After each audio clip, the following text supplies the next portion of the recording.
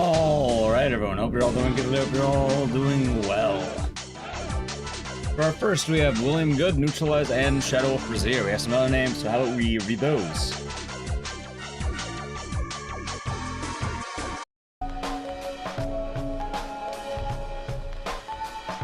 Alrighty, let's see what we have here. We have Spartan Law, Frosty is me, Shadow of Brazier, thank you for the channel for 18 months as well. That is 2 Twitch babies, so you're gonna have to name them. Thank you. Hope all is good. I have Infinite Radness, Lorezi. Business Goose Gaming, Redisturbed, Pretentious Nub, Salem, Let's Order Pizza, Mr. Kell, Snowball, Ridiculomad, Monstrum Rocks, P-Manan, Akira Raz, Gem Hater Lover, Little Tanuki, Peacefaker, Band with the 256 months. Enjoy your emotes and scissors, and thank you, and hope all is good. I have Kokalu, Nick Gillies, Mandalore, Chartrue Cat,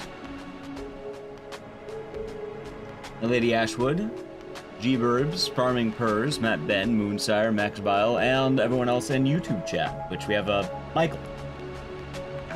Alrighty. It's time for us to begin. Hope all is good today. Let me...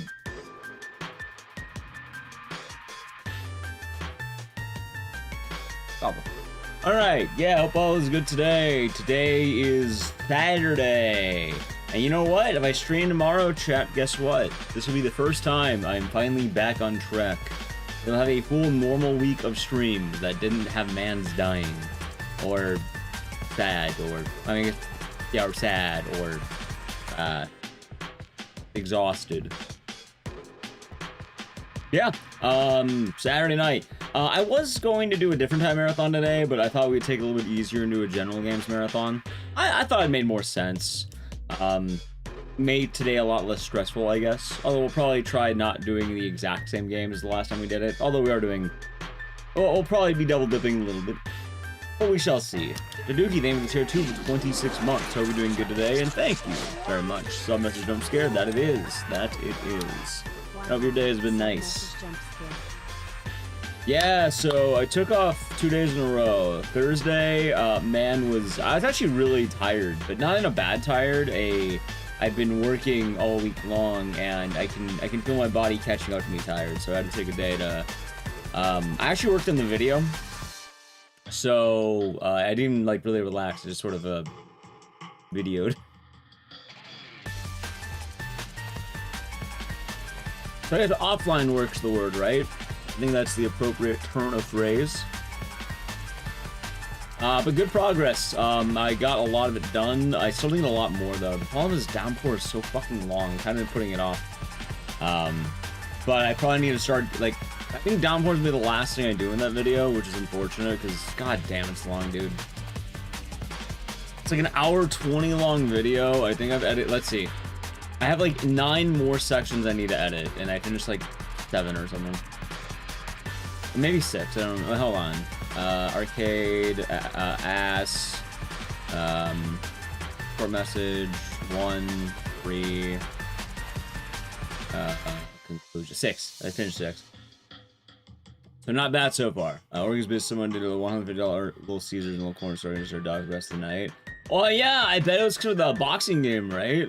Today's a big night, Daduki. It's the Canelo fight. He's my family was actually watching it downstairs before I started. So yeah, they have the Canelo fight tonight. Can't wait to watch the end product. I hope it does well. I feel bad because I feel like I flubbed a little bit of the reading, but hopefully people enjoy it nonetheless. And hopefully I can get it done in the next like week or so. I don't even know about the UFC fight. I know about the boxing, but I can imagine it makes makes Little Caesars a lot busier in that case, because I know very common boxing food. Can't go wrong. Can't go wrong. Oh man, it's your moment. It's 41 months. Enjoy the emotes and the scissors, and thank you. And hope you were doing good. Anyway, just to talk about things really quick, today and tomorrow should be streams. Obviously streaming today, so a bunch of speedruns.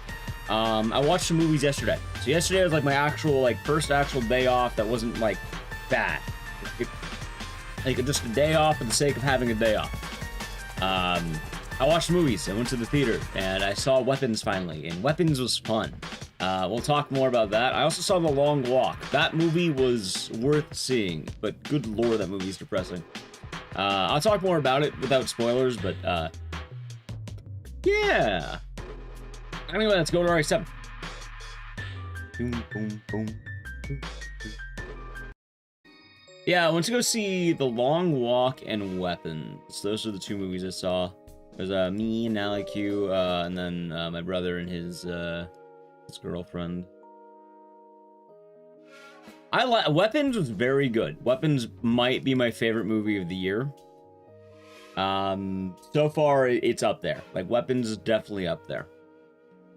I do feel like there may be some bits that I'm still wondering about, but I'm just saying, I heard someone didn't like Weapons. I'm not sure why. And more importantly, I fully trust Zach Kreger to make the Resident Evil movie, because holy fuck, man, Weapons was good. I am a Weapons enjoyer. What could I say? I'm all in on Weapons. You had a good time watching it? Yeah, no, it was damn fun. Yeah, he's making the newest Resident Evil movie, and it sounds much more promising. He's not borrowing from any other past movies, a new story in the Resident Evil universe, and it's looking a lot better. I think it also has the it has the Scream chick. She's also in Nora, Mickey Madison, I think. I think she's supposed to be in the movie to some degree. She's like the main actress, and she is pretty good. You did Loon nice. And also, Michael, what part about my experience The Long Walk would you like to know? What, like, emotions? Like, how the movie was? I'm sorry, no, I didn't go to one of those cool showings. I didn't go to that yet. Not yet. I didn't go to that because I couldn't find one. But if I could, I would have. Actually, I don't know if I would have. That would have been sad. Watched Smell Season 2 yet? No, but I finally started catching up on things. My time feels more manageable, so I'm pretty sure I'm gonna watch King of the Hill first, then I'll watch To Smell 2. I've been catching up.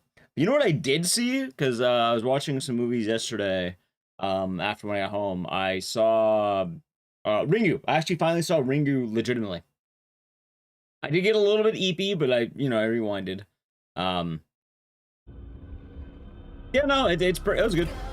That's all I got. It was solid. I had some questions, and characters were kind of like goofy at times, but it was good. Yeah, no, I enjoyed it.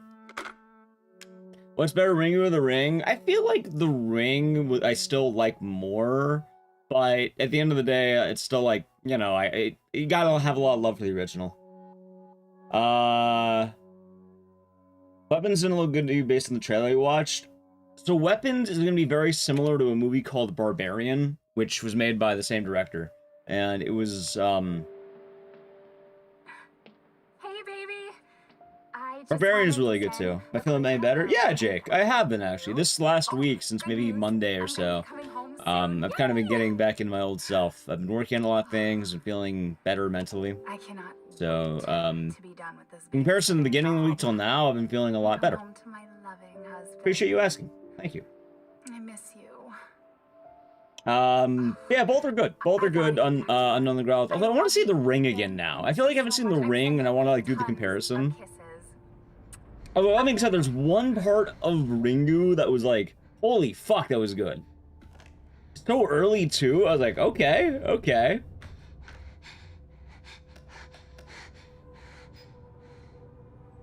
Well, yeah, no, it was a solid movie. I feel like The Ring just left me more satisfied by the end. How's it, Zylo? I did lie to you. A man? Yeah. Alright, and let me tell you about The Long Walk, okay? The Long Walk. Because that movie just came out. First things first, that movie was fucking packed. Like, sold out theater. We had to, like, get really bad seats. We had to, look up the whole time.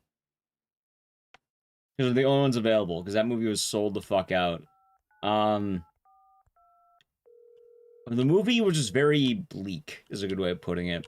I'm using the word bleak a lot lately. Hey. but I never read the book for what it's worth. But I just saw a movie showing. I'm good. What? Yeah, Mark Hamill was. I didn't realize it was Mark Hamill until I looked afterwards. Like, I know who he played, but like, I didn't realize. I saw like afterwards, like, oh yeah, that is him, isn't it? Look, I don't know how, but she's back. She's back somehow. Like, it's fun at first, but then it starts getting really just. She wants me to come and get her. Brutal. Read any Stephen King books? I read part of Misery. Dulvey, Louisiana. But not all of it. I stopped reading at that point. Not that it was bad. I just haven't been into reading as much because I started playing games on planes. I have to find out what happened. So you saw the Fatal Frame 2 remake? Yeah, there should be a Steam port, and I'm very happy that we're getting more Fatal Frame. Although, surprised that it's 2 and not 1, but I mean, I'm not going to complain. Yeah, I heard a lot of people crying in the movie theater during The Long Walk, and it's definitely a very sad movie. Have you watched The Mist? No, I've heard about it, though. Yeah, The Long Walk gets very, very sad. I thought it would be a fun death game. It was a sad death game.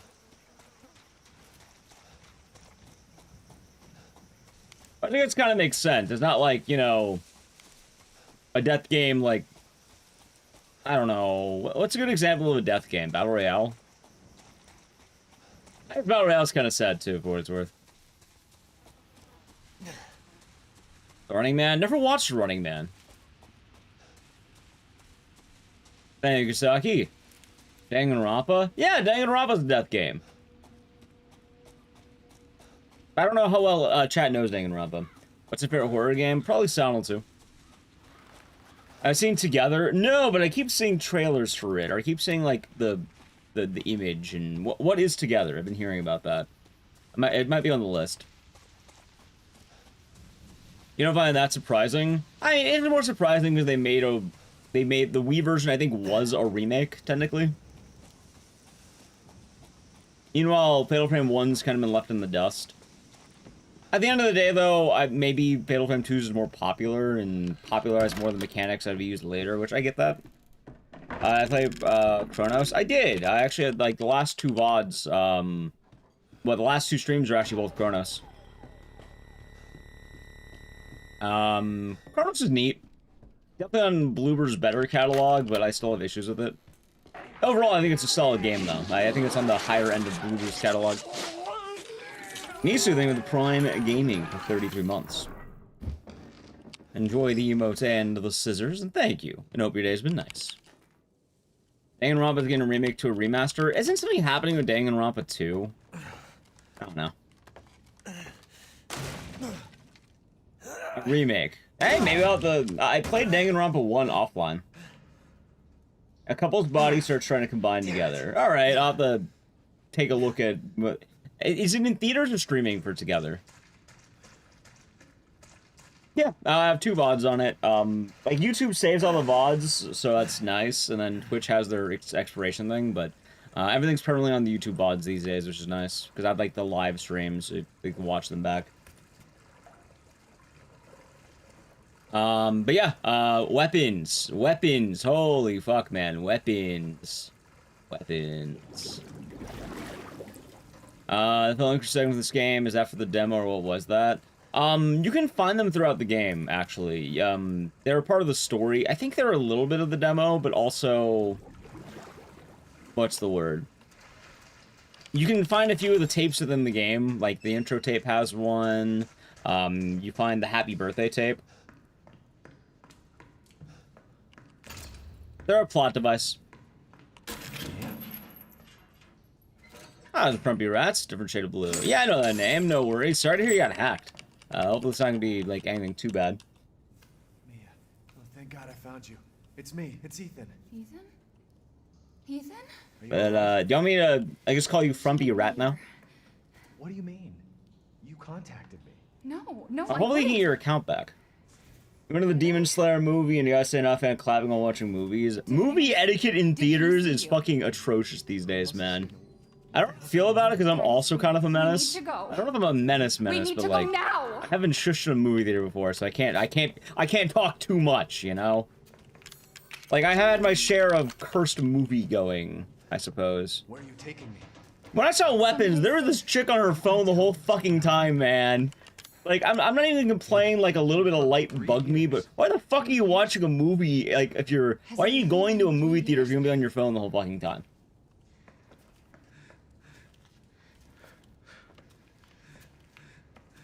Like, scrolling through TikTok or whatever, I don't even know. Usually wait a week for movies. I was watching the last showing of Weapons. By the way, did you know that apparently last showings of movies don't show trailers? I didn't know that. What'd they do to you? Not now. I had to like take a fat fucking piss.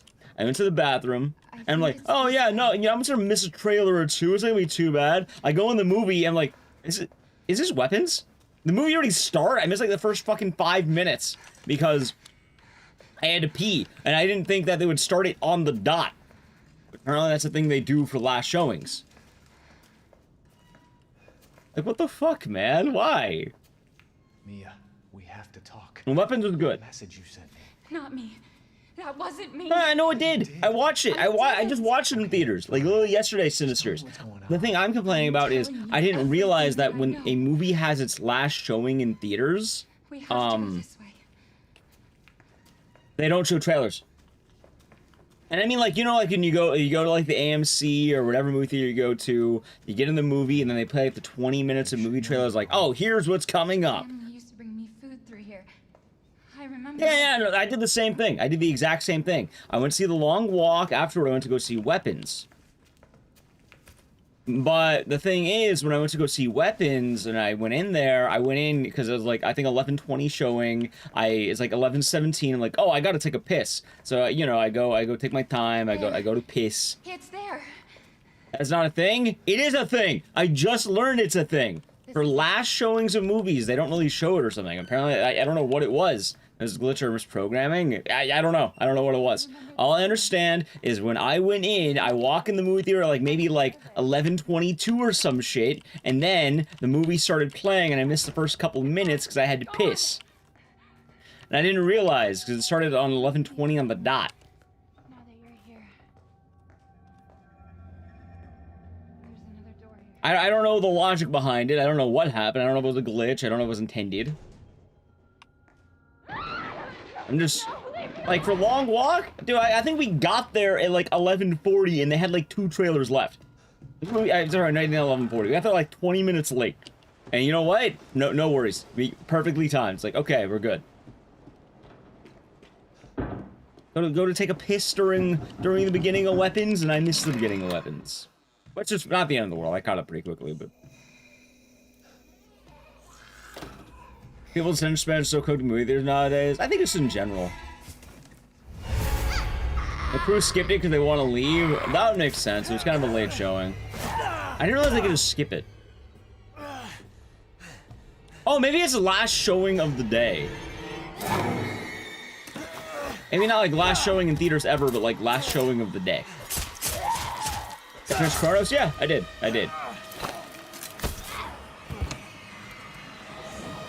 Okay, that makes a lot more sense. So just whenever it's late of the day, they don't show trailers. Okay.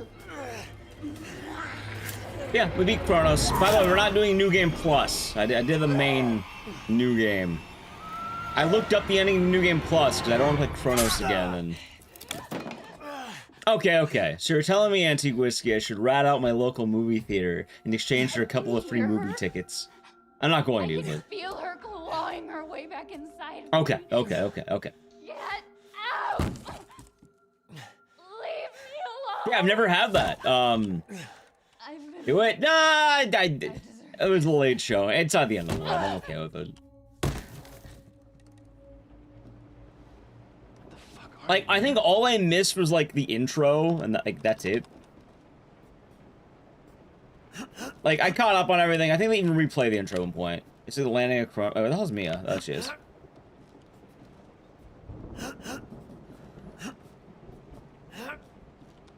Mia, get up! Mia, get up!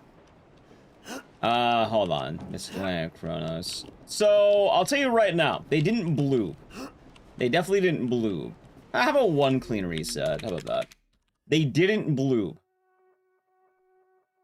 If you're wondering, Bloober did not bloob. I think Chronos confidently resides under Layers of Fear 1, in my opinion. I think if I had to rank in Bloober's entire catalog, it is on the upper end of it. I think they learned quite a lot. Good news. I'm gonna be coming home soon. I think it's good. I just don't think it's better than Layers of Fear 1 or Observer. I don't count Silent Hill 2 Remake because technically it's a Konami game. I know Bloober made it, but I don't want to just put that on the top of all of Bloober's stuff when Bloober has their own stuff. I don't. Does that make sense? Probably. I gotta get back to work. I love you. Yeah, no, it was solid. I definitely think it was a lot better gameplay-wise than most of their games. It's just the story. I don't know. I didn't give a shit about it. I realized more than I think about the Bloober's Chronos story. I don't give a single shit about the story. I was left with more questions than answers, and I thought the story was more just like, okay. Gameplay-wise is fun. But, like, I don't feel anything profound from the story. I don't feel anything amazing. We pretty much predicted what would happen. I'm not gonna spoil it, but it was very just... There it is. And then, here's the thing. We beat the game, we got both endings because we loaded the final boss back. And, I even, like, I didn't look it up on stream, but when I went to bed, I was like, alright, fine, I'll look up New Game Plus. I looked up New Game Plus ending, I was like, that's it? I didn't feel rewarded, I didn't feel like, oh, I was like... It's Ethan. That's it? Meaning I would have had to play through another fucking 17 hours of game just to go, I'm good. Oh, wow. It's Mia. She's not dead, she's alive. Okay. She's back. Tried to do Returnal? I never played Returnal. What happened? It's not good, but not great. It's good, but not great. Yeah, I think that's a good way of putting it. I think it's solid. I think it's on the better end of Bloober games, and I think it's a solid game. I think it's worth playing. I think it's worth, like... I'll tell you right now, if I paid for it, I wouldn't have been upset, but also I feel like my area of games is different than most. I know, but what if it is her? I think if you want to play it, you'll play it. I think if you are on the fence, maybe wait for it to get on sale. I never know. How's Ryan Cola? Like, it feels weird to describe, but I always feel weird recommending every game under the sun to people. Because not everyone's gonna have a budget specifically to play every new horror game. Luckily for me, this is my job, and I quite literally have to play every single game, and I get to do the thing where I get to write it off of my taxes and shit. Or sometimes they'll send me keys.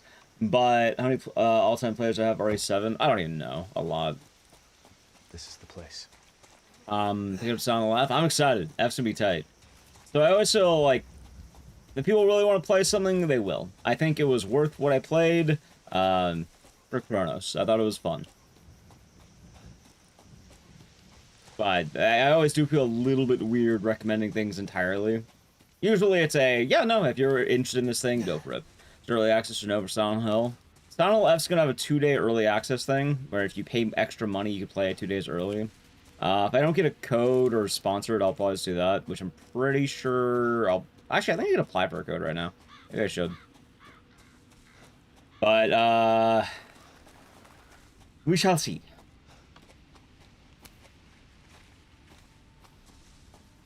Either way, I bought a physical copy of the game already. Like, I pre-ordered it. So, Sound of Left, I'm very excited about. And what else did I say? I'm blanking on it. Oh yeah, for games. Like, if it looks interesting, go for it. But I think in most cases, unless you're, like, chomping at the bit to play something, I think you should just wait to buy it on sale.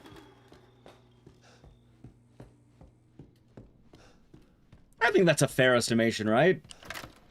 And I'd say it is. What shirt am I wearing? I think it's a Metallica shirt.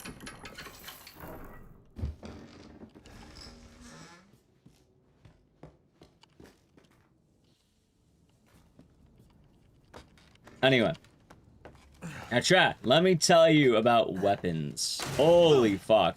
I waited so long, I'll say Paul. I waited so long to watch this movie. You know what? Worth it. Absolutely worth it. Weapons rules, damn right it does. Without spoiling it, I can tell you right now, I would like more movies like Weapons. I know exactly why I like Weapons. Because 0 spoilers. How are the movies? Good. They were good. I saw The Long Walk and Weapons. Long Walk was very moving, fun movie, very depressing, but it was good. I had a good time with it. I want to keep people in the dark on weapons as much as possible, because I think you should go in that movie not knowing anything. But what I'm about to say is something that I think explains it well, but tells you also nothing. Weapons were like, it was like watching Siren. It reminded me rather heavily of, like, Siren. And that's the best way I can put it. Yep. Like, I don't know how, I know you all, like, you know how y'all feel about Siren.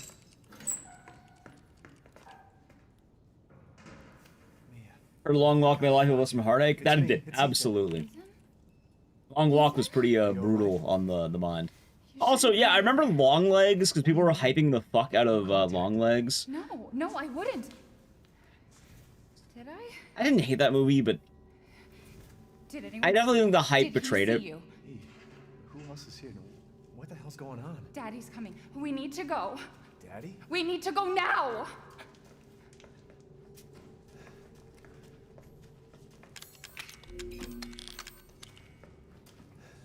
I said scariest movie of the year was oh, Long Legs? Yeah. Safe. Are you gonna tell me what's going on? Kick it off, thank you for the raid. What are you doing today? 3 years. 3 years. First raid of the day. Hope you had a good day today. Long Legs took really flat. It did. I was actually really bummed out about Long Legs too. Like, people were saying, oh my god, Long Legs is gonna be the best movie ever, the greatest horror movie ever made, and then it was like, okay. I don't remember anything of it, really. I remember people memeing about it, but like... It's all right, nice. What'd they do to you? Not It was in Rogue Hill. We need to get out of here first. Well, Weapons deserves the hype. I think Weapons absolutely earns the hype. Oh, I do have one thing I could definitely say, though. I think The Long Walk is probably best experienced in theaters. Like, I feel like if I watched that at home, I would not hit the same effect.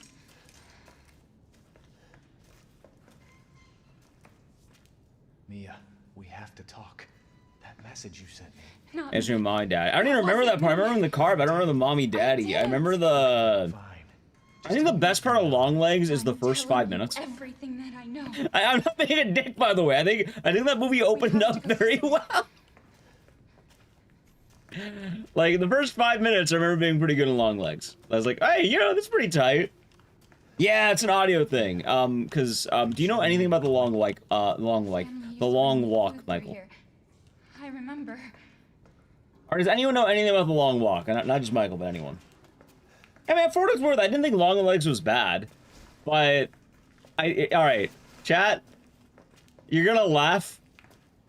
When I watched Long Legs, I also watched Trap by M. Night Shyamalan.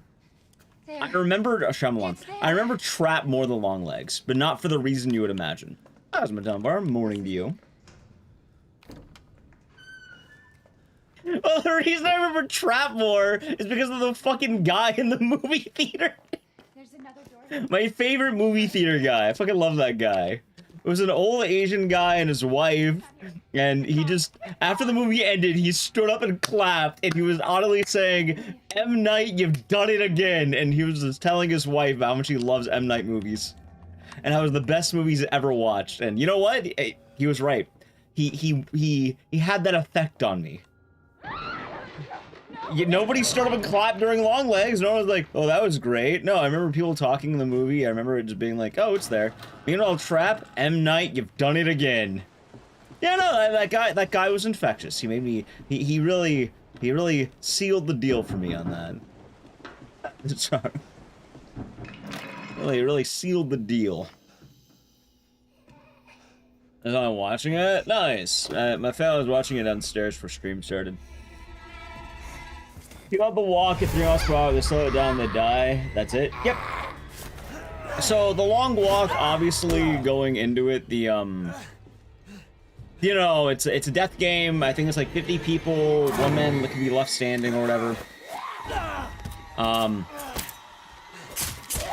The coolest part about the Long Walk, this isn't gonna spoil anything, because you know people are going to die. You know they're gonna die. You know how it's gonna go, right? No, I've not seen that one. Like, you know how the movie is. It's a death game. People die. It's not a 100-mile walk, so I'll give you a general plot and then why I think the movie theater is kind of like the way to go for it. Or if you have a bitchin' sound setup. I watch it? I already watched it. I actually watched it. I took off yesterday to watch it because I took off yesterday as an actual day off to go to the movies. And then Thursday I took off to work on the video and also just my body was catching up with me on exhaustion. Hey, you just got here. You didn't know that. I haven't done it. Hope you're doing good. So for anyone who doesn't know what The Long Walk is, it is a Stephen King book and the plot is... You have these people, not quite the Belko experiment. Similar in a way because it is a death game.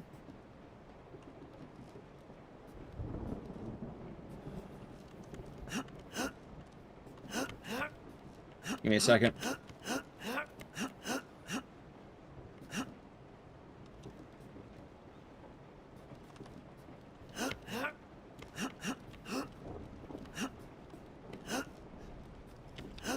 Mia! Mia!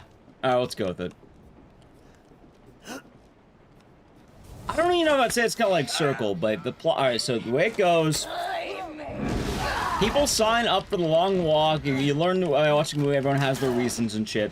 But you sign up for the Long Walk. The Long Walk is a death game. 50 people, only one man can be left standing. You have to walk until everyone is gone, except for one person. So it's a death game. Only one man can be left standing. So kind of like Squid Games, kind of. Like many death games. I actually have never seen Cabin in the Woods. I've been itching to, but I've never seen it. But I know of it. I know the gist of it. So I need to... Well, I know like the plot. Anyway, the point is, as you walk, if you go under 3 miles per hour, you get like warnings. If you break the rules too many times, you die. There should be a way out through the attic. Because it's a death game. You see the new Running Man? People are talking about the Running Man. I don't know what the Running Man is. And I'll say right now, I've seen many death games, but the like the way they kind of showcase it was really just like, just to put it out there, you really feel the impact of every person who drops. Not like every person, because you know it's a movie and you definitely have like your main characters and then your fodder, quote unquote.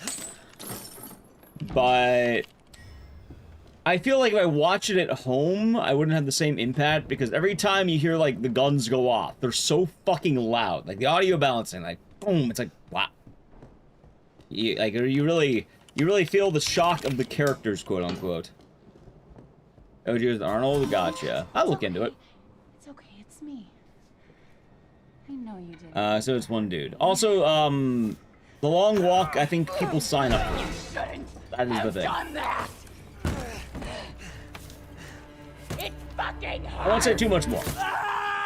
Got any fell asleep. First time I working out the men's room. I fell asleep in a movie theater before. I think I did that for Oppenheimer, funny enough.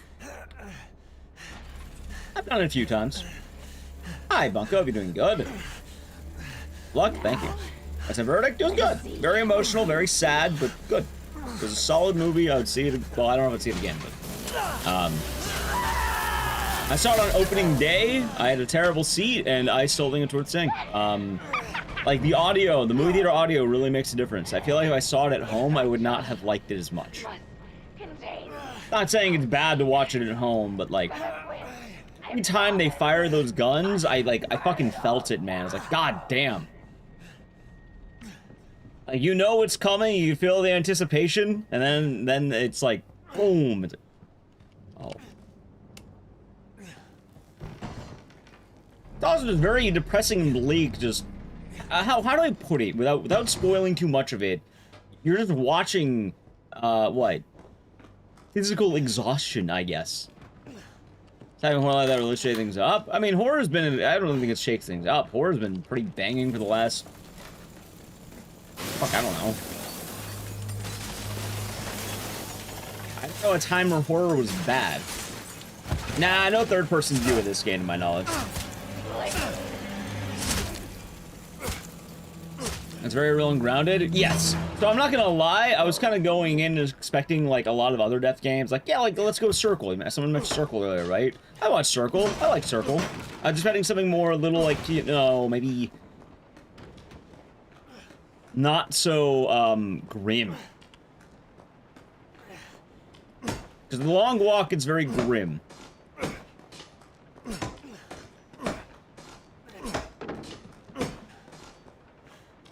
Hey, who knew? The family, son.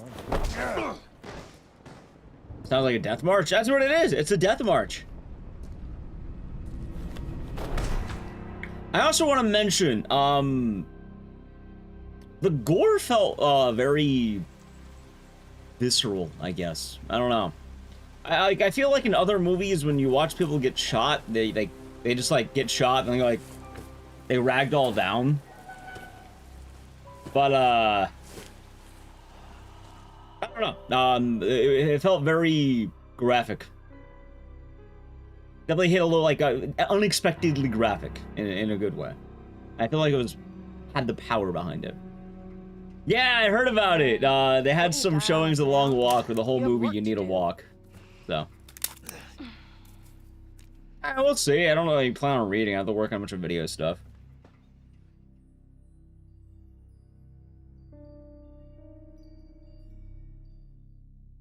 But, yeah. And then I mentioned Weapons. Weapons, good movie. Where am I? So wait, alright. Did anyone not like Weapons? You can be honest. Did anyone, like, I'm not gonna judge you, but I just want to know, for people who know people who did not like it or did not like it, without spoiling, why? Eat it. It's good. Dumb son bitch wasn't no good. You haven't seen it yet? I just saw it, and I think you should go into it not knowing anything. I think it's the best way. That movie is damn fun. Damn good movie. But also I really like Barbarian. His boy's got to eat. He got to have his supper. Haven't seen it? It was good. Enjoyed the client they took like to. Yeah, it was good. It was straight to straight HD. I think it's on VOD now, but it's not on like streaming yet. It's like on Okay, so Johnny Quest. Okay, I have something very funny about that. I don't know what song they chose. Because that was the one fucking part I missed because I had to go piss.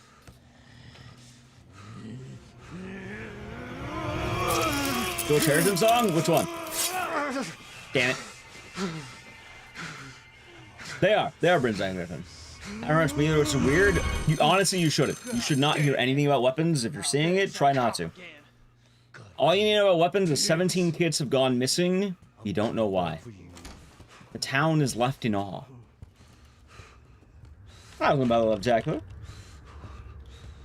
I think I heard that Stephen King only gave the okay to the director and show away from the violence. It was a good choice. Very good choice. I also liked it, which opted out some story arcs. Otherwise, it shot beautifully. I could see that. The Vanishing on 7th Street? Never heard of it. Is Weapons more of a comedy or horror? It's both. Comedy can exist in horror. Keep that in mind. But like, if you're wondering, is it like scary movie levels of comedy? No. It is a horror movie with some comedic moments. I think those moments are very well done. Like, dude, I'm not gonna lie, there's a part in Weapons where I was laughing my fucking ass off. Like, there's like a few parts that are pretty fucking funny. But I'm not gonna spoil it.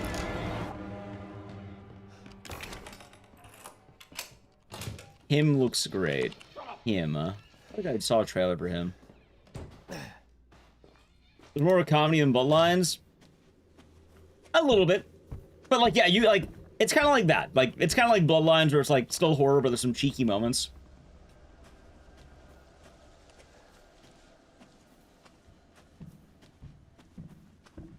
But also, I guess it's kind of funny because talking about the different story arcs listed is, I like the story arcs. But that's because I really like Siren. Like, I am a Siren enjoyer. I really like when movies do that very thing, where it's like, You did good, Ethan. Zoe, right? hey, here's multiple perspectives. It's like, Shut up and listen okay. if you want to stay alive.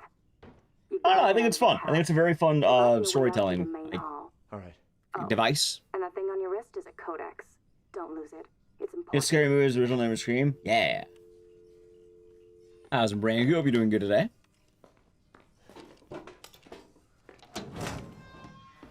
I don't know what that means.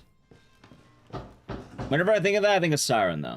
Hey, I think of that, like, that trope is like all Siren for me. Hey, you gotta help me. For anyone who doesn't know what I'm talking about with Siren, the idea of Siren. Oh, it's cops? Nice. So be it fun of it. The part of Siren is you have somebody have that device. Gotcha.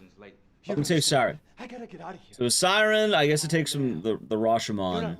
Kursara? I don't know. I don't know what that is. I don't know what that means. Again, I don't. What else? I don't know. I don't know. Let me explain Siren. Siren. You have a cast of characters, and while you do have probably what you can call a main character, throughout the story, you're going to be swapping perspectives to different people depending on the scene that is happening. So in Siren, some levels you'll play as Kayoya, like the main guy, quote unquote. But then later, you might be, you know, you might be like the old man, you might be the teacher, you might be the doctor, you might be like the child. You change roles depending on what chapter you're on. Rashomon 7 Samurai. So what's Rashomon about? Telling a story of the eyes of different people? Yeah, that one. A fucking pocket knife? Here. Take it. That's all you're gonna get. Now go. Garage. Now. Here we go. Samurai movie with horror? That sounds kind of dope. It's going AWM rates.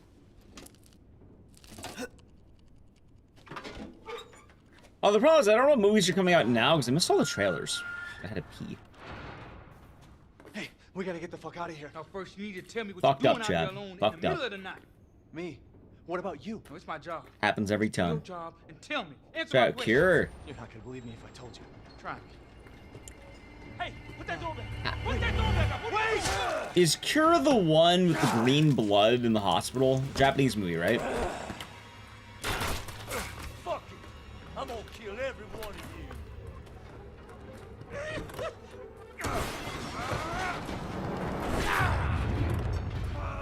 you. There's Japanese. Oh, I've seen that. Chat, how about one more reset? This is the worst Jack one I've ever seen. Detective movie? Wait, maybe I didn't see it. Wait, what am I thinking about? No, I don't think I didn't watch the detective movie. The movie I remember seeing was it was a Japanese movie. They're in a hospital. There's like an infection and there's like green blood and shit. I just wanted to send a quick hello, and I love you. Oh, good news. I'm gonna be coming home. Actually, it may have been called infection. Okay. I cannot wait to be done with this babysitting job. Sounds like RE movies? Nah, it was like a Japanese horror movie. Husband, I miss you. That was neat. Oh, I gotta get back to work. I love you, Ethan. I miss you so much. Can't let out a I'm bad sending Jack one. tons Enjoy Seven Samurai. I'd say that DVD Blu-ray copy is so much. I can imagine. I also heard that what Perfect Blue is coming back to theaters. I might need to go for that. Also, all right, I want to go see Perfect Blue in theaters, but I'm not gonna lie. Ethan. I'm kind of terrified to see the type of people who go to see Perfect Blue in theaters. I did lie to you. I shouldn't have been. Like, I don't know what to expect. All Like, I can say is that because like, don't get me wrong, it's a very powerful movie, but like, how much would I have to worry about some absolute fucking away. degens going to that movie? Well, because like the movie has a like, you know, it's very moving, but like, I'm not gonna have like some Coomer guy sitting next to me, right? I'm not saying it's the end of the world, but I don't know. That movie can be a bit of a dirty movie, quote unquote. Oh, hey. You alright? You just disappeared. How's weapons? Damn fine. Very much like Manticore. One of my favorite favorite movies that came out recently. She's back. They found her? How? What happened? I don't know. Look. How? You can probably probably use what's the Maybe word? it's a prank. Probably She wants me to time come that. get her. Probably not the best descriptor. I'm probably gonna purge that. Hey, maybe don't. 3 years. I know. I'll use better I know. descriptors What there. if it is her? I have to find out what happened. Weapons is good though. Right, there's different degens. Like I feel like if you're seeing Demon Slayer, there's weebs, but like more or less the weebs I think are fine. It's more just with Perfect Blue, it's not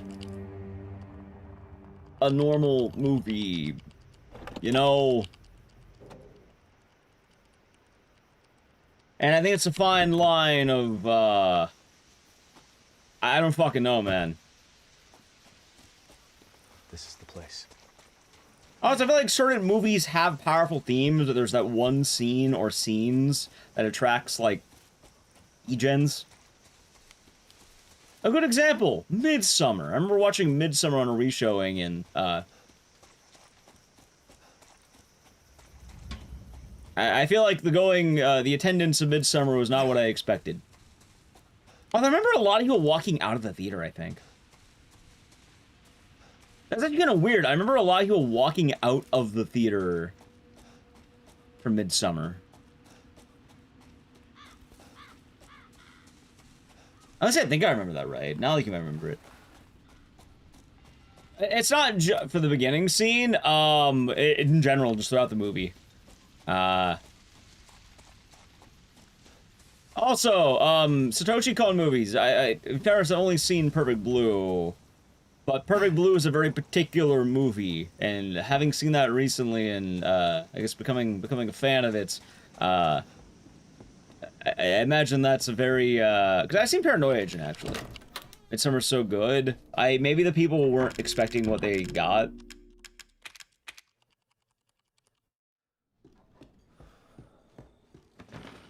No, Midsummer. I liked Midsummer. All right, you know what? I'll say it directly. When I noticed you walking out of the theater at the end of it, it looked like the dirty dudes were left standing. There's a part of Midsummer that's absolutely Coomer. Like, it's for the Coomers, man. And it's like, I know why. It's like the meme of the guy from Dexter. It's like, I know why you're here. I can't prove it, but I know why you're still watching this movie. And it's kind of the same thing with Perfect Blue that I worry about. It's like, I can't prove anything, but I know what you're up to. As good as Hereditary, Midsummer. I think I've seen Midsummer more than Hereditary, but I've only seen Hereditary a couple times. Actually, I think I've only seen Hereditary once. I've seen Midsummer like 5 times. I liked Hereditary, but I have my complaints. Not bad, but just it's nitpicking. What games you missed? RE7 resets.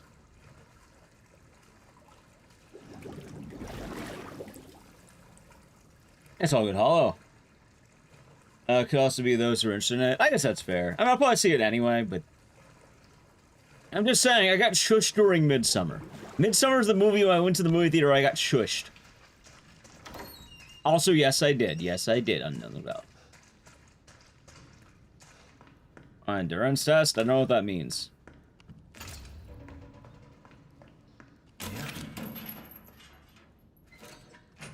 Why'd I get shushed? Because I thought I was whispering in the movie theater, but apparently I was loud.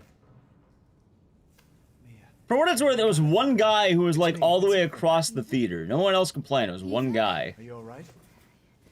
You shouldn't be here. What do you mean? You contacted As an A-bomb, I'll be doing No, I good. wouldn't. There's one guy in the movies. He shushed me. He went, shh. Did anyone see you? Did he see you? Hey, who else is here? And then I... What the hell's going on? Daddy's coming. We need to go. Then yeah. We need to go now. Also, I don't know... What sound did I make? I was just whispering. Where are you taking me? Someplace safe. Are you gonna tell me what's going on? What else was there, though? Baby, you've been gone 3 years. For, Years? Has it really been 3 years? Oh yeah, Midsummer. Yeah, there's a part of that movie that's, a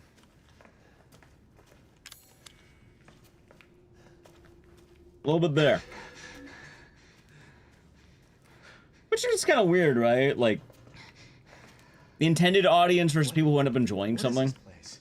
What'd they do to you? Not now. We need to get out of here first. I think it's this way. Anyway. How's Bernie? Hope you're doing good. Irreversible? I know what you're talking about, and you know what? That sounds... Yeah, no, I could see that. This was the big reset point of the run. I don't even know anymore. I keep fucking up intros. Mia, we have have to talk. First gonna take this run, whether it's good or bad, so I get to other games. Not me. That wasn't me. But you did. I didn't. I feel like a lot of my RE7 steam has kind of been going away in some ways, but I like playing this telling game. you Problem. everything that I know. We have to go this way.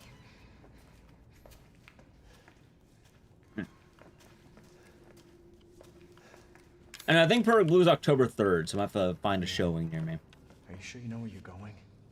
Family used Thank to you, be Rob. over here. That was I fun. remember. Why? Why for which part? Oh, why is my RE7 mojo kind of, like, acting up? I'm having more trouble getting the Mia intro. Like, I'm losing 10 seconds per intro. I'm like, I don't know why anymore. I can't land the Mia intro. I never understood why it works. Maybe that's why. It's there. Anyway, chat, while we're waiting here, I need to play an Edge. If you'd like to avoid Edge, sub to the channel. Prime Gaming. Ready? Alright, Edge. Maybe I was super low for the frame rate. Yeah. Like, it's not frame rate. Again, it's not bad. I don't know where I'm standing. Edge for Edge. Well, we should be happy for Edge. It helps keep the stream rolling. It's gone. It's gone. No, the ads are helpful, chat. We're gonna be a family. Thanks to ads, I'm allowed to have a job. Here. There's another door here. Otherwise, it would come more from Twitch chat. No, leave me alone. So, yay, ads.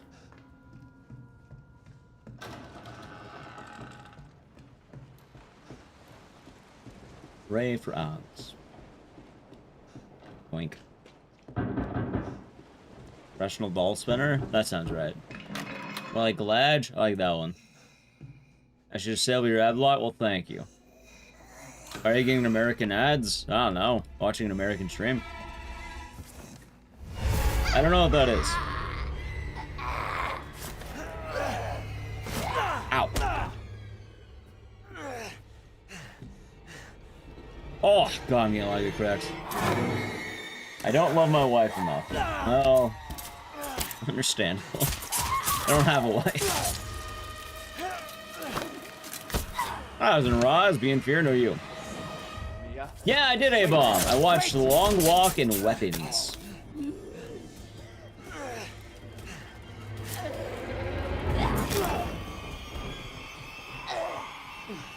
Do RPG games I got one. Yeah, I have a lot of them on YouTube from a while back. I don't still run them as much because, admittedly, they're not as fun to run. They're okay. I can hear her. I can They're more fun to feel play her casually than they are clawing her speedruns. way back inside of me. Get out! Angel so horrible. She smells like my Leave me wife.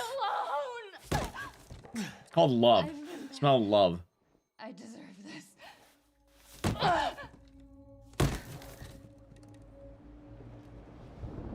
fuck are you, Mia?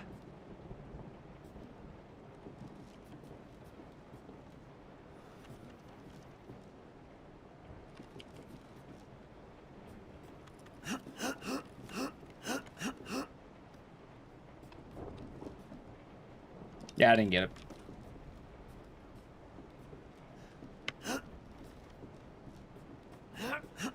If I landed it right, I would have had it like at 1050. Or 1054 even. There we go. Got a plus no job, see the scaring about child and the whole family are, got infected. She's an arms dealer, it's a weapon. Yes. She's a terrorist, that's her job. She's like a weapons dealer, essentially. How you doing, Roz? I never played the Wii edition of Fire Emblem 2, but I've always known about it. And I saw like a remake, so it's kind of trippy.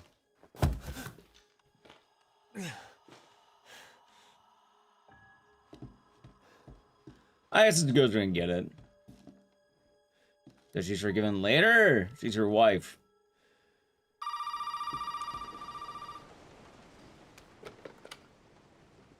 You really shouldn't have come They're taken here. into protective custody because they stop a What bioweapon. the fuck is going on? My name's Zoe. There should be a way Best out answer, to the don't worry about it. I play Pragmata. maybe. I don't know. Now. I'm on the fence. Maybe. I don't know if I'm gonna like be gung-ho about it, but maybe. When like Chris okay with all of it, don't ask too many questions, Chad. It's a Resident Evil storyline. The end of it is it doesn't really matter because these characters aren't gonna have any impact beyond this game and Village, I guess. There's no Zoe's peak. Well, that's why she's not chosen. What's the drawback of regenerative power? That is the drawback. You're part of essentially a hive. There's to be an RE9. During RE9, she's a baby. I think RE9 takes place while she's like 2. She's not gonna be an RE9. Are the Wizards all immortal? No. Ethan, it's okay. It's okay, it's me. I would not say they're immortal. I didn't mean to hurt me. Mia is very human. Shouldn't have done that. It fucking hurts. Yeah, an RE9 essentially takes place during like, I think it's like 2026 or something like that. I'm pretty sure she's meant to be like 4 or 2 during that time. She ain't showing up. Yeah, all right, chat. I'm trying to avoid spoiling RE Village just in case, but I guess I'll do it. He dies. Trish shot her and she was fine. That wasn't Mia. That was Mother Miranda, the villain, who has regenerative powers. Mia's put in a cage. That's not a blur. You missed like key details. Chris didn't shoot Mia. She shot Mother Miranda disguised as Mia, who's the main villain of RE Village. Like, it's straight up the end of the game. Already done RE7. Ethan dies when Jack steps on his head and becomes a weird mold man.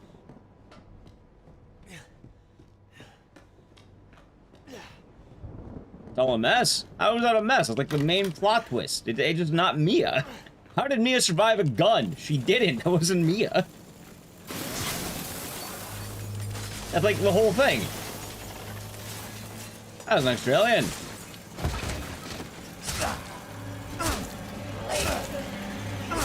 Oh shit. Right, then that's not how did Mia survive. It's either way. Don't worry about it. That's the best answer I can give you.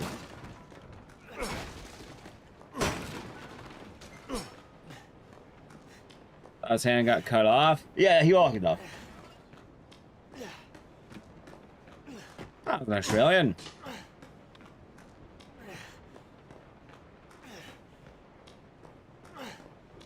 Correct and on the ground. Like, it's a major plot point, essentially.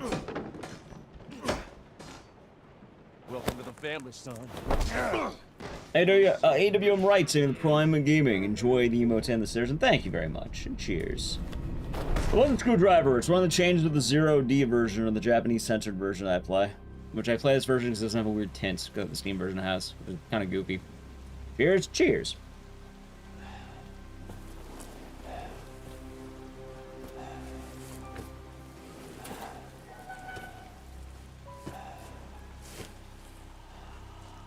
Ah, there we go.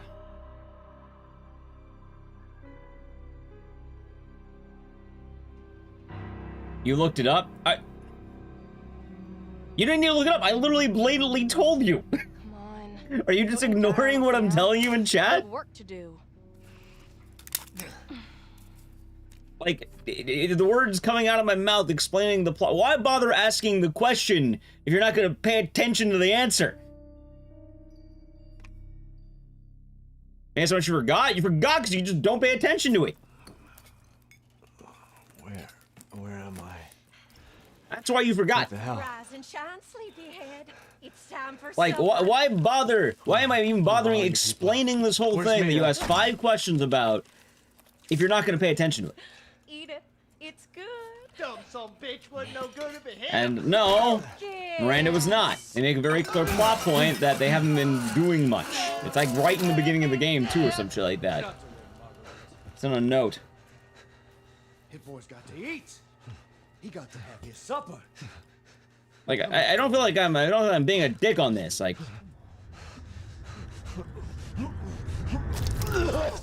I'm pretty sure I said the exact words. Mia is not Mia. It's Mother Miranda disguised as Mia. Correct, unknown. Correct. Special feast. He not lost his arm? It's the censored version. Nice, if food wasn't censored. They have weird rules with 0D and not. It's strange.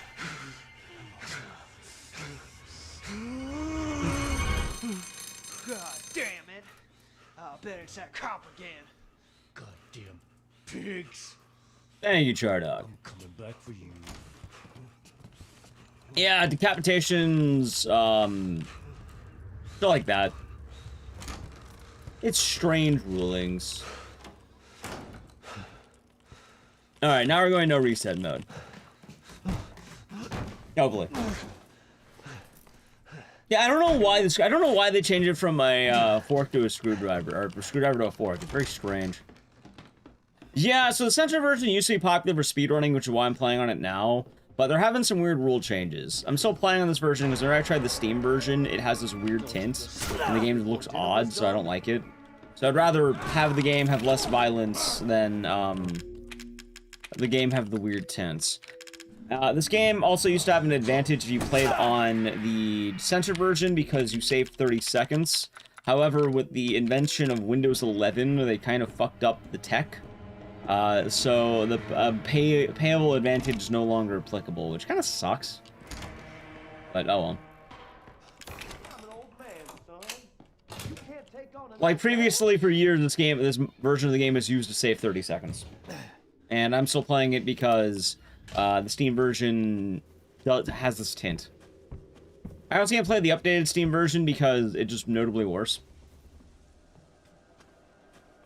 How's it going? It's going to enjoy the lurk. As a primary purse.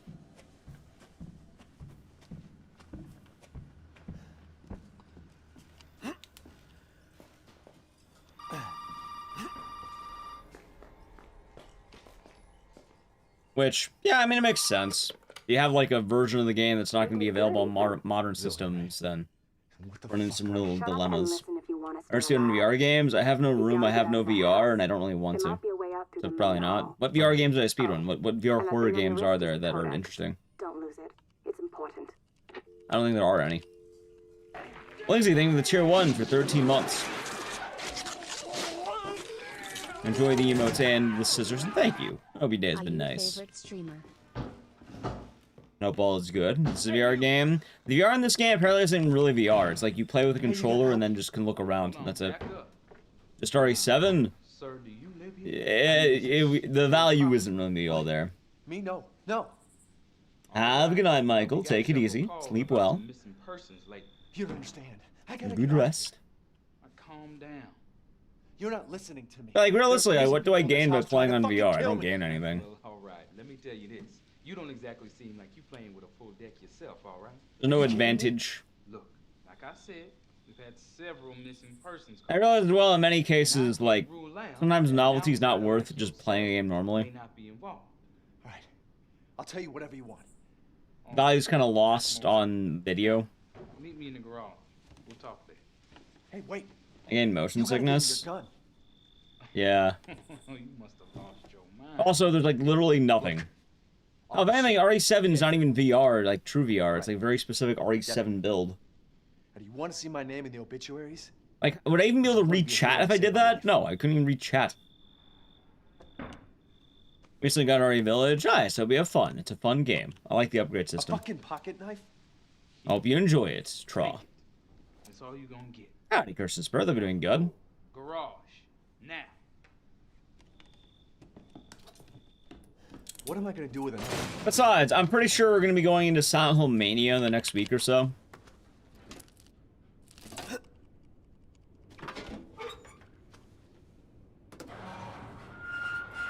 Like, we might have to do, like, I think full story playthroughs of every game. Get the fuck out of here. Now first you need to tell me what you're doing. All out here cutscenes, probably try to get the intended ending. What about you? No, it's my job. Won't you do your job and tell me? Answer my questions. You're not gonna believe me if I told you.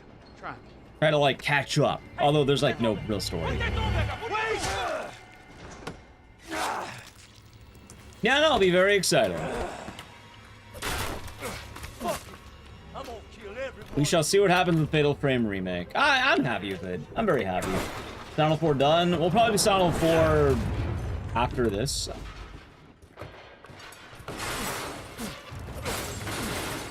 I mean, news on Townfall. I'll probably get more after F comes out. Better stop Yep. Here's how I Fatal Frame 2 because they wanted to. I don't know. It felt like it. Doesn't matter. Does Evelyn's mind control have a range limit? No, probably not. It seems more like if you get out of range, you die. That's what happens with Zoe, technically.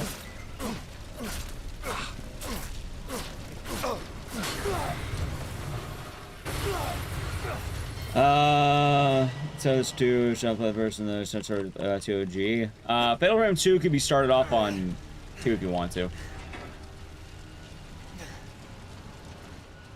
I mean, at the end of the day for Fatal Frame, I'm not gonna ask too many questions.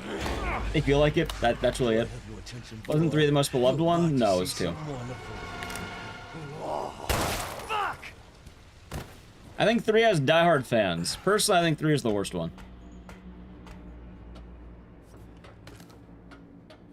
Like, I don't hate it, but out of all of them, I feel like 3 had the most tedium.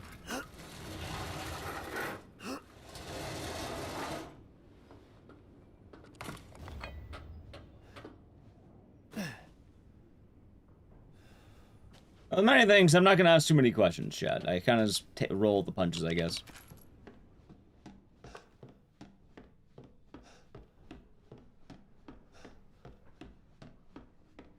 Okay.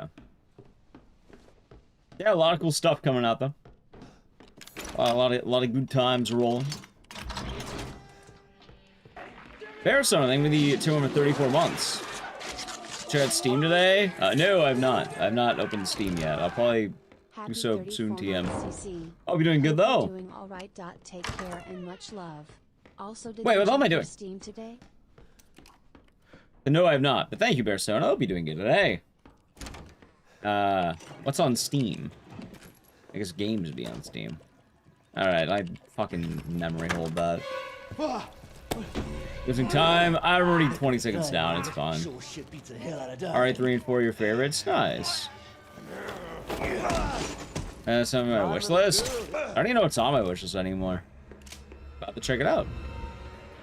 As you can see, the family is. You know what? Let's see. I can check it right now. I can just alt-tab this game. Give me 1 second. Give me 1 moment. Luckily, this game's timer's pretty good. Let's see what's on Steam. Which game was it? Oh, fuck. Oh, fuck. Hold on. Wrong button. Alright, let's see here. Let's see here. Received a gift from Bearsona. There we go. Plague Tale Innocence. Did I have that game? Well, thank you. You know, it's funny. I played Plague Tale Requiem, but not Innocence. I remember that game. It's the rat game. Thank you, Bearsona.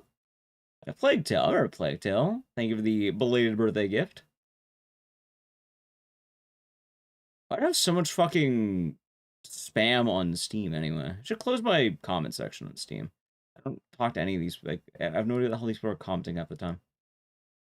Hey, the charm of that game. I only remember I played Requiem and I liked what I played. It reminded me a lot of Dishonored, like the Ratman.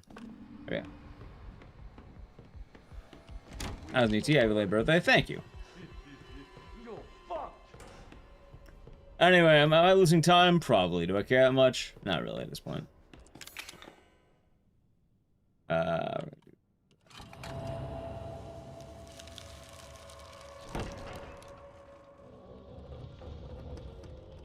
think for games we're gonna play soon. Also, all right, I have a problem, and because I want to do all the Silent Hill games, right? I want to do a big Silent Hill thing. Maybe let's do a big marathon instead of like all cutscenes. I don't know. Because Silent Hill F, I think, comes out on the 22nd officially, right? Meaning, for everything, I have about maybe 9 days.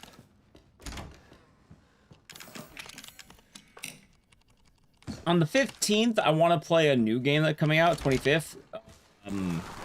I think early access is the 22nd.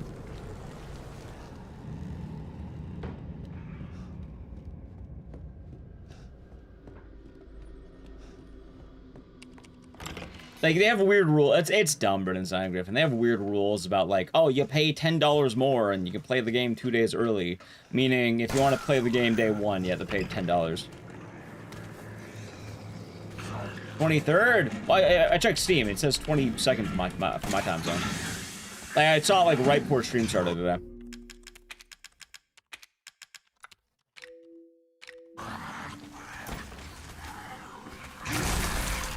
Oh, that's bad. Well, it's okay. I'm dead.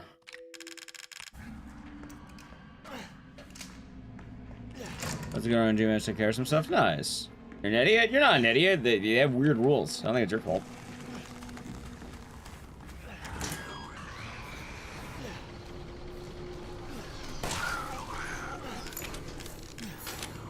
Please don't kill me.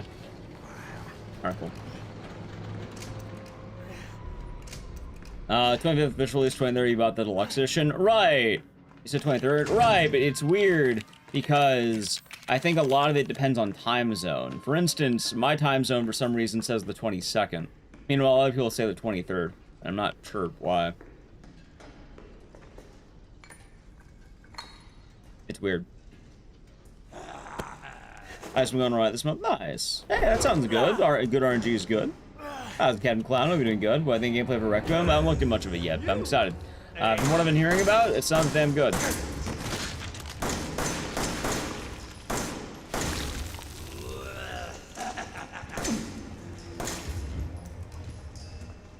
Another thing, maybe. I'm not sure how that would be relevant for that one. I'm on the West Coast, but I'm angry.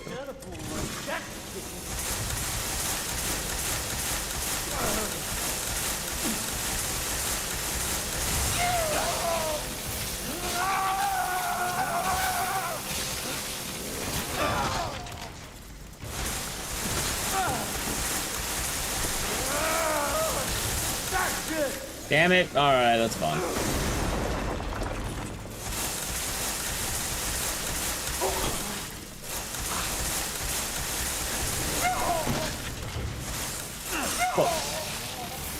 Not a great fight, but we'll take it. Oh yeah, but you know what game I really want to play? It comes out in like 2 days, and we're gonna do it early. I've been seeing a lot about this game, and it looks tight as hell. It's called Ah, you're fine, you're fine. More it's confused than anything.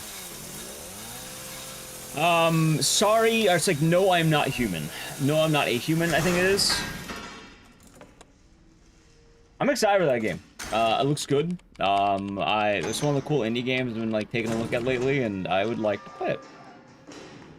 So we're probably gonna play that right when it drops.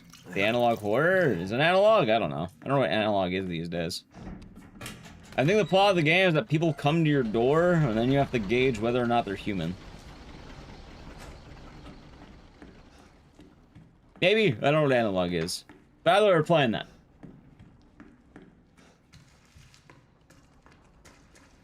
We're just waiting for it to officially come out. I don't know, like, when's it out. I'm gonna... my dollars or whatever, and we'll play it. Shot human? Yeah, some... depends on the day. It depends on the day, honestly. That's how they get you. It's like pair of fleas or someone might be a monster. It looks fun. It looks really fun. I'm trying to keep an eye out on all the games. Like, I'm pretty sure we're gonna play the hell out of Goodbye Sweet Carol when that drops. Like, I'll probably speedrun that game. Like, that'll be a game I'm probably gonna be, like, dead straight speedrunning when you can. If you'll actually pay for the advanced access, probably, I don't know. Depends per person. Some people probably, some people no. Not really a dead set answer.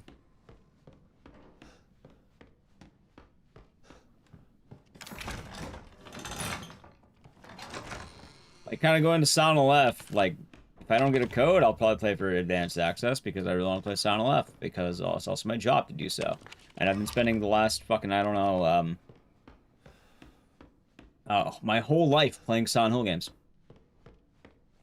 Never released them? I mean, I don't think it matters that much. I mean, if I wasn't streaming, I'd probably pay for early access to Sound Left. Thank you for the biddies, Evo. Just evil.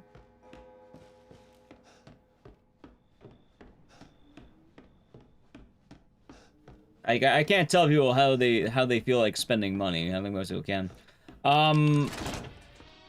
There is, but I wouldn't put too much focus on Silent Hill 1 Remake yet.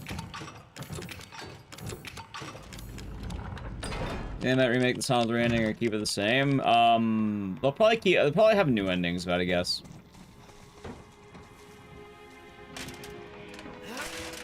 Like, they'll probably have the old endings, but also even new endings. They'll probably do the same thing that they did with Silent Hill 2 Remake.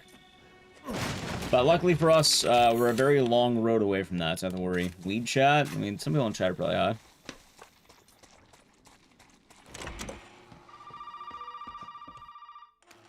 Okay, what was I saying though? Oh yeah, for Silent Hill 1 Remake, I wouldn't worry too much about it yet. Because we have Silent Hill F coming out literally in about 10 days. Maybe 9. Now listen carefully, Ethan. You have Silent Hill Townfall that nobody in chat remembers. Unless I get it out. And the same goes for Mia. Is there a way to You're not getting any news on Silent Hill 1 Remake until Townfall is done. Also, Bunker, thank you for the bits as well. I saw those, the heart bitties. Alright, so where is it? If I knew where one was, I'd Remember Townfall? It was another Silent Hill game announced. We have a date for Townfall. I'm guessing we'll get details for Townfall after F comes out. I can help me and we can Because... Right. What's the word? The old house is near the water. You can't miss I imagine they don't really want to promote a future Silent Hill game when they're releasing one in 10 days. Be careful. They'll be looking for you. Did I play Path of Exile at all? No. Yeah, I've been doing a lot better this week, Brisbane. Doing a lot better. Idle, thank you for the raid. What are you up to today? How's it going, Linu? Welcome on in, Idle Raiders. How was the stream? We're doing some speed runs. Thank you for the shout out there. How was... Oh, Goosebumps. Are you doing the Goosebumps runs? Routing the new game? Down on the left is Neo Bards. They made Dead Rising, Dead Rising. New Goosebumps run? Is it good? Because I know you ran the other game. Well, come on in, by the way. We're doing some gaming. How's it going, Staffo? Saturday Night Gaming. Neo Bards did RE3 Remake. They did RE3 Remake, they did RE Resistance, they did Dead Rising, and some other stuff, too. That being said, Neo Bards can make a very functional game. I'm not worried about Neo Bards. Stay the fuck out! Neo Bards' first game is actual designers. I'm pretty sure they did RE3 Remake. And, they also did Project Resistance.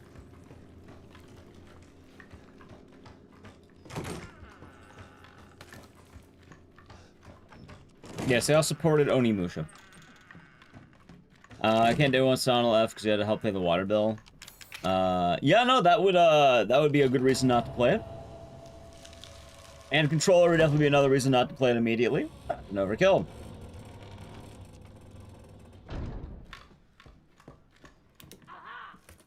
Wait, they made RE2 Make? I didn't know they made RE2 Make. Oh, I didn't even know they made RE3 Make. Chat's telling me that one. I know they made Project Resistance, and I know they made Dead Rising, Dead Rising.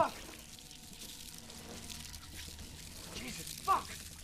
Which, funny enough, alright, I have a hot take. I have a deep feeling that after Silent Hill F, alright, this could be, like, there's no actual knowledge, right? No actual knowledge, no actual, proof. However, knowing the world of gaming and how things work. Alright, Neo Bards, right? I was in Band Slam. Neo Bards, right? They made Dead Rising, Dead Rising. Currently, they've been working their ass off and making Silent Hill F. Something tells me after Silent Hill F, also enjoy the lurk. After Silent Hill F, they're doing Dead Rising 2. Thank you, Bokaiser. Thank you, chat. I have a deep feeling they'll be making Dead Rising 2. Again, I know they made Project Resistance. I know they made Dead Rising, Dead Rising. Which is what I said. And they're making Silent Hill F. Or have Off the Record? Well, Off the Record's a part of Dead Rising 2. Like, Off the Record's not like... It's not self-contained. It's a what if Dead Rising 2 was Frank. Meaning, if you get Dead Rising 2, you also get Off the Record, probably. That's like a DLC or some shit. How's Red Dawn? No worries. Yeah, it'll be fun watching Mr. Natal. Dead Rising who made Silent Hill F. So, the originally Dead Rising was made by Capcom in-house. The newest Dead Rising Deluxe Remaster was made by a company named Neo Bards. Very often what tends to happen is, these days, actually not even these days, back in the day too, a company will own an IP, and they like to make games with the IP. However, sometimes you can get spread thin, and you can't always put all your work into one project. So what happens is you spread your seed, and you reach out to other people to help you spread that seed. So instead of you making a game directly, you go, hey, you make good games. Can you make this game for us? Here, we'll work with you. We'll give you the tools of the trade. Please make this game for us. A good example, Konami for Silent Hill reached out to many companies. They reached out to something called GenVid. I don't remember who made the short message, actually. I wish I knew who made that one. I don't know who made that one. They reached out to Bloober. They reached out to NeoBards. They're reaching out to, I think, what is formerly known as Annapurna. I think that's it. So what happens is you reach out to all these other game developers and you get more projects done under your umbrella while you're overseeing, kind of making sure things are good. That being said, things are going to be a little bit dicey in the exact thing, because sometimes some companies might not have the same vision or standards that you might have directly. There's also different scales of products. Like Silent Hill 2 is considered very good. Silent Hill F's probably going to be very good. I don't know about that one, though. Have you searched the whole house? Silent Hill: The Short Message was mixed among people, but I thought it was fine. And then Silent Hill Ascension was considered very bad. Meet me at the trailer if you find it. It's all Silent Hill, but they're made by very different people. Well, even sometimes companies like Capcom might do this. The game Dead Rising Deluxe Remaster was made by NeoBards. Well, it's not the Dead Rising people, it's a company named NeoBards specifically. I mean, they're not just Dead Rising people. Because while they did make Dead Rising Deluxe Remaster, they also made Resident Evil Project Resistance. They ported Onimusha at one point. And now they're making Silent Hill F. I'm sure they had other projects as well. But they don't only do that, but it's very likely that if a company's doing something, they might continue doing said thing. So specifically people who made Dead Rising Deluxe Remaster. Yeah, exactly. Spread your seed.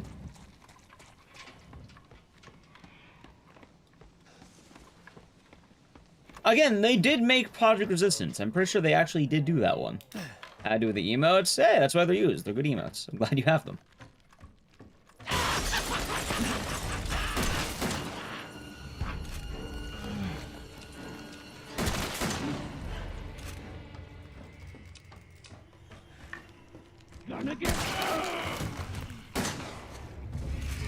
Go.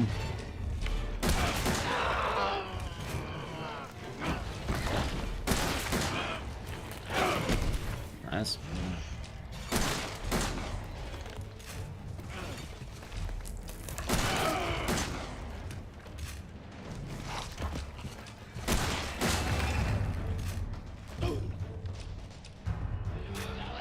Good fight. We take those. All right, I got one good thing today. It was that fight. That does. Also, Bandai Namco makes Smash Bros. Do they? I didn't know that one. Fucking stay dead, okay? So. Anyway. Now, King and Dan's merge should call him the K parts is running off. Honestly, it never feels like you can, or if you can, it's diminished. So you don't want her doing that. WayForward did a lot of contract work. Oh, WayForward still does quite a lot of like games that aren't under the WayForward umbrella. Like recently, WayForward actually ended up doing Clock Tower Port Plus or Clock Tower Rewind. And they have their own branch of games. And WayForward is they make a lot of dope shit. Speaking of WayForward, when the fuck are they doing Katana Zero DLC? I remember it. I remember that. And now, I love how they have the Game Award, or the Summer Game Fest, like, we're still doing this, by the way, soon. But then nothing else has dropped since then.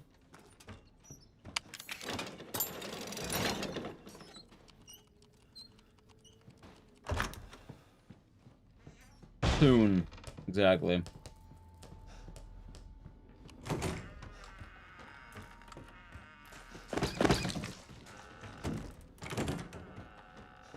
But yes, the world of gaming is a very interesting one.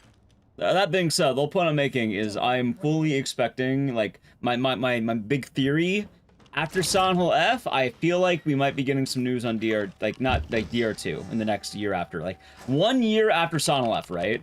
Like, let's say it's September right now. I think before next September, we're gonna get some kind of news for DR2. I think that's my prediction. This is it. If I'm wrong, chat can laugh at me. They can call me copium like the Dino Crisis fans.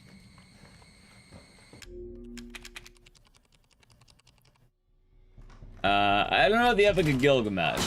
Also, I'm not gonna lie, I think the Silk Song thing's over, like, alright. Silk Song waiting is overhyped. Waiting for Silk Song, right? I think that is absolutely, like...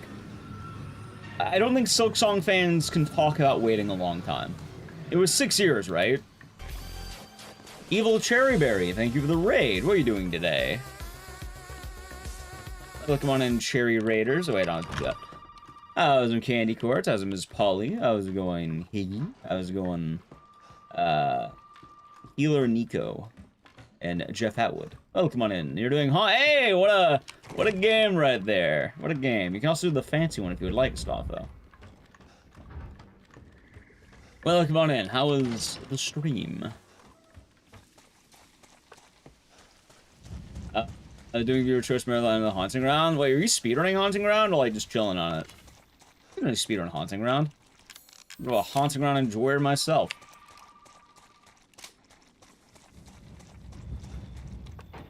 Good time. I like Haunting Ground. I'm gonna do that today, actually. I've kind of been aching to play it. Gooner in the back. He's been a fun guest. Oh yeah, but Silk Song. Yeah, people were like, what's the word? Silk Song news, right? I don't think 6 years is like the worst wait for a game, and the way people made it sound like it's like Bloodborne or something, or like hoping for an Eternal Darkness remake or some shit. Nice, Odd Habits, nice. Yeah, I hope it was a fun viewer choice marathon. And for anyone coming in, a lot of fun games. Maybe it is 30 minutes to see anything. Yeah, it's a good time. I don't even think that's last place or anything. That'd be like a pretty reasonable time. I'm a bit of a Haunting Ground enjoyer myself. Oh yeah, Candy Court, just saw your name in there. Me and Nally went to go see the movies. We saw Weapons and The Long Walk, and they're fun. I mentioned movies.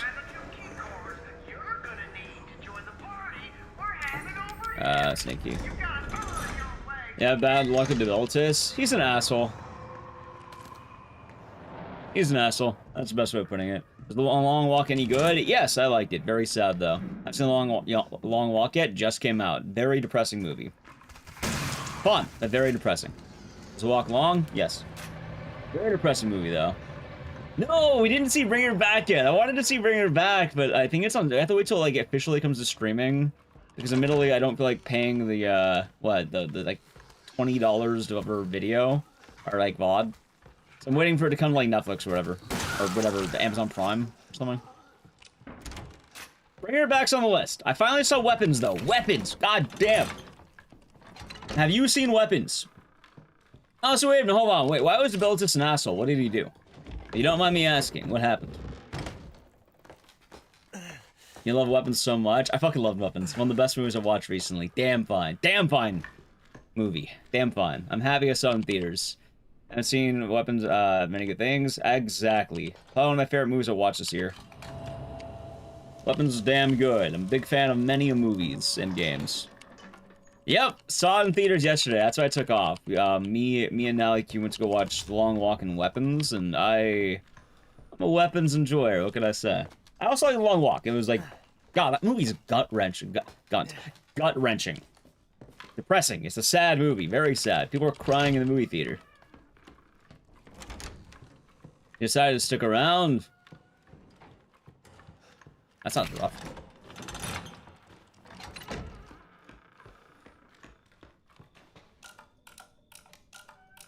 He can be a bit of a menace. There's a lot of weird micro rules in Haunting Ground. As much as I like that speedrun, what's the word? You rarely play Haunting Ground these days. Haunting Ground's such a weird game because there's a lot of micro stuff that you don't really think would matter, but then it really matters. Like, the best way I can describe it is one, where I cried in a long walk. No, but I can acknowledge the sadness of the movie theater, and I can acknowledge it was a very sad movie. Haunting Ground, though. One, a lot of it's based on speed. So if you're taking, like, the right, like, speed, I guess, or you're going, like, how do I put this? If everything goes according to plan, you should be fine. If things get out of hand, it starts getting really fucking bad very fast. Kind of the whole when it rains, it pours. And I mean if anything goes bad. Like, it's kind of annoying how tight that run gets. Because with Haunting Ground, stalkers, right? They're based off of timers. So, Ecdycis, when you get rid of him, you get Huey, he pushes him off the cliff. You have, like, I think it's like 7 minutes or something, or I don't remember how long to, like, get rid of his ass, shit like that. Anytime you get rid of him, it's very particular. And if you don't do it within a certain time limit, it takes the stalkers off of, let's say the rail, because they're trying to make their way back to you within that time frame.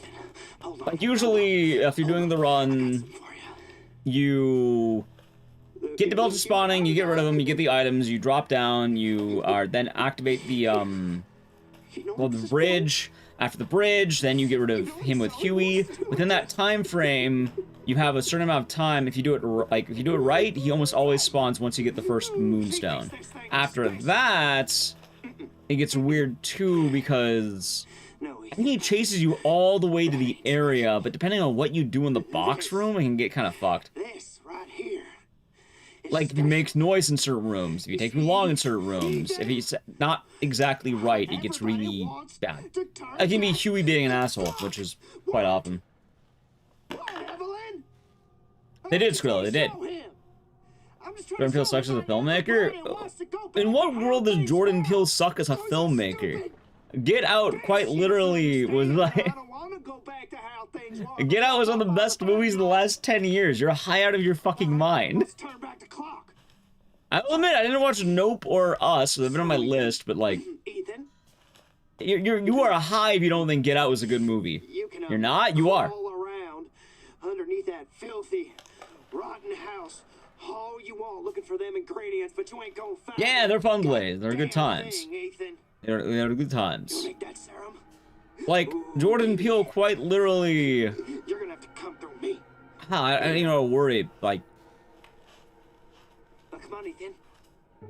How do I put this? What do you say? I would probably credit Get Out with the wave of horror that we've been in for the last, I don't know... How many years now? 8? Like, I think that movie single-handedly allowed horror to even enter the world of the Oscars in the last recent years. No, I'm not even saying this as someone who hasn't seen Us or Nope. I want to, but I haven't seen them because, honestly, they've been on the backlog. Like many movies. Yes, he quite literally made it so the Oscars will have horror movies. Before that, either one, they didn't have them, or two, they weren't considered horror. I have a backlog? Of course I have a backlog. Like, Bring Her Back's on there. There's a new him. Oh, is he making him? Password, right? The Exorcist? Oh yeah, in the 60s? Try 0814. No! 0621. No, it's 0514. Oh, come on. Take a chance, you never know. I'm glad that we have, we have an example in the last 60 years. From what is normally considered to be one of the best movies of the medium. It's an actual, filmmaker. Say something nice about Jordan Peele, or I'm timing you out for the day. You have to give him a compliment. I will absolutely be petty as a streamer right now. You have until I fight the molded coming up to say something nice about Jordan Peele. We'd not take Jordan Peele's slander in this stream. I like the sketches. No, say something nice about his movies. Can't be anything about the Key and Peele show. It has to be about a fully theatrical release.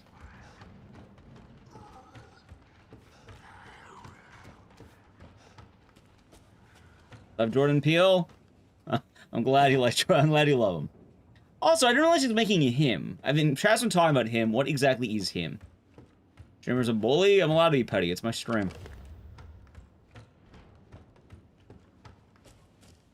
Down that hill? Alright, time up for like 10 minutes. He produced him, not directed. Gotcha. Well, what is him? I saw like a trailer or something. Yeah? Okay.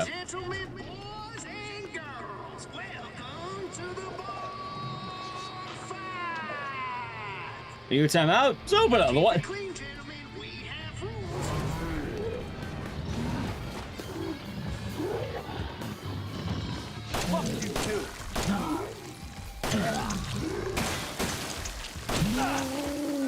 Another 10 minutes. It's how you deal with Fat Man Down. Fat Man Down. Him has been an up-and-coming footballer. He's saying super silly, assuming testing off how far he's willing to go for fame. That sounds pretty dope.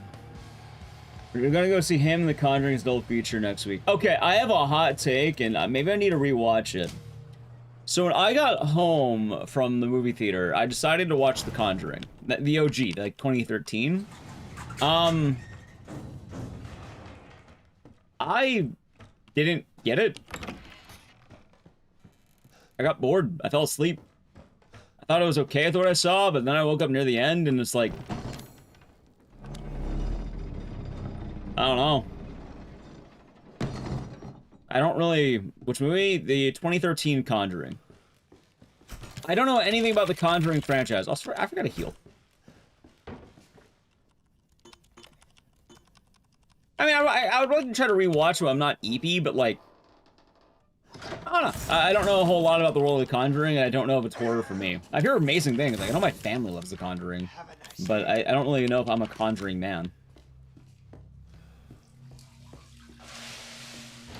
I like exploring horror in theaters. I liked watching The Long Walk, and I liked watching Weapons a lot. I wish I watched Springer back, but I'm only recently been able to kind of get back to the actual routine. Cloudmark, thank you for tier 1 for 64 months. Enjoy the emotes and the series. Thank you, you're doing good. Everyone's at different taste. Oh, I agree. I fully agree. Like, yeah, that goes to the example. Like, I feel like you can say you don't like Jordan Peele movies, for instance, right? Like, I don't think that's necessarily a terrible opinion, but to claim that he's a hack or, like, a bad director seems kind of off to me. Like, he quite literally had a movie that would argue revolutionized the world of horror since 2017. Like, before 2017, it's pretty hard to name a lot of movies that had, let's say, stellar acclaim in higher degrees, I guess. Like, let's say the Oscars. The example that was given was The Exorcist, which that movie came out in, like, the fucking 60s or some shit. I think a movie being, like... I don't think that's the best example to be given, considering it's old. I'm not saying old movies can't be good. I'm saying if the most recent example of a horror movie that has been considered high acclaim was 50 years ago, that kind of proves the exact point I'm talking about. That being said, the better example would have been Silence of the Lambs. However, Silence of the Lambs was considered to be a thriller and not a horror because they didn't want to give it to a horror movie. Get Out was a movie that was undeniably horror and was like, you know... Well, again, I don't think there's a lot of horror movies in the last 20 years that until Get Out, like from 2017. Let's say prior to 2017, how many horror movies were like? Sorry, 1974. I don't remember the special date of The Exorcist, but the movie's old. It's an old movie. I'm not saying it's a bad movie, but I'm saying when the example. Also, thank you, Goblin Cat, for the 10 months and for the info. I appreciate the info too, because I feel like if we're saying Get Out revolutionized horror by allowing horror to kind of permeate the Oscars a little bit more and the higher film ratings, having a movie in 2017 do that is really nice, because if our only other examples from 1974, that is a good 43 years. 43 years with nothing. Which at that point I'm like, okay, yeah, no, I think that proves the exact point I'm kind of talking about. No, I don't think it's bogus education, it's probably just different ideas, which I actually like to know more. When they're back in the 10-minute timeout, I'm kind of curious what exactly makes Jordan Peele a hack, because I can't say anything for Nope and Us. I did hear something not like Us as much as Get Out, and I didn't watch Nope. I didn't watch it because I haven't had the time. But they've been on the list. Like, I keep eyeing Us, and I want to see Us, and then I wanted to wait to watch Nope. How was Japan? Japan was a lot of fun, ZVG. I had a blast going to Japan. Great time. I didn't do RA7 for GDQ. I am a fan of it. Mr. Zeke, Captain Ezekiel did it. But Japan was a lot of fun as well. Nope is one of my all-time favorite films. I like that they used E40's Nope. Because I love that song. I like E40. See you coming to quite the debate? Well, I don't even think it's as much of a debate as it's, you know... It's more... Horror's kind of always been snubbed despite being a huge part of cinema. And very often, horror tends to be underappreciated. No, I didn't go on the Thunder Dolphin. I went to Universal Studios, though, and they had a Jaws ride. It's gonna be, like, pretty funny. It's a cool genre, and despite, you know, quite literally being a cornerstone of all media for the last almost 200 years, it still kind of has a lesser opinion by people, which is kind of sad. It's kind of funny, because I feel like a lot of streamers on Twitch who like doing horror games, they don't talk about movies enough. They don't talk about other horror media, like, I don't know, even books and shit. No, I didn't go on the flying dinosaur. That thing looked terrifying. Ecdycis, thank you for the 500 biddies. I hope you're doing good today. He'll do the Akira slide and no, that's pretty funny. I should have gone on it. No, I didn't want to go on it alone, and there's another ride that kind of scared me, but not for the reason you think. You like us way more than Get Out? Hey, good enough. Good enough. Talked him up. Hey, sometimes movies have an effect on you. Spirit ever him? When's him out, Nico? The other run 80% or try 100%? I've done Madhouse, and I would mainly run any percent. Alright, I got the shot. Hey, I finally hit the dick shot. That's nice. September 19th. Nice. Yeah, it's so weird. And it's also kind of funny because a lot of movie fans don't even play games, which I don't think they need to as much, but there's so many cool movies out there. Getting old, Jack. Hold on. Wrong bullets! Oh, I fucked that up. Oh my god, are you kidding me? Hold on. I want to kill you. Okay, that's bad. A lot of horror games are really influenced by horror films. Absolutely. My favorite is like Clock Tower being a direct fucking reference to Phenomena. And Suspiria.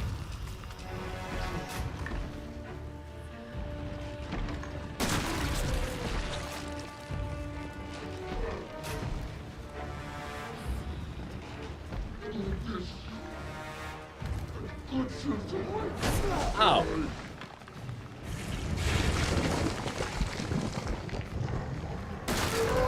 What the hell is Jack doing? That it is him. That it is. That was real modern horror references. You know what I want to see? Jacob's Ladder. That's a Silent Hill, right? That he did, Nico. That he did. Oh, there we go. Oh, so I mean to ask, I don't know if you're still here, Cherryberry. Like, hold on. I don't know how much you submit to the leaderboards, but do you have like a list of all your like runs? So I'm curious which games you have in your catalog. I'm not entirely sure which ones you actually have on there. And I'm curious. Dead Rising is basically Dawn of the Dead. Dead Rising is basically Dawn of the Dead, so much so they had a lawsuit about it. Watch Cube? I've seen Cube. Anyway, mostly a good fun until it wasn't. That split name? Juo named it. You want me to cure him?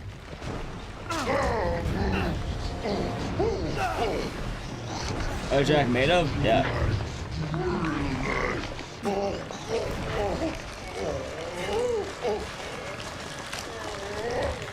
No artist derivative, and that's okay.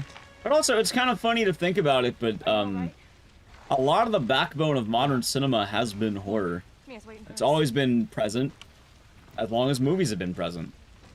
Hell, even a lot of movies that you don't think being horror have horror elements in them. They're pretty significant for a while. A lot of cornerstones, too.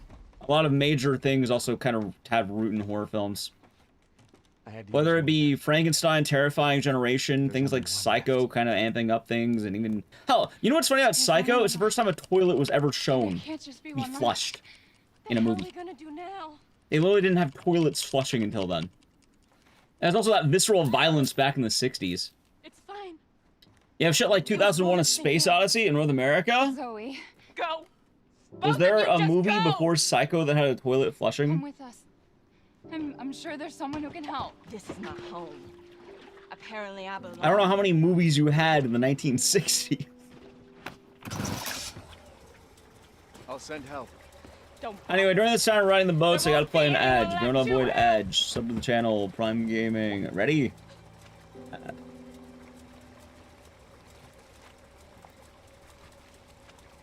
And still kids media have horror elements. And there's a lot of media it does. Like hell, like going into like major movies, 2001 Space Odyssey has a whole horror portion. Recently, in fact.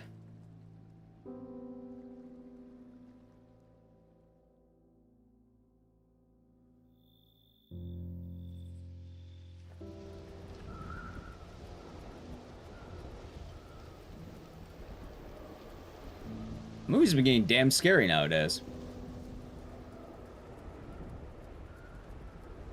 Didn't take showers for a year. What a gamer. Ethan? What a gamer. Take care. Thanks. Who the hell else was I gonna choose? Ethan. she didn't shower for years. What did she do? Take baths? Mia, I know you've been through a lot. We need to talk. Let's see. You had something to do with all this, didn't you? Look, I just want to know the truth. Ethan, I honestly don't remember. Try. Okay, let's see here. From what I looked up, there have been... Is that the boat? It says for Best Picture, there have been 7 movies nominated for Oscars. For horror, there have been 7. There have been 7 fucking movies in the realm of horror. The Exorcist, Jaws, Silence of the Lambs, The Sixth Sense, Black Swan, Get Out, and The Substance. Make it all, thank you for the channel for 18 months. Enjoy the emotes and the scissors, and thank you very much. Hope you're doing good. Mommy. This way. Kind of known snobs. Right, but it's because the ideas of horror is kind of been always seen as this, like, pleb genre, a dirty genre. It's a genre that hasn't seen higher acclaim. Funny enough, if you ask people, they wouldn't consider half of those movies to be horror films. A good example, chat. Did you know Jaws is horror? It is. Very much so. Like, it is a quintessential horror movie. It terrified a generation. Nowadays, you watch it, oh, it's the shark movie, it's a beach movie. I don't talk about Black Swan, by the way. Like, actually, don't, that's on my list. Don't talk about that one. Ethan? Don't talk about that one. Ethan! Did not do them back then? It's always been seen as this kind of weird genre. The ones I'm talking about are apparently Best Picture. The Substance is cool. Substance is fun. I like The Substance. Although, for what it's worth, I have my hot take on that movie, which isn't a good take. It's a dumb take, but it is funny. But I know, like, Silence of the Lambs, they try to heavily market as a thriller for in terms of, like, how it got placed. The Sixth Sense, some people don't even consider to be horror either.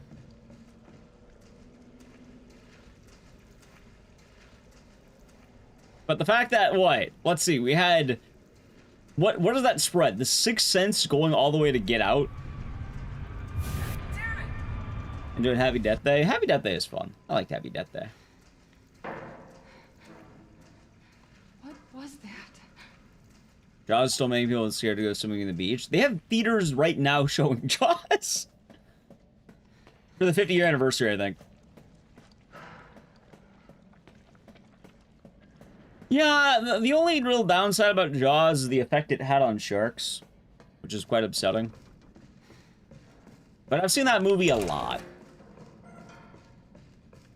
Black Swan is a favorite movie. Yeah, I wanted to watch it after seeing Perfect Blue. I heard very good things. Jurassic Park? Jurassic Park is also a horror film. It's kind of funny as well because, like... What? Jaws, Jurassic Park, Poltergeist, all banging horror films. But people kind of forget that they're horror films. Like, yeah, no, those are... all those are horror. But they became action. Like, Lamb Actress? Don't know what that is. Never heard of it.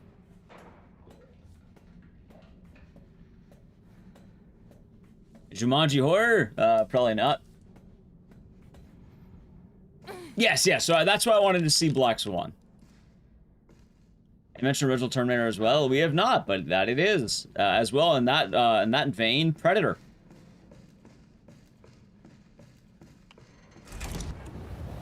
You know what I was thrown off by? The fact that Universal Studios Japan has a Jaws land. Like, there's a whole Amity fucking part, like, you know, beach area. It's like a little, like, pier. It's gonna be cool.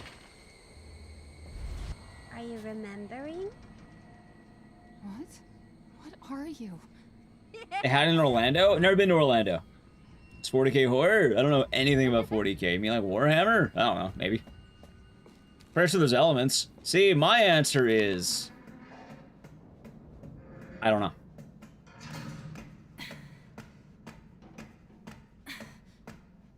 You mentioned the thing? Yeah, chat was talking about the thing. Yeah, Donnie will be doing good today. It's Grim Dark. So I don't know what that is either. I'm just kind of vaguely aware of it. Grim Dark. You said we could be a Like, family. I know 40K stuff, but I feel like 40K is its own bubble of things. You said. Wait! The new Conjuring movie did pretty well this week. I'm glad. I'm very glad for that. Sweet. Alright, this actually goes back to what I was talking about. The Conjuring. What the fuck is The Conjuring, like, as a franchise? Is it just haunted items and, like, an anthology sort of deal? Or is it, like, the Annabelle franchise? Because when I was watching The Conjuring, I was so fucking confused. There's, like, 3 stories, and I didn't know what was what. There's also, like, 7 movies, and they don't relate to each other, but they do? Like, what is the... how is it a franchise, like, as a thing? Like, how does it connect? Watch it. What? Why? It's based on the Warrens. So it's based on the Warrens having their spooky room, quote unquote. Like the room of possessed shit. And then its story is based on the items. That's what I'm picking up. Alan, you're getting worse. She must have... Their investigations. Yeah, so I watched The Conjuring 1 just like yesterday, last night. Literally before stream. I watched it, I went to bed. Yeah, so I explain the nun. I don't know anything about this stuff. But it serves me right. I can't explain the nun. Yeah, it is. Like, because I know the Warrens had their spooky room, but like, so it just, how, their adventures, the adventures of Ed and Lorraine Warren? It's part of her imprinting protocol. I can't believe this is happening. Here. Yeah, okay. It has her tissue samples. You find her. You fix this. I don't know anything about the Warrens. Okay, Maybe. Where are you? I learned who the Warrens were literally last night. Literally yesterday. I have known the existence of the Warrens for the last... She's close. Chad, it hasn't even been 24 hours. I watched that movie at like 4 a.m. or some shit. She's vomiting. As of 4 hours ago, I know who the Warrens are. I'll have to reset. Damn it. They're paranormal investigators. Yeah. Far more The inaccessible. Scooby-Doo event. That sounds about right. Oh, great. We're gonna be seeing a lot more of her ugly. I fucked up the skip. That's okay. All right. I seen the Ouija movies? No. And fast. This is getting out of hand. Agreed.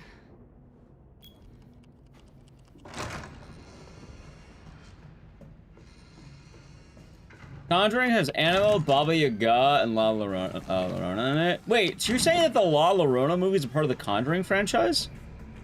Also, isn't Baba Yaga Keanu Reeves?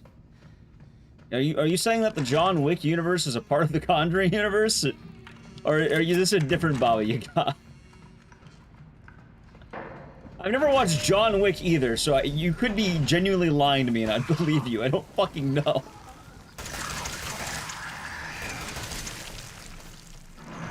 Baba Yaga's Germanic thing. Is Keanu Reeves German? Slavic. Is Keanu Reeves Slavic?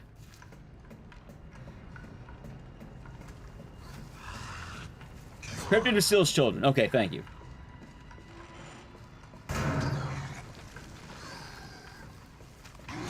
Ow. It's kind of weird what movies I feel like I have and haven't seen, because I feel like I got some real deep cuts and I've seen some banging movies. And I feel like I've missed some very obvious movies. Like, I've never seen John Wick, I've never seen most of the Conjuring franchise, I've never seen The Sixth Sense, what was that, I assume?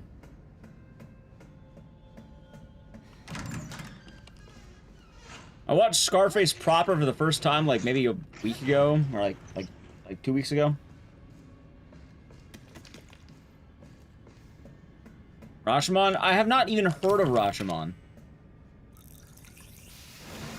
I heard about it today. I don't think that one's as surprising though. That sounds like a bit of a deep cut. Evie, I'm not mad. I watched the 1930s. Wait. No, I watched the What did you call me? Al Pacino, Dunkachino. I want a house, and I want you to be my mom. Remember liking it? So, I think The Conjuring 1 was solid, but I feel like I should rewatch it. I feel like most of my issues with that movie are me being Evie. Did you find her? Yes, but she ran off. How's it, Casper? She's making more friends, Alan. Those things are everywhere. I told you so. I don't know, I feel like I've done a lot of, I don't know, I've never been too into, like, Poltergeist films outside of Poltergeist. About getting Evelyn back. Like, I should rewatch The Conjuring when I'm not Evie. I had to do that same thing with that one fucking movie. The one that sucked. You know the one. Actually, you know what? Hold on. Chat, take a wild guess, without me saying anything. Let me describe a movie and let's see if we can get it off something very petty and brief. It's a movie that most people think is boring as shit. I fell asleep while watching it, and while I was watching it, I was like, wow, this is one of the most boring movies I ever watched. And then I watched it again, and I was like, wow, this is one of the most boring movies I watched. But something interesting happened exactly once. But hey, I stood awake. Take a wild guess off the top of your head. It's a horror film. I'll just put it that way. It's a horror film, and it's a newer one. Newish, I guess. And what I'm saying is probably a common opinion.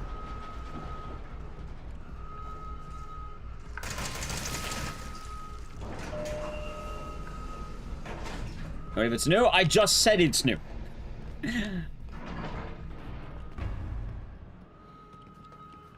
Oh, the haunted swimming pool. I did actually fall asleep during that one, but not that one. Emergency safety lockdown system has been engaged. I'll let chat know when they get it, by the way.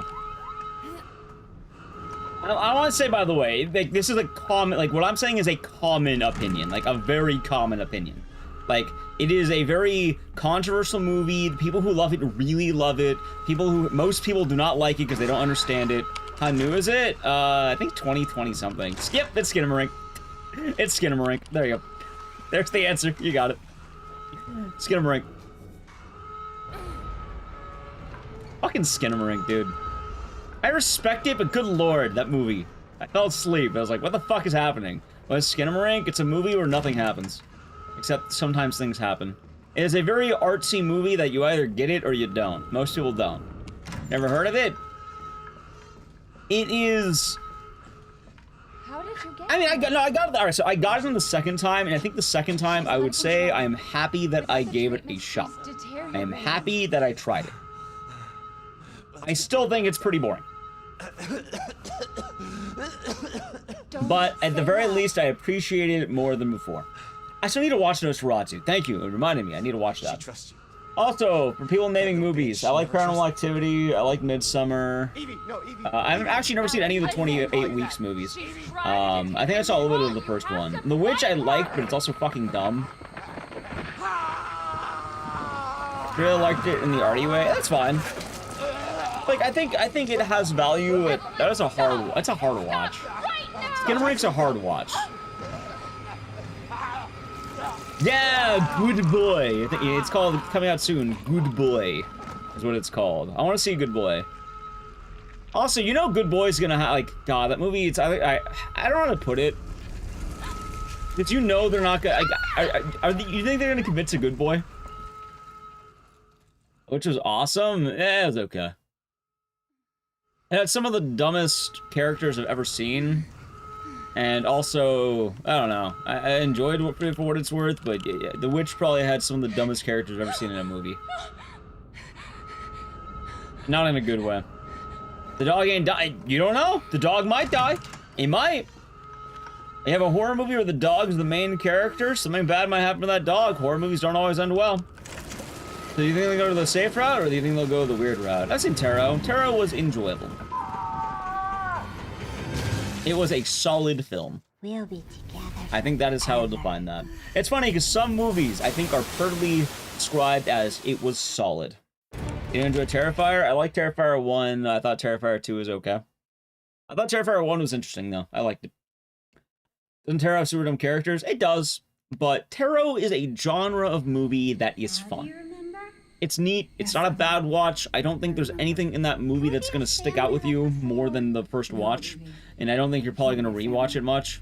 We were never a family. But we will never be a it's family. Worth seeing, and I think it's a fun time. There's a movie there's a lot of movies that are like that, where you see it, it's like, well, that's a movie. I had a good time. It was fun. Laying Out the Devil? Laying Out the Devil was fun. I don't remember, but I remember there being some AI controversy with that movie, but then the studio came out and said something against it, I think. So, that's most of my knowledge of the bad of that, but I watched it, it was solid.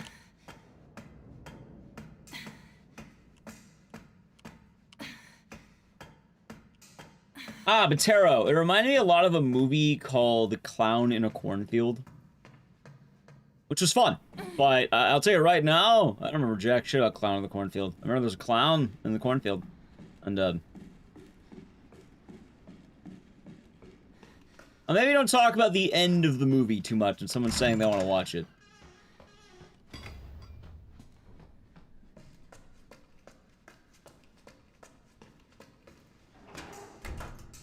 Any of the backwards movies? Maybe.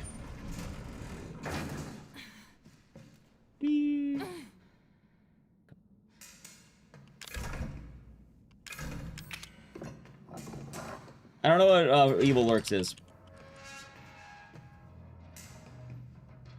And then also going into Terrifier. Terrifier is a weird franchise. I don't really know at this point. Also, saying from here doesn't answer a whole lot. We don't know where here is in relevance. Clown in the Cornfield was okay. Yeah, it was a very solid movie. It was fun. Do I think it's the best movie ever? No. It was fun. I had a good time. It kind of reminded me of things like Thanksgiving and like movies that are just sort of fun to watch, but there aren't kind of any meaning behind one rewatch or so. Like, I don't think I have any interest to ever see Clown in a Cornfield ever again. Like, why would I?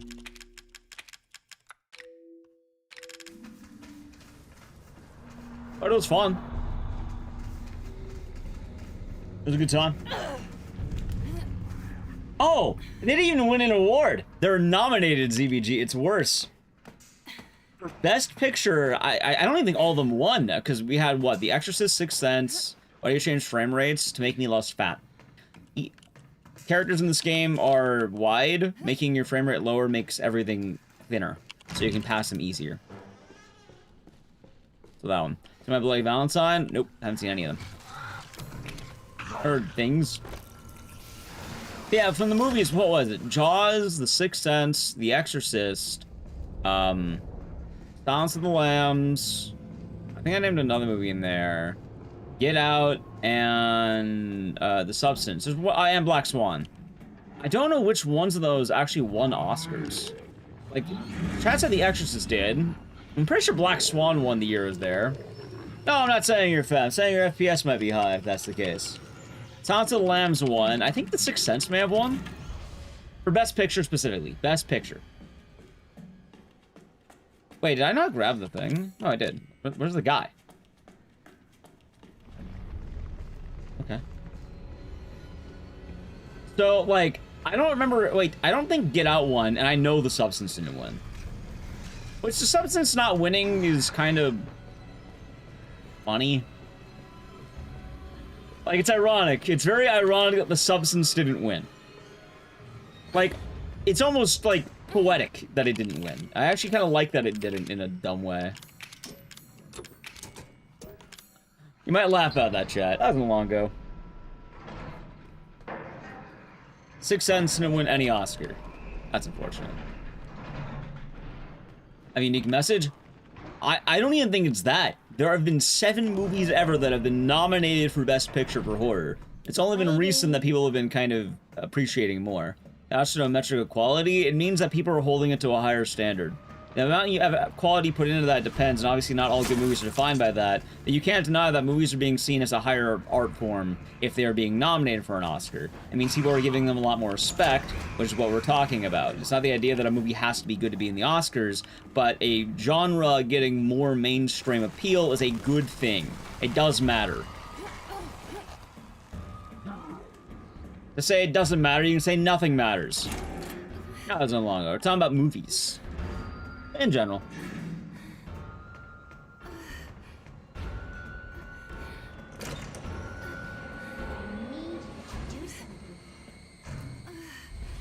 This is why people care about award shows. They add legitimacy to things they like. Ethan. And they try to appreciate higher points of the medium. Ethan. Hey, shh. I know. That being said, depending on what it is, sometimes you might run into issues. Like what? Animation's another genre that's kind of often fucked. I feel bad for animated films. Like, they get shafted, dude. Like, you want to talk about a shafted genre, animation. Good lord, until recently, they were getting fucked too. Like, it was kind of just the Disney Award. She did this. For a long time. Now, what did she do to you? He did Under the Growth. He did, and it was well-deserved. It's only been in the recent times, it's been more... That's what she called. Yeah, so I was saying Best Picture, Tam. Specifically Best Picture. Because a lot of Oscars, like, horror would get things for, like, makeup and shit.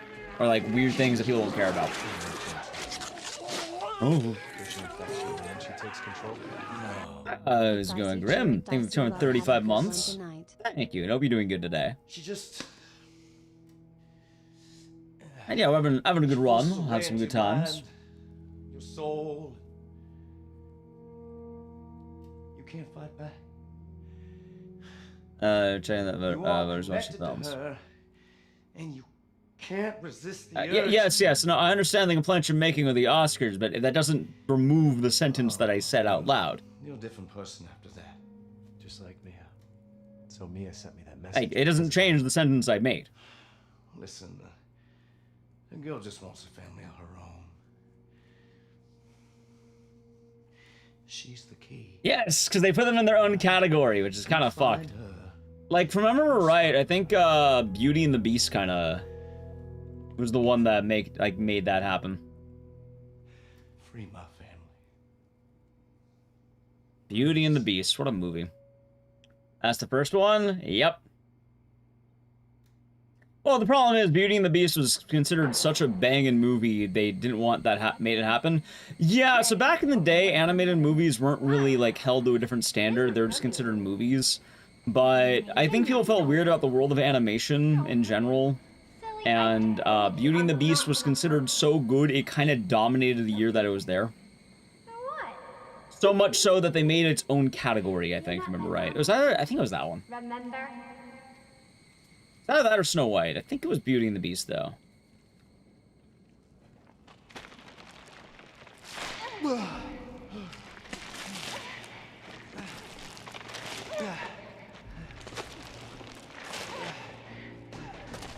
you go. Mia, how? There's no time. Thank you, Paul. You have to get out of here and find her. Well, I mean, it's been starting more ZBG. That's kind of why I was mentioning things like Get Out and The Substance. It is starting more that, like, the fact that if you have 7 movies that have been nominated for horror as Best Pictures, and 2 of them are in the last 10 years, that's saying a lot. Now go kill that little bitch. No. That's 2-4, Steve. Also, me, Jessica, with the raid. Bless Jack Baker. That man was a prick today. I hope you had a good stream. How's it, Jessica? Me, Jessica, XOXO. We have Nelly Q. We have Tortilla the Hun. Thank you for the shoutouts. How was RE4 treating you? I like Smile. Smile's a good time. Nelly Q, what did you think of the movies? We were talking about weapons and the long walk. I don't know if you're there for the conversations. Be here for the first time. RE4 make? Nice. Hope you had fun. You count Pan's Labyrinth on those? I just looked up a brief thing. I don't know.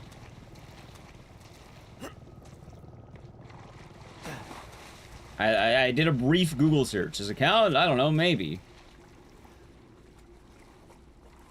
Fact is, that would be 8 then, right? I've never seen Pan's Labyrinth. So I don't have a whole lot of opinions on that. Isn't that the one with the guy with the weird eyes? I don't know if when you played on child mode? What do you mean child mode? It's amazing. You know what else is amazing? Get Out.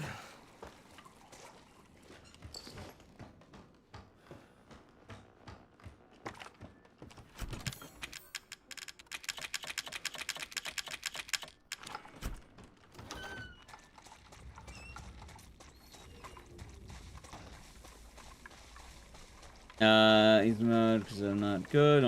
Ah, gotcha. Well, it sounds like you had a fun time nonetheless. As Labyrinth is worth it. Gotcha.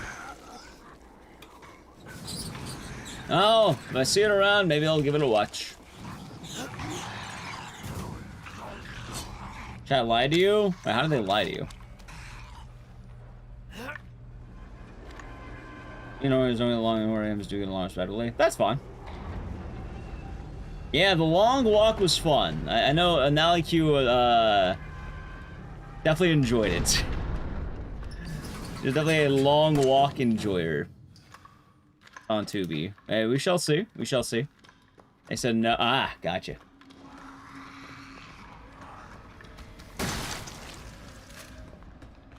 Sneeze. I love fun watching K-pop Demon Hunters. Nice. All I know about that movie is the meme. I'll watch it? Probably not. I know the meme. And the song.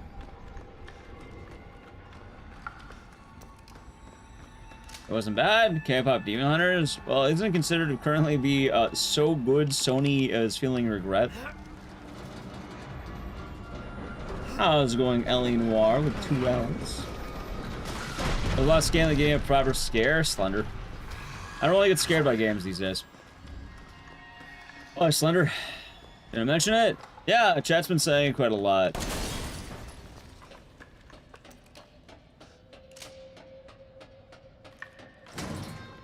Oh, they're feeling regret because it is it's considered more of a Netflix thing.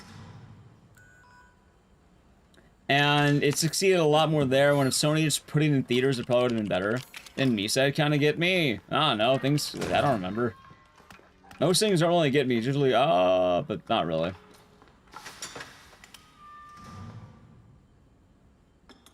I don't know. Most horror games don't really get me if they get me.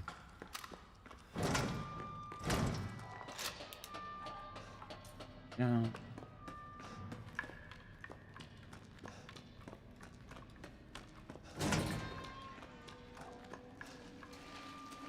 Yeah, thank you, Longa. It's that one. I'm doing good. This week's been a lot better. It's been a much better week than last week. Also, people like jump scares. So you can come and see. Never heard of it. Also, yeah, people do like jump scares. They just don't like them if they're... I don't know. It's a weird ebb and flow. I feel like people don't like them when they get got.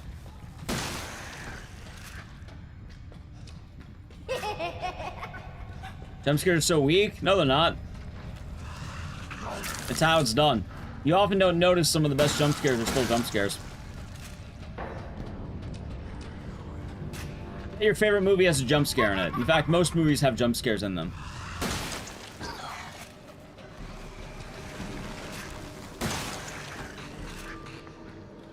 Is it okay if done right? Well, it can be said about anything. Most movies are good if they're done right. That's the case of, like, everything. Oddity's a banger. Absolutely damn fine movie. Oddity's damn good. I loved Oddity. Only as good as the build-up. Well, it's a Jack-in-the-Box. It's an ebb and flow. You know, do do do do do do do do do do do do do do do do do do. Boo do do do. There you go.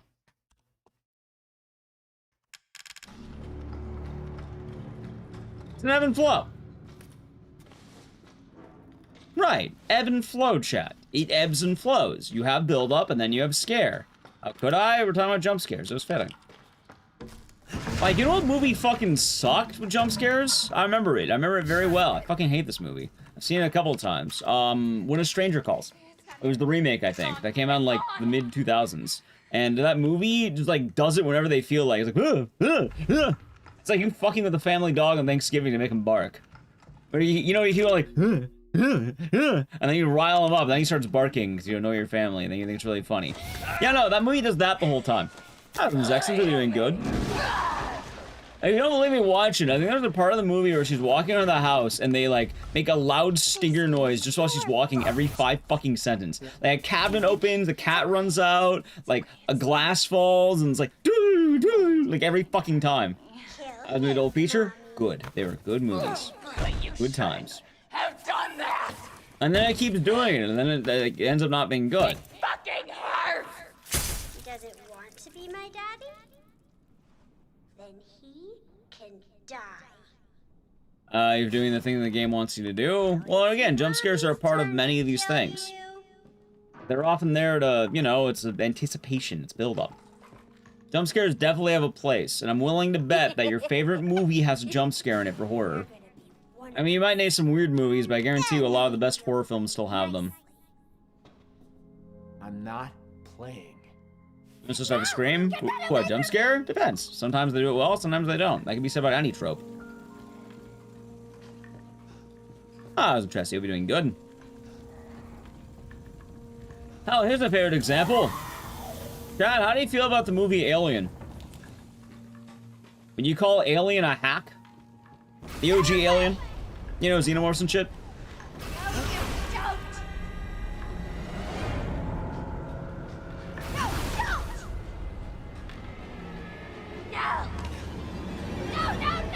Love the movie? And it's a slasher? That's fine. Alien's okay, I guess. Oh, you guess. Okay, okay. Alien has, the most notable jump scare ever made.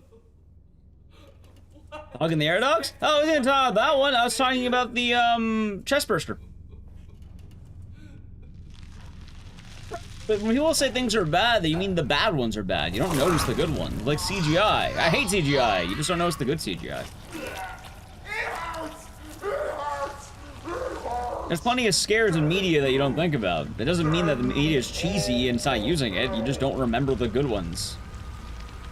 The only ones that really stick out are movies like When a Stranger Calls, where it's the fucking, you know, happening every 30 seconds. I don't know what that means, though, but I don't know what you're talking about.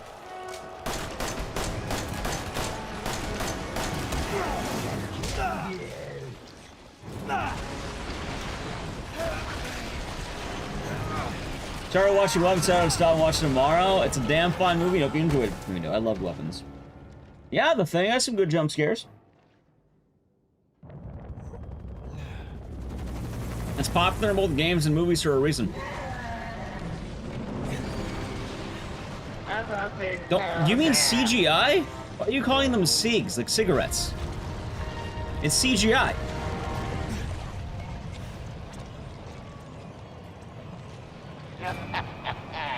You're just a little boy.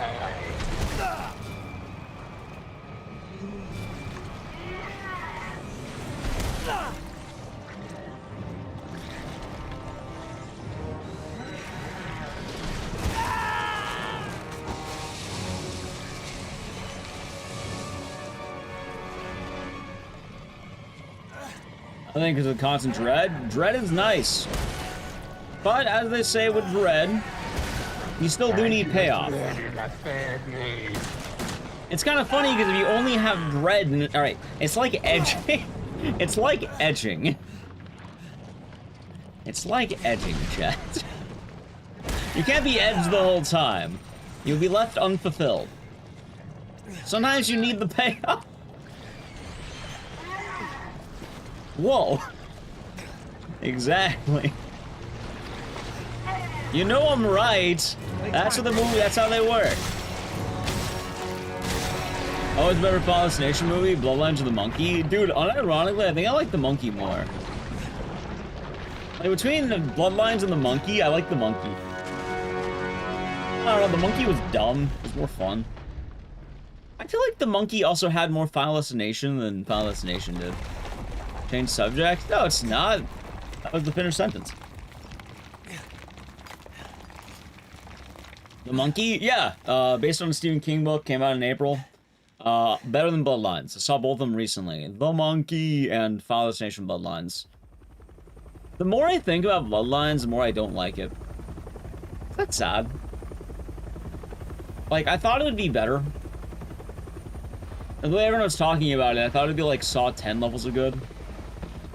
And then I was like, this is like just, I don't know, it's better than the last two at least.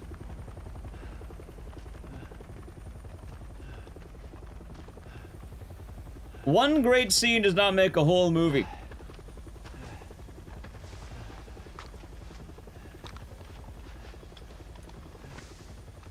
I'm Redfield. I'm glad we found you. The fuck took you Outsider. so long? Nice.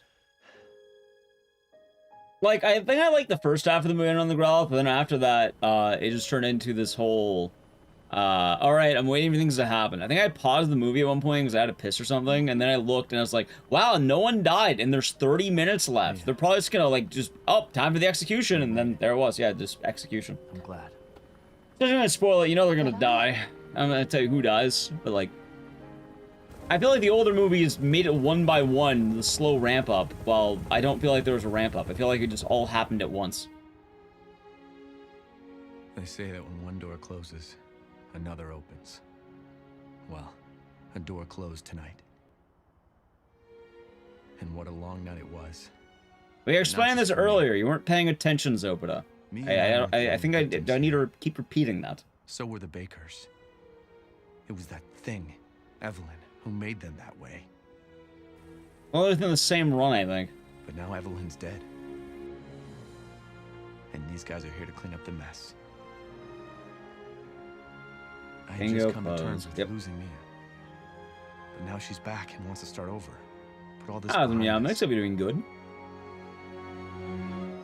Maybe this is where the next door opens.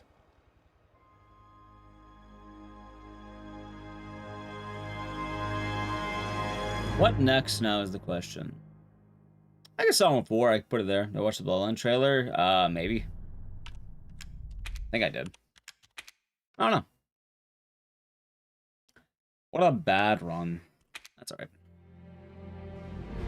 Good night, rights. Sleep well. Let's go to Silent 4. No Kudelka today.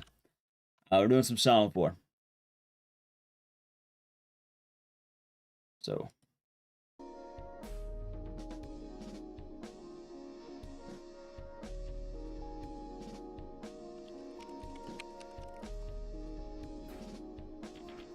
It was your birthday yesterday. Happy belated birthday, Veritas. Maybe Jack can give you some Feels birthday mans. GOG.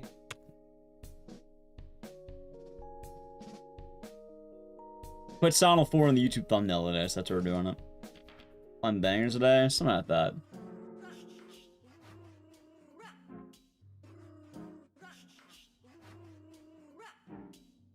You send the Sonal 4 story? Oh god, yeah I can, unfortunately. Unfortunately, as in, I had to look up a lot of the story recently, and you know what? Fuck Walter, dude. That guy's a piece of shit. Hold on, give me a second here. Yeah, let me explain the story to you. Give me one moment.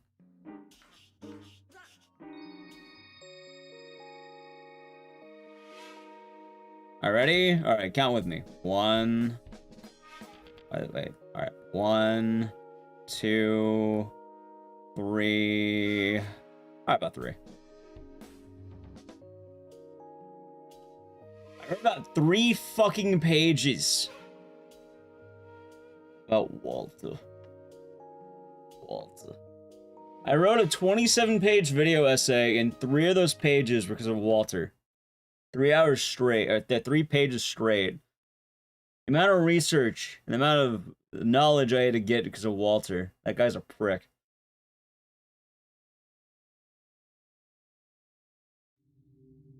Walter. Anyway, don't worry too much, because if you want the lore of Silent 3, guess what? You have to go on a website. Oh, a website. Oh my god.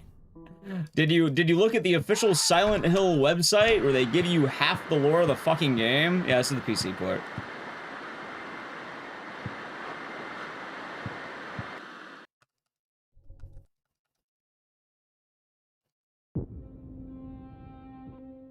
Yeah, apparently back in the day they had they had half of the game's lore tied to the website. Which, if you don't know, it was this thing where you would go to, like, SilentHill4.com back in the day. Also, I'm gonna restart the run because my buttons are kind of going bad. Yeah. Yeah, it was like Silent4.com, and then they gave you most of the lore. Hell, let me actually check right here. I'll reboot the game in a second here because I should have it. There's. Okay, so Silent Hill 4 is about this idea of the 21 Sacraments and a ritual that goes into that. Right? Also, let me reboot the game really quick. The 21 Sacraments is killing. It is a series of murders that allow Walter to bring back his mother. Now, if you're wondering why am I annoyed by the 21 Sacraments, Silent Hill 4 officially features victims 16 through 21, meaning victims 1 through 15 require you to look mostly outside of the knowledge of the game.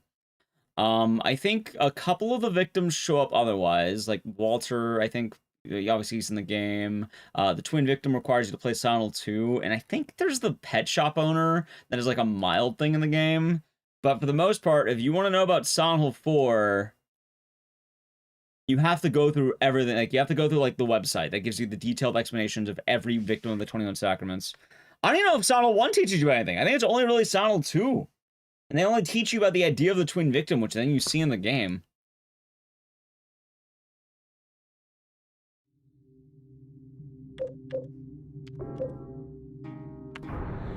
So. That being said, I still think this game is rather solid. It just... I'm complaining because I had to write a giant amount, like... Alright, imagine writing the fate of every Silent Hill character, and then you find out Walter killed 21 fucking people, and you don't realize the scale of what 21 people is. Because Walter's an asshole. Yeah, it's that one, Lindsay. You got it. I think it's a combination of that, and it's also the,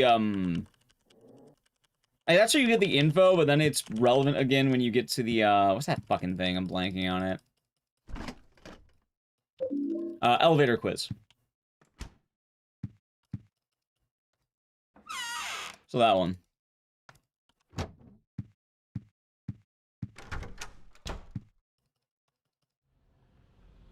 I played first round for the whole game? No.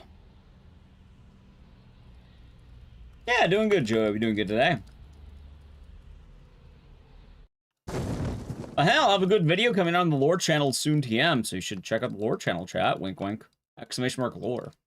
Subscribe to that. Maybe watch some of the videos on there. I got a couple of good ones. You get knowledge, I get a view. So are you playing him? We're not. We're playing as a man named Henry Townsend. We're a guy who owns a shitty apartment. We got unlucky because we rented a shitty apartment and there's low rent.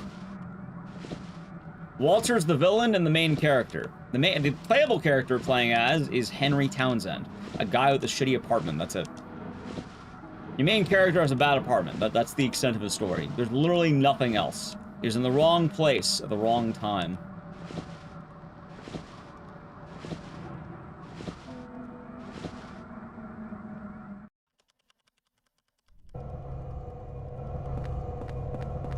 The new segment in the greatest remember Eddie. Pretty much. I mean, that pretty much goes over it. So he's not depressed? Most Silent Hill characters aren't really depressed. In fact, most of them are... what? Unlucky, I would argue.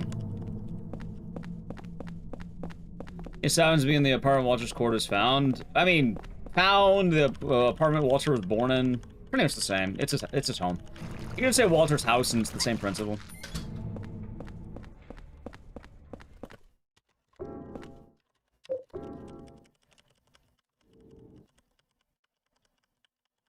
Nope. It's kind of funny because, alright, there's this idea that you have to be, like, sad or depressed to go to Silent Hill. No, you don't. What's the difference? Do you accept the doll or not? If you accept the doll, you lose an inventory slot. If you don't accept the doll, you get to keep your inventory slot.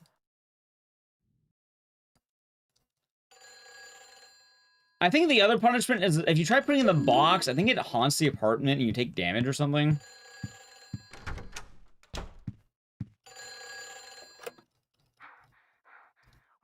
Go. Hurry, save me. If you need So a potion, that. there's one here. But yeah, it's going into, because recently the video, by the way, no one typed an exclamation mark lore. Chad, you gotta do the thing. Come on, you gotta do the thing. Exclamation mark lore. It brings you to the lore channel, where I plan on explaining more of all the Silent Hill games. I made some pretty dank videos, and trying to promote the lore channel because I want to release a video soon, and I want to remind people it exists because I would like to release a video that doesn't bomb on arrival. So check out the lore channel. Wink, wink. Thank you.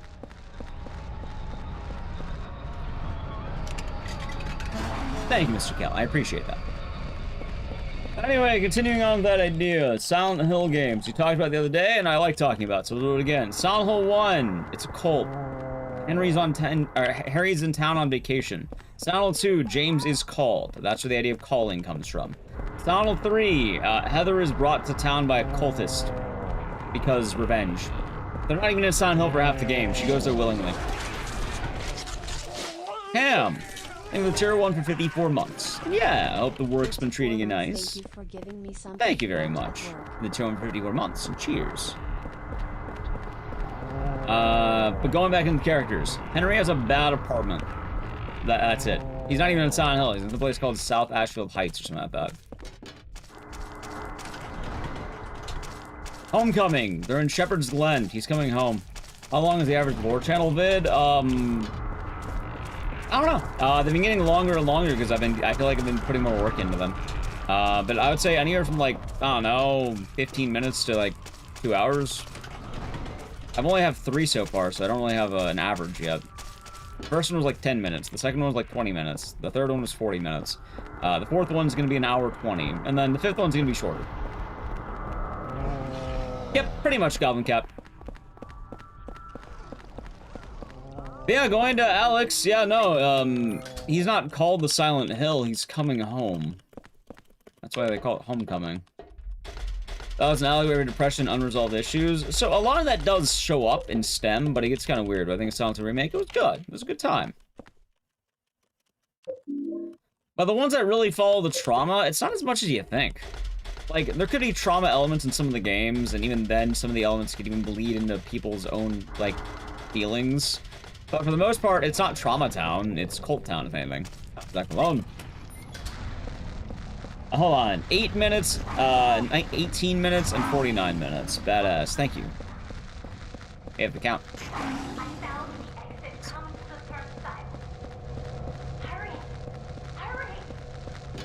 But, a lot longer than 10 minutes speedrun lore. You move to the lore channel? Well, the lore channel is meant to be more video essays, so it's not really speedrunning there. Let's see. Shattered Memories is almost entirely unrelated to the main game conflict. Guilt or regret than trauma? Well, that's the thing. It's not even like, most games don't have the trauma thing or the guilt thing. Because Silent Hill 1, they're in town on vacation. Silent Hill 3, a cult is coming after Heather. Silent Hill 4, the guy has a bad apartment. He did nothing wrong. He has a shitty apartment. Although there is some facets of that are kind of weirdly explained, I guess.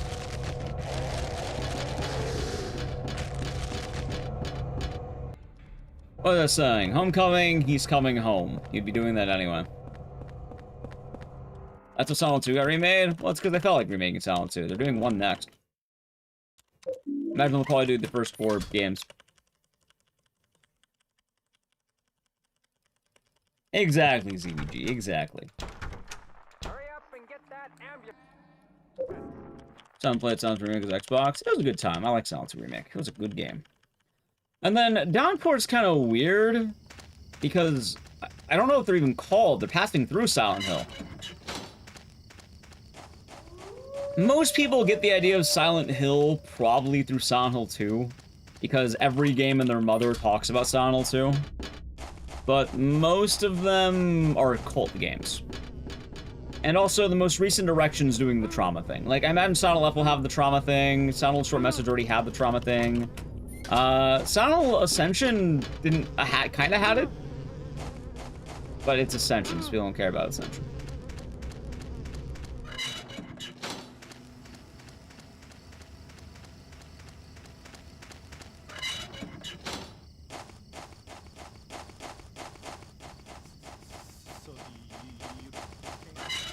For what it's worth, though, I mean, a lot of these ideas of the person do come in the other Silent Hill games. I think Silent Hill 1's probably the only one that I would say is entirely devoid of the main character kind of, like, suffering in that way. Because Silent Hill 3, there's a lot of arguments to be made about the actual, like, symbolism and shit. And that being said, it's not like symbolism is entirely devoid. Like, in the Silent Hill games, it just changes on who it's about. Like, in Silent Hill 4, it's more about Walter. Silent Hill 3, it's about Heather. Silent Hill 1, it's about kind of like Heather again, funny enough. But a different type of Heather. I also forgot to mention Origins. Origins has the trauma thing, too. Because Origins is fucking Origins. I am KMS. I'll be doing good today. You know, mental's been slowly kind of getting there, day by day. And I've been feeling better this week. And I'll be doing good today. Thank you very much. It's Tier 1, 22 months.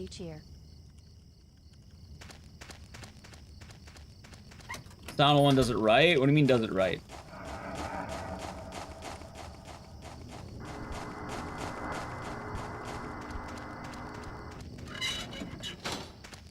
Yeah. But it's the journey, not the destination. And we'll see what happens with the remake. Maybe they'll focus more on Harry there. That was in hot sauce.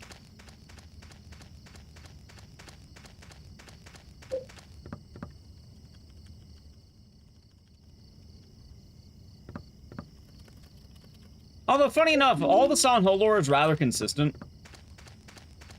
Like, there's only a couple of examples that don't fit the ideas that I put in that video I'm making soon, TM. There are 2 characters who break the rules. After all my in-depth research. 2.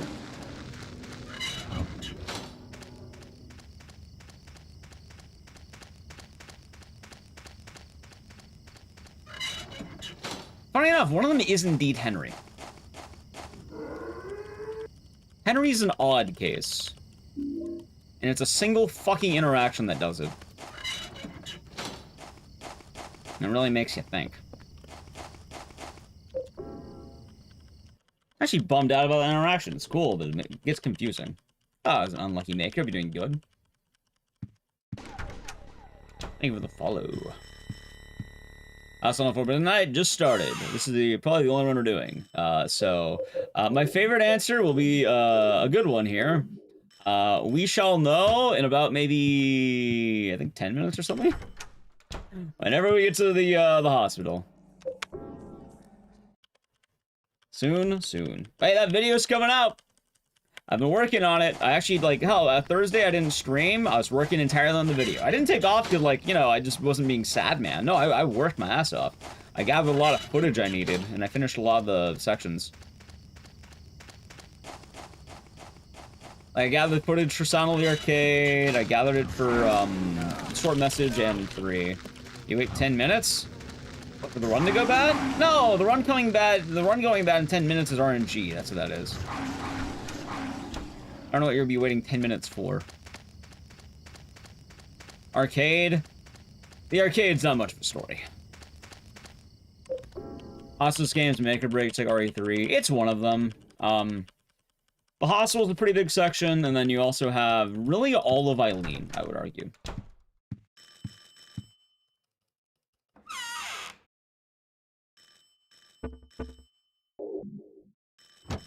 The other part would probably be the one truth fight, which is pretty brutal. So those.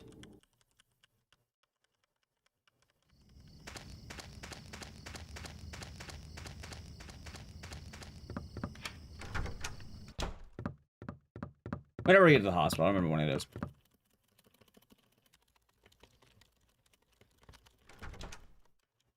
Anyway, the good news about Silent Hill F is you probably don't need to know any of the lore of Silent Hill in order to play it. Doesn't the prison come after this? Yeah, it's the water prison, then the apartment. Alright, it's water prison, then buildings, then apartments, and then hospital. So that's like 10 minutes or something, I don't know. Like, that's why I said like 10 minutes. It could be like, I don't know, 20. 15. Zach Malone, they have Prime Gaming for 16 months.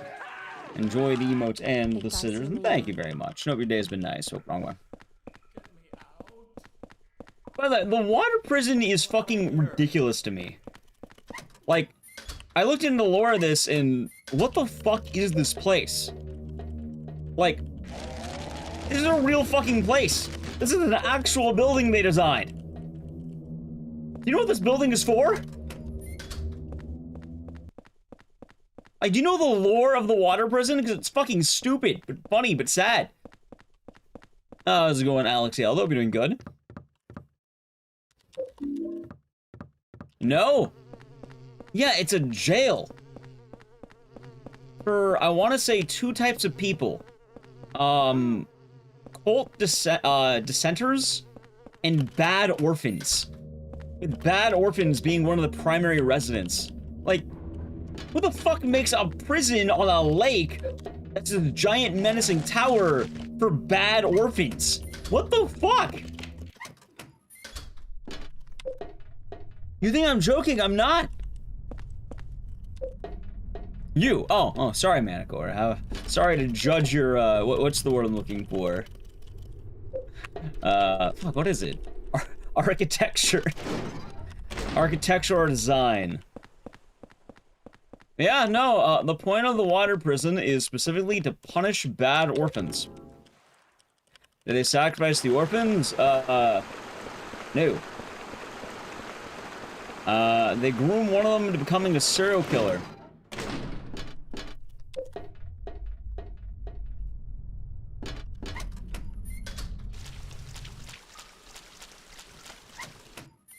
I mean, for what it's worth, it is Wicked Stepmother type shit. Her name is Dalia Gillespie. Also, if you want to know the answer to Silent Hill lore, it's a very easy way of describing it. Ready? If anything bad happens, it's all Dalia Gillespie's fault. It is 100% her fault. Everything bad in the world is because of Dalia. She is a terrible woman. Everything is... See, that's what the Silent Hill movie didn't understand either. They tried making her defensible. Dalia Gillespie is terrible, is the answer to all Silent Hill lore ever. You can describe every single game as Dalia Gillespie is a terrible woman.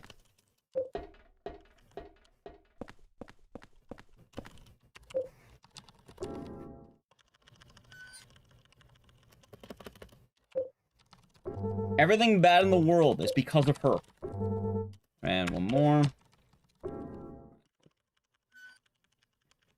They should, Mr. Cal. Honestly, I wouldn't be surprised, Manticore, if Dalia comes back in a future Silent Hill title and then becomes fucking Wesker. Like, she's literally the Wesker of Silent Hill. And it's wild, because people don't realize it, because a lot of people are like, oh, Silent Hill 2 has nothing to do with the cults. All of Silent Hill 2 happens because of Dalia's meddling. She made the town the way it is, essentially. Yo, could you imagine Dalia Gillespie being like Final Form Wesker with Ouroboros?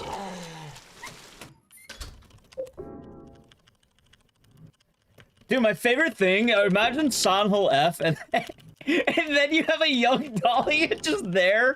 You have the poor new girl there, and then she just meets up with Dalia. She's just fucking there. Hey, what's up, Dalia Gillespie? I am here on a visit to Japan, just busting out perfect Japanese. You see her with some honestly, I wouldn't be surprised. That's how it's gonna connect. Dalia's gonna be back with revenge.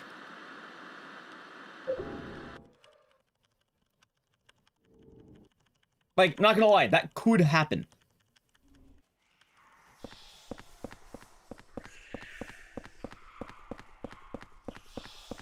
I don't think it's going to happen, but like, in theory it could. She's old as shit. And the screen time that Wesker does? I mean, she does in Silent Hill 1. Actually, I think she has more screen time than Wesker in Silent Hill 1. No, Dalia actually does have more, like, only RE5. Now that I think about it... is that an over-layer cutout? Oh, it's a cutout. Throughout the series? Yes. So, the only game that Wesker is extremely, let's say, prominent, I would say, is, RE5, right? Oh my god. Like, don't get me wrong, I know he's a major player in all the games, but hear me out. In Silent Hill 1, Dalia is more present than Wesker is. Like, she is all throughout the game. She's a major player, she's guiding you around, you talk to her a lot. I would argue that Dalia beats her out there. Wesker, if I remember correctly, is present in the following games.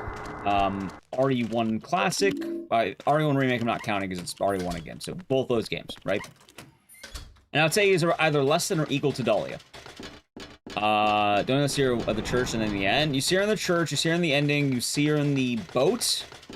And the church is a long time, if I remember right. You also see her in many flashbacks. You see her in a lot of flashbacks. I think there are like 2 distinct flashbacks where you see Dalia. I would say it's on par with RE1 Wesker's presence, where you kind of see him throughout the game. Less than her in 1. I think Dalia has the edge in 1. Like, if in both respective games, 1. Oh, sorry, I forgot about the rail shooter. I did forget about that one. Also, an ad's gonna play in a second here, chat. So if you want to avoid the ad, sub to the channel, Prime Gaming. I'll talk about Wesker before Dalia, okay? Wesker, he's in Code Veronica. It's only really in the ending. He's more of a final thing. And you kind of realize what's happening. It's a Wesker thing. He's back. RE5, he's the main villain, and everyone talks about him in RE5. In fact, I would argue most Wesker conversation is RE5 Wesker. Almost entirely.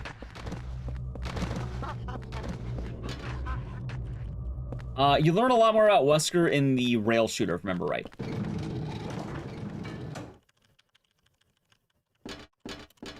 Right, but the thing is, Silent Hill's kind of weird, because we don't really have an RE5 of Silent Hill.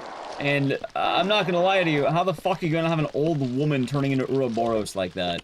Can you imagine you just have like a 7-year-old woman running around doing her fucking wave dashing or whatever the hell that is? Like that, the Wesker run?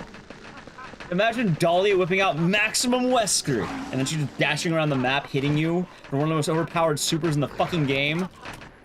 Dude, Dalia's overpowered. Can you believe they had to nerf Dalia on like the earliest patches of Ultimate Konami versus Capcom?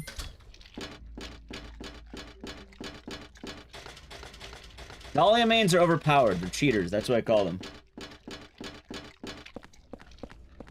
Do a spaghetti form. Dude, and she just pick for her assist every time. She dumps Agliofotis on you. Dalia mains be cheating. Anyway, I think it's 3, 7, 5. Oh. Yeah, so Umbrella Chronicles. Damn, I went the wrong way. Well, that's her level 3, where she tries to give you the big kiss, and then it does big damage. Umbrella Chronicles gives you more of a Wesker story, and it kind of fills in the blanks between games where you didn't really see him. Also, I guess Wesker's kind of present in RE0, if I remember right, but he's more of an add-on. I don't think he has, like, major lore presence, right? I think he's more like just kind of vaguely in the background. In terms of major games, let's see. She's fully present in 1 and shows up quite often. You can feel the remnants of Dalia in 2, 3, pretty much the entire franchise. She has a major role in Origins, and she also has a major role in the Shattered Memories.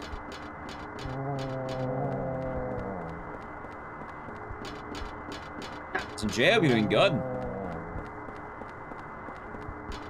Is new cutscene to 0 together with Birkin? That sounds right. Like, 0 feels kind of like Origins does, where you see Dalia quite a lot as well.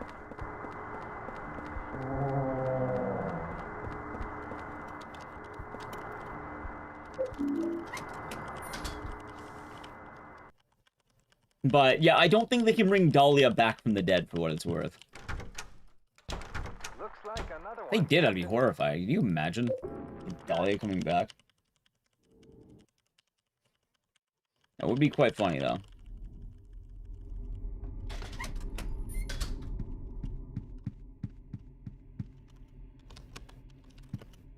There we go. Can they revive Wesker's smoldering ash in the volcano? They probably will. Apparently they already did it, we just don't know how. Because he's present in Umbrella Corp, as dumb as that sounds. Fucking Umbrella Corp. Oh yeah, the whole time it was actually Dalia Gillespie. I got this from Miss Galvin. But let us see the wonderful acts of Dalia throughout the franchise. In Silent Hill 1, she does literally everything. Everything is Dalia's fault. She summons God. She attempts to summon God more than once, by the way. She doesn't only summon God, she has multiple summonings of God. To the dumbest it sounds. Multiple failures, too. See, she's what they call a girl failure. That's what Dalia is.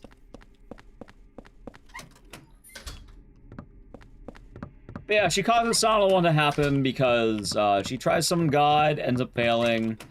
She then tries to do a summoning ritual to summon Alessa again, or Cheryl at this point. And then the events of Silent Hill 1 happen while she then lies to Harry Mason. Oh my god, I'm going the wrong way. She lies to Harry Mason to then try and get him to summon God. But she actually succeeds is the funniest part. She does succeed. And if you're wondering what happens, she's immediately fucking obliterated. She just dies. Which, deserved.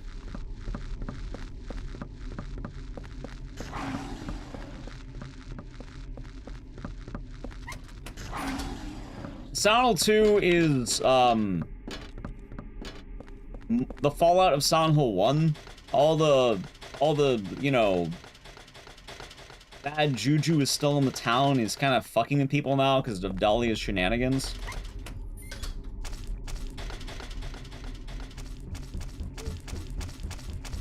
So, James suffers because Dalia ended up making, the town filled with cult magic. Or activating the magic of the town, let's say. Silent Hill 3, the cult has a resurgence because the cultists who used to follow Dalia want to continue her mission. I thought she had some good ideas, so they were like, yo, this Dalia Gillespie was a genius, not realizing, no, she's not. So then that's what Silent Hill 3 is about. Continuation. This game is that, Dalia Gillespie convinces, a poor orphan to become a serial killer, to summon God again. That's the plot of this game. Like, to put it easy, if you want to summarize it very quickly, Dalia Gillespie creates a serial killer. That's the plot.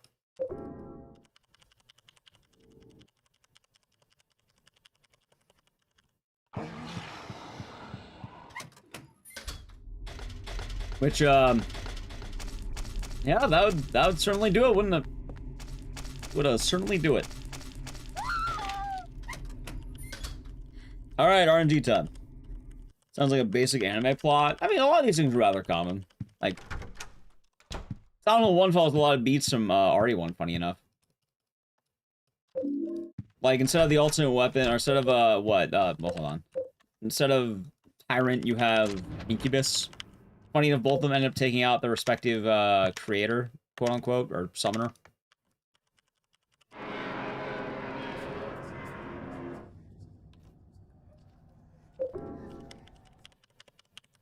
Origins is Dalia trying to summon God again. Shattered Memories is about it's a reimagining of Silent Hill 1, where you reimagine Dalia being a bad mother. Also known as, the consistent timeline where Dalia is a bad mother. And it's not even a reimagining, just... It just imagines her in a different form of bad mom. Instead of being a bad mom in a, you know, absolutely ridiculous way, she's a more normal bad mom now. What am I reimagining? Instead of a punch to the head with my right hand, imagine a punch to the head with my left hand. Anyway, L2.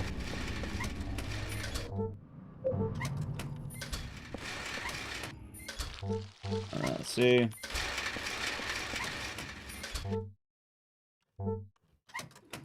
L2.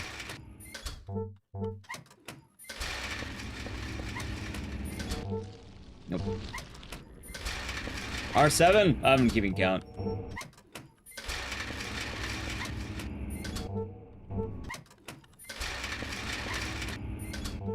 You know, we didn't have enough Leon posting for the good luck chat. I forgot to request a healthy amount of Leon posting. And because of the lack of Leons, I think we had bad luck. This is the hardest Silent Hill you played? Well, this is the hardest Silent Hill in the game, probably. Well, no, you needed a Leon. That's why we didn't have good luck. See, Manicore gets it. I like Mr. Leon here, otherwise it's bad luck. There's so many new age horror games. People play horror games with camera angles. I mean, let's see what happens. It's quite a lot of new horror games, though.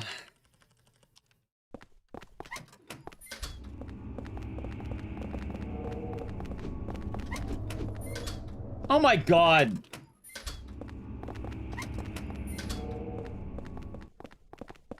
Hurry your ass up, Eileen. Yeah, happy to help, Dev Man.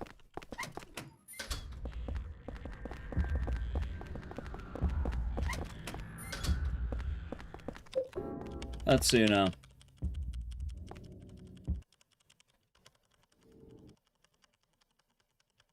Well, that could have gone a lot better. Gameplay, no, I'm not a human when it comes out. Yeah, we will actually. I'll try playing that as early as possible. I don't know what day exactly though, because I don't know when like when's it come out? Like, I know it's the 15th, right? But like, is it midnight the 15th, or like, is it just like? I don't know when we'll play it exactly.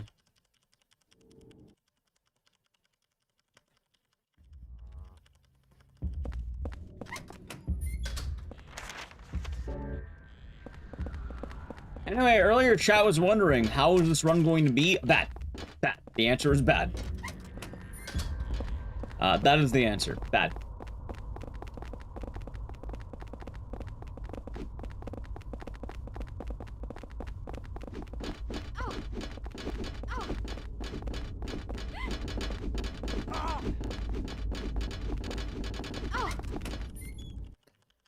All that because Eileen wanted to be a pleb. Now, chat, what if I told you Eileen's alter ego was actually Dalia Gillespie? That was her plan the whole time. She wanted to fuck my run. Plus, she fucked the town of Silent Hill. Oh yeah, continuing on Dalia. Downpour is pretty much just the town being the town at that point. Like, most of the games after Silent Hill 1 are Dalia has left a bad time in the world.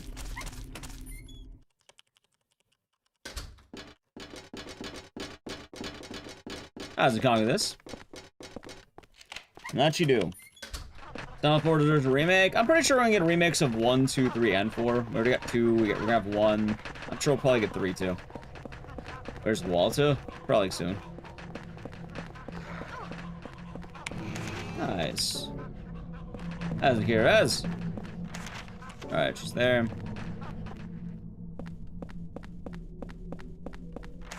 Eileen does this thing where she can get stuck. Oh, that's him. Trying to avoid that.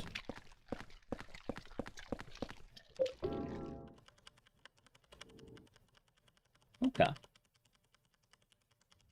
Let's play Cry of Fear. Why? I played it once, but why would Cry of Fear be relevant right now? Thought it was okay.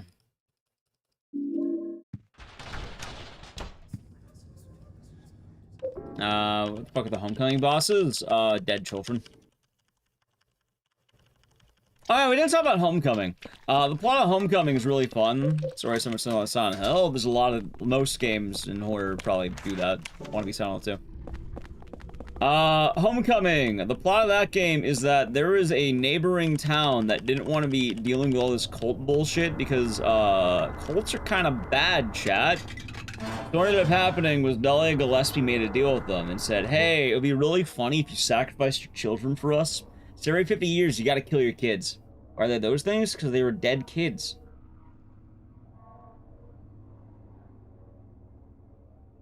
It's good song nearby. Cult magic. The answer is cult magic.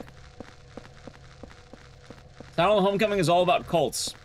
What ended up happening was, they fucked up by, killing the wrong kid. Wrong kid died. So by killing the wrong kid, it led to the cult not being able to save the town. So in order to save the town from all the monsters, they make a second cult.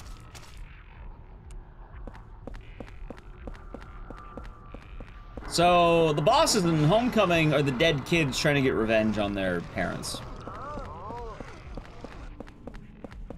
I should play Cry of Fear. I have played Cry of Fear. I already said I had, remember? You missed that. I don't want to play it again. I played it once. I don't really have any desire to replay it. Now, you need to do things to him for 30 months. 30 months. Can we get some Joels? Maybe. Any Joels in chat? Ecdycis Joel. How's it going? Doing alright. Can't complain today. It's been a solid day, I should say. Went to the movies yesterday as well. Thank you, dude. Let's see if you get any jewels. Maybe you will. There we go. We got a couple of jewels. Well, there you go then, Bad Dumb.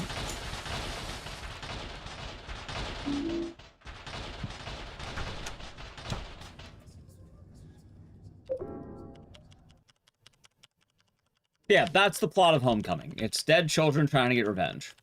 And the reason why they're spawning is because Dalia Gillespie made a pact with a neighboring town to not have monsters attack them. Because if you want to leave the cult, you have to pay the price of dead children. Because, I don't know, I guess Dalia thinks it's funny. That's probably the best answer I can give you. She thinks it's funny. I don't know, they don't really tell you why they have to. They just, that's how it works. You need dead children to avoid getting attacked by monsters. Otherwise, you would get attacked by monsters. Hell, some of those monsters are the dead children.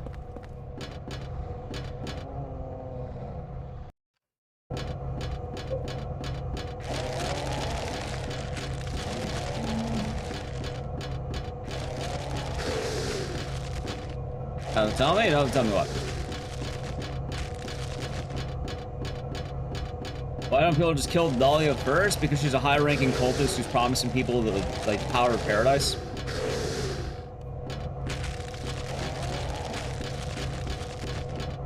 She's also working with very powerful people.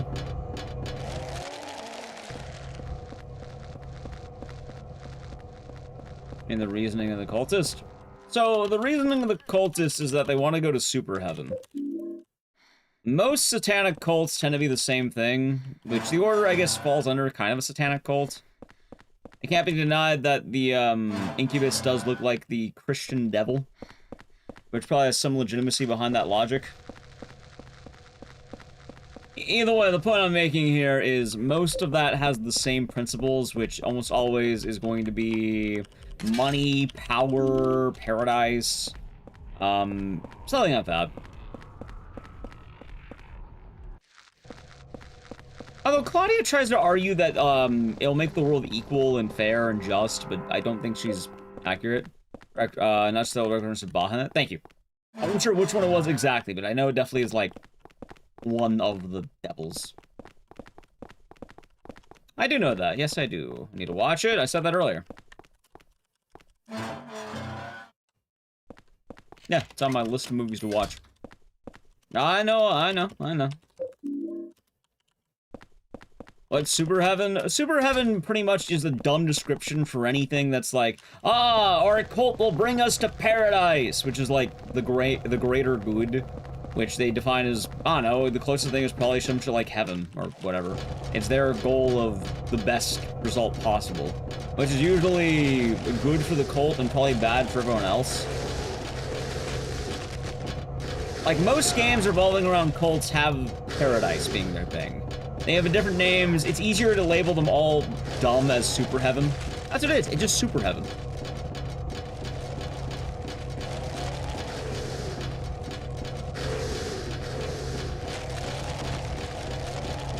Oblivion? Like the Oblivion game? I never played it.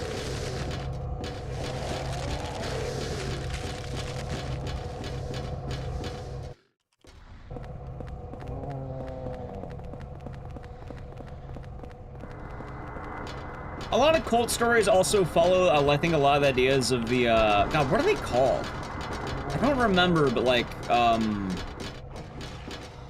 they're like the Princes of Satan or something like that. I don't remember the names. Like the Kings?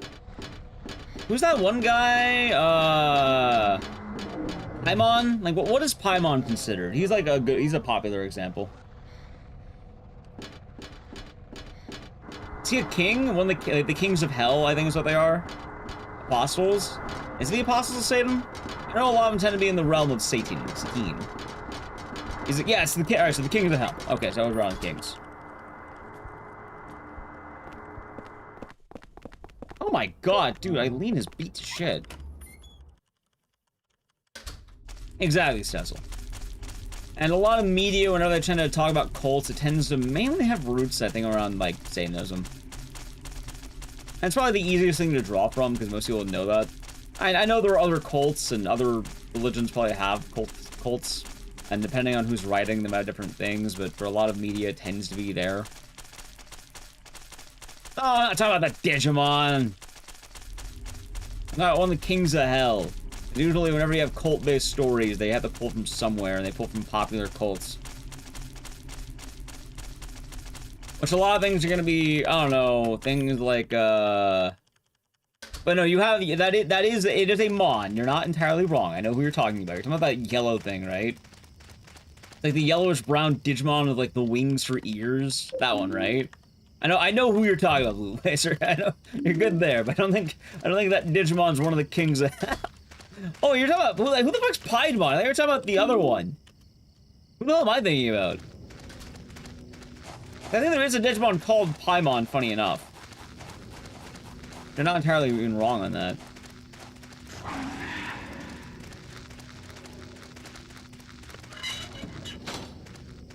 Never played Genshin, so I don't know who that is. Filemon. No, that's File. That one's different. Also, Persona has a bunch of, like, demon-esque things, so Persona would definitely have that.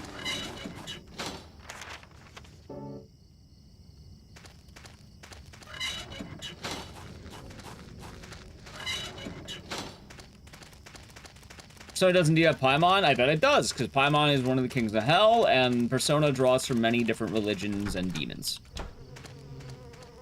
Where you have your, you have Shinto demons, Christian demons, Greek demons, a bunch of them. And Persona is a franchise, and Shin Megami Tensei by that logic, franchise that is absolutely pulling their demons from various existing, is spiritualism the right word? Spiritual beliefs, I guess? Mythos, thank you, mythos. Yeah, mythos.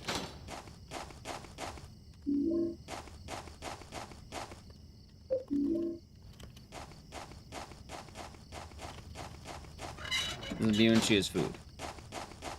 Gotcha.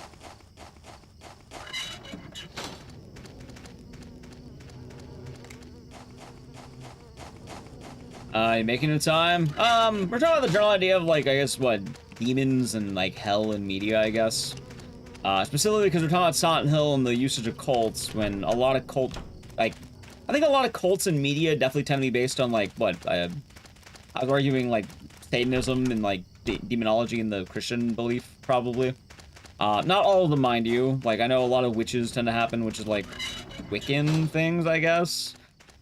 There's some Celtish stuff. Obviously, you have Shinto demons. Like, a lot of villainy comes from various mysticism and mythos. And that depends on what they're trying to do. Yeah, or just lore. Yeah, folklore. Folklore, thank you. That's the... I know those words, but I don't know all the words.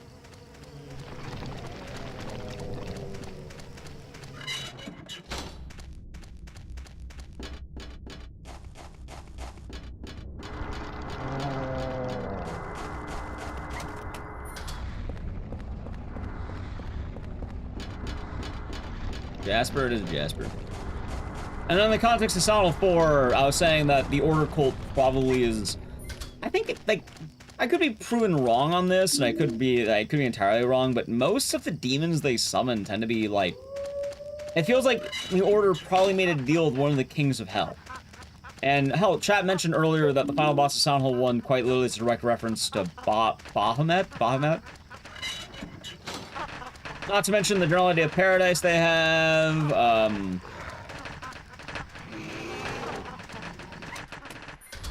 Baphomet, yeah, that one. Trying to do the pronunciation.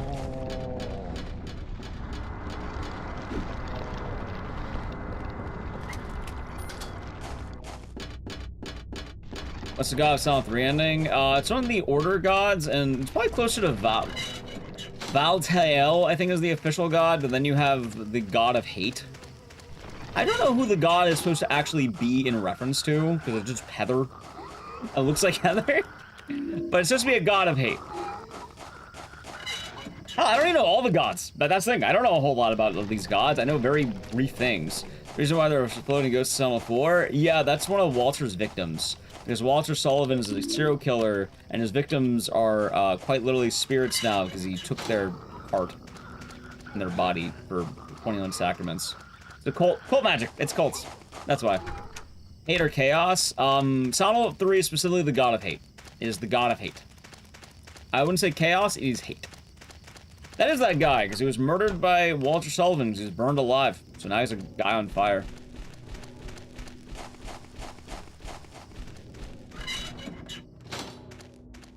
Yeah, Silent 3, the whole point of that game is that you're trying to fan the flames of hate. Which is why they're actually... Alright, it's kind of funny, because this is a very, like, silly way of putting it. What if I told you that Claudia's whole plan is rage baiting? Her whole arc is that she's rage baiting Heather. And she succeeds almost entirely. Like, if it wasn't for the love of her father, she would have been rage baited to literally becoming, an evil goddess. Or giving birth to God. That's the funniest fucking part! Her entire arc is that she gets rage baited.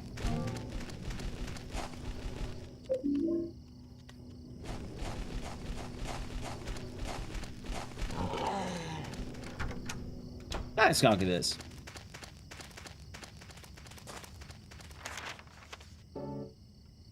Who wouldn't? Yeah. Well, again, that's what she's trying to do. So anyone who doesn't know the plot of Silent... Well, we'll also probably replay all these games with cutscenes, like, probably next week or something, so keep that in mind. But the plot of Silent 3 is that Heather Mason has God stirring in her, and Harry Mason's been trying to keep her safe quite literally all her life, because the cult wants to revive. So, unfortunately for Heather, what ends up happening is the cult ends up finding her, and then they're fucking with her. Heather has had a hateful god within her this whole time. What ends up happening is Claudia realizes this, and her entire goal throughout the game is to piss off Heather. Make her give in to her hate. It's why she does everything she does.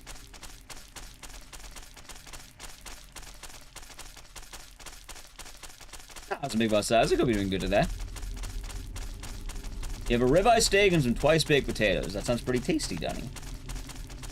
I had chicken nuggets today because I ordered drunk McDonald's. And I wanted some Mickey D's and it was left over. What's the downpour lore? The lore of downpour is like... It's Silent 2. That's it. It's Silent 2, but, like, different.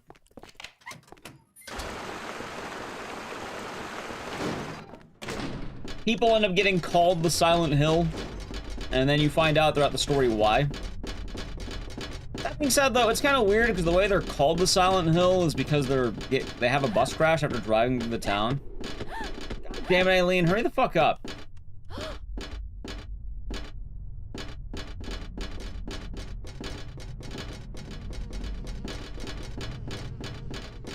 That should be fun. Any lore on how Harry is found in the first place? Because there's powerful cultists looking for you constantly. Like, the answer is sometimes easier than you think. There's no specifics. It's just powerful cultists are looking for you. Well, actually, the real answer, Unifying Light, is Douglas. Claudia hires Douglas, and then Douglas finds Heather. That's it. Douglas apparently is the world's greatest detective because he found Heather. That is the actual answer. They probably hired a string of detectives and one of them hit the mark. That's the actual thing. In fact, I wouldn't be surprised if there was more than one detective. There's probably like 20 Douglases out searching for Heather.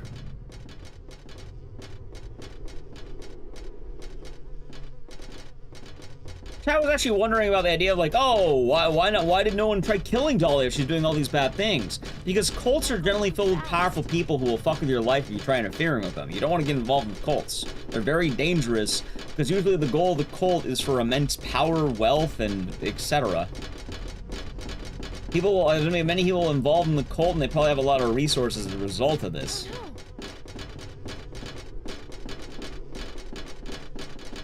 That's called a cult. He investigated Silent Hill before? Yes. We don't know the exact reason, but he says he was looking for a missing person. We don't know who. The likelihood is probably James.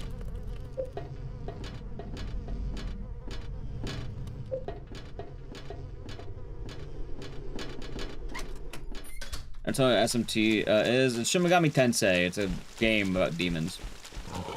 You know what happens if you shoot Claudia? Yep, if you shoot Claudia, you quite literally turn into God. Or you give birth to God.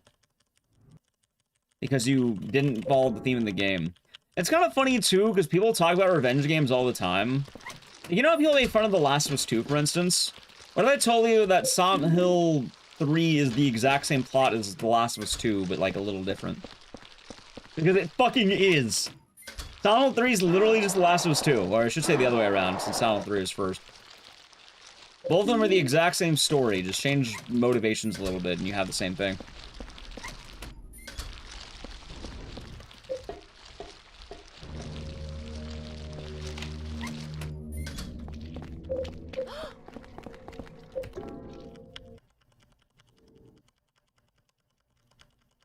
Which is funny, is a lot of people don't realize that Silent Hill 3 is indeed that. Last of Us 2 is told out of order and done bad. I mean, that's fine, it can be done that way, but it can't be denied that they're the same story. People love Silent Hill 3 a lot, and that's okay. In fact, I think you should like that game. It's a very good game. It's just, yeah, no, they're the exact same, like, story. Both are revenge tales where the father is killed by a group of people led by a antagonistic woman who's probably about the same age. Oh, wait. Yeah, let's go. Oh my god, I forgot to use the shirt. I was like, wait, what am I doing? I was in right. Should be doing good. Well, this turn's definitely dead now. I knew I forgot something. That's fun.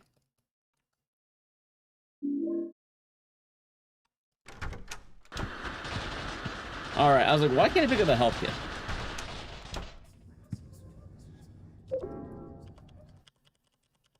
Talking over the years, a lot of people began to appreciate Silent Hill 4 because it's not the other games. Which is unfortunate, but also good. Like, I'm glad people are becoming fans of this game, but at the same time, I can't deny that I think a lot of people really like this game because it's not, like, Downpour and, like, you know, Ascension and Homecoming. Which I guess better by comparison's still good-ish, I suppose. Like, it's probably fine. I think it's okay. Book name? What? Are you talking about Shin Megami Tensei? Shin Megami Tensei is a series of RPGs, and it's based on a variety of mythos. City of Kinesis. Nice.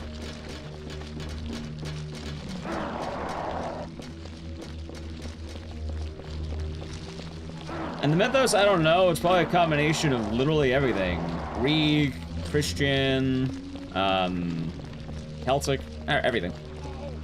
Guy you can live off guard. People like Mr. Boomhauer. Thought I'd bring him in today, Mr. Dan the Enigma. Oh, you doing good? How's run going so far? This one's totally dead. We'll finish it up. I like the Alan Wake games. I really like Alan Wake 1. I think Alan Wake is definitely a, Alright, I'm gonna try wording it this way. I'm not talking about anything beyond this. I think Alan Wake has done a lot of good for the world of horror media. I personally would not like to play any more Alan Wake games. If any more Alan Wake games come out, actually I don't even want to play any new Alan Wake games. They don't ever do well. They do really bad. And they've gone so bad I had to ban the word Alan Wake 2.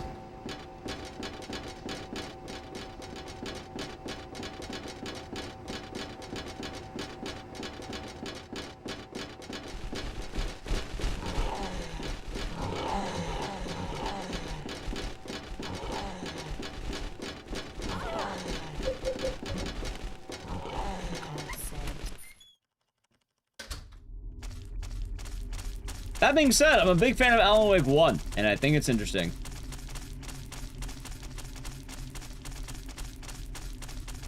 I like Alan Wake 1 a lot. I'd speedrun more if it wasn't 3 hours. Faith is damn good. I love Faith. That being said, do I think Alan Wake 2 is bad? No, not at all. I think Alan Wake 2 is a very interesting game, and I'm glad that it is around. I really do hope that the next game runs better on computers, because Alan Wake 2 ran like shit when it came out. Like, people do not understand how badly that game ran on release. Also, I realized I misequipped weapons.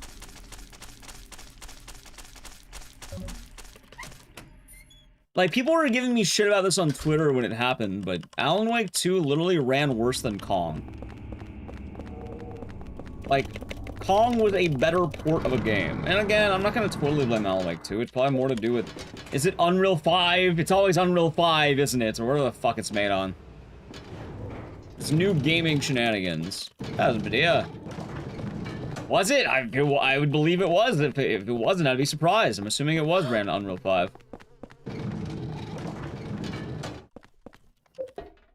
Yeah, no, like, that's what I'm saying. I'm sure now it runs perfect. Like, now it probably runs great. But when it came out, like, it ran worse than Kong. Like, Kong, I didn't have problems with. Alan Wake, I fell to the ground. I heard about memory leaks even on... It had a console memory leak.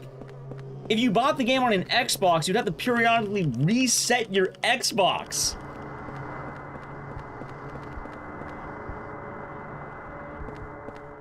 You might need to retype that. I'm not unbanning the word Alan Wake 2 today, because I don't want to dwell on this conversation for too long. Thank you. Yeah, I've never, like, a lot of games don't even have console memory leaks. The port was so bad, it had a console memory leak. Like, oh my god.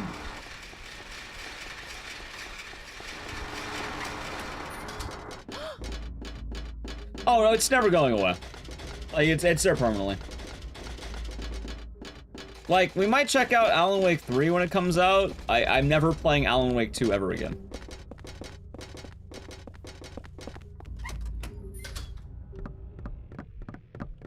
Like, yeah, we're never doing that game ever again.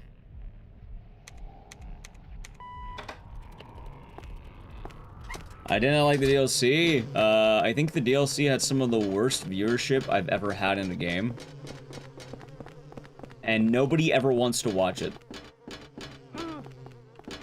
Like, streaming those games is hell. By the way, I'll say, if you're wondering my opinion as a game, it's fine. I think it's very solid. I think it deserved its spot as Game of the Year nominee. I think it's done a lot of good for the world of horror, and I like to see continued success for that franchise. I'm just saying I don't ever want to stream the games, like, more than once, or I'm not streaming Alan Wake 2 ever again. I don't really want to. Like, people don't like watching it. That's simple as that. I gave it multiple attempts, just not a good watch. People, like, I can say this from experience. People don't like it. Like, I think we had more people for Time and Eternity, which is a random fucking weeb game that was like a romance anime thing. That I pulled out of my ass. Don't go too far ahead. Now I know what you're thinking. Oh, but maybe that game's a banger. Right, but for predominantly a horror channel, I thought one of the biggest horror releases of the year would probably do better viewership-wise. What do you think it would? But it didn't. And, you know, I've definitely been trying to relax a little bit more about stressing myself out on how streams do. But, all things considered, I'd rather have some positives than playing a game like that.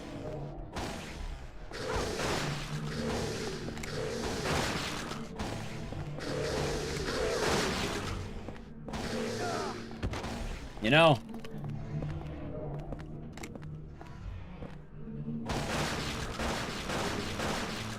There we go.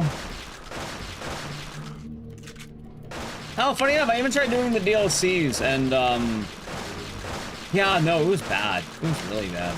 Not the game, like, just people didn't like watching it.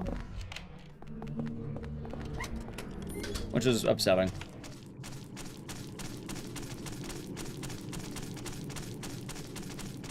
Hell, I don't even want to play Alan Wake 3 when it drops. Like, why? Maybe.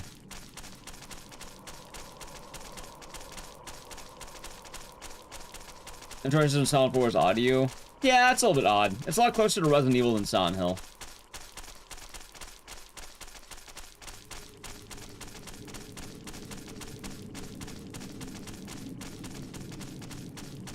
One painting? Wait, which one? Well, I'm probably gonna be allowed that. Not a good stream game? Yeah. Also, many games have this, and, like, it's a bad spot to be. 1, high-profile release. 2, the game being cinema, so everyone wants to play it for themselves. 3, the game being a little bit on the rougher side, so people don't want to play the game.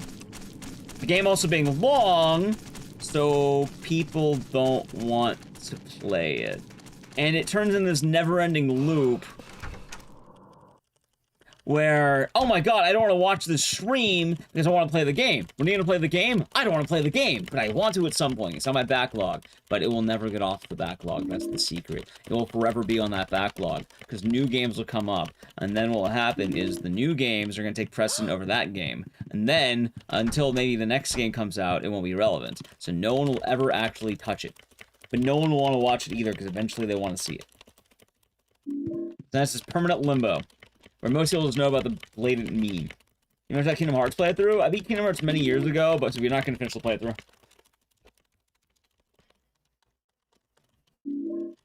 But for what it's worth, I beat it when I was a kid.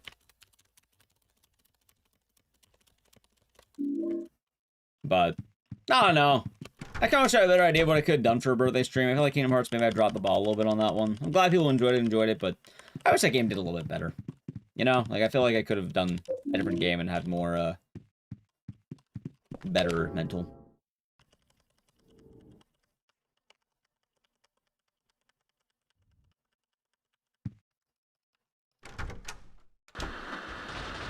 Ow. Order of Dust, aiming the tier 1 for 26 months. Richard's a good lad. How are we doing good today? Thank you very much. Ecdycis stare high. Acquired the How are we doing good today? Richard Ecdycis flag. Goodbye. Love the content. It was so fun to do. Thank Torres, where I think we're probably solid there.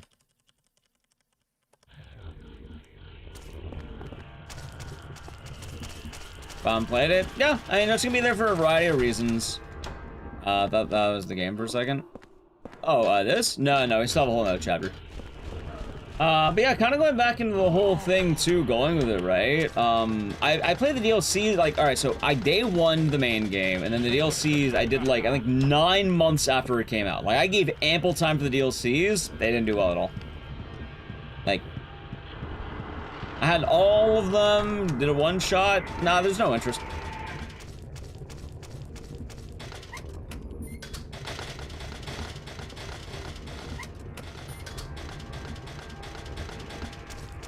That's fine.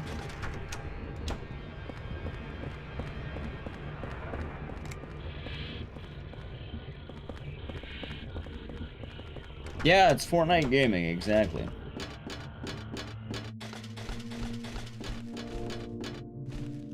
I don't even know if I really want to play, like, if they make a third one. I don't think I really want to. Like, usually all that happens is I hemorrhage followers, which I'd rather not.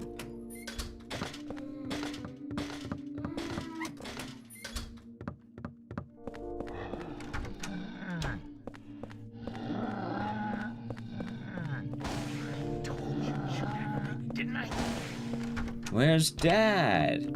Yeah. Shut the hell up. You know what I'm gonna focus on though? Silent baby! Fucking new Silent Hill! Less than 10 days. It's a-coming! And that's gonna be a good time, chat. Brand new Silent Hill. Good stuff.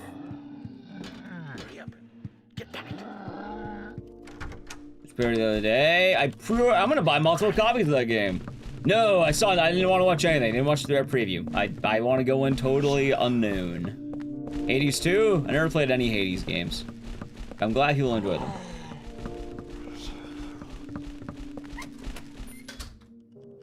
Can't wait. Yeah, I'm very excited. I think it'll be a good time for the Silent Hill fans.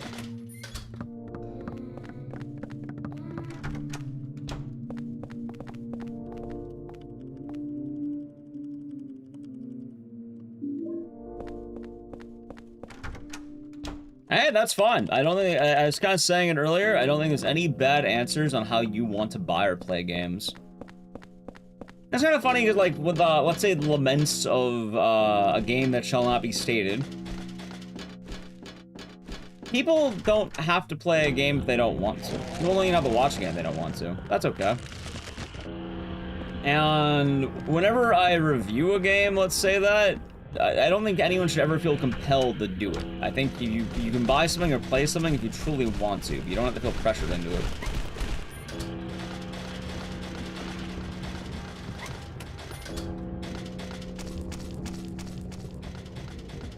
I've saw this fans on the stock complaining about like they have been previously for a while now. What do you mean that? Wait, what? Explain that again. Trying to remember what time the live Persona left. I have no idea because I don't know when it's officially out for me. Ideally, I'd like to play it like frame 1, which I think will be nighttime. Yeah, see, that's the secret. Mars is right. They'll never stop complaining. They will complain until the end of time. Well, my time zone apparently is the 22nd, so the 22nd midnight maybe, or like is that the 21st minute? Is it midnight? Is it 10 a.m.? Like, what is it? I don't know. Because admittedly, I'd like to play the night of whatever day it is, but I don't know. Even if it's midnight, I just don't know.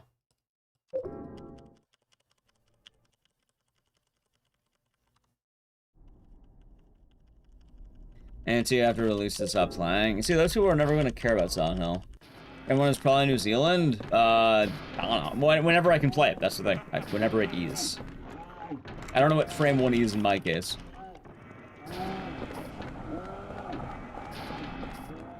My favorite Dino Crisis interaction is the one person who came into stream who, right before DRDR got announced, literally, I think it was like maybe a day or two beforehand, they were trying to tell me, Ecdycis, do you really believe Dead Rising will get anything before Dino Crisis does?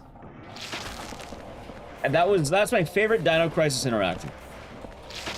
It lives in my head. I remember that exactly. Like, literally 2 days before they announced DRDR.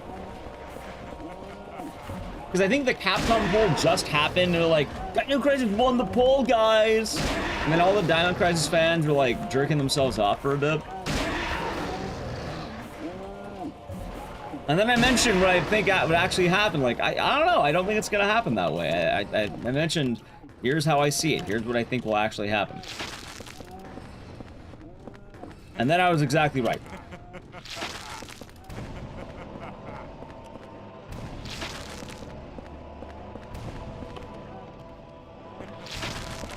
Ow. And doing the shredder, don't know.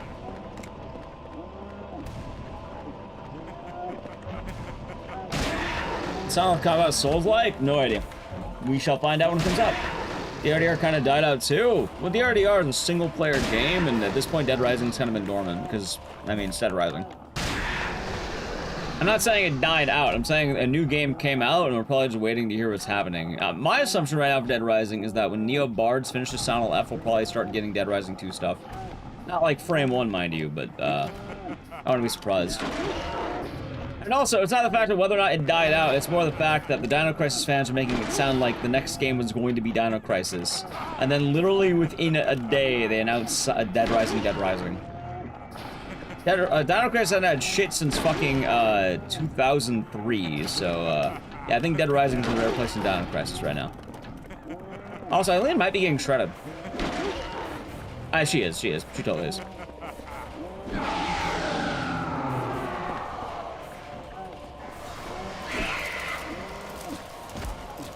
Reddit.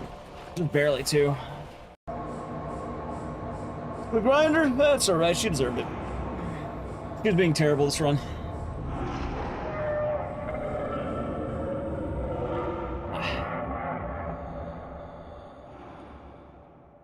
I should have said, do I like Rule of Rose? Kind of. You know what? Here's my example. It is a beautiful movie. Watching Rule of Rose is a damn fine time. I think good stuff happens when you decide to watch Rule of Rose.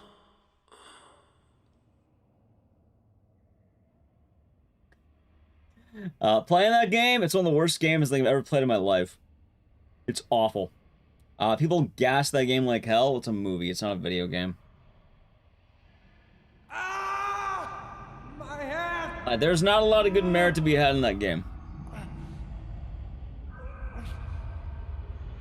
We're avoiding Silent Hill discussion. Not looking into it. I don't want to know about the gameplay. We'll play it when we play it.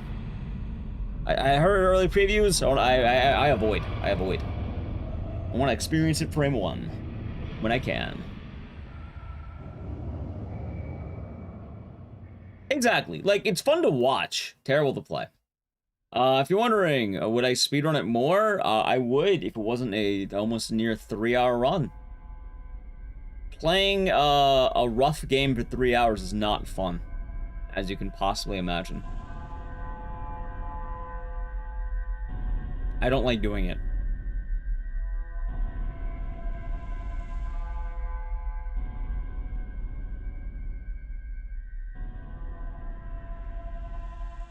Walter. Mom. Walter. Mom. Chicago, Walter. I'm home. I won't let anyone Fans are complaining about it. Silent Hill fans will complain till the end of time. Forever. Walter. Walter. And now the news. Put it away, Walter. Yesterday, in Ashfield and the woods near Silent Hill, the body Well, it is a of horror five game, apparent murder Wolfgang. victims And and Boomhauer is a severely fan of horror, I wounded guess. female were discovered. The woman was immediately rushed to St. Jerome's Hospital, Walter. but Walter let Dahlia convince him that his mom is in an apartment. Is he stupid? See, the funniest part is Dahlia didn't even convince him. Dahlia thought that Walter wasn't dumb enough to think that. Unfortunately, Walter is dumb enough to think that. Of the South Ashfield Heights apartments. It is believed That's the worst part. Dahlia didn't even convince him. Dahlia thought, like, Dahlia was lying about his actual mother, and for some reason he thought it was the room. Impossible.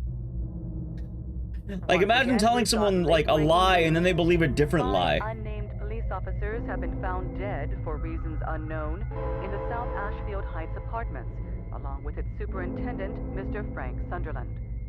All other residents of South Ashfield Heights have been rushed to St. Jerome's Hospital, many complaining of severe chest pain. These strange incidents are similar to the ones which occurred in Silent Hill some years ago. I know, chat. We'll play another game next. I don't know which one. We'll find out. I need to play a brief Edge. Why play Edge? Sub to the channel, Prime Gaming. This is a great time because I'm setting up whatever game is next, which, we'll see. Maybe Tunnel 2? Yeah, why not? At least Tunnel 2. Alright, Ed. Prime Gaming.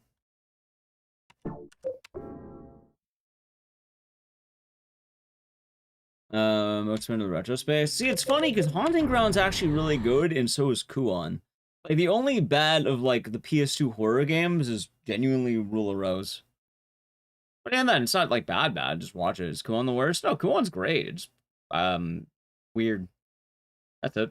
Rule of Rose is easily the worst of the expensive games. Like, I think if you are buying pricey games, and you are trying to, like, get your money's worth, Rule of Rose is easily the worst of those. Oh, the worst part is Rule of Rose, you're better off not paying money because you can watch a YouTube video and it's the same exact principle.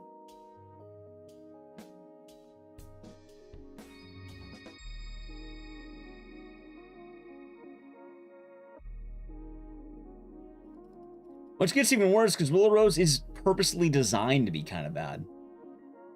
It's not bad because they made a bad game. I guess they did. It's not bad because they, you know, messed up along the way. It's bad because they purposely designed for it to be bad. So.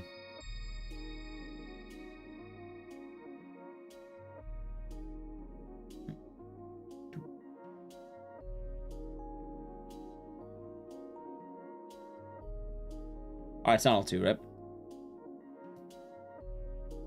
That's all the video going. A lot of progress, actually. Lots of progress, Blaze.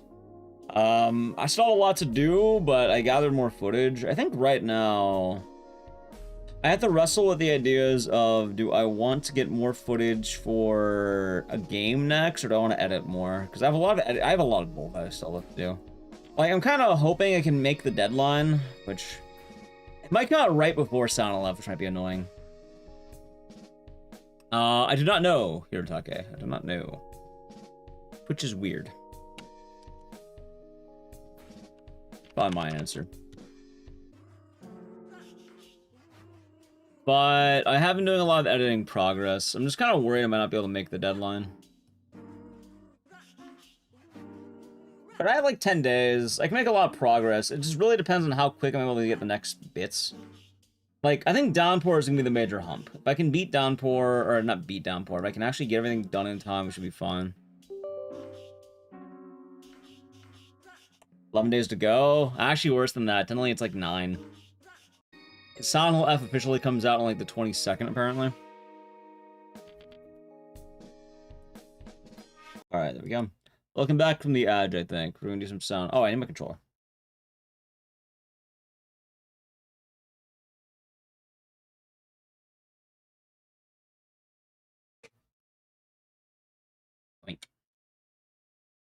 Yeah, so the funny part about Rule of Rose, right? Here's a good example, because that game... People like to mention the bad combat a lot, and, you know, designing combat in a horror game isn't always the easiest. And some people even argue that Silent Hill games don't exactly have good combat, except they actually kind of do. The combat's not bad in these games. Rule of Rose purposefully had bad combat because they wanted you to feel weak because you're playing as like a 19-year-old girl. And it's very specific. They wanted you to be weak. They did not want you to be strong. So as a design choice, they made the combat purposely infuriating. Let me reset the run once. I don't know why I hitched on the car there. So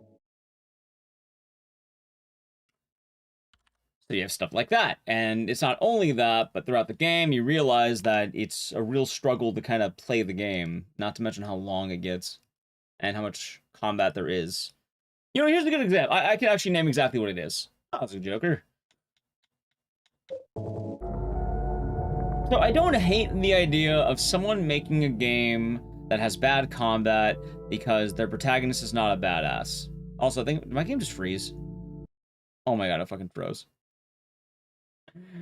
God, it is not a good day for Silent Hill 2, apparently.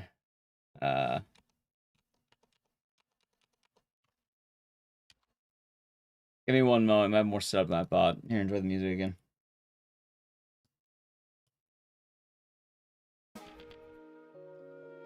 Screen's gonna bug out. That's okay. Yeah, it crashed. I don't know why it crashed. It's weird. Maybe I didn't do it right.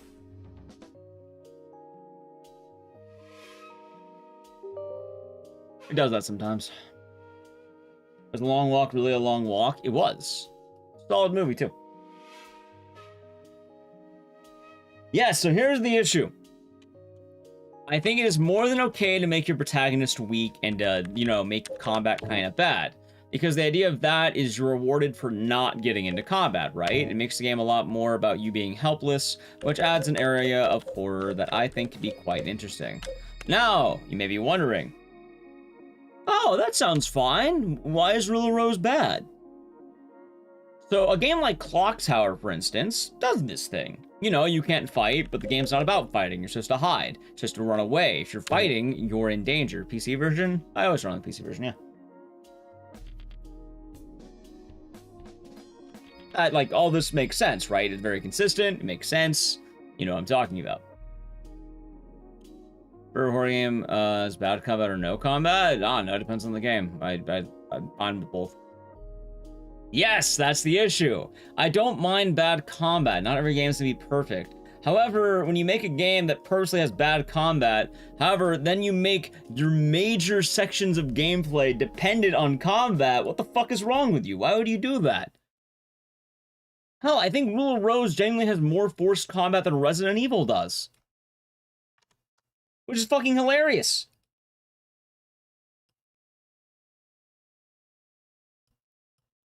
It's 2.5 hours, and there's a ton of forced combat. Right, Clock Tower 3's combat's fine when you get the learning curve. I just been with Chronos, it's 3.5 hours right now. I don't know. I'm leaning pretty heavily to no, probably not, because I don't really want to do a 3.5 hour run. I probably should, but I don't know if I really want to speed on Chronos. Also, I don't think people are actively watching Chronos. Like, I don't want to make viewership the end-all be-all for doing something, because we beat Chronos casually, and I was fine doing the casual streams, but I think speedrunning Chronos is not a good idea right now.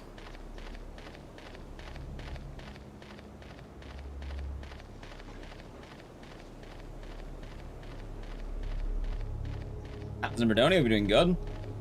Yeah, that's the issue with the Rule of Rose. You have pretty bad combat, but not only that, by game design, you're forced into combat. And if I remember right, there are more forced encounters than RE1. Like Chronos, yeah, it was solid. It was really long. Very long game. It was a fun time to play it. We had to, I was like 17 hours, so we had to do 2 streams. Like, it's a long game.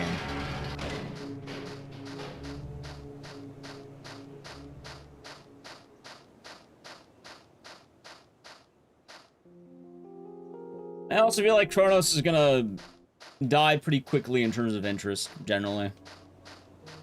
Kind of a bummer, but it is what it is. You know what the ending is? Don't worry, I don't either.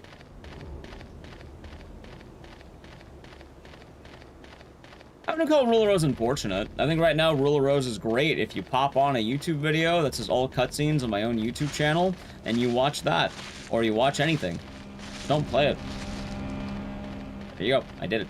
Saved you many long hours. Those badly designed boss fights? Yeah, they're pretty bad. Also, even weirder, with the bad combat, it's not only bad playing, it's bad reacting, too. Like, there's a boss enemy that has a 360 massive radius AoE attack that knocks your character down. It can hit you on wake up, which is forced. There's no way to dodge it to hit you on wake up. You just fucking get knocked down. It also does a massive chunk of damage. I think it's one of the hardest hitting attacks in the whole fucking game. Mermaid? The mermaid's not even the bad one. That has its own share of issues. Clock Tower came back? You mean like Clock Tower Rewind came back? It's already back. I'm fine with anything. I really don't care. They're probably doing Clock Tower PS1 remake next. Was it Hoffman? It is Hoffman. If you're wondering what is the major run killer Rule of Rose, it's Hoffman. You run the game for 40 minutes, and then you get to the first boss where he has one of the most brutal attacks in the whole fucking game.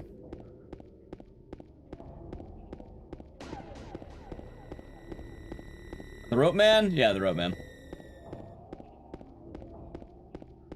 360 AoE. Hits on all, like, massive range, hits on all sides. You can't hide behind him, you can't go in front of him. It's funny too, because suddenly you have Brown who can hit him, but Brown gets, like, immediately defeated if you don't do it right. Like, he's useless. That's Soldier Wolf. The problem with the Rule of Rose is we don't have a whole lot of things that are exactly confirmed, so there's a lot of speculation. A lot of fan theories as well. I've heard a lot of people complaining about, like, what's the word? The meaning of Rule of Rose, and usually the fan theories is what tends to be popularized. A lot of people, like, mention the hinted things, but I don't think we'll really know unless we have, like, developer interviews.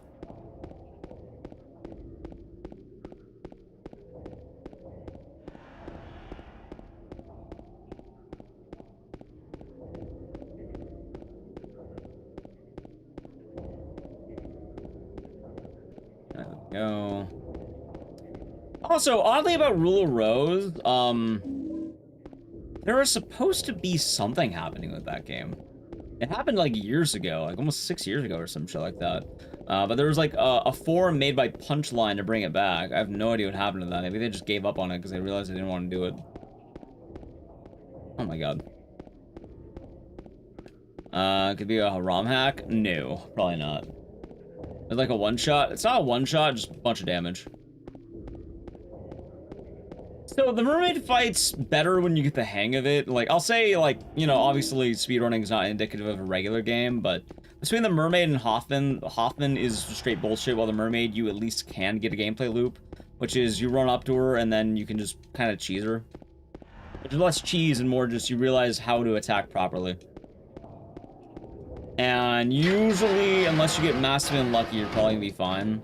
I think the mermaid's only real issue is the time she directly spawns on top of you, which is kind of funny. But at that point, I don't know what to tell you. You got unlucky, I guess. You're like Rule of Rose, and that's fine. It's a great story and one of the most beautiful pieces of cinema you can ever see. I'm not saying it's bad. I'm saying playing that game is like pulling teeth. No, you might be getting some pearls out of it. Like, imagine your teeth are made out of pearls, right? And every time you decide to yank one out, it's the most painful experience you've ever endured. So, watching someone else yank pearls out of their mouth is pretty nice. If I had to yank them out of my own mouth, though, that's gonna fucking hurt. A lot.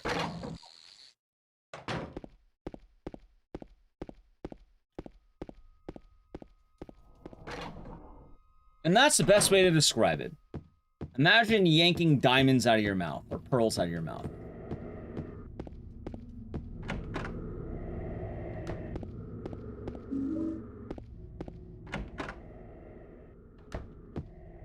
I think Ruler Rose's issue, the lore is that there's no one to weigh in on fan theories. Yeah, I mean, the problem is Punchline more or less is kind of a dead studio. I mean, they're around, but like, again, like 6 years ago, they had a survey to bring back Ruler Rose, and nothing has happened since then.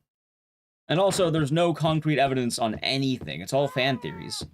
We don't know developer intent. We don't know what was meant to be written. Like, hell, one of the more popular things, there's no official confirmation outside of context clues. And most people assume there's context clues, because naturally, yes, you're probably going to assume that. But even then, you don't know if it's true or not. Which is very often Hoffman's dark story, let's put it that way. The Hoffman story with the girl, there's no actual, like, confirmation on that. Most people speak of it like fact, and realistically, you only have context. The issue is, we can't know. There's no way of knowing. In other words, your trash and TP holder? That's fair. I'm very glad I have a copy, and every now and again we'll do it, but there's many reasons why we don't do the speedrun. I'm doing all ending with Sound Left. I'll probably keep playing that game until it, like, goes out of style. I don't know how to put it, but we're doing a lot. Giant Fu Manchu? I guess it, yeah, I suppose it does that, doesn't it?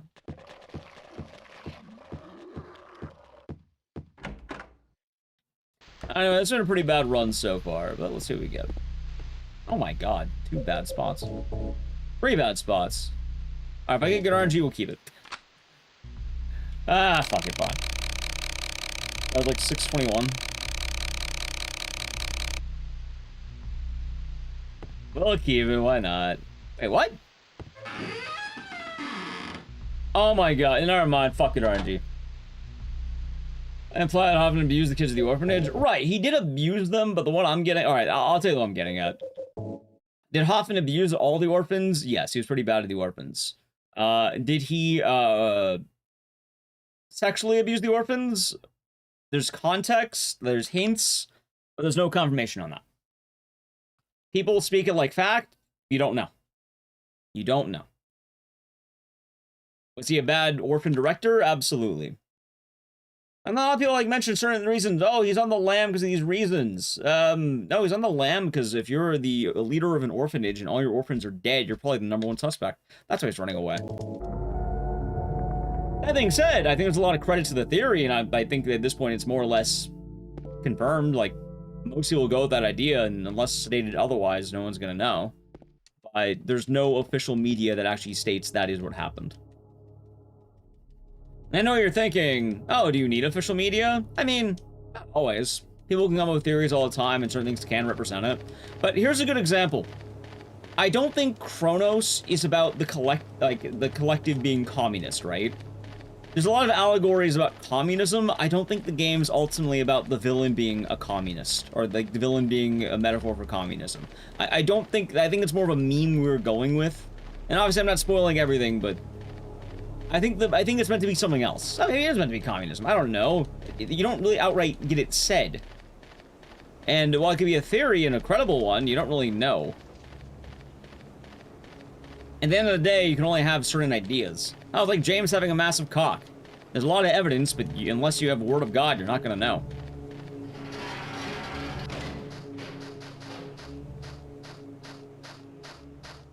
I can't believe I had a reset because of that fucking clock.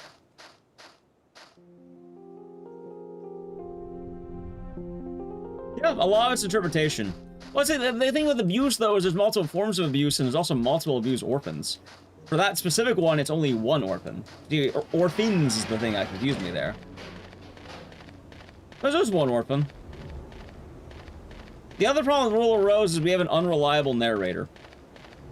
When you have an unreliable narrator, it's kind of hard to tell exactly what happened.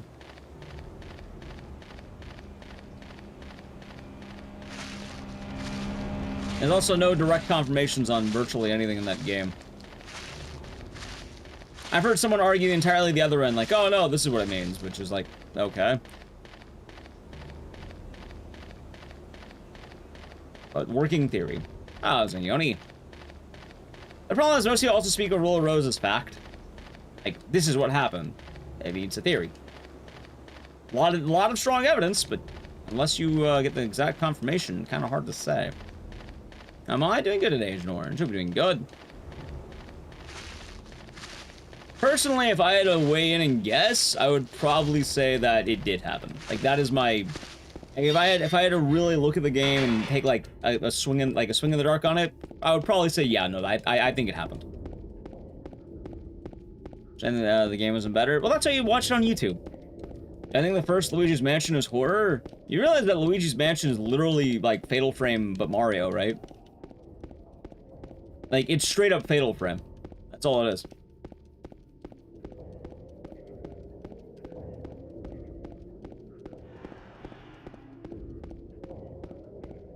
Like, it has everything to do with Fatal Frame 1. You have a mystical device given you by a, let's say, a mad researcher.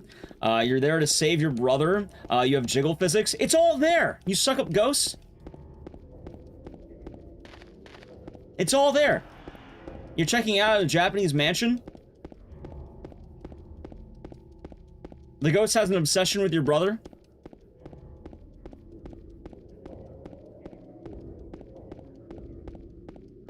Well, it's not even Luigi being thick, it's his nose specifically.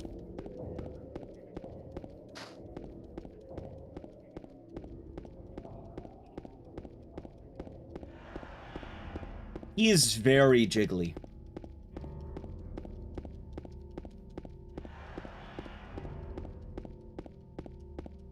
Exactly, Dad Man.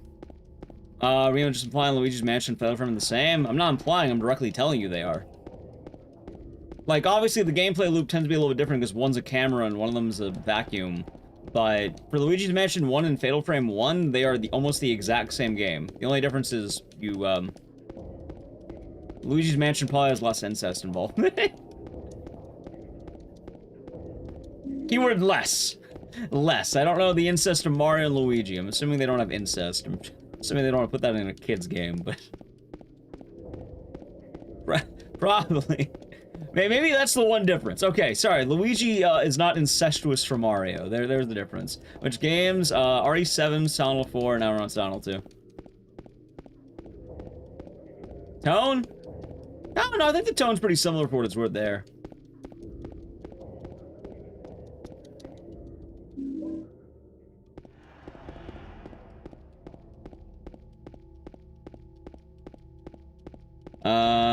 First against Asher Intense. Luigi's Mansion. Never played Beyond 1.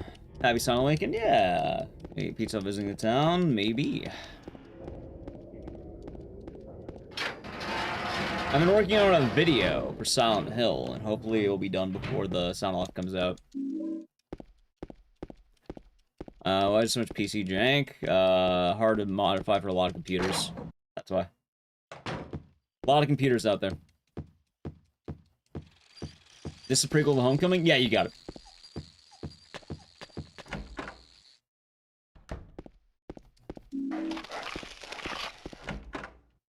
That being said, it should also be stated, chat, that any video game out there, hell, any piece of media, if you can find your own belief in it and you can, like, make rationale for your arguments, I think themes of that can be argued and, like, you know, seen. Hell, sometimes it's directly present in the game, sometimes it's a big factor, maybe it may not be intended, but it could have a lot of, like, you know, validity behind it. Like, for instance, James is packing a massive cock. The man is absolutely hung like a horse. That's why he runs the way he does. It's like a fucking grandfather clock down there. Or should I say a grandfather cock, because he's packing heat. Or should I say meat? Cheese wheel size? Well, actually, in all fairness, he's just wide. I guess for what it's worth, we don't know how long he is. We just know he's wide. I call James the tripod, but I could call him the cheese wheel. For anyone who doesn't know, I made a video about Silent Hill 2 where I proved James is packing meat. It's on my lore channel.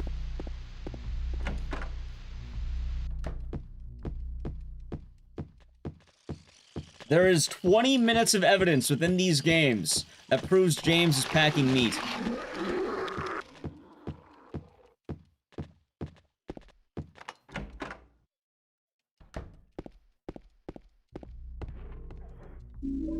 It may be a joke video, but it has a lot more evidence than your average joke video. I'll tell you that much. It's not me just throwing out a silly theory and then go like, oh, disprove it. No, no, no. To support a theory, you must prove said theory. That was Dream Bomb. Good morning to me too. Well, good morning to you. Man's got Schmeat? He does. James got rejected from the Small Wiener Club? Kind of. 10:06. 28.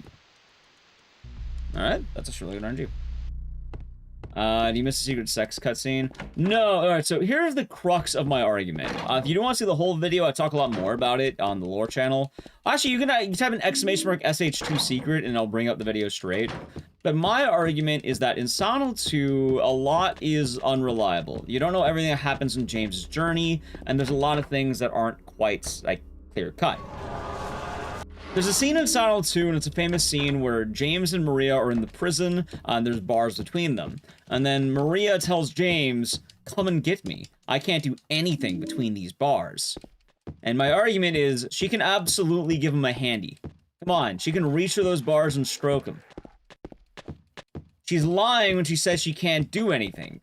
Or is she? Because Maria wouldn't be lying. Maria knows everything about James. She's his inner psyche and also exact one-to-one copy of his wife.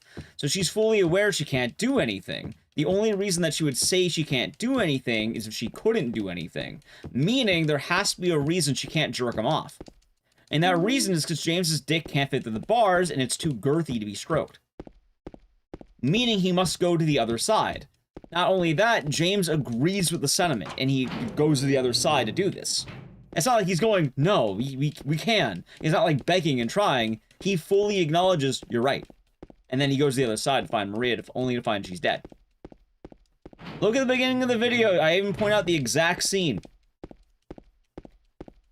It's the part where it's like, James, honey, did something happen when we got separated in that long, long hallway? You were always so forgetful. Remember that time in the hotel? There's a part where Maria hugs James, she reaches to the bars, and gives him caresses his face. And then she ends it by saying, you know, you want me? Come and get me. I can't do anything between these bars.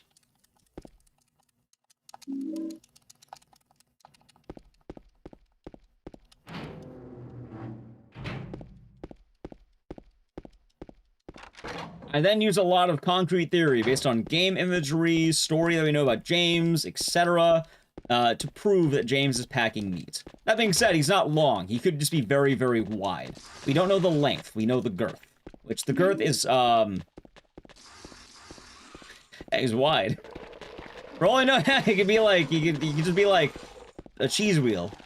But, even like a fucking frying pan or something. He'd be like a plate. Plate man. Could you imagine the man made like a plate man? Hyper FF, yeah, failed rooms would be tight. Yeah, he'd be like a tree stump, exactly.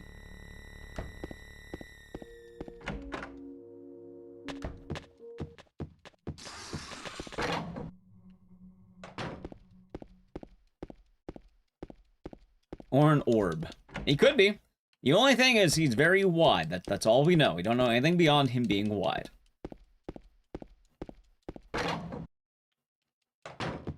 Hey, I'll say right now, it's a good video. It's a very good video. About 20 minutes. He would pass out. Maybe James has more blood than the average man.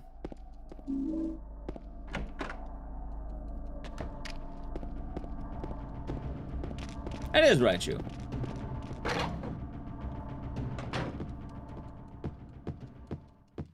It's kind of funny, too, because there's a lot of arguments within the game that prove exactly what I'm talking about. My favorite one is there's a part in the hospital where James has to open a fridge, but he can't do it without Maria's assistance. Like, for some reason, he believes he can't do something unless Maria is helping him. Then when Maria helps him, despite Maria not being real, he's then able to do the thing. It's funny, because we know Maria's not real, and someone might make the argument, Maria's not real, that's why she couldn't jerk him off. But the thing is, if mentally it all made sense, Maria, you know, jerking him off through the bars would have been more like, a man jerking off in an abandoned prison, which is really depressing. But it would be accurate. What if it's shaped like a pyramid? That's actually what we're joking about. Like, maybe it's like Pyramid Head. Maybe he's cracking a triangle. Maybe it's the Great Knife, because, you know, it is big symbolism. Maybe it's kind of like, you know, just like a pipe. All we know is that it's too big to fit through the bars. That is the grand crux of it. What's up? Chilling. How's it going? Talking about James's hog. Deleted scene? Well, it's not a deleted scene, because it doesn't happen because he's too big. And say he just hallucinates his hog as Maria. Well, if his hog was Maria, that would also be girthy.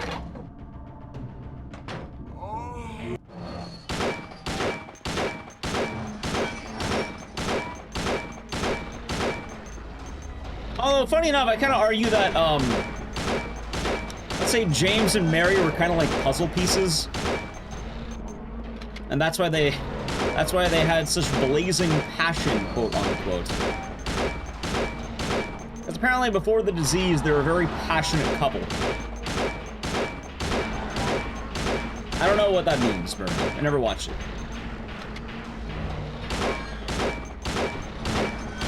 Game I have the most time on? Yes, actually, it is. I think I'd be better at this game. Oh well.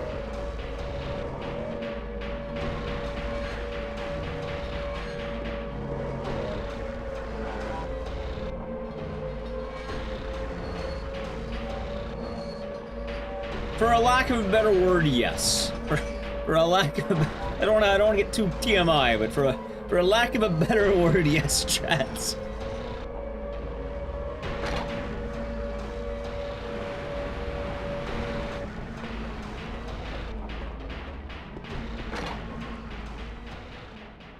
Hey, I'm just saying, unless Masahiro Ito comes out and disproves my theory, there's a lot of evidence behind it.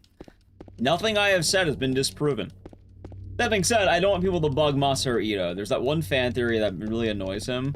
Oh, that fan theory tends to be the exact specifics of what they meant for, like, major plot beats. I feel like if Masahiro Ito saw my dick theory, he might laugh. In fact, what if he can, dude, what if Masahiro Ito at one point can watch my video and confirm it? It's just to fight him, you run around shooting him. Which one? My dick theory. The one where James is packing absolute meat. Exclamation mark SH2 secret. Mary.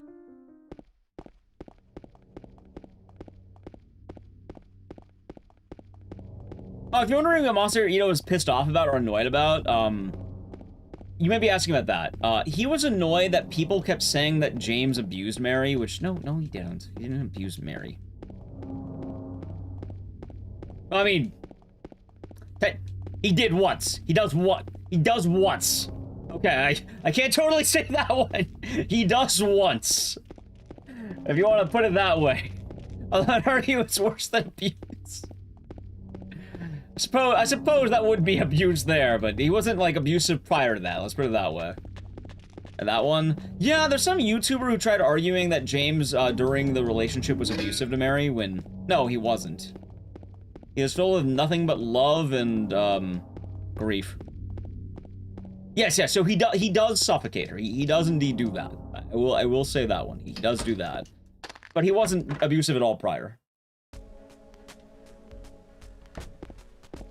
Did you find the lady you're looking for? What's her name? Mary? Never play the game. A lot of people like to be more hateful than they think. And also, it's kind of a weird thing where I think people really like to make a villain of James.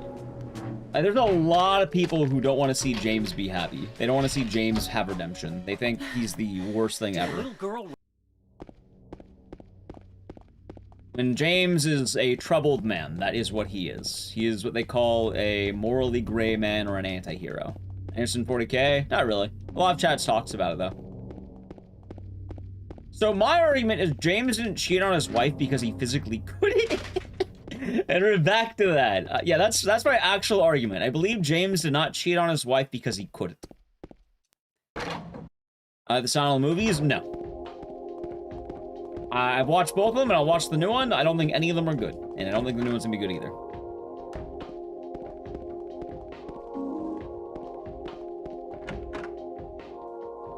Which Silent Hill characters are Coke drinkers, which ones are Pepsi? I don't even know how to quantify that. I feel like I don't drink enough Coke and Pepsi.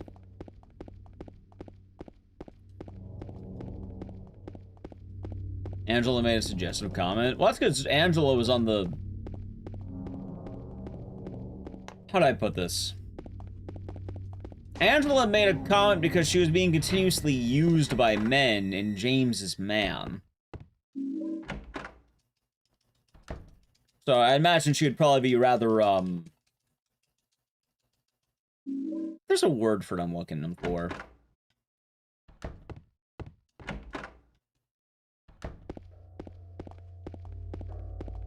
I'm blanking on it. Biased? Yeah, biased. Trauma response? That too. Like, she'd be reasonably biased. She would have biases.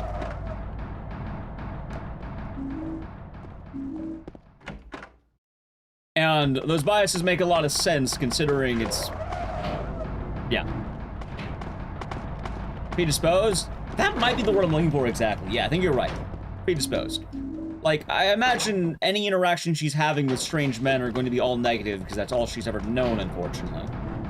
Strange men have not been very kind to Angela, so I imagine if a strange man comes up to you, you're probably going to do your best to not engage with a strange man.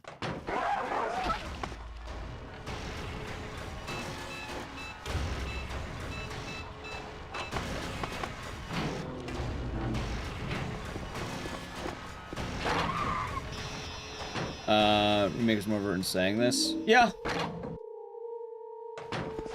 Like, James definitely is not, like, well, actually, James is weird. Depending on the ending you get of James, he's more of a sad man than a bad man. Like, in most endings, I would argue James is a troubled man or a sad man. I think there's only one real ending where I could argue he's bad. Alright, 3316 and 1778. Give me 1 second. 3316 and 1778. 3316 and 1778. Ow. 3316 and 1778.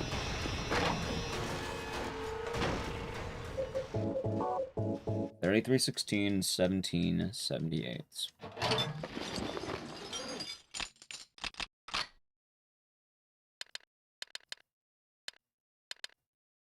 Nice, got it. Also, Jolin, welcome on in. You know, watch Weapons? I did watch Weapons. Actually, yesterday, I went with Nally Q. We watched The Long Walk and Weapons. And I like both movies quite a lot. Weapons is probably one of the best movies I've seen this year. We are avoiding spoilers in chat for obvious reasons, but very good movie, and I think people should watch Weapons. It also inspires a lot of hope for that new Resident Evil movie. Just saying.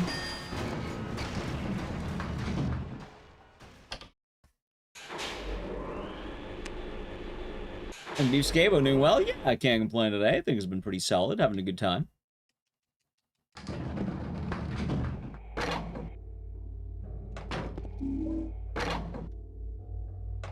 Yeah, Zach Kreger. He made Barbarian, he made Weapons, and he is slated to make the new Resident Evil movie that we don't know anything about yet. Knowing what he said so far and what how it's been, I imagine he's going to be very good. Like, I can't imagine anything bad.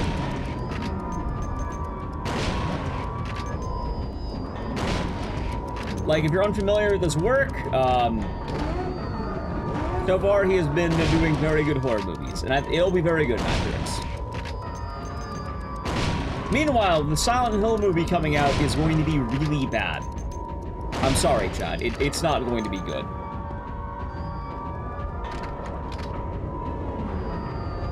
I will watch it. But most of the signs in Silent Hill movie are like the exact opposite. You know what? Actual question. Actual question. Has Kristoff Gans made a good movie? Like, sincerely? How was the trailer Long Walk? Didn't watch the trailer. I like the movie a lot. The movie's pretty good. The new movie's a retelling of Silent Hill 2, and so far it's been mostly complaints. And the person who's directing the Silent Hill 2 movie is the person who directed the Silent Hill 1 movie, which, it's not going to be good. Why would James come back to Silent Hill? Well, apparently he's returning to Silent Hill for some reason. You're making a lot of changes. Like, it's looking really bad.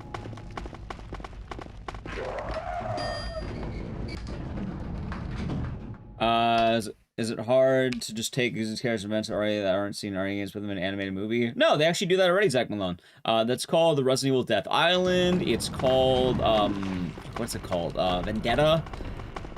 Have you ever seen the meme where, like, Chris is fighting some guy and shooting the ground and they're all missing? There's that one too. I think there's, like, another one that's, like, Leon and Claire have, like, mixed feelings about each other or something.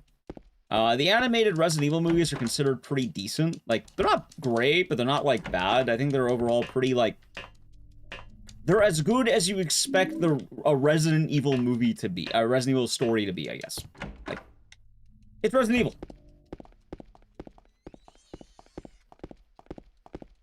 Like, I don't know how to put it. I would say it's, like, on par, right? Like, I watched Death Island, that's one of the Resident Evil movies, and the best I can say about it is it felt like watching a Marvel movie, but with Resident Evil. Oh my god!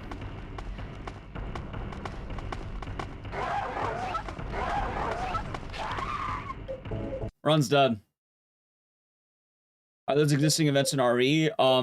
Death Island? Yeah, so, I'll have to redo the run, that's fine. I accidentally softlocked the game. Death Island is a modern story. No, it was my bad. I fucked up. I accidentally self-locked.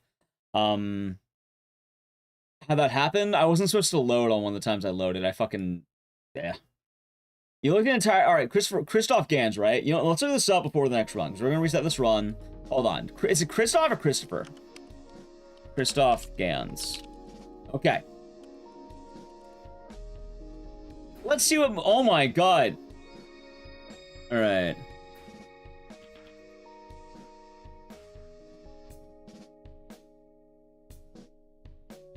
Highest rated 100% on Rotten Tomatoes. How many fucking people reviewed that? What, like 2? His lowest rated movie is actually Silent Hill. It's fucking hilarious. His worst movie is considered to be Silent Hill. Apparently he has a really good movie. Alright, he has one really good movie apparently, made by Kristoff Gans. According to Rotten Tomatoes, he has one good movie called Fury of the Demon. La Rage du Démon. Which has 100% according to critics and a 76% according to reviewers. It has 7 reviews.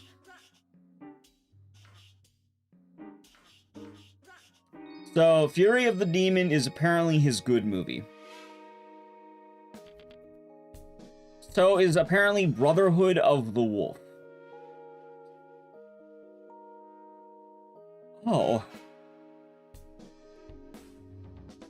He made Beauty and the Beast he made the live action Beauty and the Beast.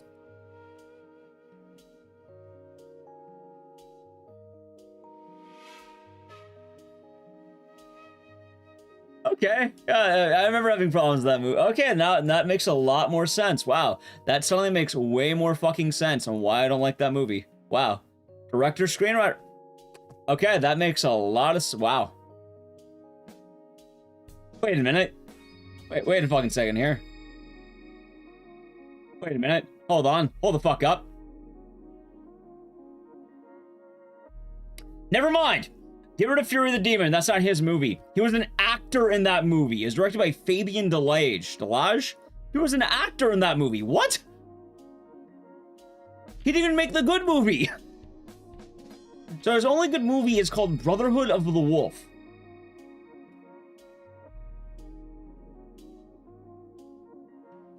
Which, let's see what this is about. Oh, so he made... Brotherhood of the Wolf is pretty universally rated to be good. In fact, that is highly rated. 74 to critic, 78 audience. Rural province of France, mysterious creatures laying waste to the countryside, savagely killing scores of women and children, unseen, possessed of enormous strength and human intelligence. The beast has eluded capture for years. King Louis sends a renowned scientist and his Iroquois blood brother, an unconventional team whose combined methods and capabilities may bring the beast down. But the true nature of the beast is not what anyone could have anticipated. Brother of the Wolf? Yeah, apparently it's reviewed very well and it looks very Bloodborne-y. Beast of Gavardin? What's that? He also has a movie called Crying Freeman, which audiences seem to enjoy. And I think he's the director. Yeah, he directed Crying Freeman, which I don't know what it is. A Chinese assassin must kill an attractive Canadian eyewitness. Why do they have to put the word attractive in there? I mean, good to know. I guess she's attractive, sure, but why is that so, like, why is it worded like that? Also, why, I guess, you know, he is Chinese, so it makes sense to mention he's Chinese, but, like, that's in the description, is like a Chinese assassin. Which, is it, is him, I guess it makes sense, I'm not gonna question it. Alright, let's do more Silent too, shall we? He loved Brother of the Wolf. Apparently, that is considered his good movie. I should watch that then. I should give that a go. Apparently, alright, so he has arguably 4 movies or so. The Chinese Assassin movie, Silent Hill 1, Brotherhood of the Wolf, and then Beauty and the Beast. I'm not gonna lie, dude. Knowing he made Beauty and the Beast does not inspire joy.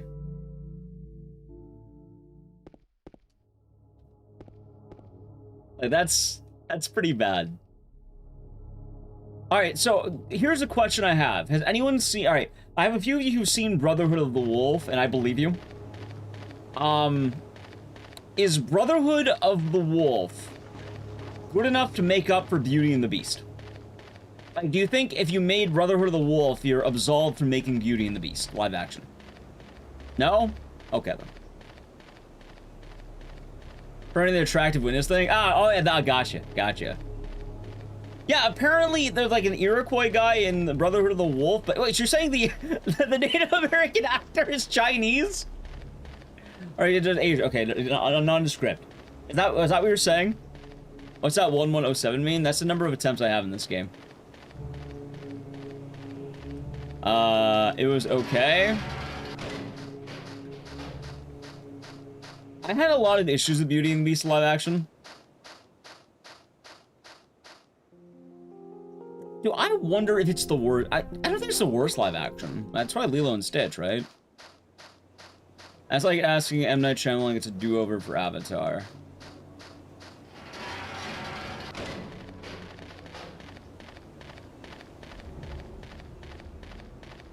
For what it's worth, I can't totally blame him for live-action Disney. I kind of blame Disney for live-action Disney.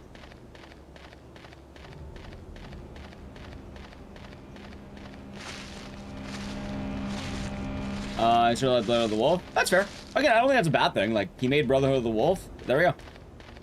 I want to mention, sometimes I don't shitpost. Sometimes I have a very sincere question. Like, sometimes I ask a question as a genuine, like, okay, how did he do that? Because, you know what, here's another question I have. How did Uwe Boll get to make all those video game movies? Because normally if you're making video game movies, it's assuming you're already an established director to some degree and you're kind of given a chance to make a product of, like, a license. It's a licensed movie. That's what it is. So how did you obtain the license? Normally you need previous work to obtain a license. It's not all, you don't get to just start with Resident Evil. You don't get to just start by making Silent Hill. Normally you need something prior. Right, I know he explained a German tax thing, but like, what movie did he make prior to that? Because he made something, right? Also, Joseph Davis, thank you for the raid. Hope you're doing good. Alright, lowest bidder. Right, but you still need a, like, some kind of, like, he was probably a director of something prior to the bad video game movies. Usually a director has some credibility or they're allowed to direct more than one product without being told, you know, to go fuck themselves.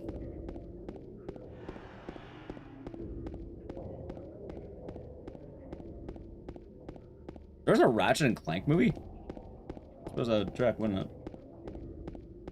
I had problems with Aladdin, and my favorite part is the part where Jasmine sings her song, and it's like, supposed to be like, let it go, but it's not. But she freezes everyone in time and turns them all into sand. And you find out she made it up, and the song amounted to, hey, can you please not kill us? And then he's like, okay, I won't kill you. And then Jafar's like, for my next wish, fuck Jasmine! And then he breaks the rule anyway, nothing happened, nothing mattered. I'm not even kidding. There's a part, God, I don't remember his name. It's the fucking head guard. He's about to arrest Jasmine and the Sultan. And then Jasmine sings her song for like 3 minutes straight after putting everyone in stasis, turns them all into sand. And then she's like, you've worked for us for years. You're a good man. Please, don't do this. And then he's like, all right, fine, I won't do this. And then Jafar's like, for my next wish, I'm dissolving the guards. And then he becomes a giant sorcerer, and nothing mattered after that. And like, the song didn't matter. I guess Jafar wasted a wish, but he'd probably do that anyway. Like, when Aladdin came by, he probably would have wished to be a sorcerer. Like, did the song really matter at that point? If anything, Jasmine's stupid song ruined the movie for me. Yes, it did. You know what? Fuck Jasmine. Because we got robbed of Snake Jafar. Dude, Snake Jafar is the best part of Aladdin. We don't get Snake Jafar, and so we get stupid Bird Jafar. Just a giant bird. For what it's worth, maybe the bird ruined it wasn't Jasmine. But, I don't know, I feel like we could have had that there. I feel like we could have had Snake Jafar if we didn't have the song.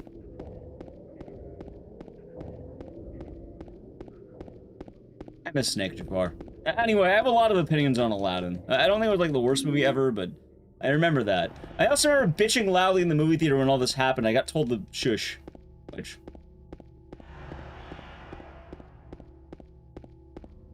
yeah. Live action? Yeah.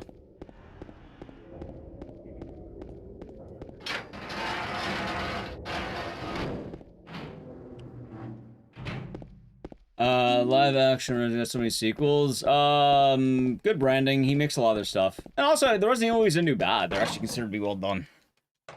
Like, it's kind of funny. The live action Resident Evils, they're memes, but they did well, to my understanding.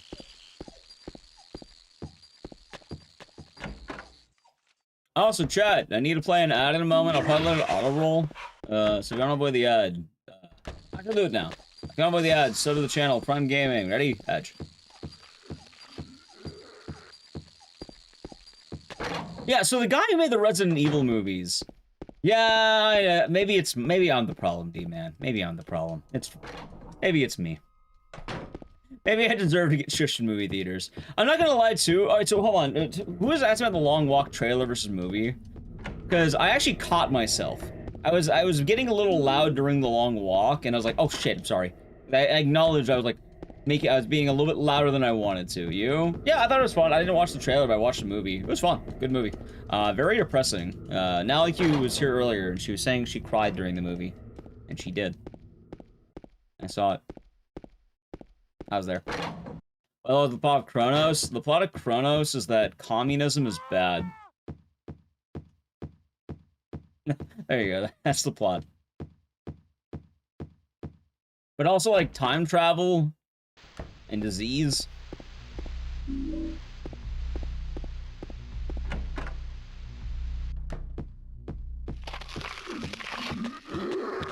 It's one of the best-selling RPG games for a good long while. They never held #1, sadly. #1's been a long reign of one of the best games in the franchise, apparently.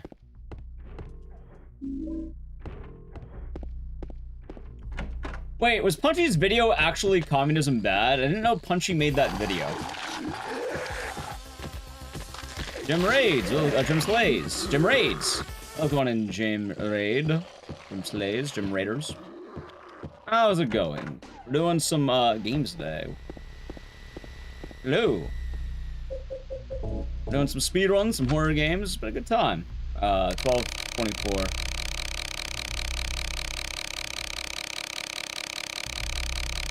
Hold on, say this are video movies and they're pure cheese. I mean, it depends. Most video game movies aren't gonna be great.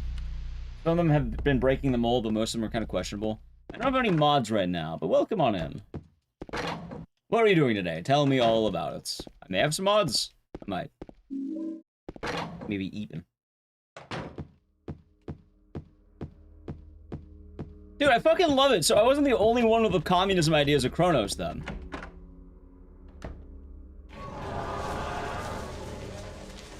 I could have reset the run. You cannot smoke cigs now. Yeah, how was the stream? We're doing horror games, horror game accessories. There's more communism infused, etc. What? It was actually pretty, I don't know, the game seemed pretty communism bad. Like, you can choose it at the end, but I definitely don't think they put it in a good light.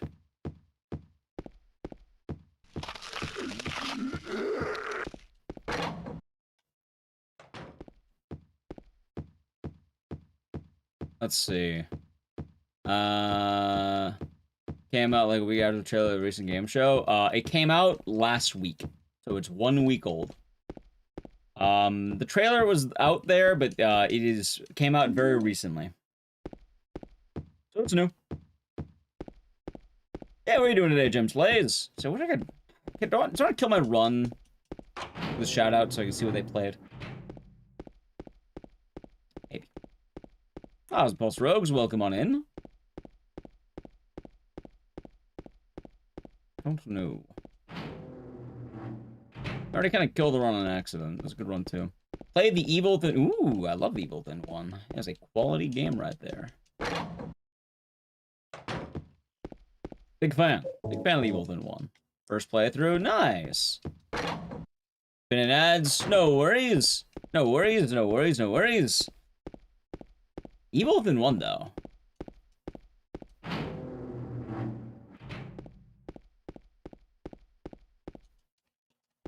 It's a damn fun game. No worries. I want to make sure I'm all catching up.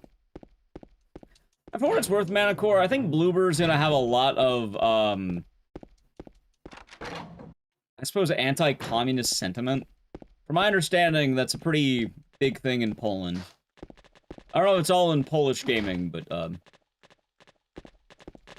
don't think the medium explored that. Apparently it's a big Polish story beat. Which I suppose makes sense when you went through the fall of communism.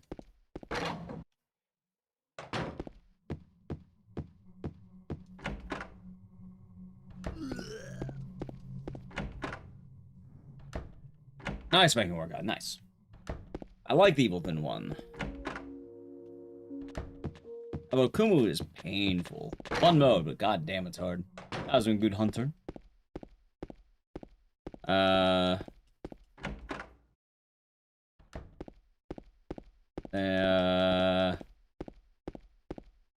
Gotcha. Gotcha. Yeah, Kronos, that's the grand message of that game.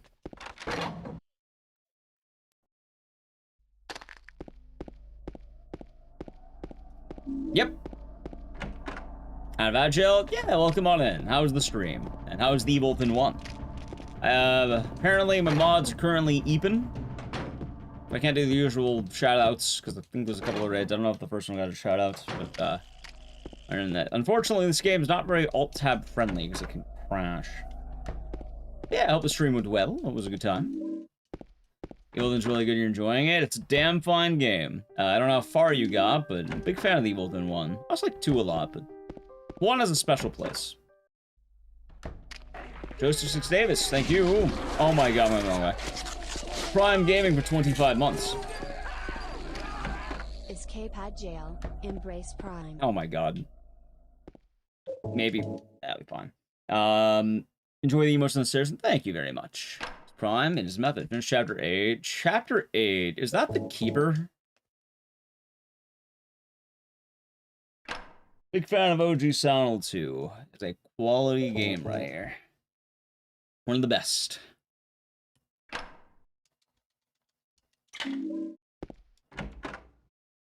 Nice, quite nice. I played RE3 Remake lately. Nah, whenever I try doing RE3 Remake, I realized I don't like the sewers in the DA. So, unfortunately, that's the case. Thank you for the follow as well. I speedrun the Evil Giden more, but it wasn't like a 3-hour run, or like 2.5 hour. Oh my god. Can I no damage it? Oh, good luck with that. Good luck with that.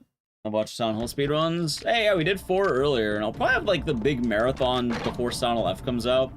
Because I want to do the big Silent Hill marathon. I want to do all of them. We will. Yeah, I heard about that. I'll be going, because I just like going to Universal Horror Nights. Like, it's fun. Sounds good. Yeah, I haven't played RE3 in a while. RE3 Remake. It's 3.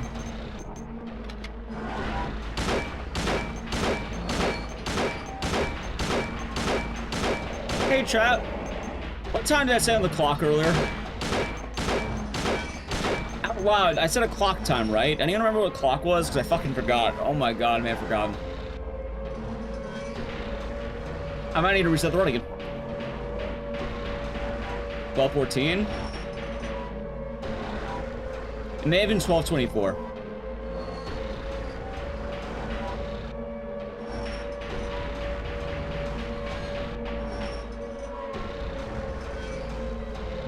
I may have said 12:24.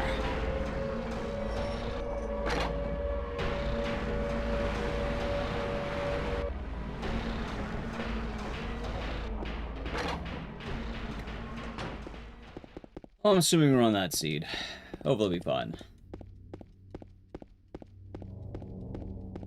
Hopefully. Kind of forgot. My mind wandered.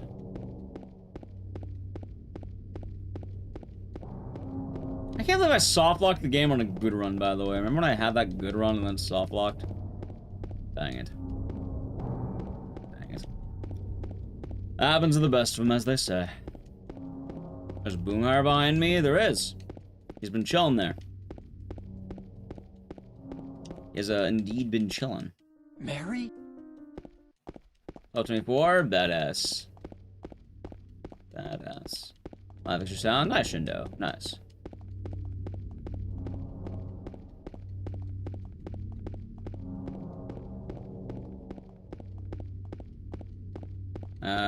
What am I gonna do here? I'm trying to think what I want to do for the next week or so. There's one remake came out. Well, there's been a lot of runs since then.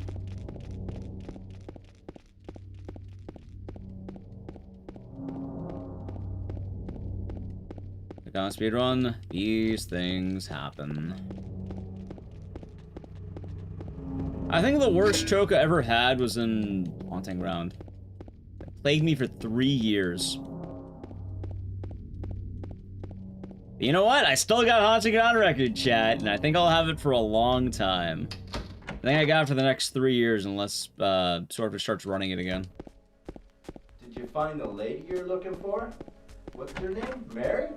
I feel safe now. I might remain Haunting Ground record holder until someone beats it.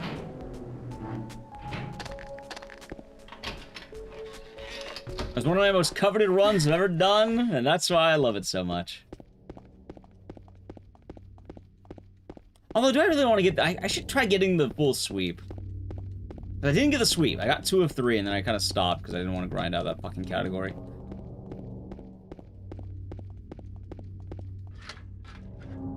Rule of Rose and Haunting Ground back-to-back. Well, I hate running Rule of Rose because it's long and kind of tedious. Haunting Ground, meanwhile, is one of my most played games because it's so fucking good. So, no Rule of Rose. Haunting Ground, we do pretty... I just haven't been doing it as much lately because I kind of forgot to plug in my PS3. Although it's plugged in now. Wait, what am I doing?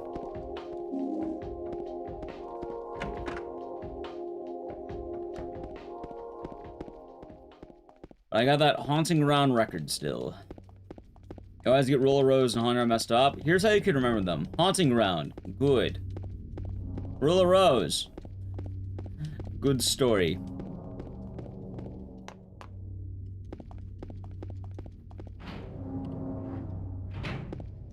I think that's a pretty fair example right there. Pretty fair argument if you ask me.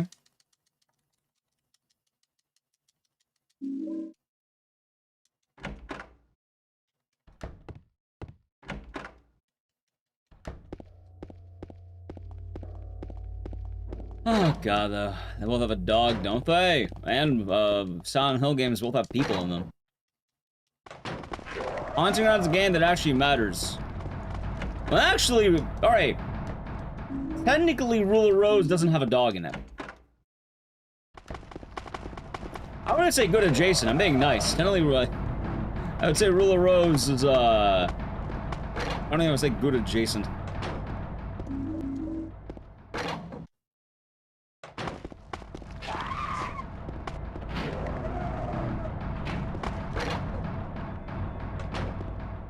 They both have dog sidekicks. So the funniest part is technically Rule of Rose doesn't have a dog sidekick. The Huey is a real living and breathing dog who actually acts like a dog. Brown is a glorified metal detector and also not real.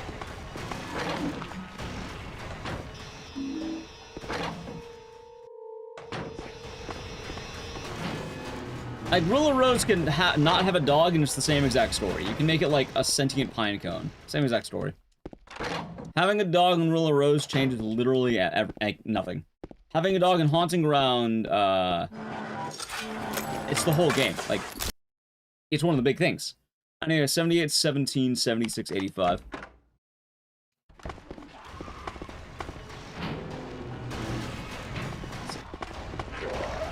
$78, 17, 76, 85. Okay, that's a good hospital, I guess.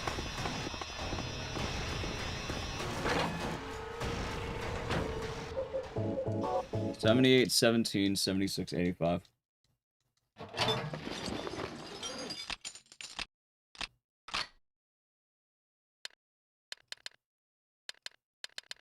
Oh yeah, I didn't finish the thought I had earlier about the Silent Hill 2 movie. Because we were talking about that, right? And I never actually mentioned why it's going to be bad.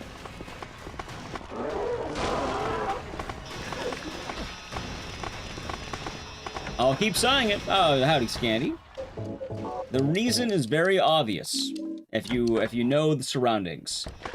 I'm not even gonna be a dick. There's just a couple of magic words you must know that answers every question. His Resident Evil movie, one of the best directors in the game right now.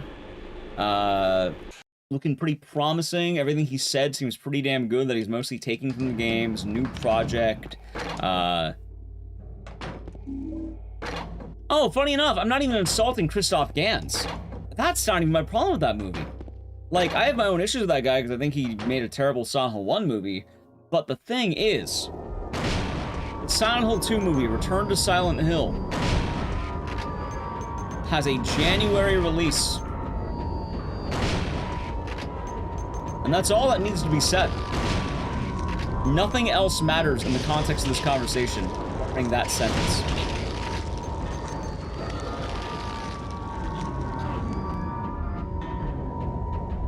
Yep. Is Weird It's in January? No, it's not. So, for moviegoers, you know what this means. If you're not a moviegoer, let me explain. January is considered the worst time of the year for movies to be in theaters. If you're in January, it means they didn't believe in you and your product. It means they're like, sure, why not? We'll give you this. You are at a bad time. Most movies released in January are doomed to fail. Sometimes there are hits. Usually, it's a surprise.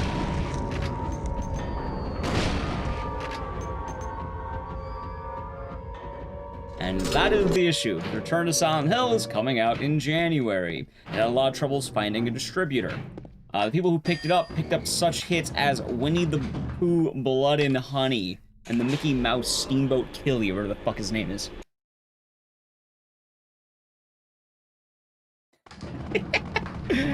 Those are the hit movies that are with the company that distributed or it's distributing Return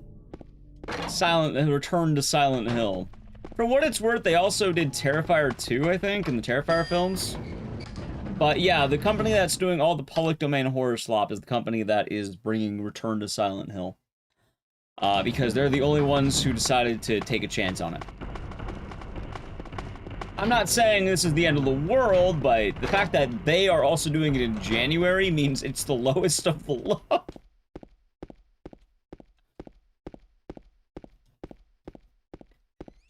Oh, I'm pretty sure. You know what? I have a great question. What did Winnie the Pooh, Blood and Honey get for a release? Because I'm pretty sure that was February, meaning they have more belief in Winnie the Pooh, Blood and Honey than they do Return to Silent Hill.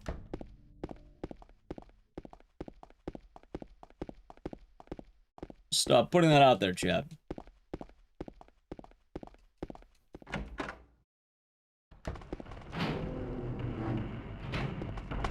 So, could it be good? Sure, why not? I wouldn't be like, you know, it could happen.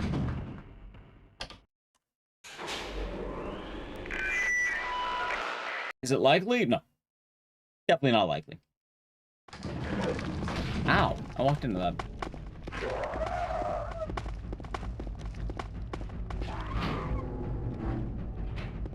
It's kind of funny how that works sometimes, isn't it?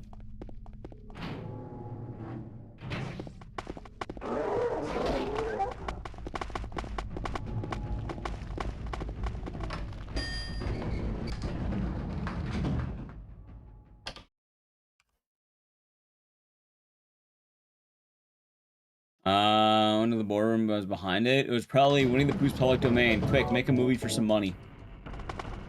Also, more importantly, versus Return to Silent Hill, people, yep, the wig. Alright, so for what it's worth, I kind of like the wig. Like, personally, I like the wig. I think it looks nice. But also, I guess maybe I just like cheesy shit. People have mostly been saying that Return to Silent Hill looks like a porn parody, which probably isn't a nice comparison.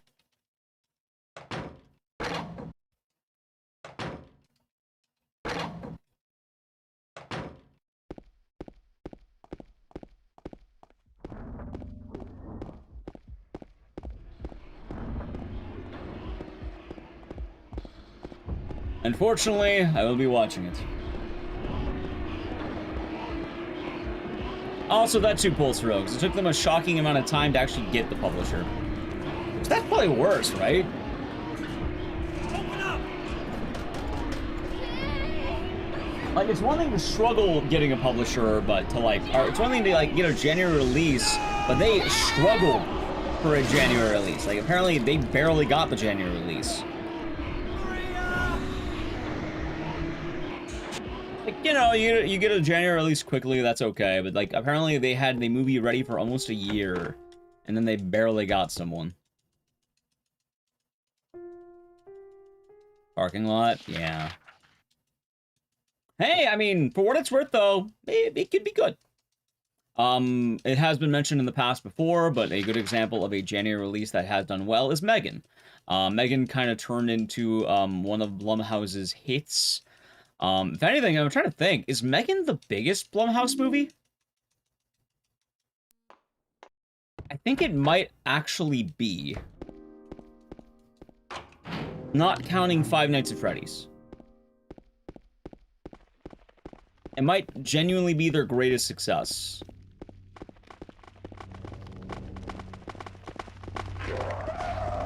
Hello, fat bastard. Which, that was January release.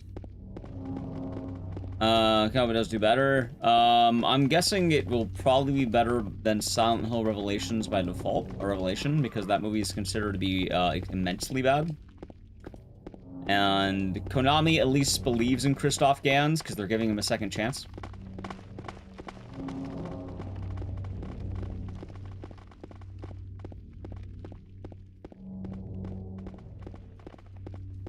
So, who knows?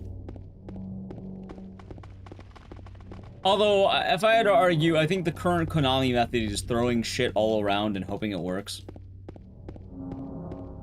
Megan's good? Right, I'm not saying it's bad, I'm saying that Megan was a big exception to the January release rule, and was considered to be so good that, I think Megan 1 was considered to be Blumhouse's biggest, like, release, maybe? Like, I'm trying to wonder if it's, like, their best release they've ever done. And then, it was so good that I think Megan 2 had a summer release, and people were asking, why the hell did this get a summer release? Because it didn't do as well in theaters. Although, I heard people who actually watched it liked it. I haven't seen it yet. I'll wait till it comes to streaming. But from what it's worth, I have heard people who liked it, saw it.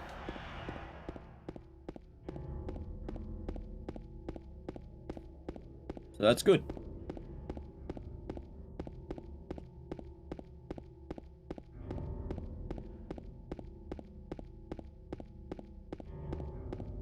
Running the Spy Kids? Wait, which one? More movie than Spy Kids?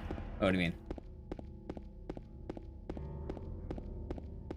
I directed one movie since 2006. What, Kristoff Gans? What if I told you he's directed more than one movie? I actually just looked it up, Darren, because I was curious. He directed... You know what? He directed a notable movie.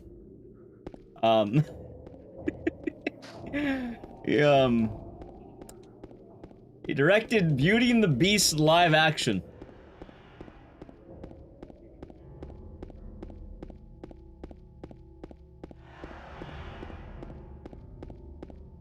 Actually, are you saying that is the one movie? Because...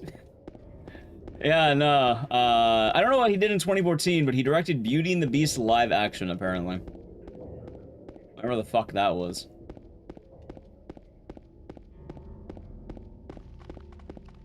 Any different Silent Revelations exists? See, I don't hate that movie. I thought it was cheesy, but like, you know, it's funny.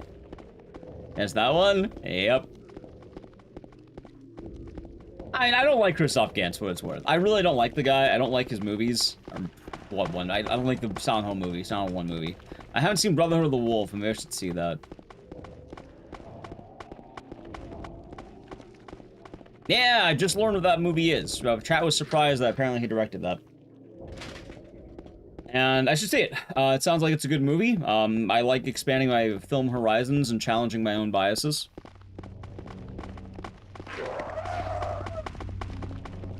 It's an important thing too, chat. I don't like the idea in many cases of insulting a movie or anything without actually playing it in some cases. Like, there'll be times where I don't really want to and don't plan to. Like, I'm not gonna see Lilo and Stitch. Hell, it could be good. Some people saw it, I don't fucking know. I don't wanna watch Lilo and Stitch. I refuse to support Disney live action stuff. It'll be as good as it wants to be. I'm not gonna tell you whether it's good or bad. I think the whole process of it's kind of rough. I think it adds a whole lot to the medium of Disney films. If anything, I think it's ruined Disney for the last 10 years or so. That's beyond the point. I watched some of them. Didn't watch all of them. The best Disney live action is a spin-off. Chain Dragon, I hear they're very good. Never saw them. I imagine they are probably very good. French Beauty and the Beast, that was Disney. Wait, is it not Disney? I thought he made the Disney one with, like, Beauty and the Beast live action. I'm pretty sure he did. Well, Borderlands is a different director entirely in a different company. For Silent Hill 1 and Revelations, those are relevant to Silent Hill because they're in the Silent Hill franchise. Wait. Are you telling me he made an unrelated Beauty and the Beast movie and it's not the Disney one? It's some fucking movie. No, it has to be the Disney one, right? I'm pretty sure it is the Disney one. Maybe I looked it up wrong. Maybe. Sure. He did? Yes, he did the Disney one, or yes, he did something entirely unrelated to Disney. War of the Worlds is not even relevant here.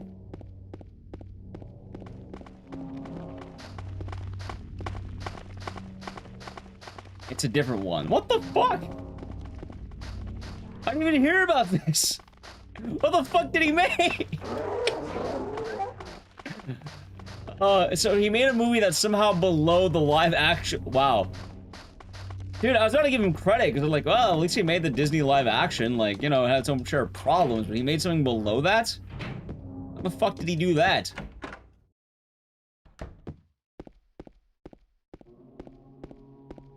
Well. Never mind, then. Isn't a live action Akira would come out good? I don't know, maybe.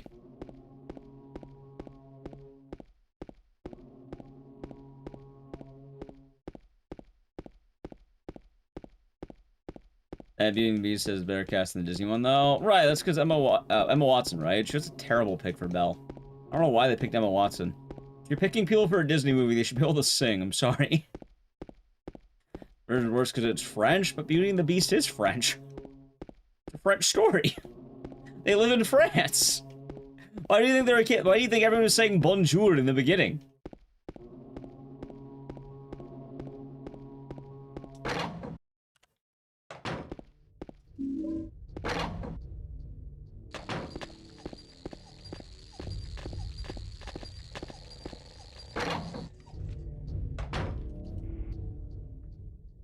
Yeah, no, it takes place in, like, some poor French village. Oh, that's a bonjour, they said bonjour.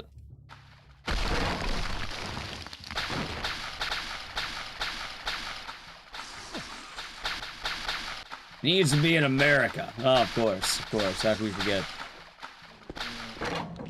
Oh, it was an Hellraiser?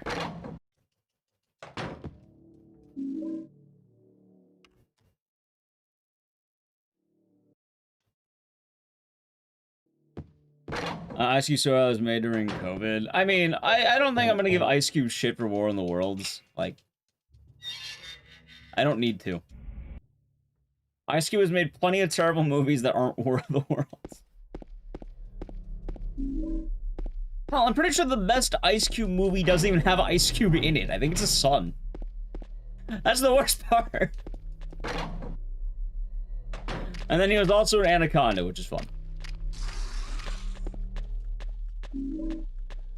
Yeah, I don't think he was actually in. I think he only produced it, right? Because I think his best movie is easily NWA. But I don't think he was in NWA. I think that was only his kid. Yeah, his son was in it, but I don't think he was like, I don't think he played like a cameo or anything, did he?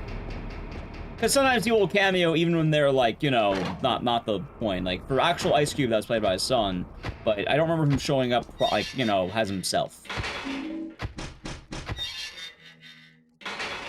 Once Bell got decapitated a few years later. What a happy ending. 21 22 Jump Street. He was in 22 and 21 Jump Street. Yeah. Yeah, again, I'm not gonna shit on War of the Worlds. I don't really need to. Like, is it a bad movie? Yeah.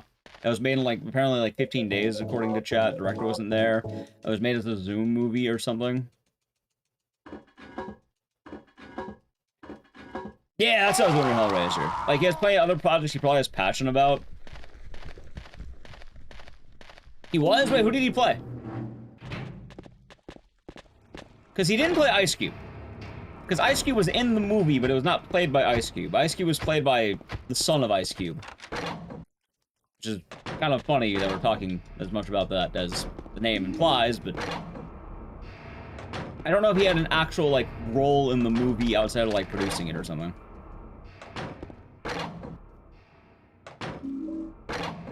And he probably had a lot of behind-the-scenes stuff, like, you know, actor direction, producing, writing, even maybe.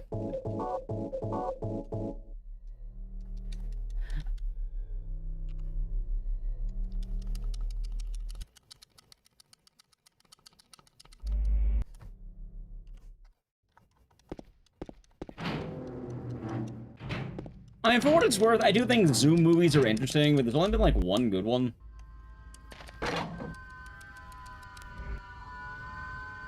And it's that horror movie that no one remembers. Maybe chat remembers, I don't know.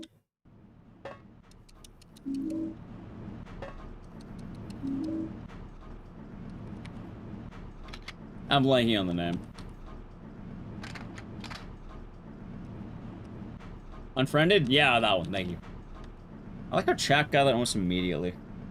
No, not the Bye Bye Man. The Bye Bye Man was terrible. I watched that movie. I got bored. Boring film.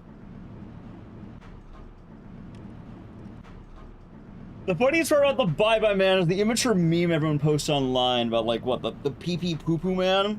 That ounce of immaturity is better than the whole fucking film. And that's the saddest part. Exactly 90%. Well, the glitch just typed. Yeah, that there you go. Also, sorry for not responding to YouTube chat. I saw the Red Letter Media thing. All I know about Red Letter Media is I really like the review of Charlie and the Chocolate Factory. Or was it Willy Wonka and the Chocolate Factory? The old one. I think they have a very nice review of that.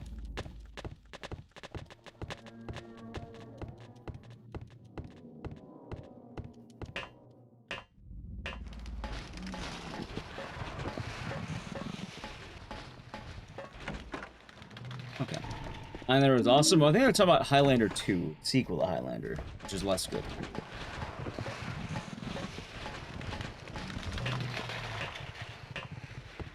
Smile was good. Smile is very good. So good, they might be franchising. I think they already got greenlit for Smile 3. And Smile 2 is also a banger. Oh, I think Smile 2 might genuinely be the scariest movie I've ever watched in a movie theater. God fucking damn, man, that movie gets you. That is a terrifying movie right there. Like, god damn. Oh, Smile 2 still gets me a little bit.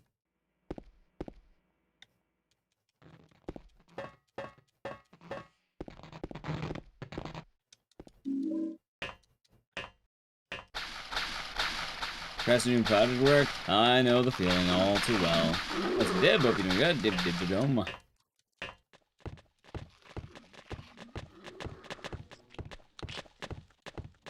all has been treating you well.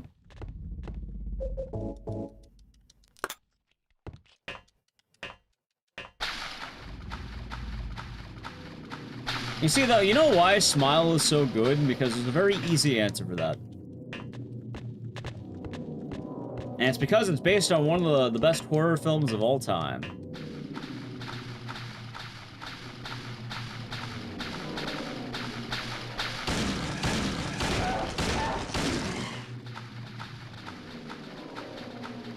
No, not Virus. The Ring. It's based on The Ring.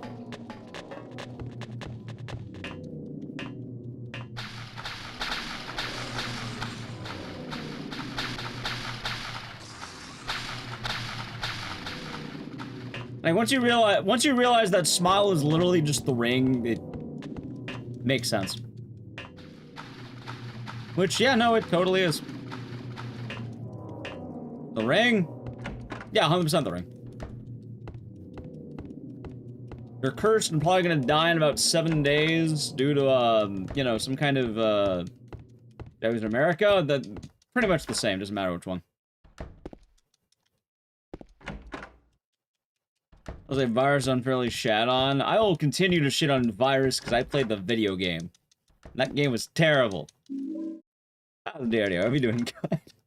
I won't judge the movie, but I do judge the game. I keep forgetting Virus as a movie.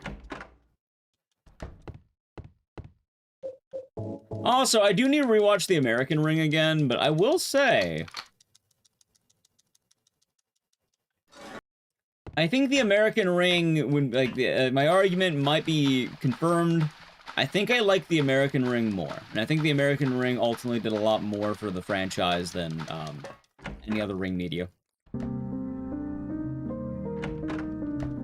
Although, there was a really good part of Ringu that I forgot about that was like, God damn, that's good.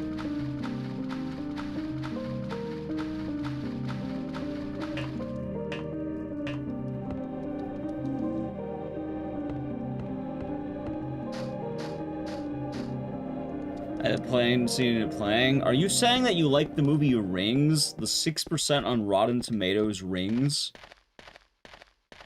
Are you talking about that Rings? That has Johnny Galecki, the Big Bang Theory guy, but not the one you care about Rings? The What If Sadako had an iPhone Rings? Oh, sorry, Samara had an iPhone, because it's not Sadako, it's Samara on that one. Well, Scary Movie only happened because of the North American Ring. Yeah, it has fucking Leonard. It has him. You like onion rings? Me too. I paid money to see Rings in theaters, and there were 3 people, and 2 of them were me, because I had my buddy Shiro with me. And me and him pretty much did the fucking Mystery Science Theater 3000 the whole time, and the other person was just laughing because we were just complaining about this fucking movie while watching it. See, my favorite part about Rings is that movie's design. And you can never be quite sure on how a movie is designed, but I feel like I can tell you exactly the design of Rings, right? And it's funnier when you think about it this way. Does anyone here not know what Rings is? No, not a toddler. You might actually really like the idea, and I feel like this idea is really accurate. Like, if I were to describe Rings, I think this is like the exact design philosophy they had.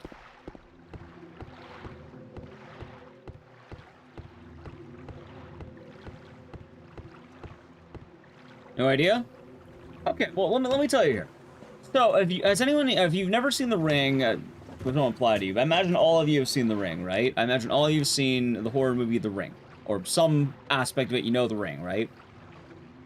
Have any of you ever heard of the Ring mythos, any of them, and thought, oh, I could beat that, that's easy. If it were me, I would do blank, right?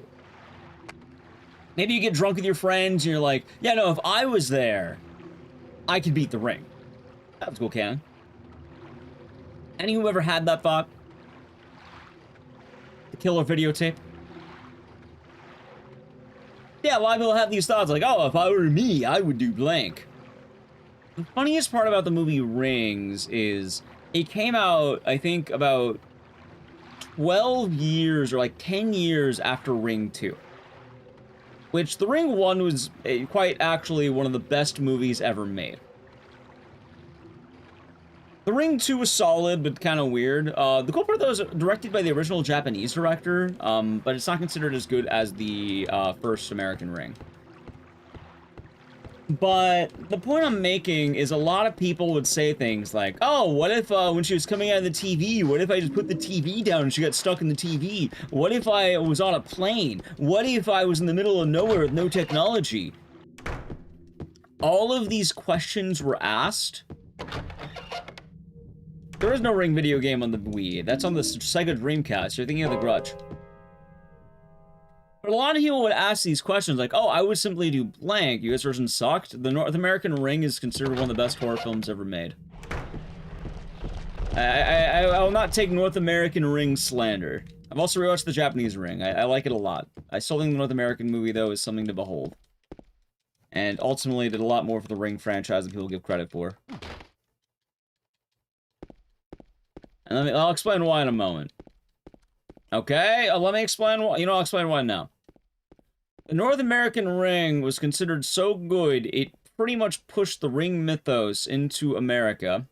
Not only that, but it also inspired an entire wave of Japanese horror to hit America. Without the Ring North America, I don't think you would have as much knowledge of Japanese horror in the US, or even globally in that case. Because of the OG Naomi Watts movie. Really? Yes, it is like the movie to do that. It inspired parody, it inspired a legend, and it caused an entire wave of horror to hit the States. Now, in terms of the two movies, the best part is both of them are really good. Like, I don't think the Japanese Ring's bad at all. I rewatched it quite literally last night. That's why I like fresh thoughts on it. It's like, yeah. I do want to watch the North American one again, because last time I watched it was a couple years ago, and I remember it being very good still. Like, I rewatch it like rewatch it.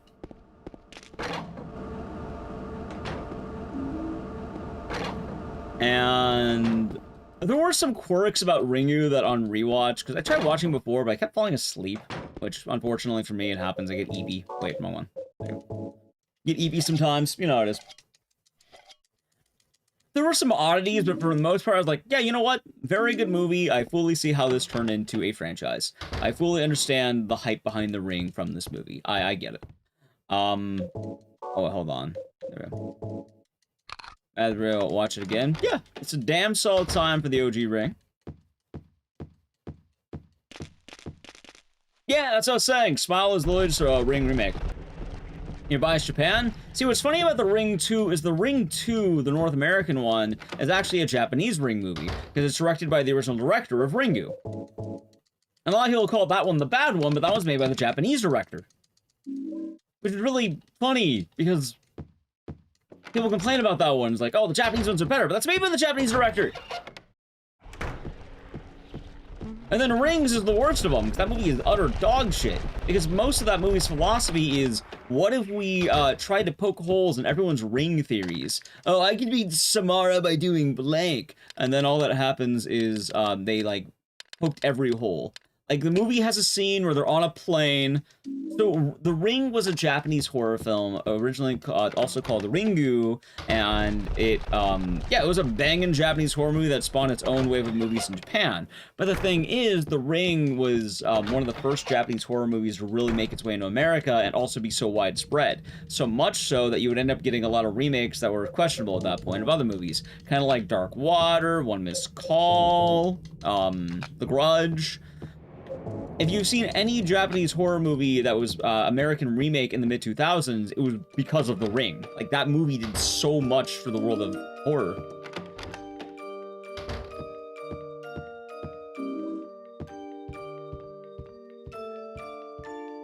And a lot of it is because of the American remake. I'm not saying that the Japanese movie wasn't good. It spawned a whole franchise, including a video game on the Dreamcast, The Ring Terror's Realm. Absolute banger, by the way. Maybe we, I don't know, maybe I whip out the Dreamcast and maybe we play the Ring Terror's Realm. I like the OG Darkwater. Darkwater was nice. I enjoyed that film when I watched it. I did not watch the American version of that. The Grudge is weird. I feel like I need to watch more of The Grudge. I've never... Live again? What do you mean live again?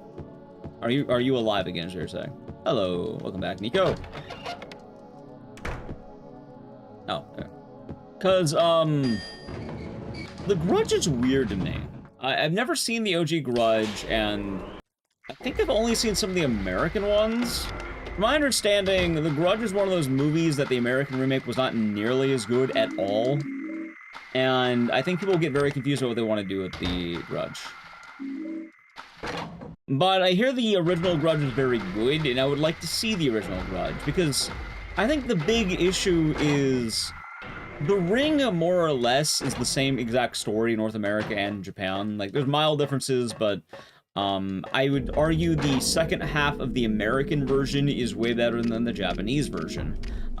Just in how they kind of handle all that.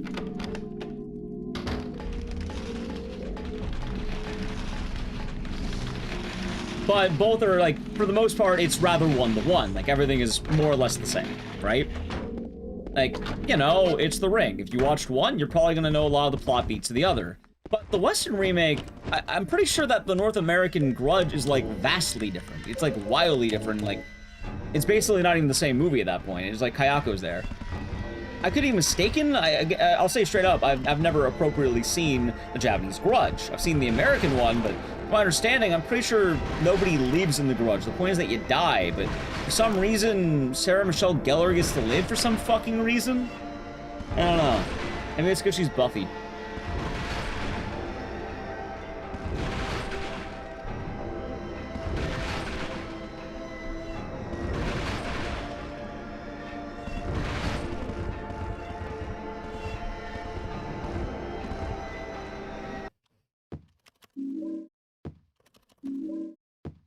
The Shining? Nice.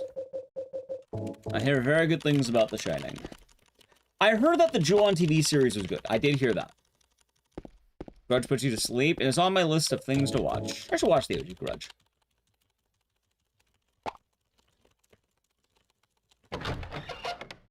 I heard that the American version of Darkwater is bad. Although, Chad, you know the worst American-Japanese movie? As in, like, the worst one of the American remakes of old Japanese films. What do you want, James? Because, from what I remember, I think it's One Missed Call. I don't want any damn flowers. I remember seeing that movie, and it's very bad. The Eye? What's The Eye? Never saw The Eye. That sounds dope. I'm disgusting. You know, like The Shining, unless you read the book before seeing the movie. Alright, I got a hot take in chat. You might laugh. I've never seen The Shining. Some movies that are like a part of the cultural landscape I've never seen. Yeah, never seen it. Hear very good things. I imagine it's good. I'll watch it at some point probably, but never seen it. I only hear the best things about it. It's mid. That's like the lowest review I think I've heard about that movie.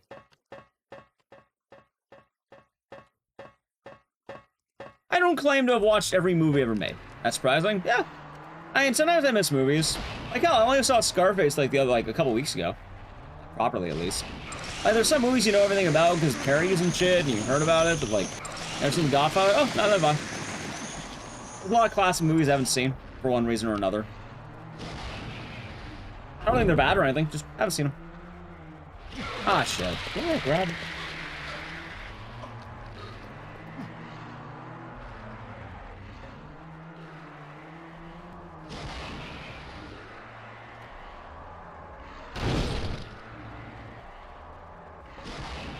Old, what, The Shining? Well, I can't imagine it being a bad movie. It's considered to be one of the best movies ever made, I'm pretty certain.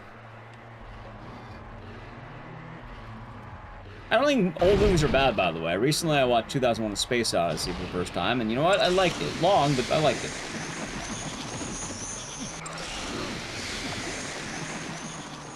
King hated it? Right, that's because Stephen King didn't like the director attacking his self-insert. I think this is an area where the movie is definitely better than the book. My understanding of The Shining, you didn't like it because the self-insert was attacked. Thank you, Nico. And no one wants to feel like they're the villain, which I think was the point of the movie. You love The Mist? That's because he wasn't attacked in that one. It's not that you changed the ending. Watch Aliens? Yeah, I've seen Aliens. I've seen a lot of movies.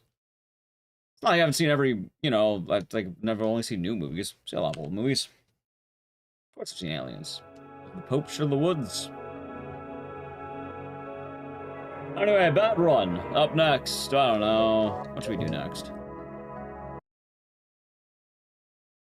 What game's a chill game without? Time for RE7 now. You know what? We actually haven't done Gaiden in a couple of minutes. Like, I know we do Gaiden a lot, but have I watched Alien Earth? No, I have not. I have not. Wait, no, not Gaiden. Survivor. I mean Survivor. Sorry, wrong one. Not Gaiden. RE Gaiden. RE Gaiden. Oh, it's all Jack. I'm just saying though, like The Shining. I have not seen The Shining. Saw, we do Saw. That's true. We want to do Saw today. Maybe I'll check my list of games.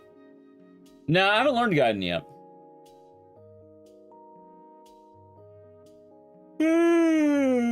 We could do Saw.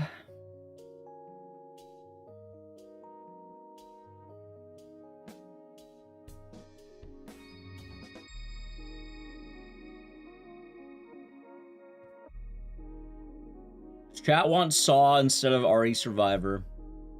It's dated? Did you say Aliens is dated? Aliens is dated? That game is... that movie is a modern masterpiece. Pretty sure Aliens is considered one of the best movies ever made. I've seen Aliens! Fine, we'll do Saw, chat. Let's do Saw. I'm done.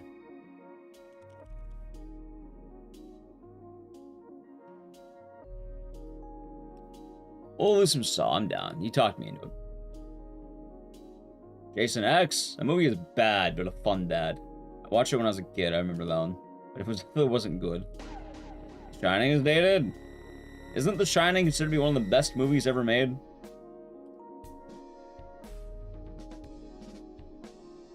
Like... Understandable, Angela.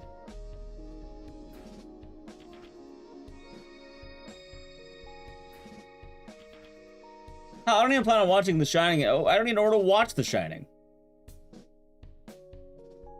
Also, 2001: A Space Odyssey. I wouldn't even call it dated. I think the only movie that I saw that I consider dated is Citizen Kane. As goofy as that fucking sounds. Literal cinema. There you go. I quite actually think that literal cinema is the only way I watch that I would call dated. But even then, yes, it's dated. It was old as shit.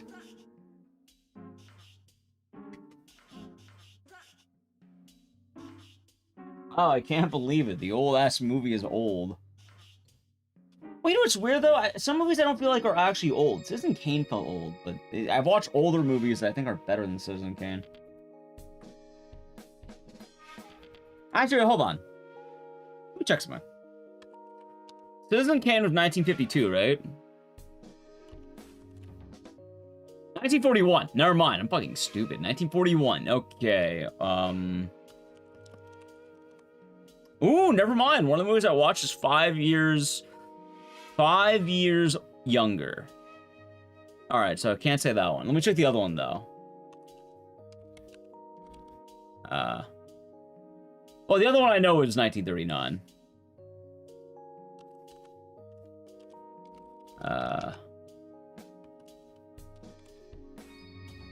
Yeah, 1939. I was right. That's pretty easy. Casablanca. I've never seen Casablanca. I know my dad loves that movie though. Actually, I think I saw it as a kid, but I haven't properly seen it.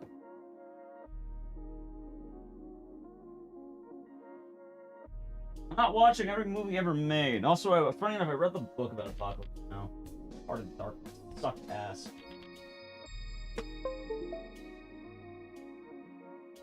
Heart of Darkness is a terrible book, chat. I want to tell you that. Awful fucking book. That book sucks. You want to know a book that sucks? It's called Heart of Darkness. Let that be known. Probably one of the worst books I've ever read.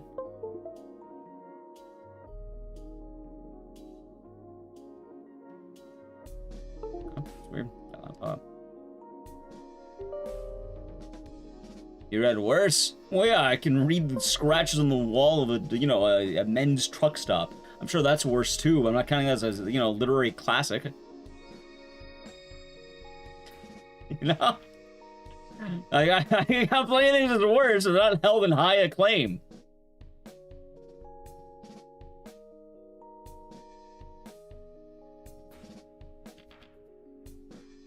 There's a Dexter book?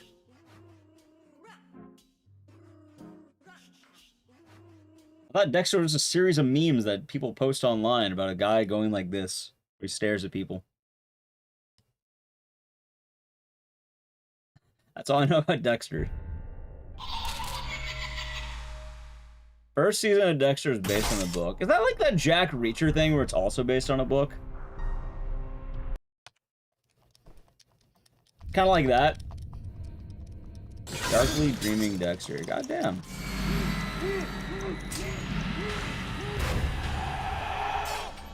Casablanca is a single year over Kane. Oh, I didn't tell you the movie I really like that's old.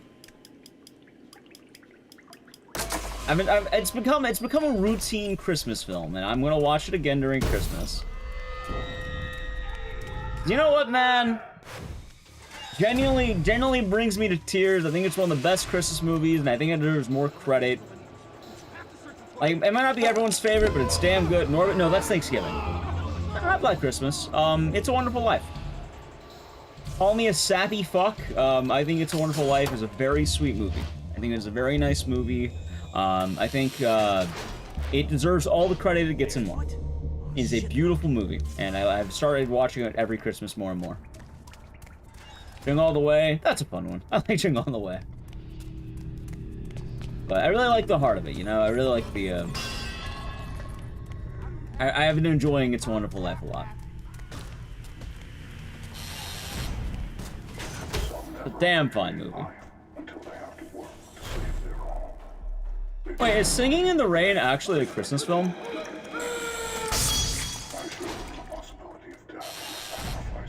Actually? I thought it was a musical, but they poured milk on a guy.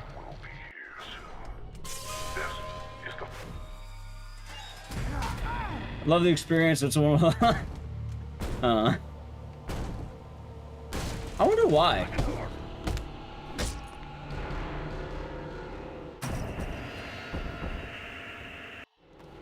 Hey, you can maybe this is the urine Darth. Maybe you get to it quite soon, TM.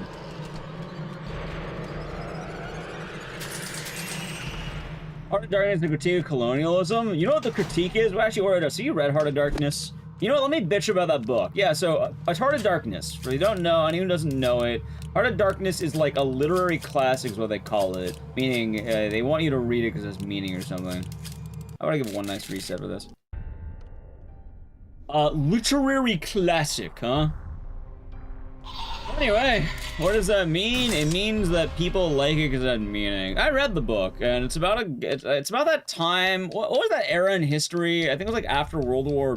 Was it after World War I or World War II? Where all the European countries were like going to Africa and like, you know, archaeology and shit was the thing, and they were sailing the rivers. Colonialism, I know, was the time. I don't remember when it was, but definitely colonialism. No, Heart of Darkness is not in Vietnam. That's Apocalypse Now, which is based on the book of Heart of Darkness. Heart of Darkness is based on, pre-World War I. Well, you said it before, or so, yeah, pre-World War I. Based on that time frame. It's based on the European colonialism of the African continent. Where they, were going down there. Now, the thing is, most of the book is a man jerking off another man for, like, fucking over half the book. Half the book! Oh my god! Captain Kuntz is my favorite guy, or Kurtz, or the fuck his name was. He's my favorite guy, oh my god! His dick's so big! Oh my god! And he's so meaty! He's the greatest guy ever! You don't fucking meet the guy until the end of the book, and then some giant 10-foot shaman comes out, and then the book just ends! He gets mocked by the giant shaman, and then it's like, oh, I guess he wasn't so great. That's it! That's literally it! He sings praises for fucking 50 pages! I think it's Kurtz. I think it's Captain Kurtz. They're sailing down this boat, down the river, and this whole time he's just whacking them off. And then they go to a village, there's a shaman, and then nothing else happens. He just shows up. He like, I don't know, he like makes a noise or something. I don't even remember what the fuck he does. He was like, "Rawr, I'm the shaman," and he's like huge. And then they leave. Is that Apocalypse Now? It's the book it's based on, called Heart of Darkness. I'll say it right now, I've never seen Apocalypse Now. I've heard good things. I hear it's a much better interpretation of the media, and I hear it's a lot more prevalent, because instead of, the colonialism, they replace it with, oh my god, dude, what the fuck is with my movement? They replace it with Vietnam.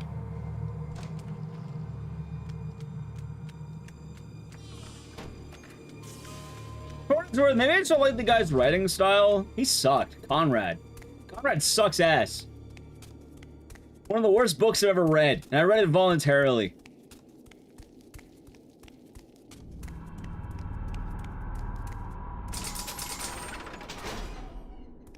And the same thought at the end of Apocalypse Now. Well, I'm glad to see that I'm not entirely off base. Like, maybe, sometimes it's maybe I missed the point, man. Maybe you didn't get it. No, I got it. It sucks. That's what I got. I can read a book and find enjoyment out of it. That was not one of them.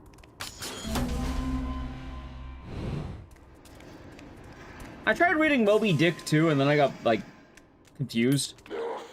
I think I read, like, what? I think I read, like, 80 pages of it. I should go back to trying to read it. I read 80 pages of Moby Dick, and the whole time, the guy just talking about how he doesn't want to sleep in a bed with another man, and he's gonna, like, get out of it. He's gonna make all these excuses. And then he's like, ah, damn it, I guess I won't do it. And then he just gets in bed anyway. The guy's, like, 6 foot tall, so he's like, fine, I'll get in the bed. And then he gets in bed. Ever read Gulliver's Travels? No. I think it was still the same plot. Does the shaman actually do anything else? I read the book like over 10 years ago, so I could be forgetting. Like, does he literally just come out and make like a display and then like he just like scary or some shit? Because that's what I remember. I just remember like walking out, he's like, you know, like he's like a big guy, and then like, he doesn't do anything, he just stands there. But like, wow, that guy's huge! And then they run away or some shit.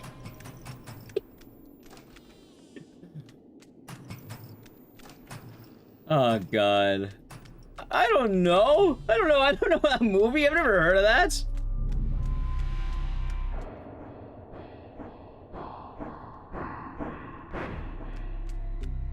And then to be Japanese of origin? Who? What are you talking about? Are you talking about the shaman? Oh, he's meant to be, I think chat mentioned, I don't know where exactly. I think it's supposed to be from like, I think it's the Congo? God, I don't remember. It's been a while since I read Heart of Darkness. I don't remember what part of Africa they're in. I want to say it was the Congo. Has to kill the whale. No, that's Moby Dick. It's Captain Ahab. Also, don't do that. I don't know. Don't be weird, fat bastard. Yeah, it's Captain Ahab. I was right. It was the Congo. They read a book. Whaling has existed in many parts of the world. Like, yeah. Anyway, I need to play a brief ad. It's probably a good time for it. I'm gonna do it now. Sub to the channel, Prime Gaming. Ad.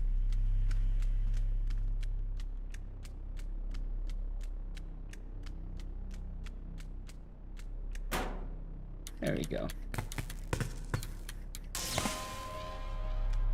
Yeah, Moby Dick's a lot of a guy trying not to sleep in a bed with another guy. I don't know how many pages that goes on for, but it's at least 80. I was whaling last night.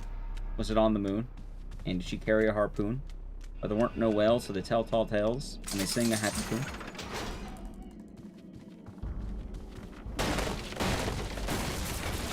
There are whalers on the moon, we carry a harpoon.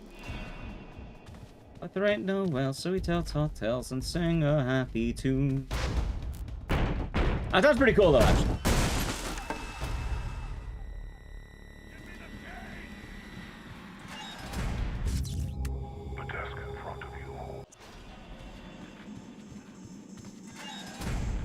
Anyway, I want to read more of Moby Dick. I can only read so many pages of a guy trying to, like, you know, steal a bed or whatever, or, like, not share a bed. Like, I'm not kidding when I say it, chat. It's a literal 80 pages of a guy just saying, I don't want to share a bed with that man. I don't want to share a bed with that man. No! I'm not sharing a bed with that man. I can't. What if he's big and scary?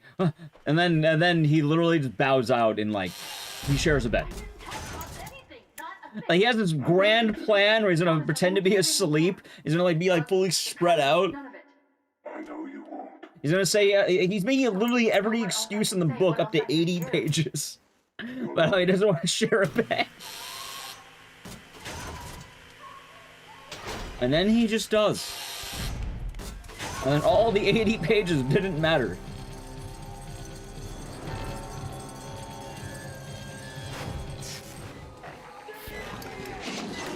It's an two over 24 months. Enjoy the emotions. Seriously, yeah, thank you for the kind words. 2 actual years. Might be doing good. He does add work. He does. Yeah. Not even Kitsune. Hi, J-Rex. I've been doing good.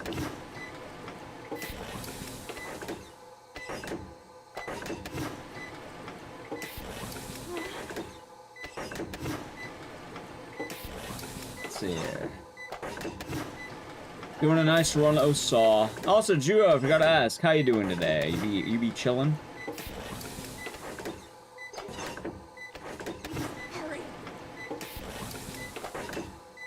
Songs are good. They're fun.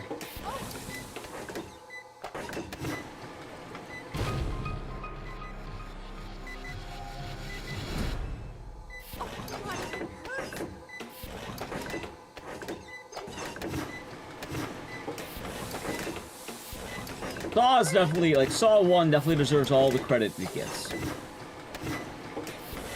Kind of wild when you think about it, too.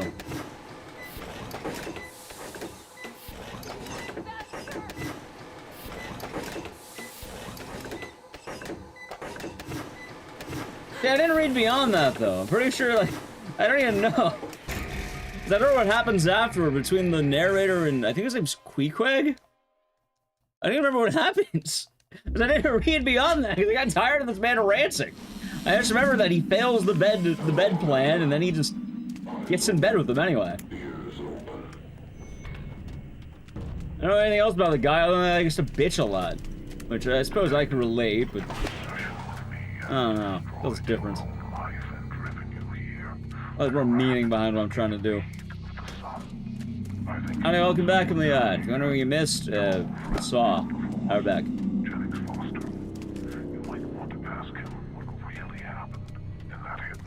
Eventually, I'll try reading Moby Dick once again. That is, if he is alive.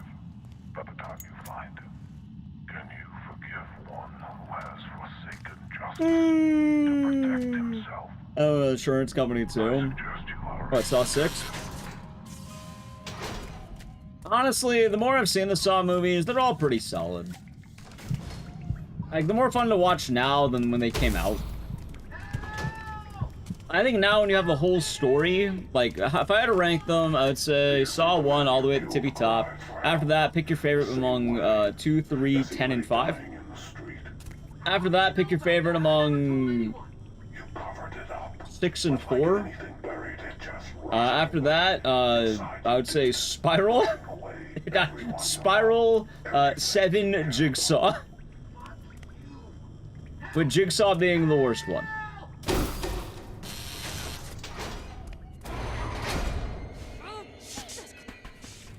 He did look like shit. I'm sorry that a guy who was dying in a room looked like shit. Like, maybe, like, sorry, I have this, you know,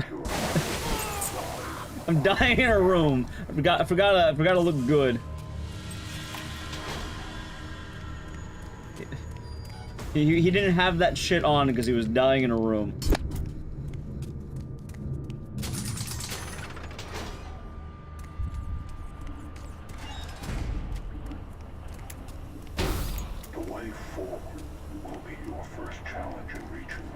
Dying Princess Bride looked fine. He wasn't dying by a serial killer. He was a different type of dying. He had, like, numbing poison. He didn't have, like, you know, lack of he wasn't a doctor and having to chop off his own foot. Also, one of those is a fantasy where you have the romantic prince who can't look bad, and one of them's a horror film where the guy's getting, like, dead. Sorry, getting dead. He's being tortured.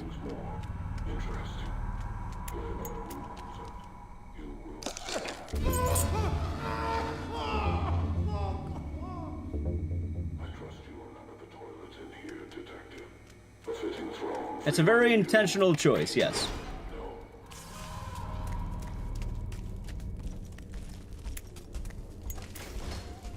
Although, Saw movies are kind of weird. I think the only movie I can really say is truly good is the first one.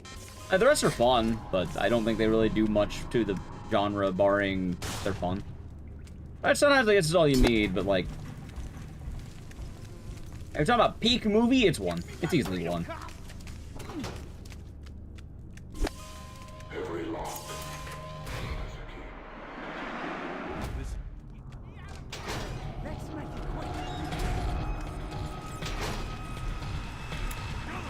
Alright, good stuff. I guess with many things, it's kind of hard to weigh the impact between simple fun and moving a medium. Like, fun is good and all, and sometimes you can have more fun in something, but you'd be surprised. One to you is the most boring, usually skip it. So you can do that all you want, and even then, you can't be told you're wrong. I mean, if you don't like something, you don't like something. It's more just, Saw 1 is probably one of the most impactful movies of the early 2000s. Like, there's probably one movie with more impact around that era, and I haven't even seen it. But from my understanding, it did create a lot of modern horror as we know it today.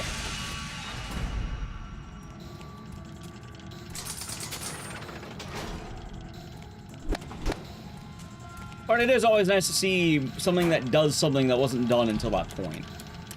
And the influence that it has on other things around it. Saw 1's also very different. The rest of them really get gamified. Saw 1 was just straight up a movie. It feels like a movie. It doesn't feel like Saw. It feels like a movie. It feels different. It feels... alone.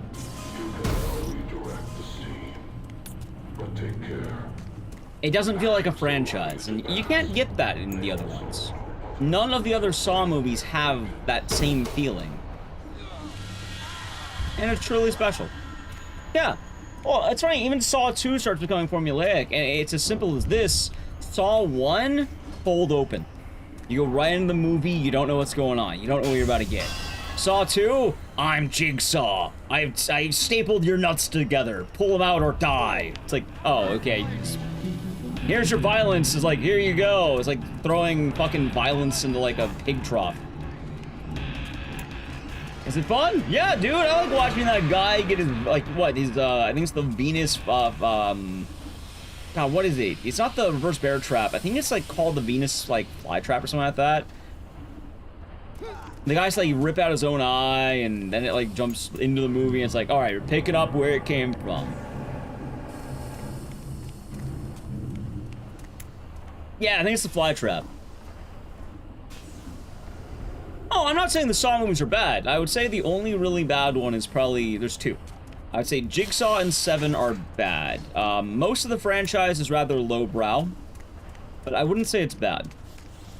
No, there's a gold trap. No violence. It's gonna happen.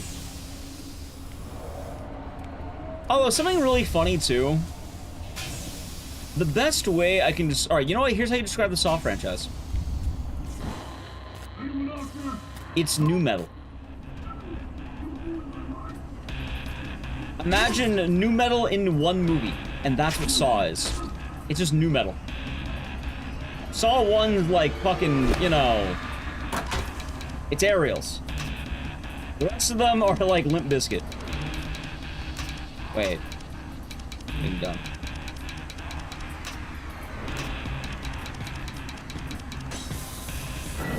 I Saw rocks? Yeah. It's fun.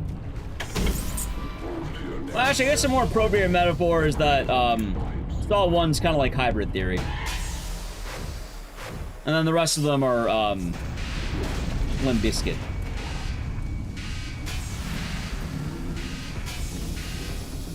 I was interrupted. You're doing good.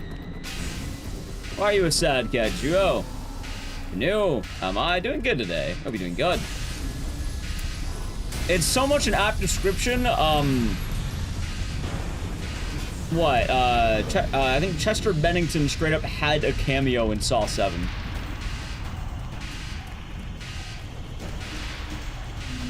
Is it family friendly? No. Eepy? Happens. Looks like you were quick enough to save yourself, but yeah, it was like a fan scene. It was a good one. It's probably the best part of Saw 7. Oh god.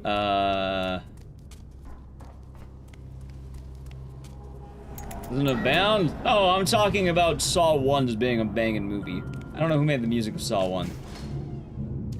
I'm saying is like the movie has vibes similar to the genre of metal music known as nu metal, which is a very specific vibe that matches what Saw is in the fan base of Saw. Because Saw has always been a little bit like, let's say, in a way, trashy. Not bad trashy, but a fun trashy. And nu metal's fun. It's also trashy. Fun genre, though. A lot of good bangers. Metalcore. I'm not talking about metalcore and all that. We're just talking about the existence of nu metal happening. And the quality you might get throughout there. The primary argument I'm making is, despite your enjoyment of what the Saw movies are, Saw 1 is a very different movie than the rest of the franchise. Saws 2 through 10 are all franchise films. Saw 1 is probably one of the best horror movies released in the last 30 years. And arguably one of the most inspirational films released in the last 30 years. At least in the world of horror. I can't say about other genres that much, because I don't know other genres. Yep, so much so, they tried doing it for about 6 years straight. They had such a good reveal at the end. They did that for 6 years straight, every Halloween, to stay at the top of the box office. Wait, I need that back. And they all, actually, they kept doing it. But Saw was like the top dog until Paranormal Activity came out. It's wild to think about. Of all the movies to topple Saw, it's Paranormal Activity. That's what did it.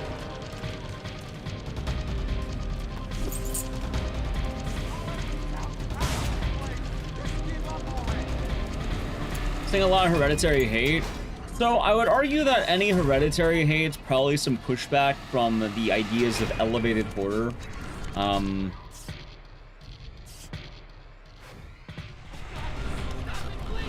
Give me one moment, I can explain Paranormal Activity. Because I think we're at the weird area of elevated horror might be moving on soon. Like, let's still be remnants, but I definitely feel like we're probably gonna be entering the next trend. Which you kind of have. Like, Terrifier, right? People have kind of gone from, like, popularity being more towards other mediums, and we're sort of losing the villain is trauma, because people are getting tired of it.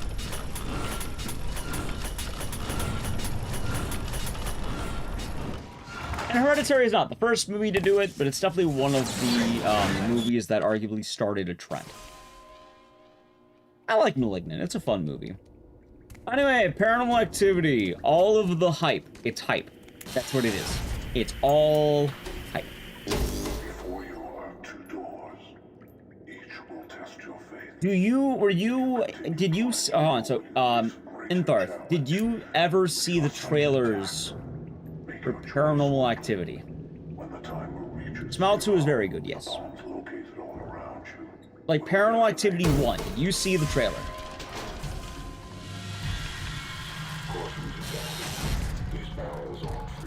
The original trailer, it's been so long. I remember the original trailer because I was the exact target demographic for Paranormal Activity.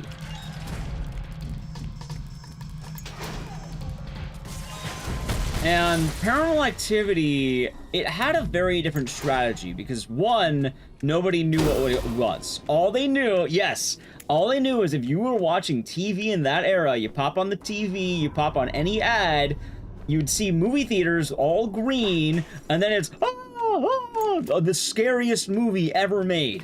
And that's what it was said. This is the scariest movie ever. You will literally shit yourself while watching it. It is like, I don't remember whether they said that, but the idea behind it was marketed heavily as this is the one. And then it had the audiences, everyone started talking about it. Guerrilla marketing, and that was wild. They made that movie for barely any money. It was rather straightforward found footage, and people really liked the idea of that challenge. You watch the movie because it's scary. Scream is a comedy? That's just Scream is a comedy. It's a parody film. And yes, I'm talking about Scream. It's a good horror film, but it also is parody, yes. That's the point. They were filming you? They may have.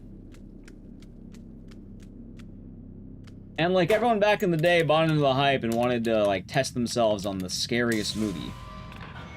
You're in danger of becoming useful, detective.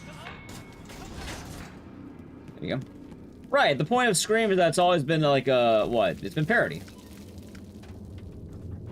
House off our people? Well, keep in mind, things were different then and now, and now everyone's gonna be the same. There's actually a video game franchise that had the same marketing gimmick. You know which one, chat? I'll tell you. It's Fatal Frame. That's how Fatal Frame became a franchise. Dead Space. Funny enough. Dead Space, I think Dead Space 2 got it a little bit, but Fatal Frame 1 was the big one. Because if you don't remember, a lot of the big ideas of Fatal Frame 1 was, this is the scariest video game ever made. Scarier than Resident Evil and Silent Hill. And that was the marketing. It's based on a true story, and this game is the game. It's gonna scare the hell out of you.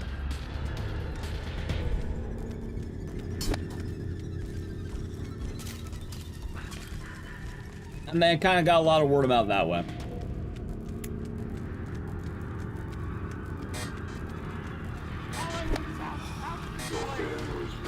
Dead Space had a show about moms hate it.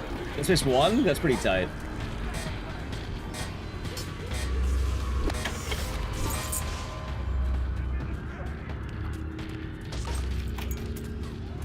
Well, Fear... I don't even want to talk about Fear, Chad. I don't even want to talk about Fear. Fear had that marketing too, and good lord, that was a letdown. Let's put it that way.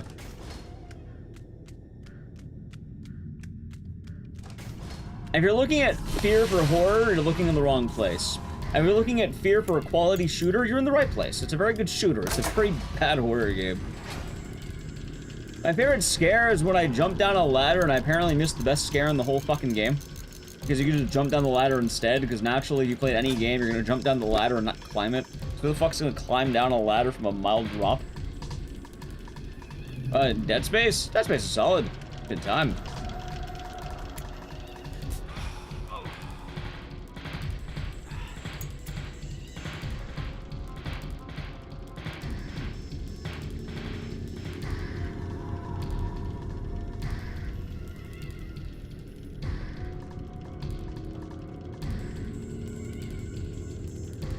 That being said, I think if I watch Paranormal Activity nowadays, like the OG one, I think I'd be bored to shit. Like, it's kind of sad because I don't think Paranormal Activity 1's a very good movie. I'm pretty sure I watched it, I'd be pretty bored. Oh, this is a good time? Is it D's? Ow. Correct. Oh, yeah, Ecdycis, of course. They all suck? Yeah, they do. And I'm glad they have a franchise. It's neat to keep them, but, yeah, I would never claim that Paranormal Activity is good. I don't know, at the time, like, when I have fond memories of Paranormal Activity, and at the time, I thought it was a solid movie. I think if I tried going back right now, like, I went downstairs after stream, popped on Paranormal Activity on the TV and tried watching it, I think I'd be bored as shit. And they go like, oh, and that, I wouldn't even do that. I would just... Have any favorite horror directors? I don't even know. I feel like I probably do. And Zach Kreger right now is looking pretty good. I've been warming up to that one guy. Robert Eggers. I've been liking him. Been warming up to him a bit. Although I only really like The Lighthouse. Who made Hereditary? I like that guy too. I like Hereditary.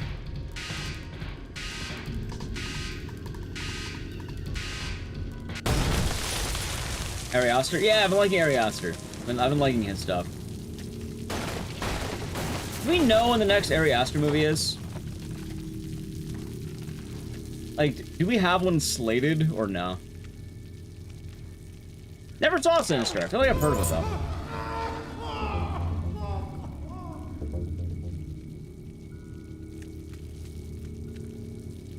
There's one in the works. Nice.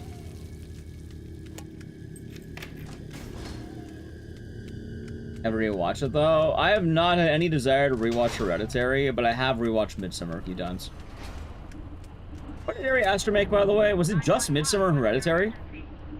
Favorite director of all time is Eli Roth. I don't know, I like Eli Roth. I can't hate him. Detective Singh has been shot. I don't think he's going to make it. The other has an injury. Like, I think my favorite definition of Eli Roth is, imagine if the mid-2000s was a guy. Like, imagine it's the mid-2000s, but in a single man.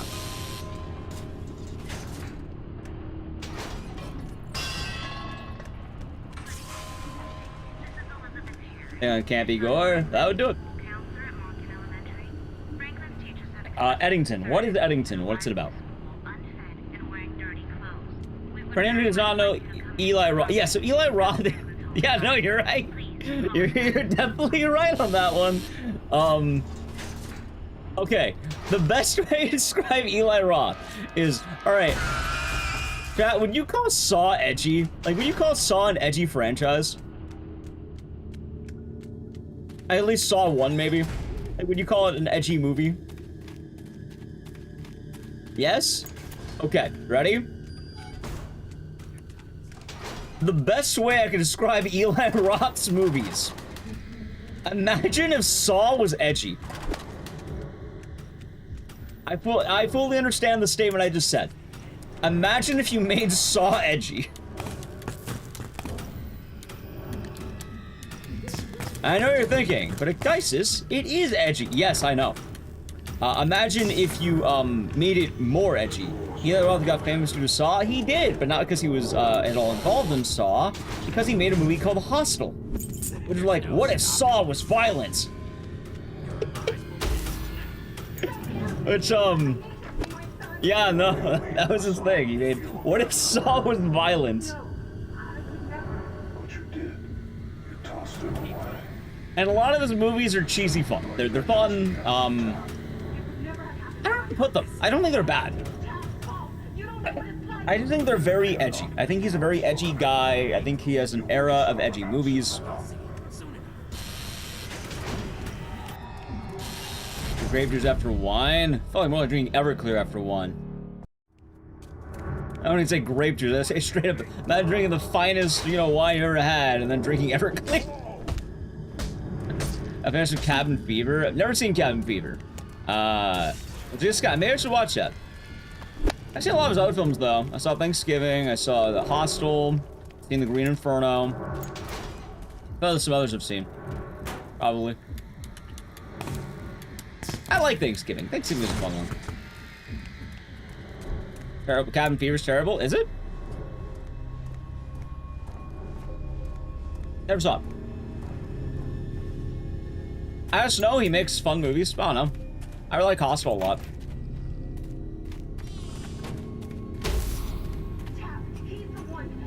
He was on Borderlands. Are you saying that Eli Roth made the Borderlands movie? 2000 early camp horror, like all stuff. Depends what you think terrible means. I don't know if I wait. There will be suffering, oh yes. But suffering is just the Give me a second.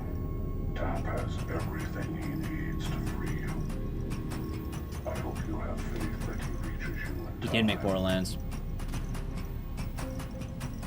Oh. So I haven't seen Knock Knock. I've not seen Death Wish. Hostel Part 2 sucks. I've not seen. What the fuck is the house? The clock in its walls? What the fuck is that? I don't say it's a house with a clock in its walls.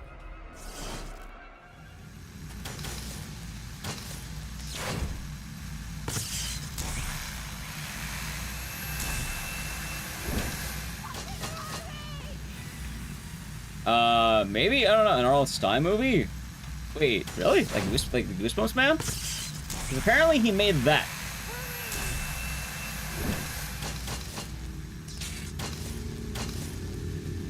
I've seen Shutters? No, enlighten me. What is Shutters? Sounds interesting.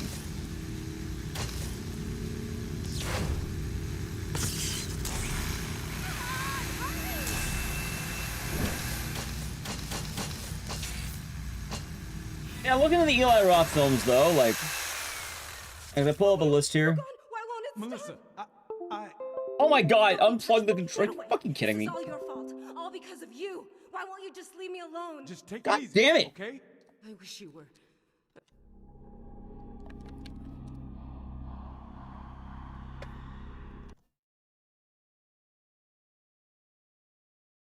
Oh, there goes the time save chat. Nice, nice. Fucking bullshit. I hate this. I hate this. I don't like run Saw for this exact reason. The only way I don't run Saw more often is because of the stupid controller shenanigans. There you go. Oh wait, not there. There. I lost 30 seconds controller bullshit. Nice. I can't forgive you for what you did to me. Just Credited for direction, screenplay, and story in Borderlands movie. Gotcha. Better than the Thai movie? It's Thai? Never, still haven't seen it. You seem to lose friends fast, Detective. But is the message sinking in yet? Ooh, you know what a damn good found footage movie is, though? Incantation. Since we're talking about Thai movies. Incantation. God damn, that movie is... That's a good movie, man. Incantation. Trippy as shit, fun. Disgusting. Assembling these pieces will bring you one step closer to solving the puzzle of catching me. Yeah, I've seen Hostel, Hostel 2, Green Inferno, and Thanksgiving. So I've seen a little under half of his catalog. Well, actually, I've seen exactly half of it. I'm not watching fucking Borderlands. I'm not counting that. I'm not counting Borderlands in his catalog. You count it? I'm not counting that shit. Because it's not a horror film. I don't want to watch him make... I'm not watching Eli Roth not do Eli Roth. I'm not counting that one. I'm not counting that. Cave Encounters? Never seen it.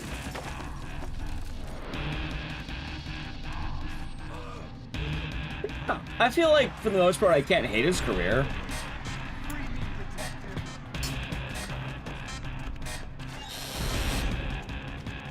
Maybe Eli Roth things in Borderlands. Like, you know what I'd say? I thought Thanksgiving was a very solid movie. Like, it sticks with me a lot more than a lot of other for fun movies. Thanksgiving has the vibes I was talking about earlier that's like Clown in a Cornfield. Like, it's a movie, it exists, it's fun while you watch it, we might not remember as much. And it's like on the upper end of that, like, I don't know, I thought it was fun. Like, probably not a whole lot you're gonna remember, but like, it was a damn good time. I don't think it really sad me beyond that, though. Watched it more than once, I think. Really not a bad movie. Oh, hold on.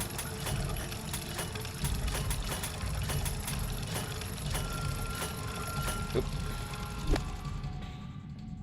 Although I guess I still need to see Cabin Fever, but I like Hostel 1. For what it's worth, Hostel 1 definitely popularized the idea of torture porn, but I think it has a lot more going for it than people expect. I think too many people give Hostel 1 shit. And that movie says a lot more about society. If we live in a society. Evil Lurks of Sadness? No, what are those? Hostel? Yeah, honestly, Hostel 1. Hostel 2 is really fucking bad. And then Hostel 3 is somehow worse than Hostel 2. Hostel 2 has one memorable part, and it's kind of a Coomer moment. That wasn't sincere. That's where it can be just bad. It can always be at least funny, but exactly. So what is the sadness? That intrigues me. You ruined my life. Hold on, I took his name off of it.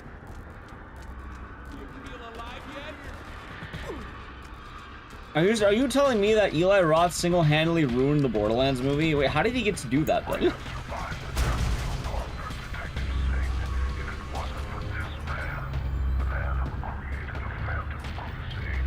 He did The Invitation. I feel like I've seen The Invitation, but it wasn't the good Invitation. I think it was the bad Invitation.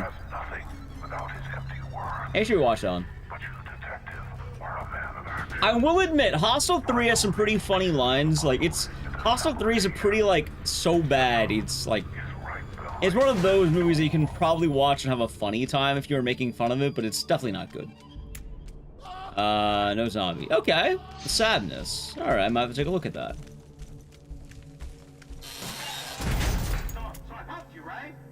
What's the longest movie title I know? I don't know. But I guess I mentioned Hostel because a lot of people like to shit on that movie, and I think that movie's a lot more profound than people give credit for. Which profound and Eli Roth should not normally be said in the same sentence, but I can argue that Hostel 1 does have a lot to say in it. And shave and record on camera stuff, understandable. Understandable. I should probably shave the side of my face. I've been doing that. I've kind of just been like two-facing it. And Boom House is a drink for me. I can go for an ice cold beer right now.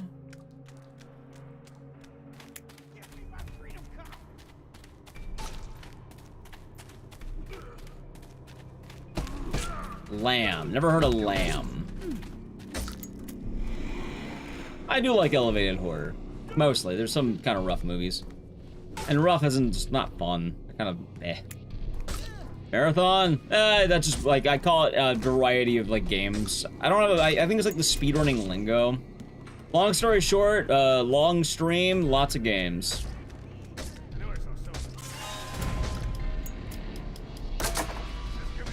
Speedrunning's weird.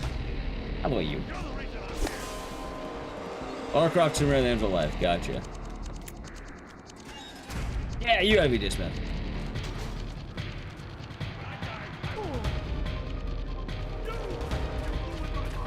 Drop the letterbox. See, I thought about making one, but I think I like 2 movies on there. It's like, I think it's The Substance and another movie. I'm blanking on the name. I think it's God, what? It's something pool. It's like Drowning Pool, Red Pool. All I remember is Mia the Goth jerks off a guy, and then like he sounds like he's dying, and then he actually dies later, and they're like, oh. He doesn't sound like he's dying, but when he's getting jerked off, he sounds like he's dying. Infinity Pool. It's called Infinity Pool. Yeah, it's a movie about like a couple that's vacationing in like some random country they don't tell you about. But it's one of those countries that has very strict laws, but not for foreigners, because the foreigners have a lot of money and they can pay for their crimes. Then the guy commits a crime, is like, oh no, you're sentenced to death because you did a crime. And then like, oh no, I can't die, I like being alive. And it's like, well, if you pay us, we're pretty corrupt, if you pay us a lot of money, you can go. But we'll have to make a clone of you, you see, and then we're gonna kill the clone, and then it's not actually you. And then they're like, okay. It's like a Gooner movie? It is a Gooner movie.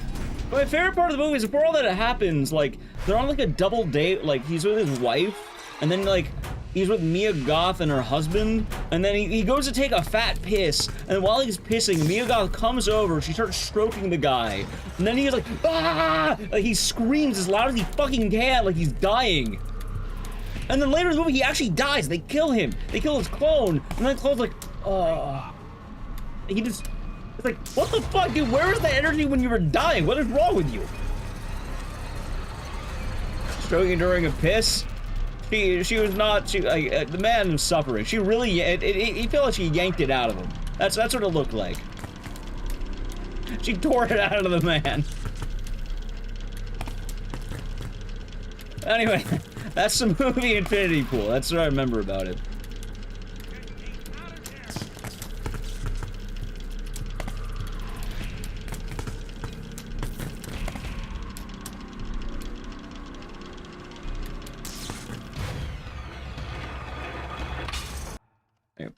That was me watching it good. Yeah. Watching me Landmine, never heard of it. Taken by his daughter. Wait, is Taken about his daughter getting kidnapped every time? Because it's kind of funny and sad. Oh, do you text Chancellor Master R2? Nice. Also, apparently Infinity Pool is directed by Cronenberg, or the son of Cronenberg. It's a Cronenberg film, but like the kid Cronenberg. It wasn't a bad movie, but it got kind of weird, and also the... I don't know, I was mixed, it was okay. The most memorable part, though, was, yeah, the guy gets whacked off, and then he sounds like he's dying. And then he dies later, and then his wife gets the ick and leaves him. Imagine you die in such a pleb way, your wife leaves you. What a guy. See, I told you, chat, if he sounded like, if he died the way he did when he got jerked off, he probably would have been better. His wife wouldn't have left him.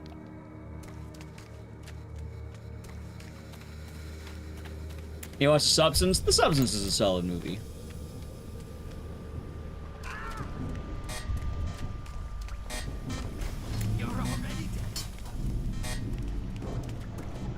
As soon as I got fired,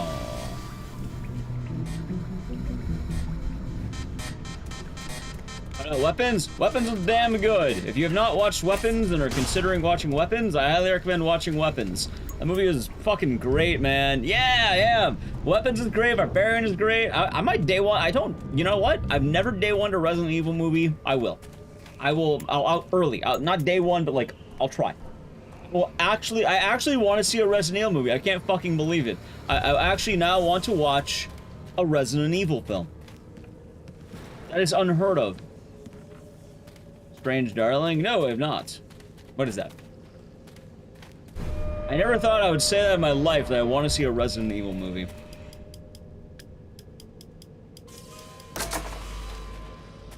But here we are.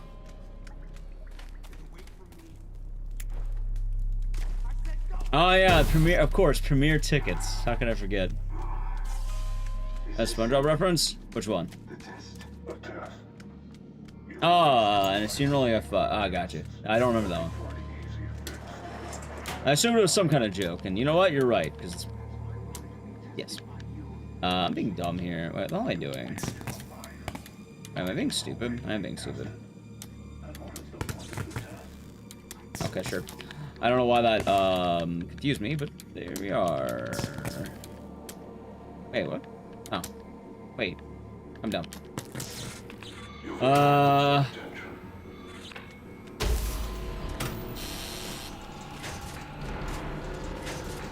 Yeah, never saw it. But I guess now I know the plot of it, so I don't need to see it now. Usually I like the spoiler-free, summary, because then it gives me the idea of it. Oh, you know what movie's kind of a shame, by the way? Like, you know what I was talking earlier, how a movie was, like, saved by its marketing? No, you're all good. It happens. You know what? It reminded me of another movie. Because I know a movie that was betrayed by its marketing. And it's really sad, because I think it had a lot of potential to be one of the coolest movies I've seen. But the problem is, you already know what's happening, and it makes the movie less interesting as a result. And in fact, I think if you have a way of not knowing anything about the movie, it would make it so much better. And this movie is titled Companion. Now, if you know anything about Companion, don't say anything. If you know nothing about the movie Companion, do not look at any trailers, do not read the synopsis, just go into it and watch it if you can. Because I feel like that movie was intended to know nothing. Like, nothing.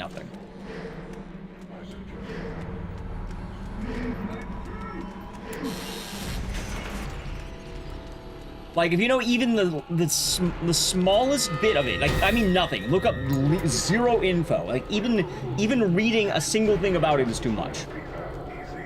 Because I'll give you a sentence. You have a woman who's nervous about meeting her boyfriend's friends for the first time. That's all you should know. I think that's all you gotta know about it. It is a horror film. It is a woman who is nervous about meeting her boyfriend's friends. Yep, no, they're just like, everything doomed it. Like, YouTube shorts, trailers, even the trailer. Even the description dooms it. Like, don't even read the description. Just, if you see it and you want to see it, just hit play. Just hit play if you do it. If somehow you know nothing, I think it is a very interesting movie, and I wish I could have seen it that way. Because it would have been so much more rewarding. That sounds pretty funny, Vita Smith. I told you not to do it! I told you don't Google it! Don't look up anything! Just, if you see it on streaming, like, don't read. Try to ignore any synopsis. Even the brief synopsis ruins the coolest part of that movie. And the thing is, I guess they're going to that movie hoping you know that, but, like, it's not good knowing it. I think the movies can be infinitely better if you don't know it. The House, 1977 Blind. I am, so don't you dare type anything else about House. Ignore what? Exactly. This movie called The Companion. All you need to know is that it's on streaming. I don't remember which one, but you'll find it somewhere on there.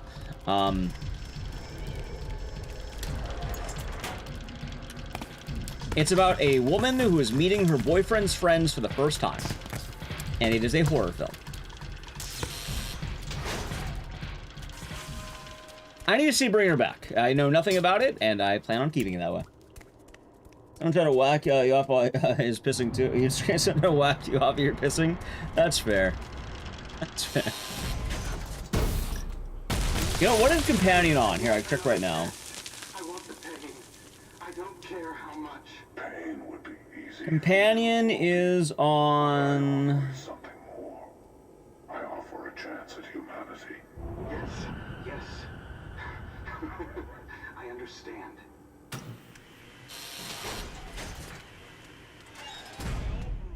Oh well. It's on Hulu?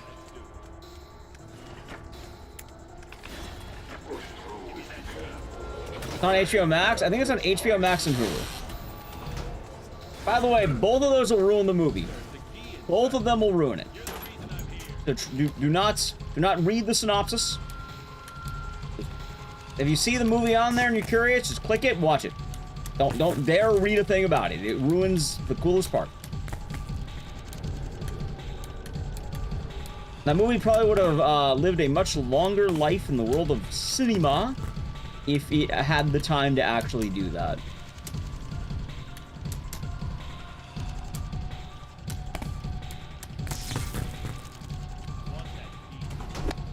Okay, out this year, starring Jack Quaid. I believe so, yes.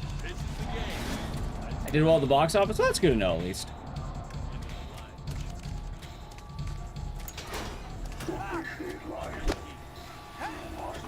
Jack Quaid's the guy from Scream 5, right?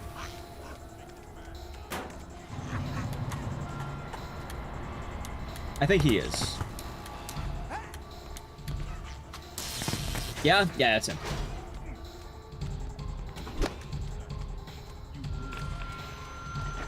I think I'm good. And the boys, never saw the boys.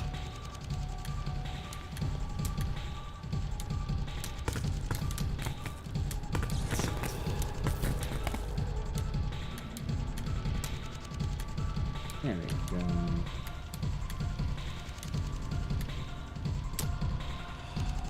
Oh my god, dude, I am sucking. The guy from Red Letter Media? Oh, of course. Oh, there you go. There you go. Boys okay? Isn't the Boys the Homelander show?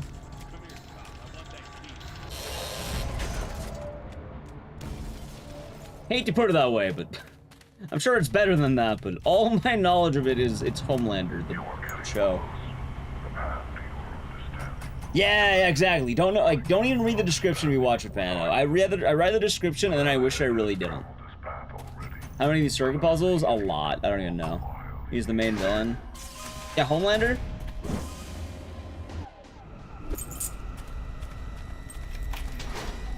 I know nothing about Homelander. I don't know. I don't really watch TV shows as much. It's hard.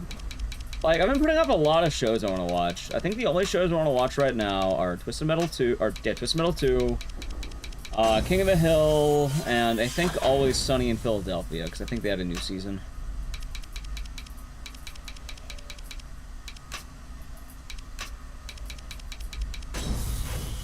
Never saw enough again.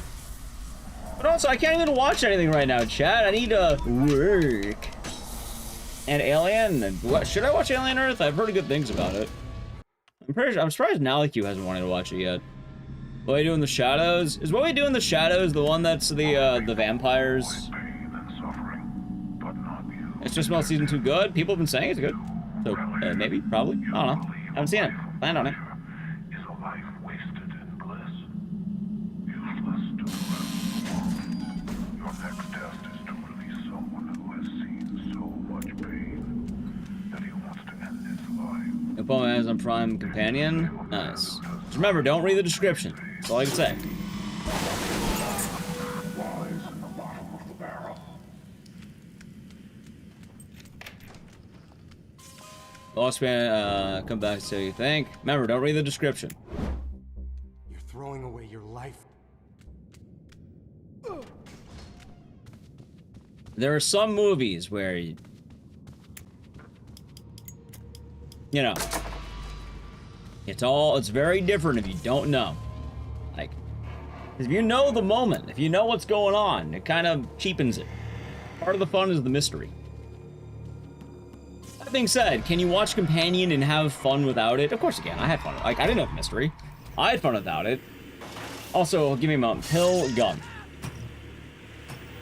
Pill, gun, nail, heart. Pill, gun, nail. Pill, gun, nail. Pill, gun, nail. Tape, puzzle. Pill, gun, nail. Pill, gun, tape, puzzle. Pill, gun, puzzle. Pill, gun. Last guy alive. Hey, I'll walk it off. Ah, fuck, it's gone. Weekend, perfect, yeah.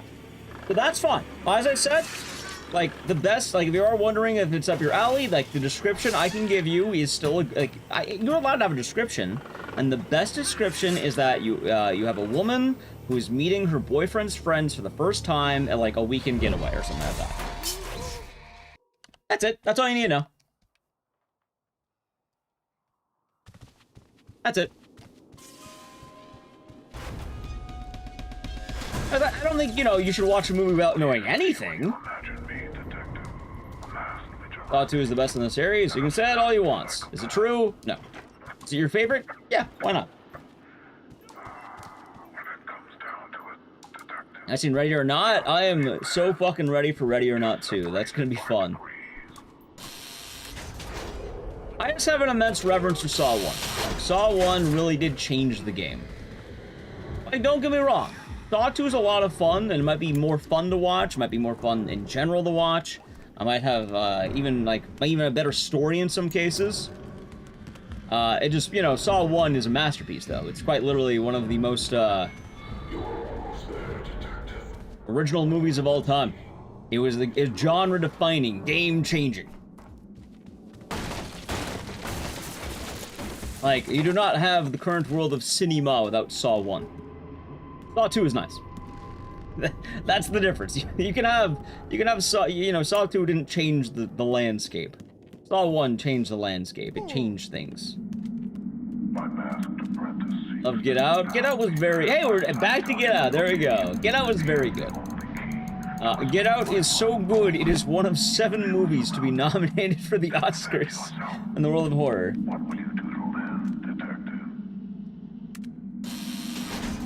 Wait until after stream. Yeah, you know, chat, that's what you stated. Yeah, watch these movies when I'm not streaming. Watch them now. That's my opinion. Watch the movies later, not now. Right now, I'd prefer if you watch the stream. I see the Audition. Yeah, Audition's very fun. I heard there's an American remake. I watched the original Japanese one, and the Audition's a weird movie. I do enjoy it. I do enjoy it, but I'm very My favorite part of the Audition is weird.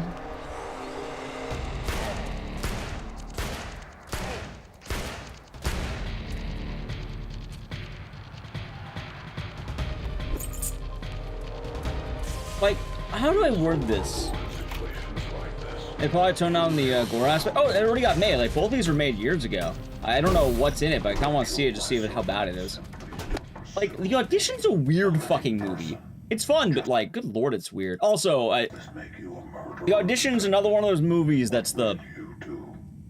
I know what you are, man. I know your game. I know what you're up to. Your final I know why you want to watch the audition. A lot of dirty dudes be watching the audition. Just putting that out there. I didn't know that before I watched it, but is that like what does the guy from Dexter say? It's like did he actually say that I know what you are? Does he say something else? What does he say in Dexter to Dexter? It's like I know who you really are, or something like that.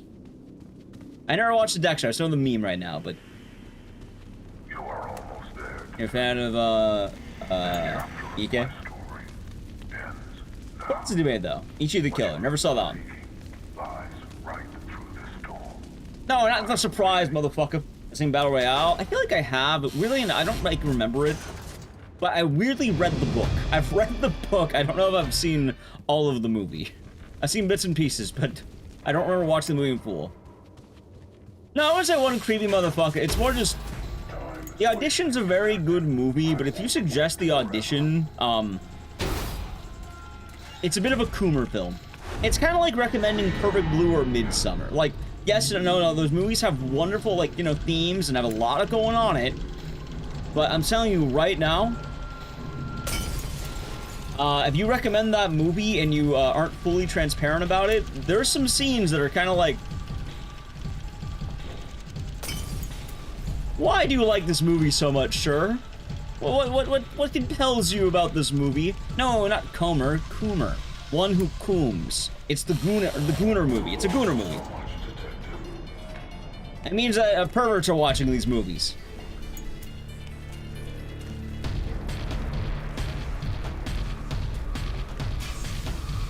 Now, it's funny because the overall message isn't even that way, but you wouldn't call The Audition a Coomer movie?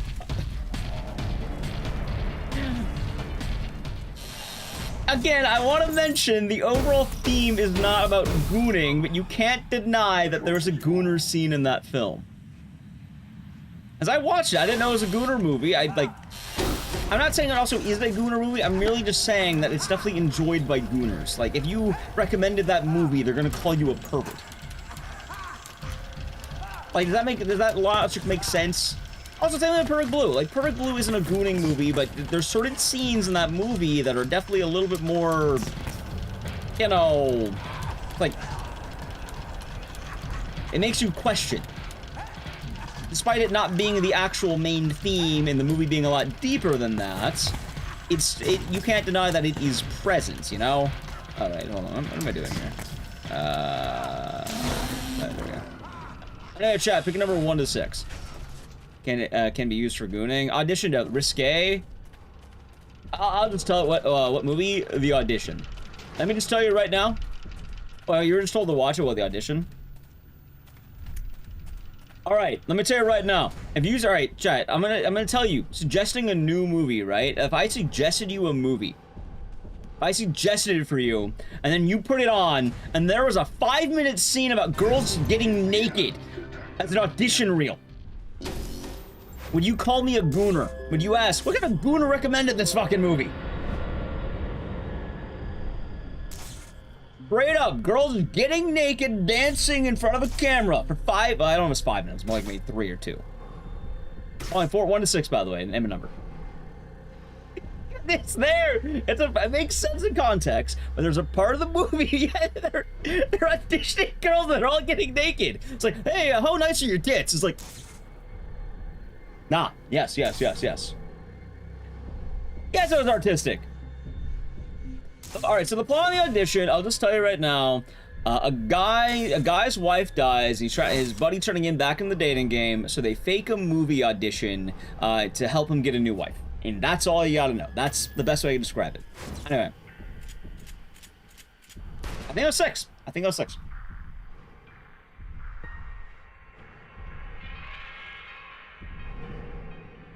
It's crucial. Oh, of course, you remember that scene? It's in like the first 20 minutes. I remember that scene as I watched it. I was like, what the fuck is going on? It's like, what kind of movie? I thought this was a horror film, dude. It's a horror film, yes.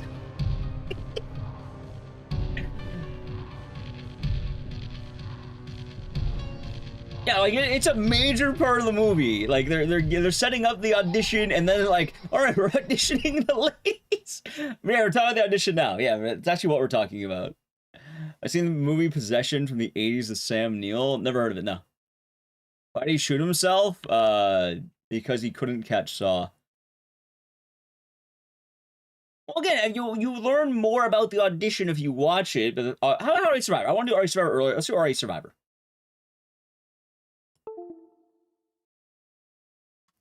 And then also, like, hold on. Give me a second. Also, we don't talk too much about auditioning because some people sound interested in the movie, so I won't spoil it. But, like, with Perfect Blue, for example, like, don't get me wrong, the movie is, like, I think Perfect Blue is a very sincere movie. I think it has a lot to say. It's very deep, but, dude, I'm not gonna deny there's a part where she is naked and she is taking a photo shoot and, like, she is taking, like, literally, like, photos for a fucking, like, I don't know, Japanese Playboy or whatever the fuck it is. They have a name for it. I did, VJ Smith. I want to see that. Which, that's why I'm wondering, Perfect Blue, like, if I go to the movie, how many Gooners am I going to see? Because, like, obviously the movie's not all about that. The movie's very deep, but it can't be denied that there is a scene where she is fully naked, you know, guys taking photos of her, and it's a naked photo shoot. Can't be denied about that. Explores sexuality a lot, and it's kind of gooning. I'll try to play an ad. I'm going to plug in RA Survivor. If you want to avoid the ads, sub to the channel, Prime Gaming. Ready? Ad. Like, some of these movies have things, and you can't deny them. Event Horizon, never seen it. Sounds cool. Oh, Perfect Blue, no nothing. Watch Perfect Blue, great fucking movie. Oh my god, I love Perfect Blue. Like, I am ready to go. I want to go to the actual movie theater. I want to watch that. Although, again, I'm kind of wondering how many Gooners I might see if I see that movie. Again, I know it's not the story exactly, but can't be denied.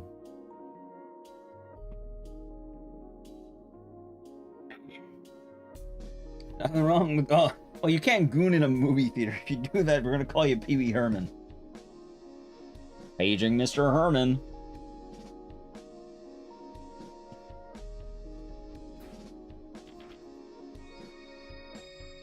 Hell, I talked about it too, but, like, you know what? I'll just say it. Alright, spoilers ahead for Midsummer. Anyone here, like, not see Midsummer?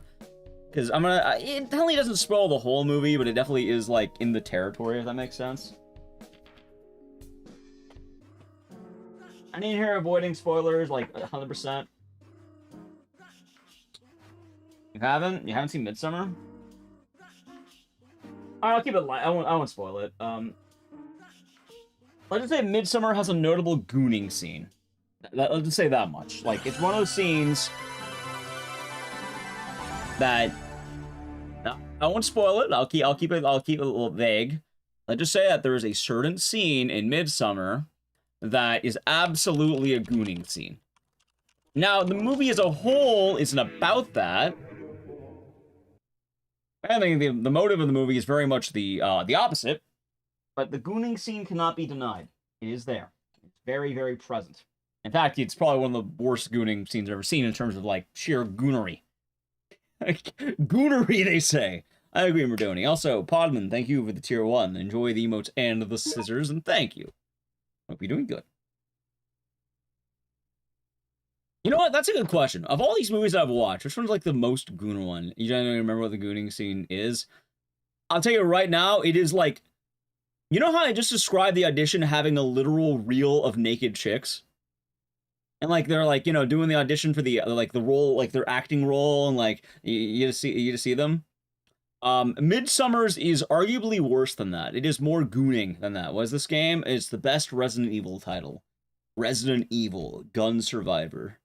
Tells you all about Leon's bestest friend, Ark Thompson.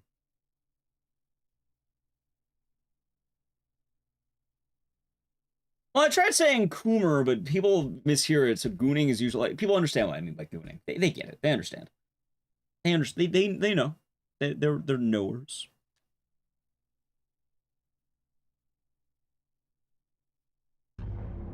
Alright, let's do some Gun Survivor.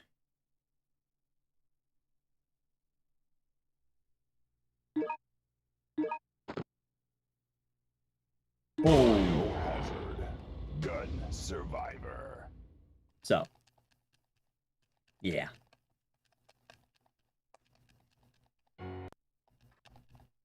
Yeah, a little bit up, down, left, right. You're not wrong. You're not wrong.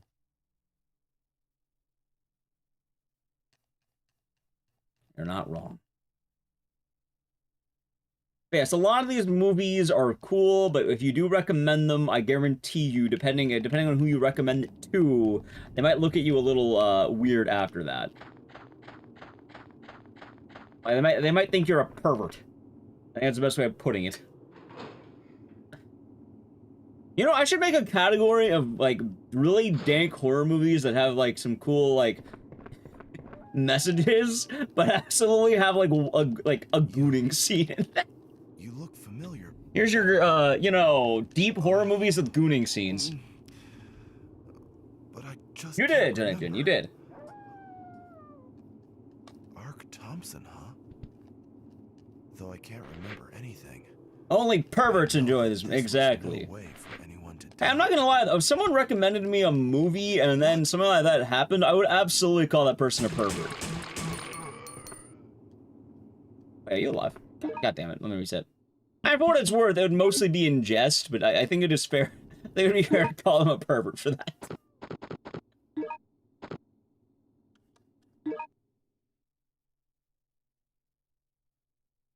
Like, absolutely fair. Just not saying stuff like that movie nowadays. No, it's not being sensitive about it. It just, you know. Alright, so my description, Mars, was when I went to go see Midsummer, right? Midsummer is is one of those movies that I think the audience who enjoys it and the audience that it's probably getting the message from are very different. Because I would argue that for Midsummer, the overarching theme is like women empowerment or something like that, right? Obviously, it's deeper than that. There's more to it, like trauma and shit. But it definitely is like motive-wise, it would be more for the ladies, if that makes sense. Like, it is definitely a yay women. Yes? Like, yay women. However, there's a part of that movie that's absolutely some of the most perverted shit I've ever seen. I was like, why do you like this movie so much, sir? Oh, yeah, no, yay women. Which part, sir? When I went to go see Midsummer, there's a lot of dirty dudes in that theater. I'm just saying that. I don't wanna assume things, but I noticed a lot of people walking out weren't the dirty dudes. Though I can't remember anything, I know that this was no way for anyone to die. You know? Well, again, the thing is, though, it's like it's a portion of the movie, but it is indeed present. Like, it is there.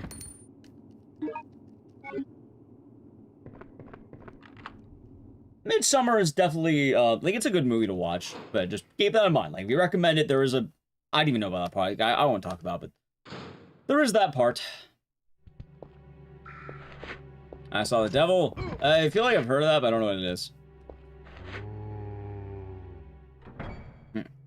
I'm not bleeding. I think I'm fine. That's a Gooner game? I don't fucking know. I'm not ranking Gooner games. Korean movie. Gotcha. And right now, I'm probably not gonna be able to watch any movies until I finish the Silent Hill video. I'm probably gonna be working my ass off on those.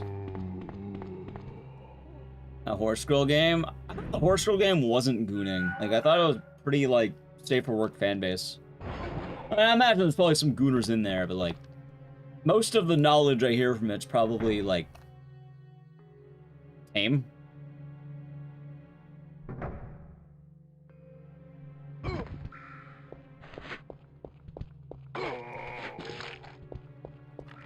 Also, chat, you can't even rank those. You know how many fucking, like, what, D-Gen games you can buy on Steam? Go on Steam for 5 minutes. Go new and trending. You're gonna see some random shit.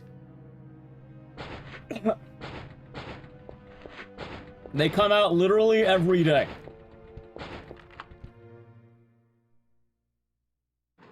I'm not gonna analyze that shit, or I'm gonna rank it. I don't care about them. I do horror games and weird games.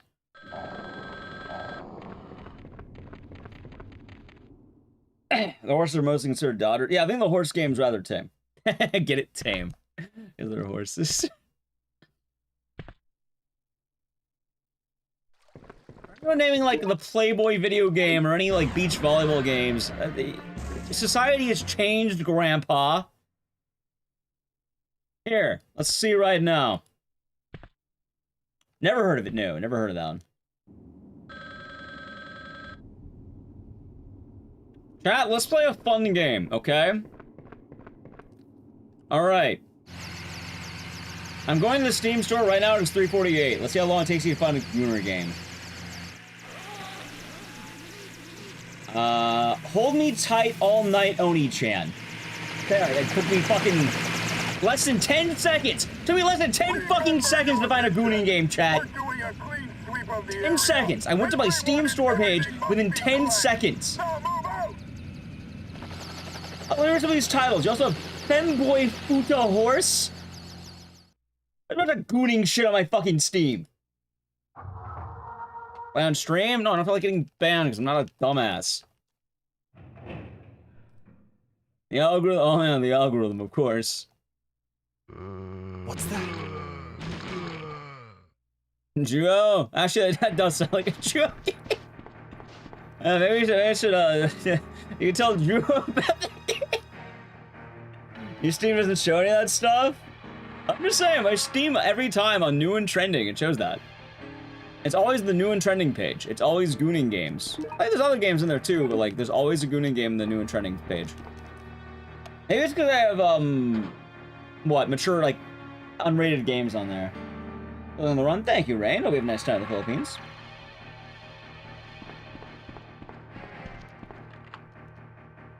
Why am I getting those recommendations? Because I play Fear and Hunger, remember? Also, it's not a recommendation. It's new and trending. And you have to enable adult mature content, which I do because I play Fear and Hunger, chat. Remember that game? There's also other games I play too that do that. Like, I think things like Remothered have nudity as the tag. Which wasn't even recommended. I literally said it's new and trending. My recommended is also fucked, but for different reasons. There you go, interrupted. Yeah, you have to enable adult mature content, which it's there for horror games.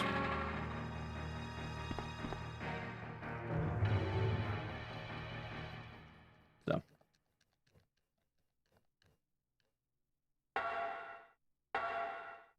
Correct one, Ash.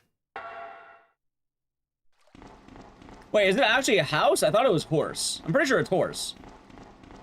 Oh, yeah, like, I'm not even kidding. Steam top 10. Like, this is like new and trending Steam. It's not like, you know, like recommended. It's like the trending. Meaning right now, more people. Oh, now, it is house. You're right. Sorry, you're right. It is house. Yep, there it is. Nope. Now it's recommended. See, now, it heard you, chat. It actually heard you. I can't believe. Oh, there you go. It heard you.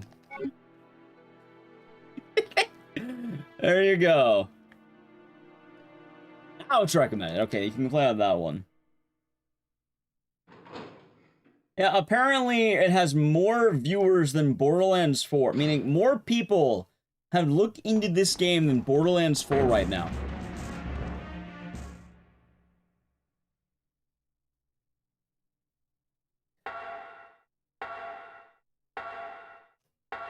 Good for them.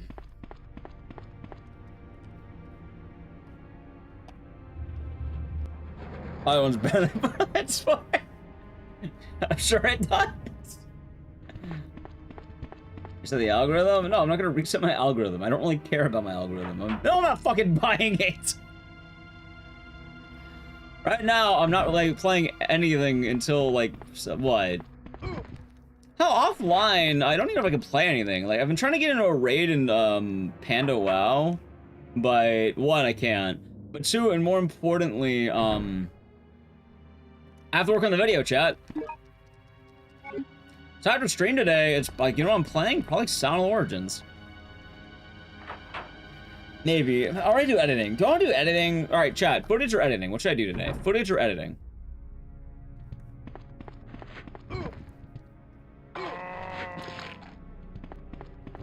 Footage or editing? I don't know. Footage? I could do both, technically, but... I'm kind of leaning to editing, because I did a lot of footage yesterday. Also, one of the footages takes 3 hours.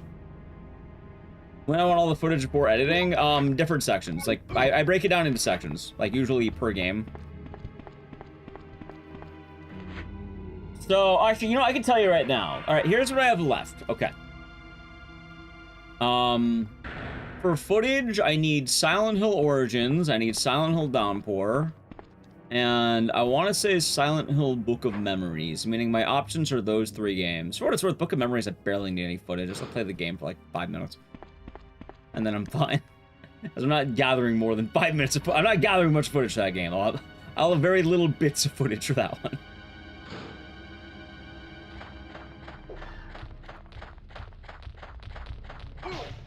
I might kill the run. No, Homecoming? Already have Homecoming. Also, I don't hate Homecoming. I don't think Homecoming's that bad. If anything, the one I physically dread the most is probably Origins, because I don't like Origins. I think most of my footage is Downpour. Origins has like a little bit of footage, but I still have to beat the whole game because I essentially need it starting from the like sanitarium, I think. Oranges? Well, no, I need the oranges footage, sadly. Because I only have some of it, I don't have all of it. Oh yeah, I also need Shattered Memories. But not a lot, I only need a little bit of Shattered Memories. Because I don't talk a lot about Shattered Memories. Because I don't need to.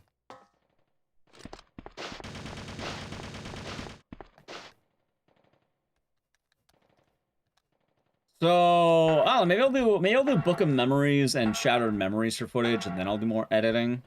I'll see how I feel, but I'll probably at least gather those two, because I only need a little bit. I probably see therapy and then like 1 frost section, I'm fine. It's like hub 1.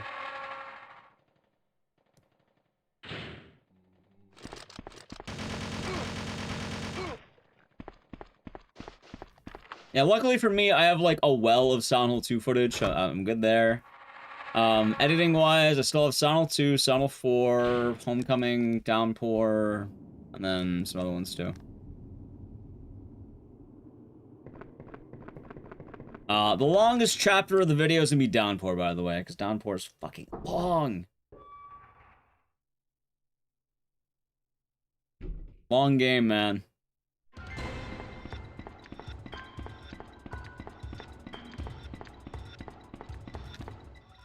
What could we say?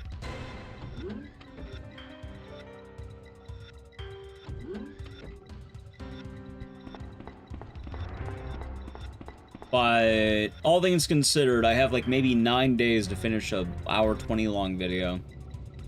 Luckily, I did all the voice editing, so I think I got all that footage. Oh, there's some micro adjustments I might need to make, but for what it's worth, I have most of the game done, or most of the video done, or most of the hard. I don't even know. I honestly the hard part. It's such a pain. It's a pain in the ass, man. I love doing it, but good lord, editing is like it's rough. Like I'm almost tempted to like reach out and have people help me. Like no, I don't need to do that. I think it's just one video that's a pain in the ass. What are you doing? Answer me. Because for what it's worth, I think it's just the one video. Like, I should have worked on it more in the past, but it's kind of, you know, better now than never, I kind of guess.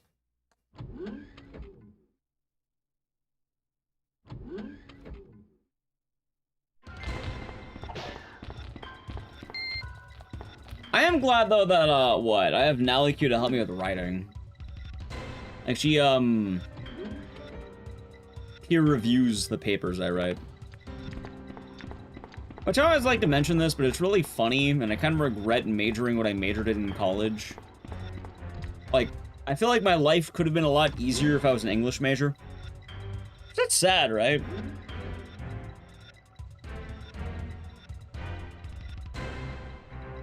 Maybe, I don't know. Maybe it's a little sad, I don't know.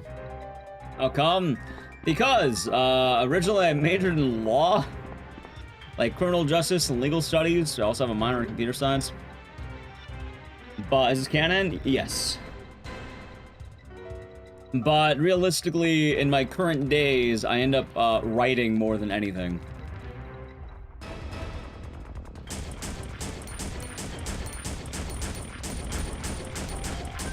Like, the amount I read and write and have to form coherent thought is a lot more than anything else. But who knows another video when I still started into streaming? Honestly, probably. Ever go back to school? Nah, not right now at least. Like, no need for me. Like, unless streaming for some reason died, probably not. And even then, I wouldn't go to school. I'd probably just go back to being an IT guy. I'd accept failure. Not saying being an IT guy is being a failure, but, you know, I used to be an IT guy, and it's pretty stable work. Going back to IT means I failed in streaming, and I just kind of accept that you know, I'm just chilling, I guess. Safety and reliability as opposed to being self-employed.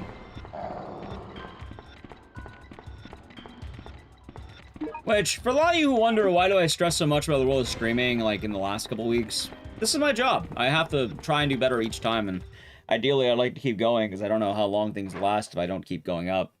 And very often I have to care. So it does, I do care a lot about it, is the point I'm making there. Actually, that's true. At this point, I don't even know if I have a backup anymore. Hopefully I don't have to worry about that. So let's not worry about that. Let's hope streaming can keep going good.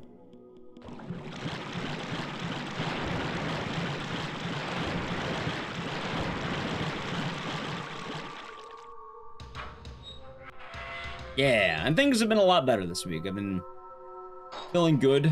Although I know the world of streaming has been kind of weird, but this last week's been a lot better than it has been. And hey, I'm happy to say, as long as I stream tomorrow and man's not dead, I will have had my first full week back to normalcy. I don't know about the unknown. Well, I don't plan on it. That's why I'm streaming. That's enough. It's half. Now I worry about streaming. And that's why I want to try developing the secondary YouTube channel, because I would like to have a YouTube channel where I'm like, wow, I can't believe it. That guy is making dope video essays. And then I, you know, upload a video, and then it gets a banging 100K in like a week. And it's like, well, hey, there's I have the memes of, oh, Ecdycis video essay dropped. And then people do the absolute cinema. They made something from the hearts. And the passion of writing. I always wanted to have something like that. And I've been trying harder for that. Every year I've been telling myself, I'll start doing YouTube video essays. I'm not bad at making them, I just don't make them. But the last one I made was really good. And I'm hoping that the next one's gonna be good too. And if it's not, I'm not too worried. I'm not gonna, like, quit. I have another video ready. Oh, shorts. Oh, I'm terrible with shorts. I stopped uploading them because I don't know. I need clips for shorts, and I don't know. I feel like clips. I don't know what clips I have. I don't know how clippable I am. I feel like I have the enthusiasm of, like, I don't know. I don't get jump scares. I don't shit myself whenever I play a horror game. I don't like watching a lot of horror YouTube videos. I feel like a lot of horror creators are like, I don't like that. I don't care about that. In fact, I do the fake thing, chat, right? Whenever something scary happens, I just go, ah, that was really scary, but in that exact monotone voice. I don't know. I don't really get shorts, and I don't try to, because I don't know, I gave up, I guess. But also, YouTube shorts are a weird area, and I feel like I probably should care more, but I don't know how to clip myself.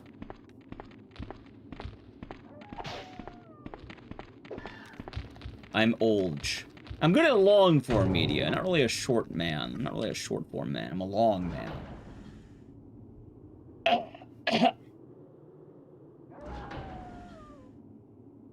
For lore videos, you can do an introduction to gameplay? You mean make shorts of the lore videos?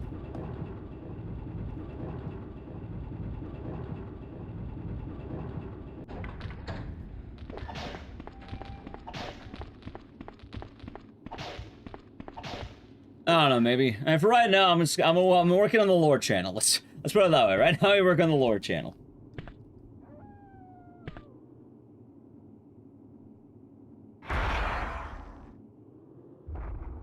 And then I'll worry about it later. I've had some short ideas, but I don't know how to edit short stuff. Good stuff? Well, thank you.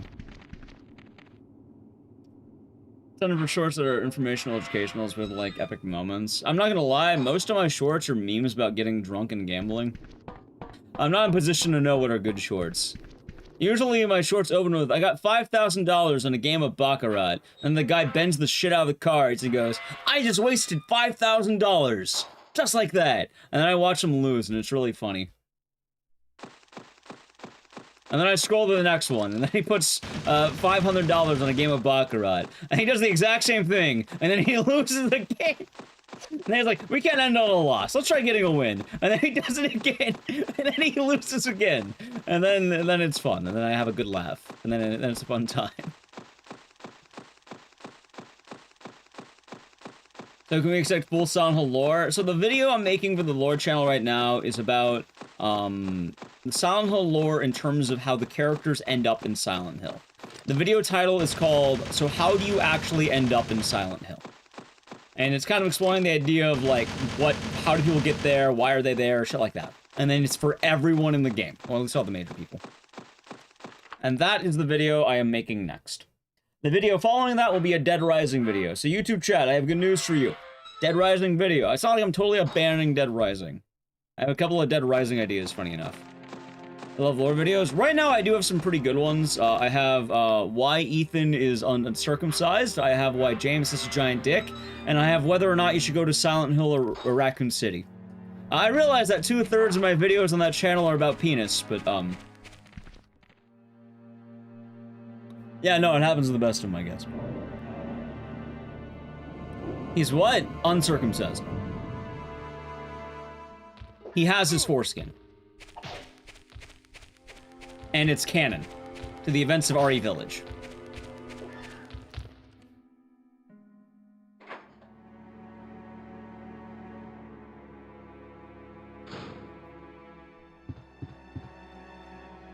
Exactly, Chad.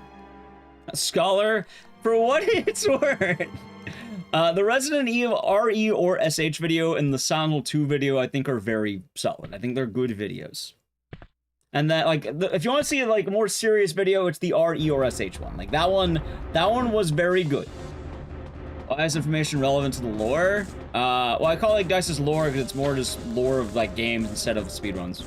I don't know, I know the name. I call it Ecdycis lore. It's more relating to the stories of the games and characters and shit. So it's a character motivation.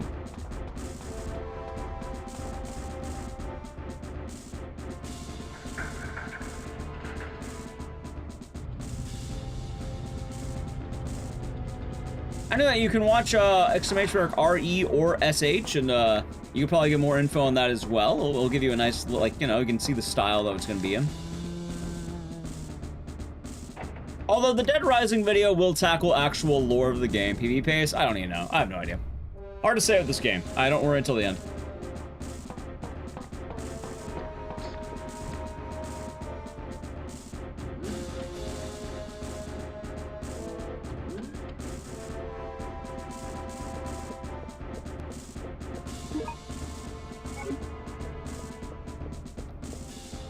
But yeah, for video ideas that I have right now, I have a few. I have had an Eddie idea brewing since 2020.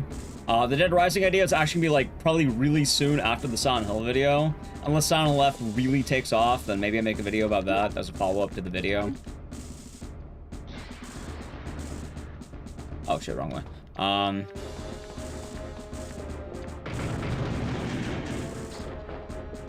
That was mostly fun. I wanted to make another Resident Evil video, and I don't remember what. I think I wanted to talk about the lore of RE7 a bit. That scared you? Well, it's pretty scary.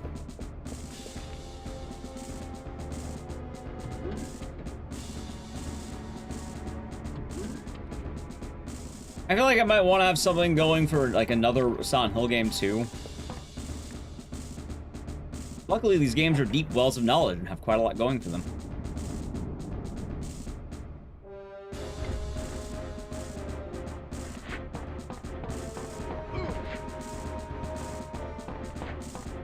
So, yeah, we shall see, chat.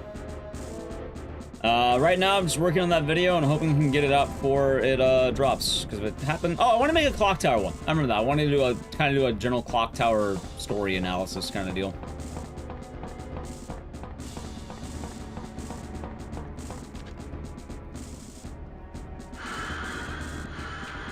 I think I even know what video I might want to make about Clock Tower.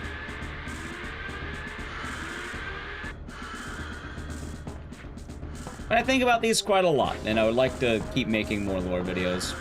That being said, I kind of want to upload a video to the main channel that's a meme that's kind of like Punchy's video. Because recently Punchy made a video, he made a couple of them, where how fast can you find a toilet in like Resident Evil and Silent Hill?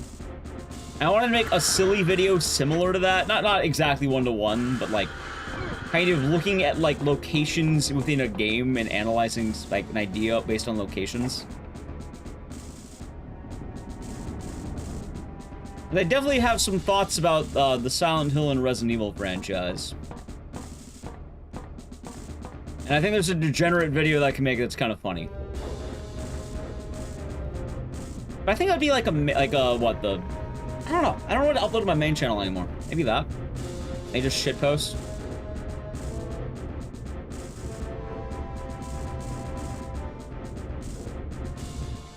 Why was she different?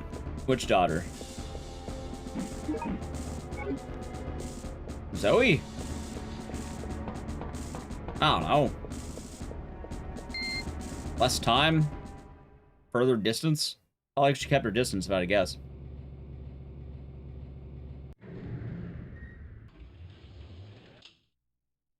I direct RA9 trailer. I try to avoid watching it because I don't want to. I'm trying to avoid spoilers. So the moment I saw it was RA9, I stopped watching it.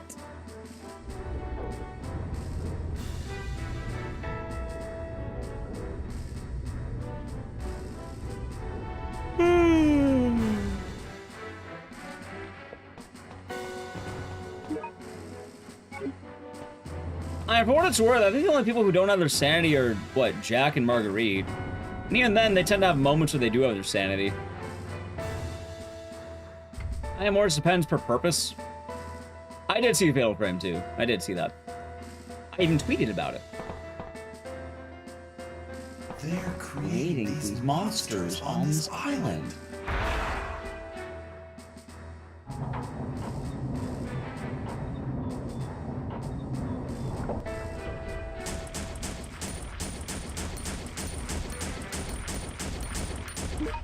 Yeah, I think the intent is that Zoe hides a lot more. Some questions aren't answered, Chad. I don't know. You felt like it? Maybe that's why. Hi, Morning Craft. Bad RNG. Goddamn.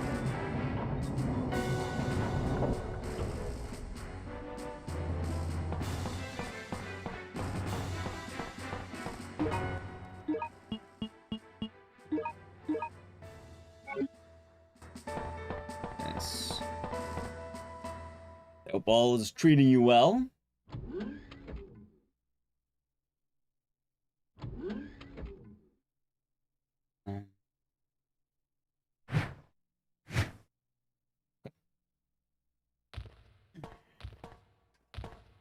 Ow. Bye. Stretch. Oh, back. Help! Is this canon? Yes. What? Hello, you man. A big bone crack. Hang on. Meme game. Yeah, you put some respect on this game. There's a lot of explanations in Resident Evil. The problem is, I don't remember off the top of my head. Sometimes I do. Sometimes I don't. In this case, I don't. Lot. Although, Chad, I do have one promise with all these video essays, and you know, they do take a while, but you know what the upside about them taking a while is? They're made with love. Well, made with love. I mean, See? You? I put love into them. What do you mean? They have soul. You're the detective. That's me coping about them taking long, but they have love. Really? Have a good night, little Tanuki. Sleep well. Exactly, Keymaster. Love. Because I'm Production value, something like that. I mean, there's never much value as I can put in there. Hello. Unless I made it with hate. I mean, I could make a video with hate at some point. I'm not opposed to that. And it's more just, Nice to meet you, I guess what I'm saying is I'm not using easy, like, I'm not doing shit like doing AI. I'm not doing an AI script. I'm not doing AI thumbnails. I've started like hiding channels that use AI thumbnails because they don't look good. The self-destruction. Like I like putting in the effort. Also, I have the thumbnail. I have the thumbnail made, and I got my artist to do it. And it looks so fucking good, and it's so stupid, and it's funny. I think you'll laugh at the thumbnail. Why do people use it? AI, because it's cheap and efficient. The personnel evacuate immediately. That's why. You get things out quickly, more or less you can kind of get them done a lot faster. Is the quality there? No, but for some people, they don't care about quality. They want it out fast and easy. Kennedy, I came here to investigate. Now imagine a burger. I remember. Imagine a burger made with pride and joy, finest beef, good ingredients, and it's nice. And then imagine a burger that comes out of, like, I don't know, a fucking machine. It's not nice. Just comes out of a slot. Here's some kind of beef. I see how low effort Facebook is. I have not genuinely hopped on Facebook in the last... I don't know how long. I try not to. Now I've always sort of like Simpsons or Family Guy. For what it's worth, I kind of like the dumb meme of, hey Peter, why is blank? And I think it's really fucking stupid, but at least I get a little laugh out of the concept of it. It's hard mind. Like, I don't listen to it, but I don't know, I think it's novel that people are like, hey Peter, why is blank? And why the fuck are you consulting Peter Griffin on society? Like, why is that your guiding teacher? Spy Kids? No! Well, maybe, I don't know, actually.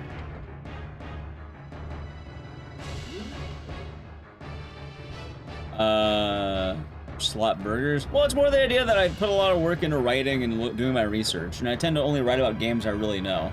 Like, I don't want to write about anything I don't know. It doesn't make sense, right? I like writing about things that I deeply know.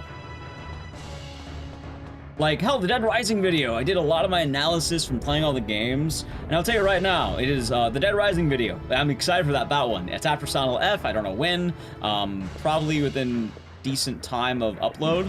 But with that one, I really wanted to do a deep look into the game's bosses for Dead Rising 1. So, like, alright, I wrote a whole script. I think I'm only missing the ending of that script, which I put on hold, because right now I need to work on the Silent Hill video. But once that's done, it'll be a lot easier, because I already have the entire script done. And it's much shorter, and it's not a fucking hour, 20 minutes. I'll probably, like, I don't know, 30 minutes, 20 minutes.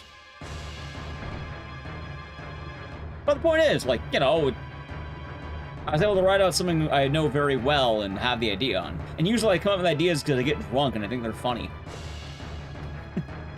You know how it is. Hey, that sounds funny, and then I do it.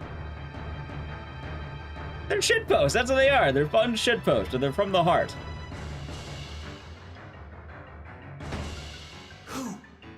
I can't believe you're not. It's a pack of special microwave and instantly McDonald's. Aww. You must be the leader of the cleaner unit sent by Umbrella to destroy the evidence of this biohazard. Whatever.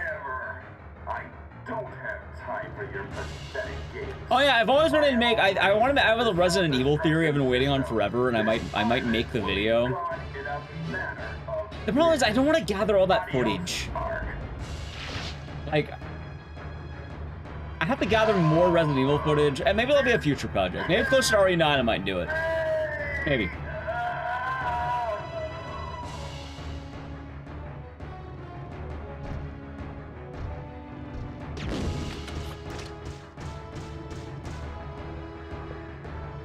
Because for years now, chat, I've wanted to make the video on the Leon is dead theory. And see, that could be a fun video idea, right?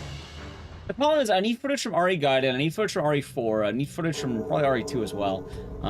Really every Leon game. Also, I don't think I've ever played Operation Javier, so I need that too, I think.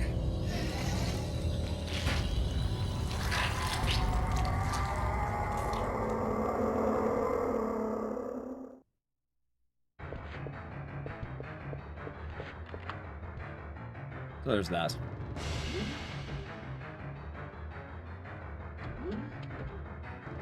Can you imagine getting an actual PB in RE Survivor? No way, right?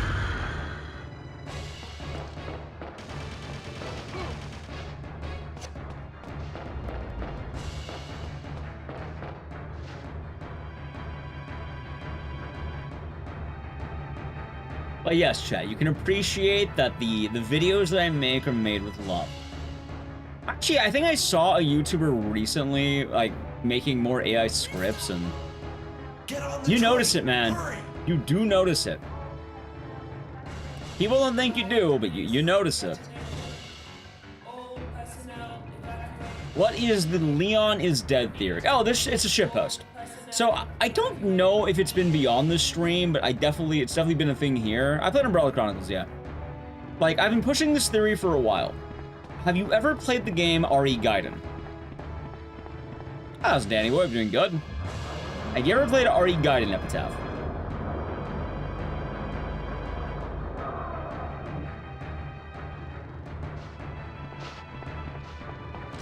That's okay.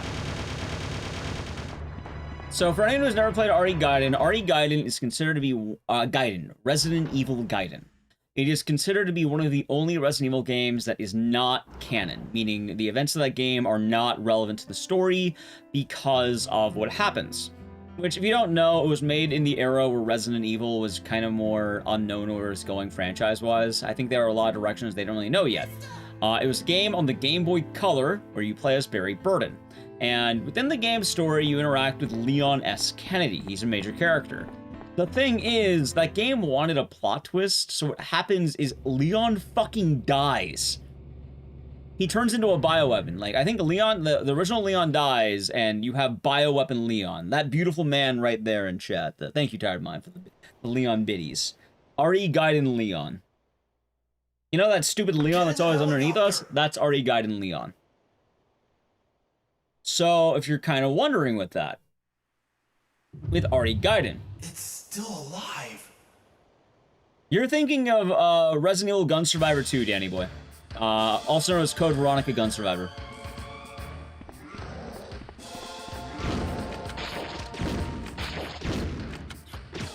Dead.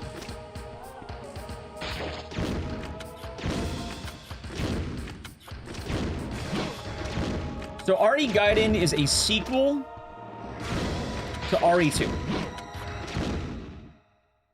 Events of that story are post RE2. The idea is like people are out of Raccoon City and now things are getting kind of weird. Now, if you're wondering why is that game not canon, well, Leon's alive. He isn't dead. From RE2, he then goes over to RE4, where if Leon dies, then you can't have the events of RE4, because, well, Leon's very important to RE4, chat. He's pretty important to that game. But is he? Yes, I would argue Leon is probably one of the most lore-relevant characters in all of Resident Evil.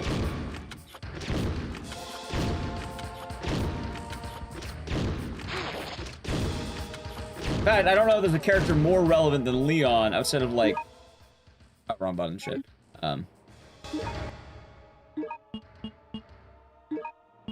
Outside of, like, I don't know, fucking Wesker or some shit. So, you may be wondering now, what does all this mean?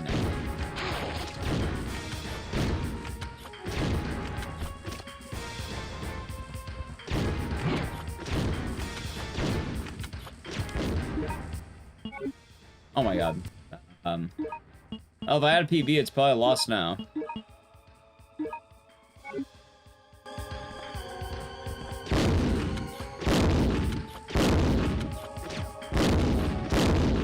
Dude, what the fuck is this?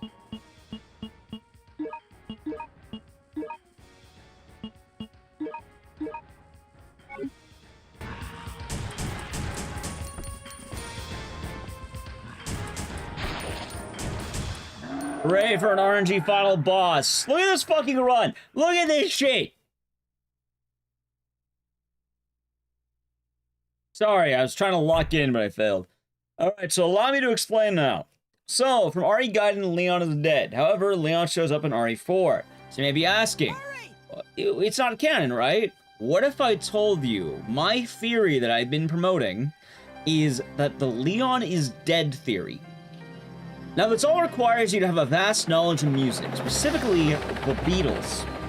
The Beatles were a band in the 1960s that ultimately changed the game of music, and they made a bunch of bangers, like The Octopus's Garden.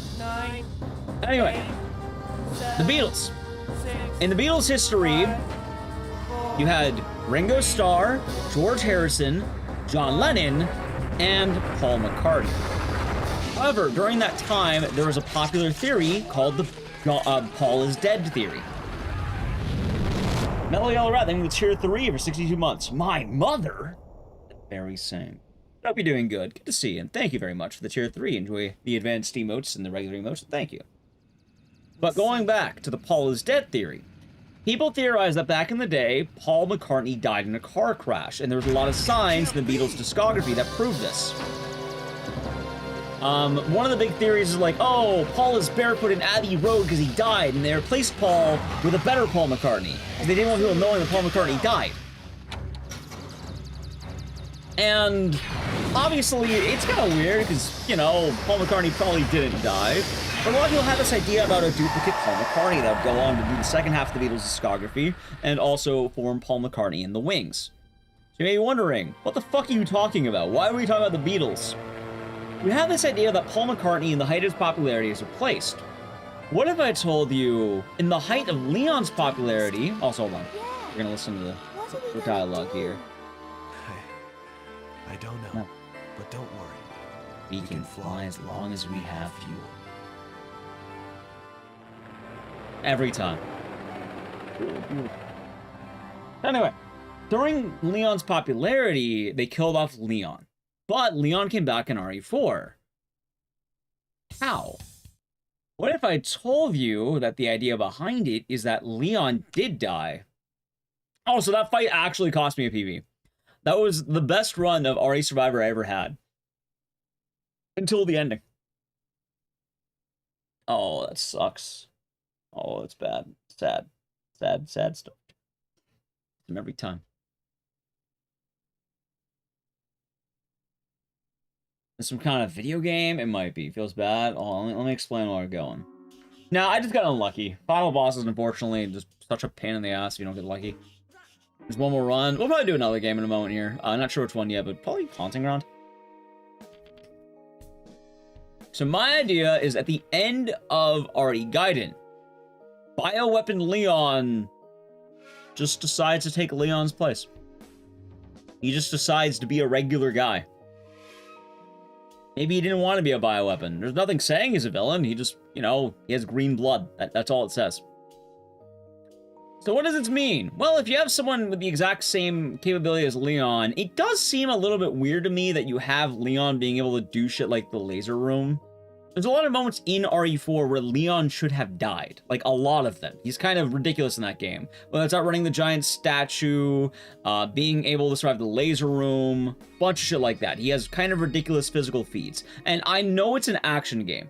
Let me explain Sevies. I know it's an action game, but you can't deny that it is kind of, like, inhumane for a man to do that. I don't care how badass you are, it does seem a little bit extreme. Which wouldn't be a problem if you had the strength of a bioweapon.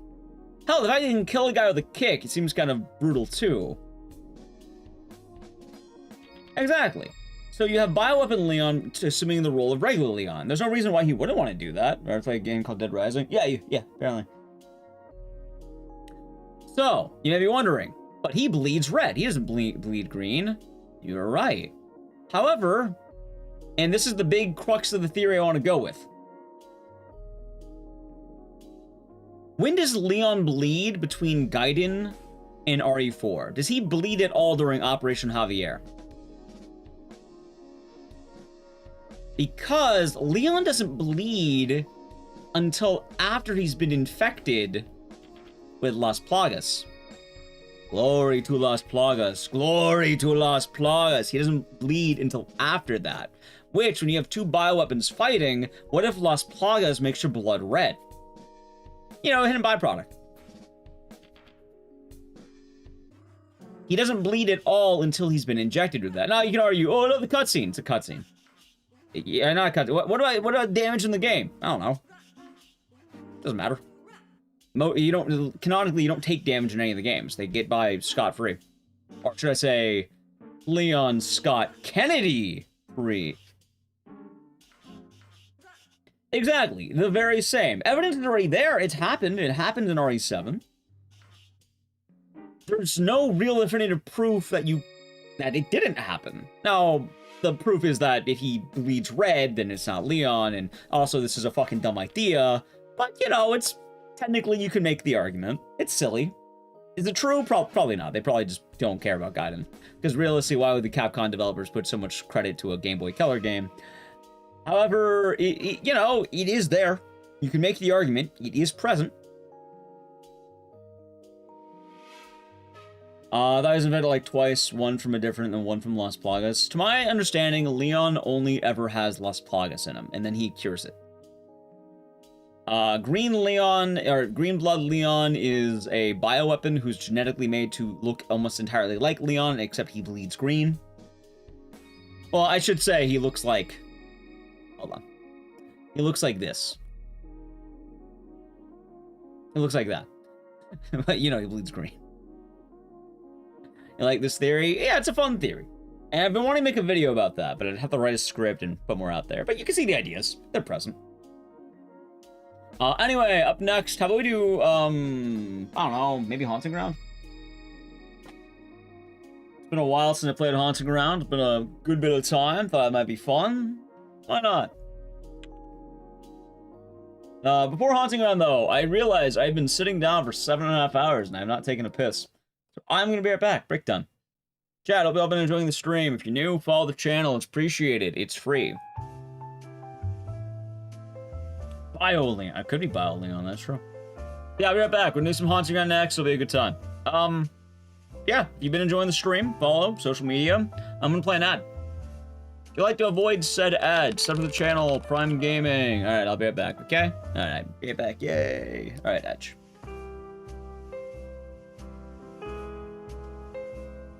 Watch. Definitely power.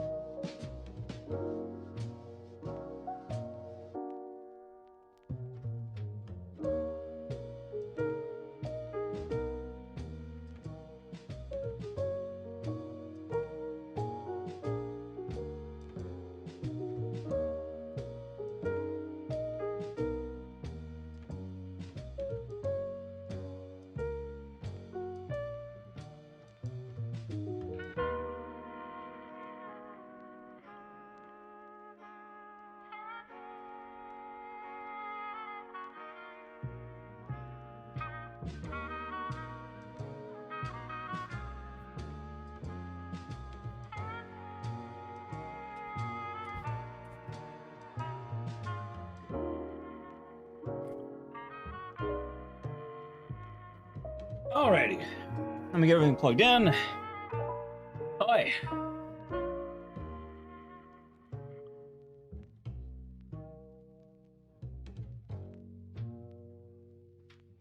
I'm glad you liked the theory.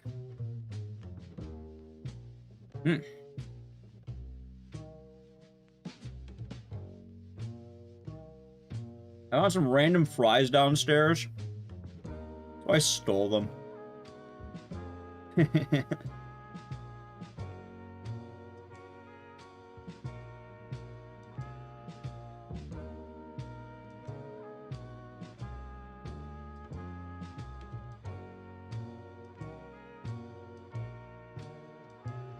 Fry stealer? They're there. No one was gonna eat them. They're mine now.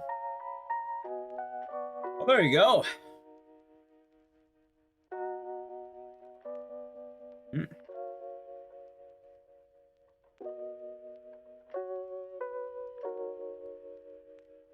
Alrighty, next is a haunting round. That's right.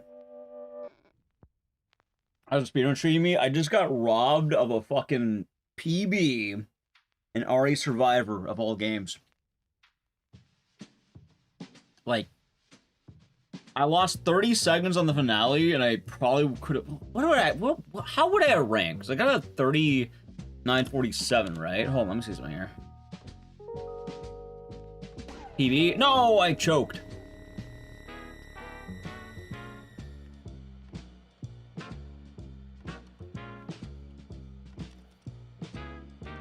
That's to survive Nemesis. Have fun.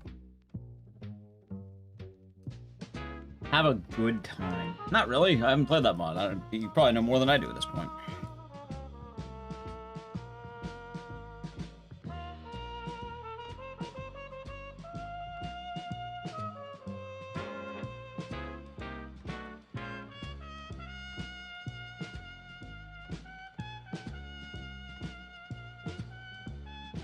Hey, what the fuck is the thing?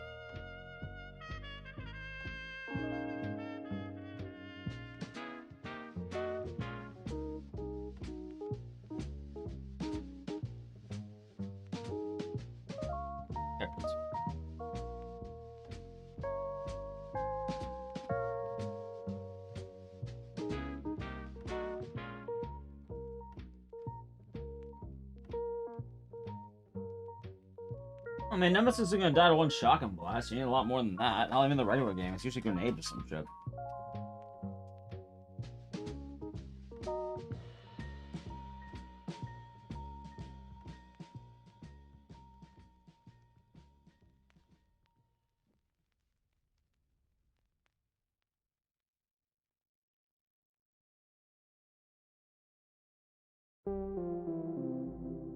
Actually, you know what? I'll listen to it right now. Give me a second here.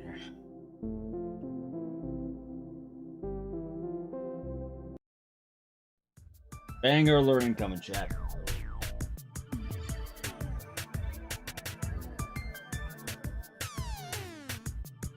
Running on where? Probably right here. Right there.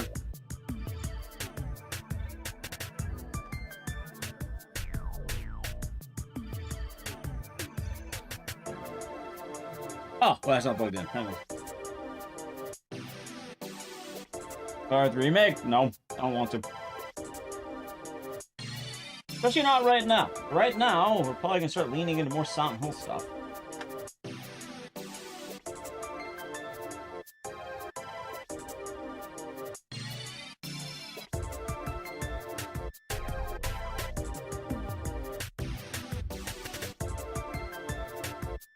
Well, I don't hate the game casually.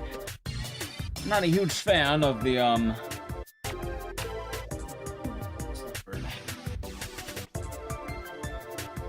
No, you tried VA. When's F coming out? 22nd, remember, right?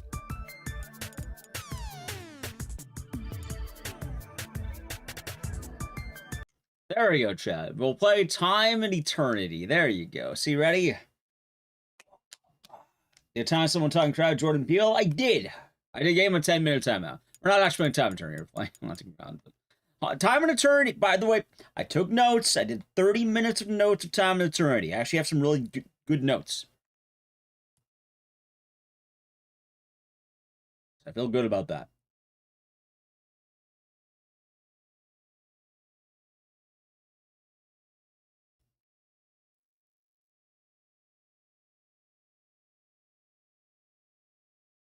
Silent Hill stream when? We did Silent Hill today.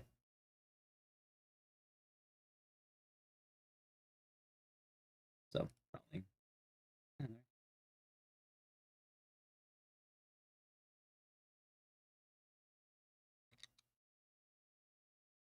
Some players once. What Time and Eternity? I respect Time and Eternity. Must have missed it. Didn't you come in when I was mid Silent Hill 2? Or you may have been during Saw.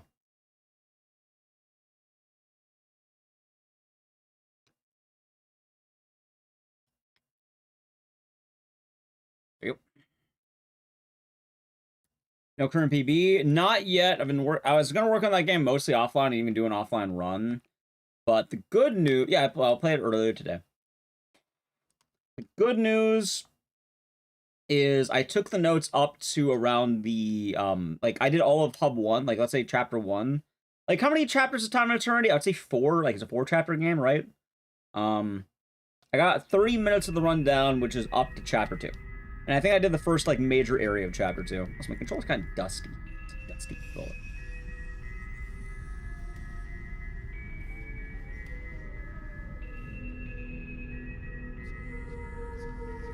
Been a while since I played the PS3. Speaking of which, yeah. We'll probably do the big Silent Hill marathon before Silent Hill F comes out, by the way. Like, I think, what, we'll do all of them?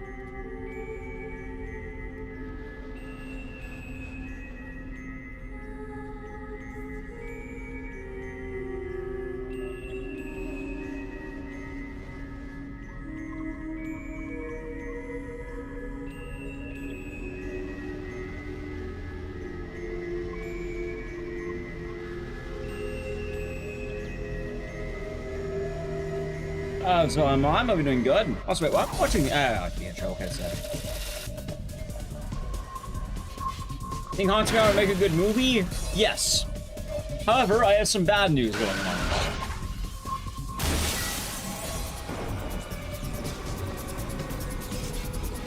A Haunting Ground movie currently exists. Not directly, but it's essentially Phenomena, Suspiria, stuff like that. Any new interesting horror games to keep my eye out for? Yes. I am very excited to play a game called No, I Am Not Human.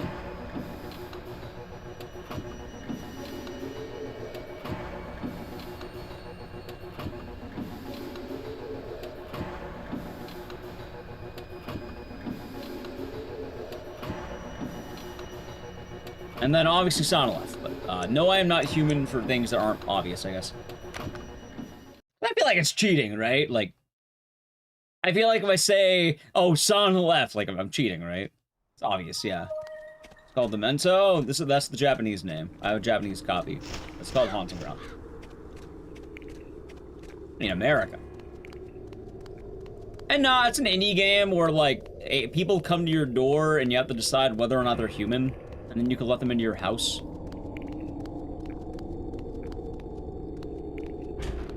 Yeah, so like a lot of Haunting Ground is going to be from Clock Tower, which is from a lot of Italian horror films.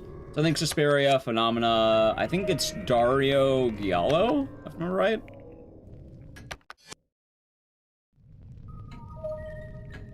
You like an intro to let no one in? We'll find out. Dario Argento. Wait, why do they call them the Giallo films? Thank you, Dario Argento, that's right. I don't know why I blanked on that. Someone said Giallo earlier and it confused me. Thank you. See, I get to feel like a poser now. Dario Argento. At least I got the first name right. For what it's worth, I only really know the ones immediately relevant to Clock Tower.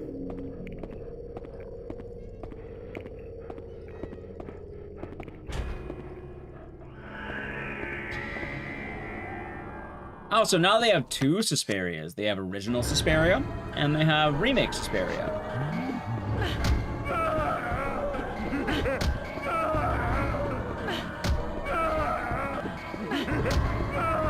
Oh god, I just realized it's been a while since I ran this game.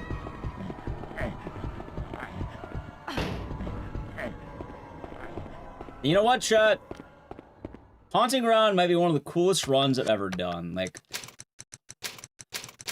I don't know, right now I don't think I have a better example than Haunting Ground for games I feel proud of. One moment. Also, remake or original. I need to do the thing where I watch the original again, because it's one of those things where I haven't watched it in years and I don't remember everything.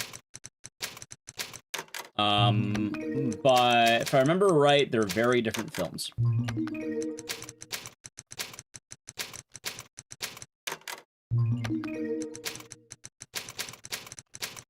Gotcha.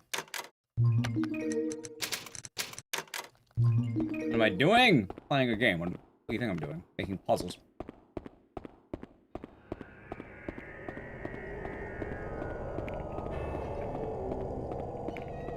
Yep. So they're different. The typewriter, those are the game's puzzles. You type them in, I'll solve puzzles for them later. Like so. So you do all of them in the beginning of the game, because you need a few throughout the game. Yeah, it's cool stuff.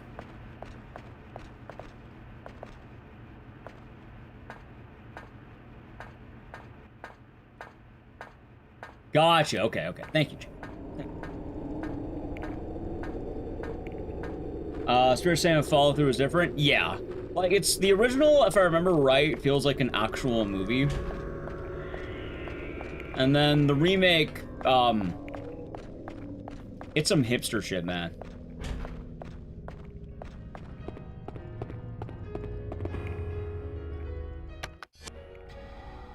Hey, Eurothug, hope you're doing good today. How's it going? Going good. Gonna work my ass off and hope I can get that Silent Hill video done before Silent Left comes out.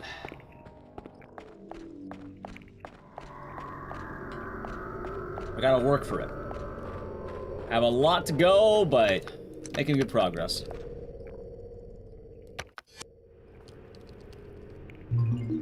Like, let's see. Here's what I have left to do. I have the intro, I have the prelude.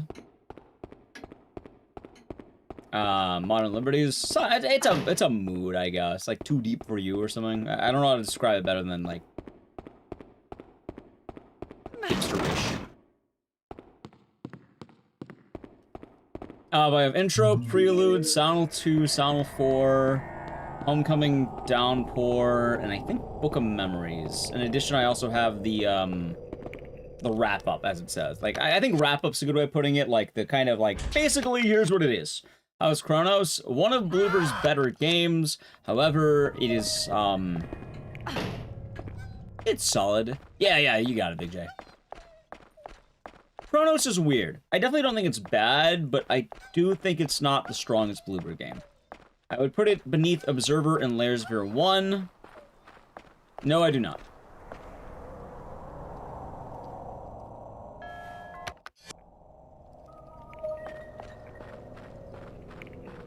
Like, I think it's better. I think it is, like, below those two, but I would say it's above the rest of Bloober's catalog. Well, there you go, then.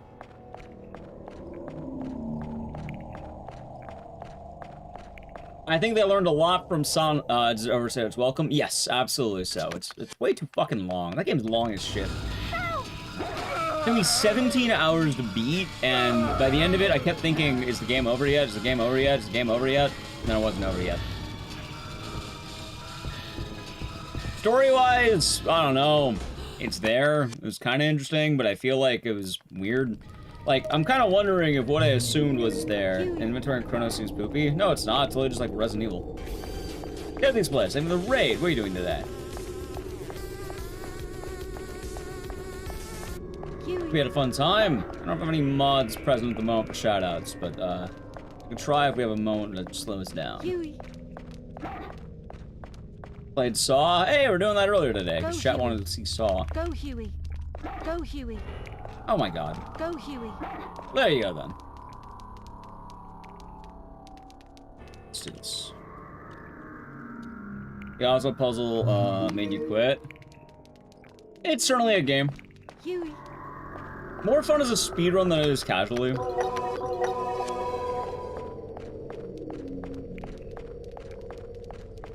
but Chronos. Going back to that really quick. Yeah, no, the gameplay loop's fun. I think it's very comparable to many of the RE4 clones out there.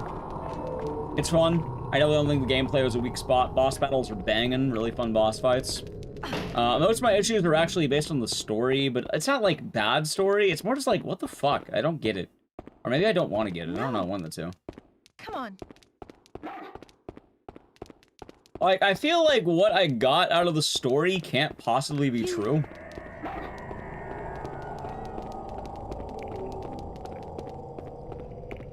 Theme of horror games. See, I don't know what that means. But funny enough, I feel like I had the thing where I think the game was too long. Like, if it was shorter, I probably would have enjoyed it a little bit more.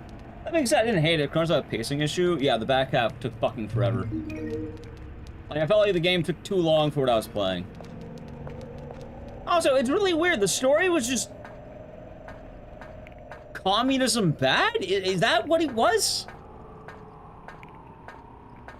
Like, I kept thinking about it. It was all about sucking dudes and communism. But, like, bad communism, not good communism.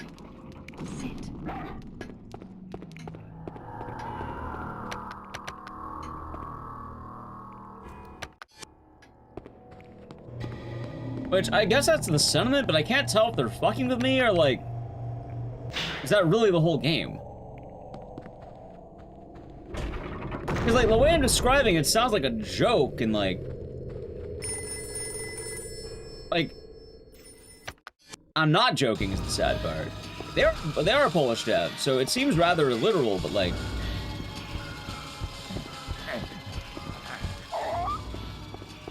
I don't know. I'm very confused on some of the elements, I guess. I'm pretty sure it's meant to be a communism bad as the message, but I'm kind of wondering if there's anything else deeper, and maybe I'm just missing the point, or really it is just communism bad.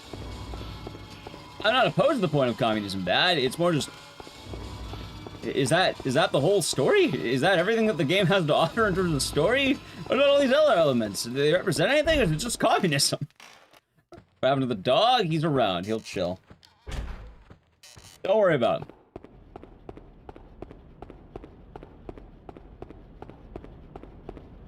Just kind of enjoy the run. I think it'll be easier to do that. But also, I can't entirely blame the story. Like, there's not a whole lot of good time travel stories, and usually they kind of get more messy than anything else. Wait a minute. I'm being dumb. Isn't bad, isn't done ad nauseum. And for what it's worth, in terms of Bloober, they are Polish developers, and the game very much talks about the fall of communism. So it's on brand. Like, if anything, I feel it's very on brand to that specific communism bad. So I'm not going to judge that. It's more just, by the end, I think I was making jokes that I choose the burger and I don't choose the communism. And I was fully expecting her to throw out, like, a dollar sign, because one of the characters had, like, a sickle, like the hammer and sickle, and then I was like, here's my weapon, and then it's just a sword shaped like the American dollar. Or a burger. My darling. For what it's worth, they could also be really fucking dumb, and maybe I'm just immature. Now, imagine a burger. Other thing here makes about what's confused about the game is... Oh, no, I was super confused. Like, there's no, like... Also, the worst part is when I beat the game, I was left with more questions than answers. I didn't feel like I got proper answers.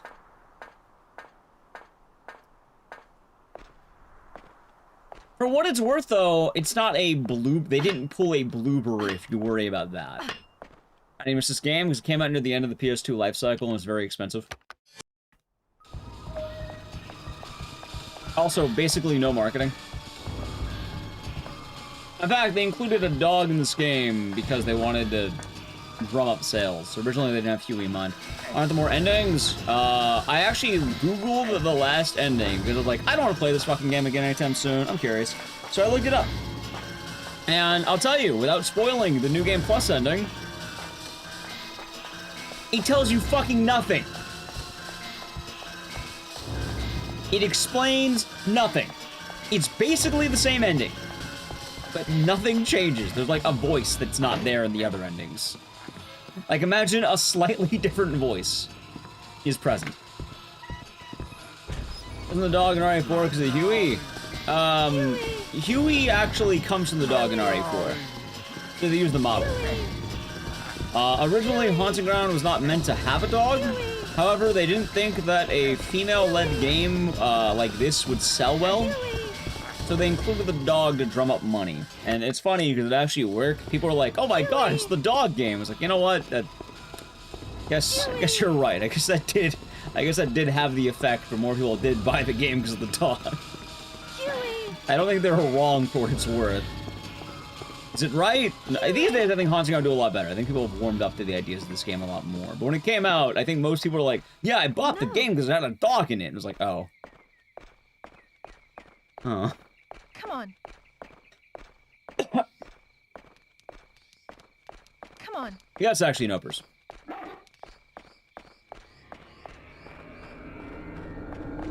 For what it's worth, I think Huey does make the game a lot more interesting. Guessing this outside Rule of Rose, I would confidently argue that. I don't know the sales numbers of either one. I think most games have outsold Rule of Rose. I can't imagine Rule of Rose having particularly good sales numbers. By PB today, I was close to an RA Survivor, but apparently I got robbed. Right now, this run's looking pretty sloppy, so I have my doubts. In fact, Huey's not even cooperating. No, I've been doing good. It was marathon. A lot of resets today, but it hasn't been bad. Fun day, rough runs. Go, Huey. Talked a lot about movies. That being said, going back to Eurothug's question about Chronos. I would say Chronos is worth playing, especially if you're playing every horror game ever. I would say play it. Like for you specifically, I would recommend it. For chat, I have a little bit of a different opinion because for most of chat, they're not, you know, creating videos about different horror games and having to explore most of the genre in the way that you would, for instance.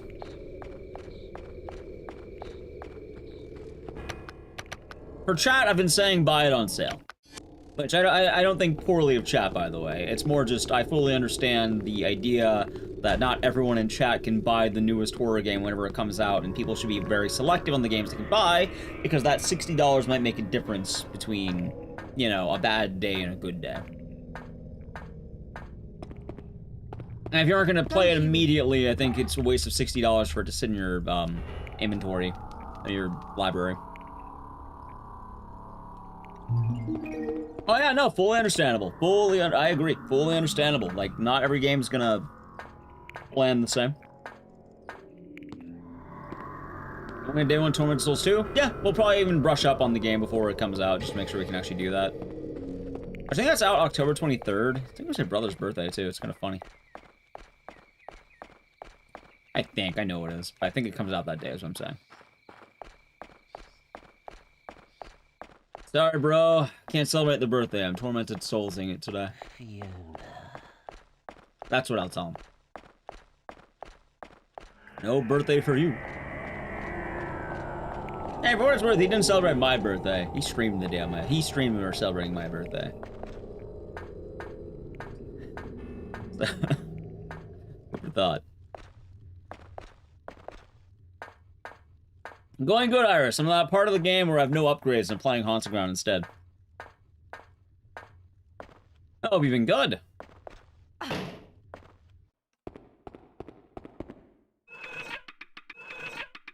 Oh yeah, I have a really dumb sub-goal idea, but I think it's gonna vary. Like, it would only work for next week. But also, I don't know how the schedule's gonna be. Like, it might be more busy next week. I might need to scrap some ideas, sadly.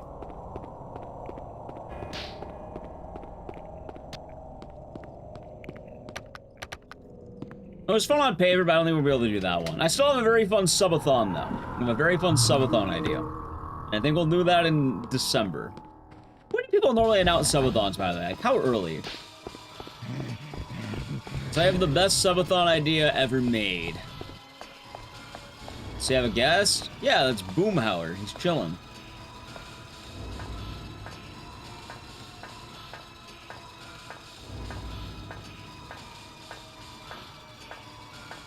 Love it, nice.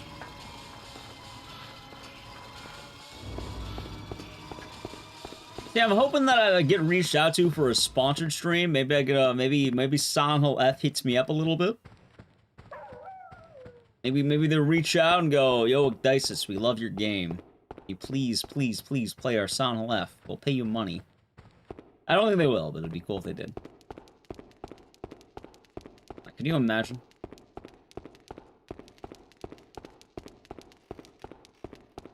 Silent Hill F's in the chat. Oh, that'll be soon.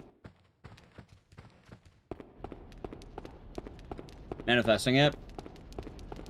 Actually, question. Eurothug, did you get any, maybe you can, maybe I can DM you. Maybe I'll DM it to you. I'll DM it to you.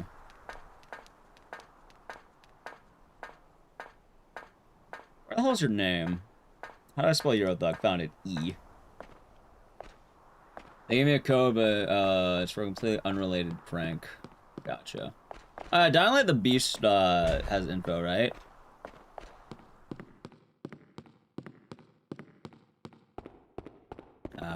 Hold on.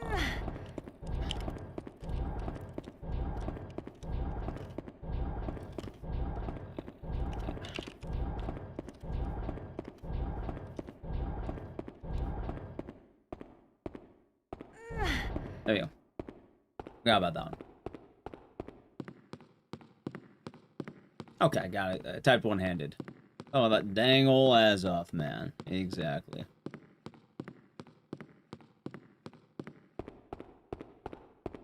Now I get to push boxes. Let's see. All right. So I can say out loud, because I wanted to. I'm not gonna say too much, but chat. I don't know what this entails, but I didn't have to sign an NDA or anything for it. So I got an email from someone representing Konami, or like a group representing Konami. And it just said something about some kind of gift. Like, from what I saw, it's reputable. I don't know what that entails. I don't know what that means. But, we will see what it is together.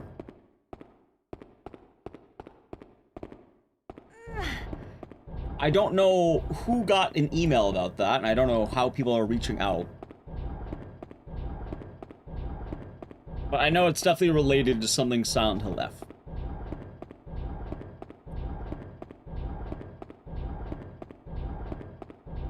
Normally, I don't talk about things coming up in that, like, let's say anything in terms of that, but this one was very different. It just said gift. There's no NDA, nothing on the sign, just Konami would like to send you blank. And then I got an email for it. For all I know, what do they send me, like, I don't know, like, glitter? Here you go, dumbass. And just an envelope full of glitter. It's like, oh, why would you do that?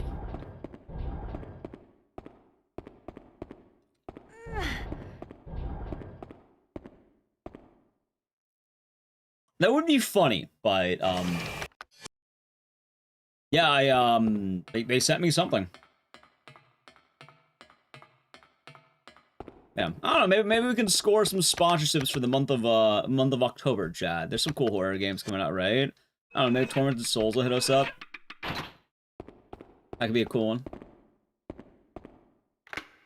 It's a code to Duke Nukem. Why the fuck would they send me a code to Duke Nukem? I already have like 26 copies of Duke Nukem Forever. I don't need another one. Actually, it might be more. I may have gotten more than that. I'm about 27 now.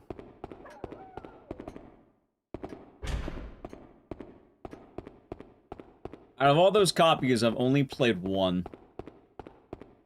And only survive and convey the same message. Well, I don't think it's like so. I'll tell you right now. Like, I don't know how much I can say or show about it because I don't think they did. But like, there's nothing I had to sign for it. Just, you know, like, don't want to get hopes up to have them dash. They just said some kind of Silent Hill F gift. For all I know, maybe it's like a pencil. Yeah, it's like, here we had leftovers. Here you go, man.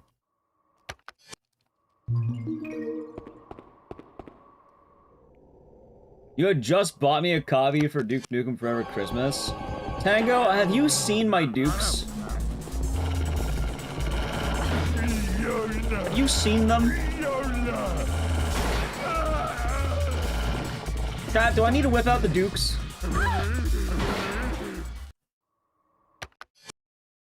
You know what? The Son of Haunting Ground's bad anyway. Give me a second. Give me a moment here.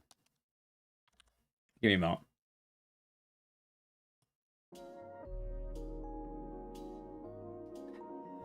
Okay. Oh god, can I even reach them?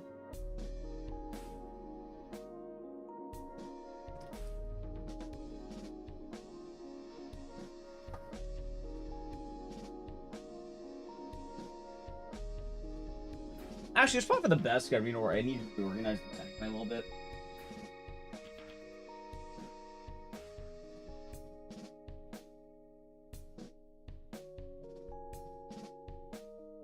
Rad music every single day.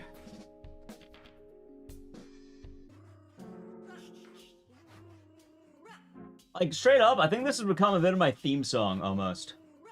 As funny as that might sound. Wait, what is this? Why don't I remember this? Oh, it's candy. Why did I put that there?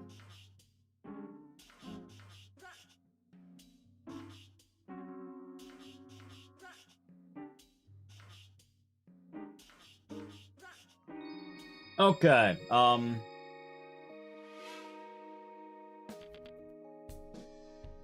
anyone who doesn't know, this is some deep lore. Anyone ready for deep Ecdycis lore? Not my YouTube channel. The deep lore of me, the man.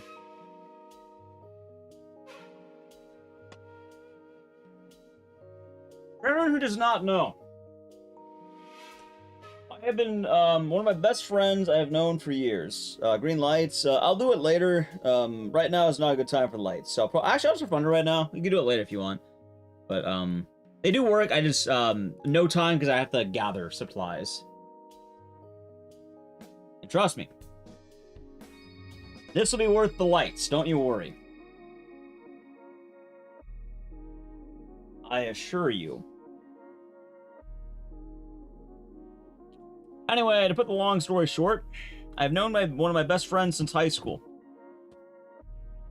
Back when we were in high school, I thought it'd be really funny to buy him a copy of Duke Nukem Forever. Why? I don't know, it was fun. I thought it was a funny joke. Every year since, we have been gifting each other back and forth copies of Duke Nukem Forever.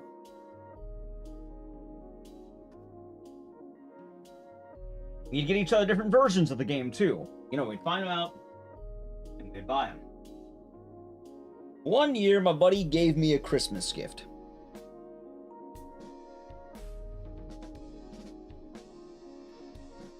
It was a giant stack of games. Massive stack. He got me the bargain load, the bargain bin games, whatever it's called. He got me a bunch of games, right? Giant stack. He knows I'm a game collector. He knows I like games. And he gets me this giant wrapped pile of games.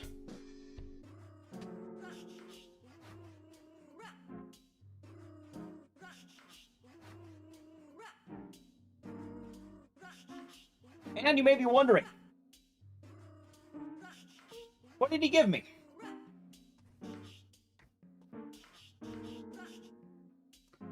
He gave me the pile of Dukes. This is about 25 copies of Duke Nukem Forever or so.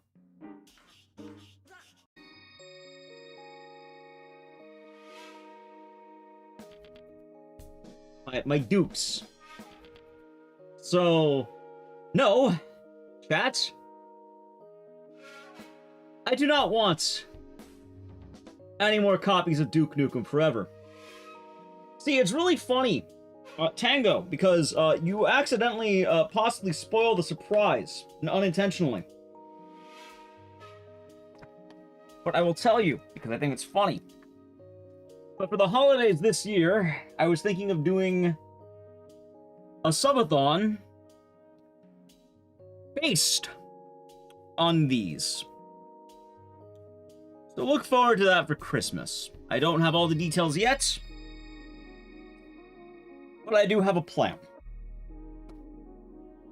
If there is interest, maybe we'll do it. I finished 1 copy of these. Why do I have all those? My buddy has gotten me a copy of Duke Nukem for Christmas, for many years. And, only 1? Yeah, I don't plan on playing this game more than fucking once. Oh, he actually got me another one recently. Last year he got me one. It was like the premium edition.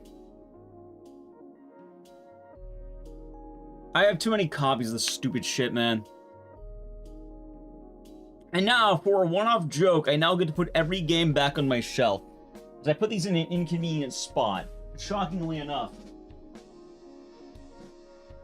I don't really care that much about my Dukes, as you can possibly imagine.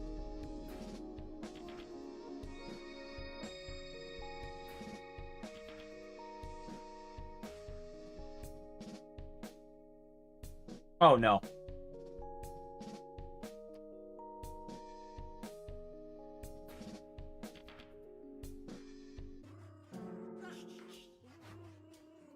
You know, for what it's worth, I think I actually have more than 26. Like, I think that specific pile was 25 or so, but I think I have more than that. Like, if I remember right, there's, a couple more on the shelf that aren't part of the pile, and then there's one of it there, too, I think.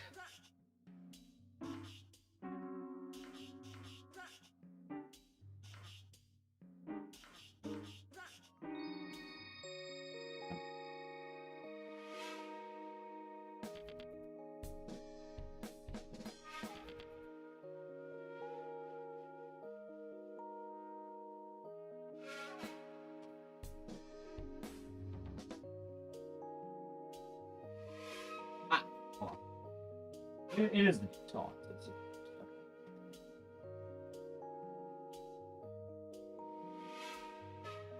Build a chair. My buddy offered to build me a shelf to display solely the Dukes. I said I don't have room for a Duke shelf. I do not plan on having room for a Duke shelf. Nor do I want a Duke shelf. Also, I should say, Tango, great minds think alike, because believe you me, I have certainly had that idea. Oh yeah, I forgot this one. This one's a sealed copy. Oh yeah, look at my rare sealed copy of Duke Nukem. Never opened, because no one's gonna fucking open it. Yeah, let me open my copy of Duke Nukem Forever to play it.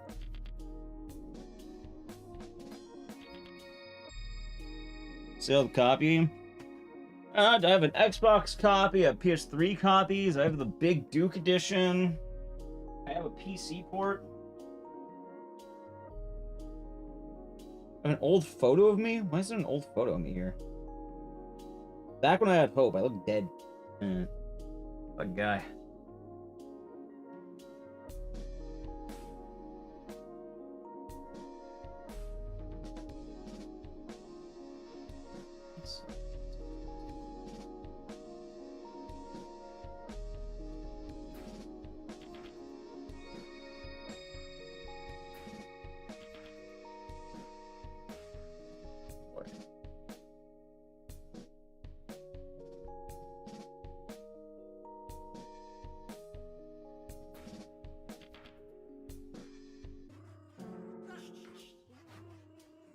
I have to find a different place for these games.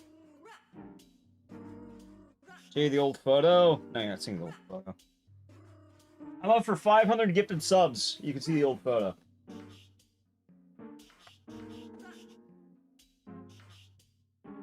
Right now. I don't know.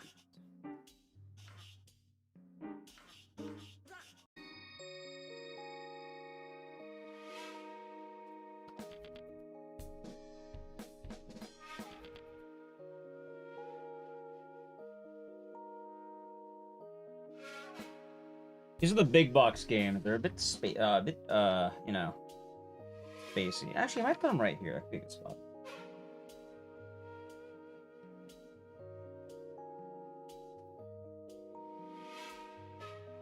$5? No, 500. No bargaining.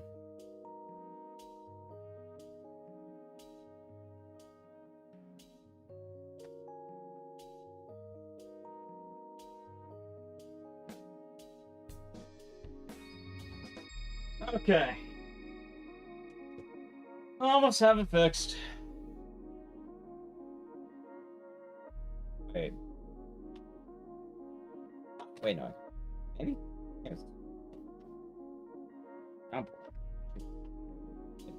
What's in the dump?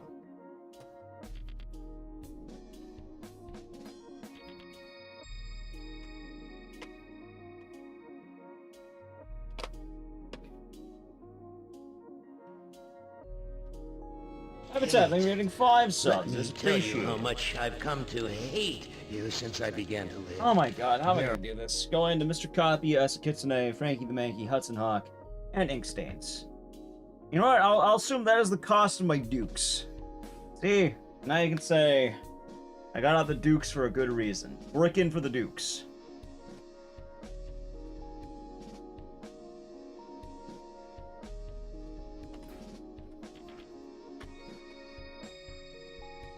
Trying to get the games I know I'm not going to play anytime soon, put them on the shelves. Put them away. Some of those games might play.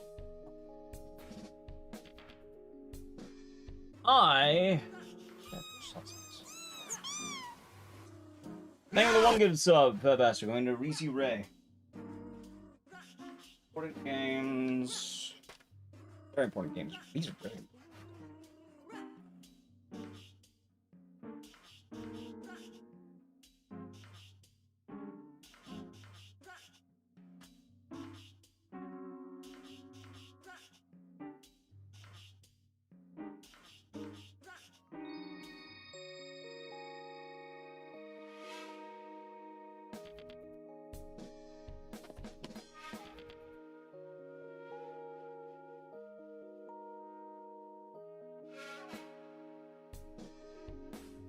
Almost.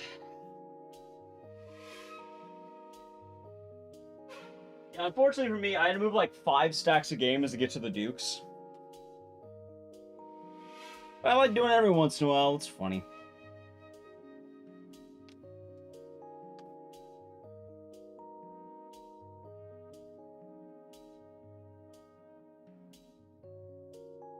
I kind of assume, why not, right? No harm done.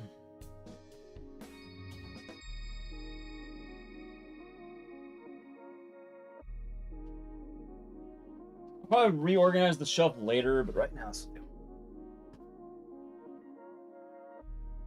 Oh, I saw dumb.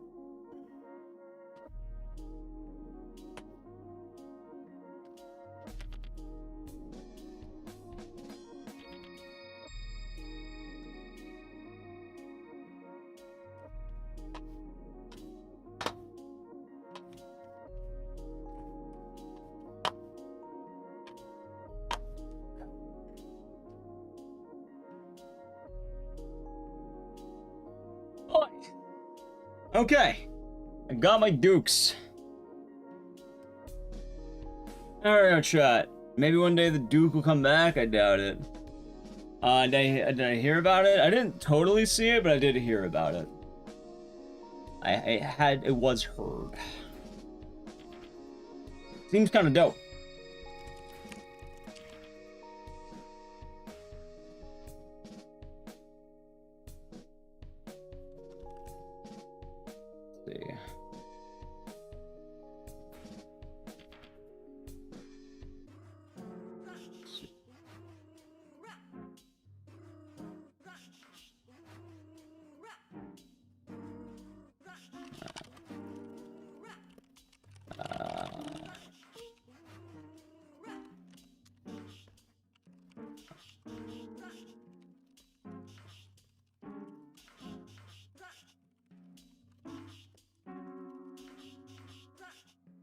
Let's see. Okay. I'm gonna have a tap.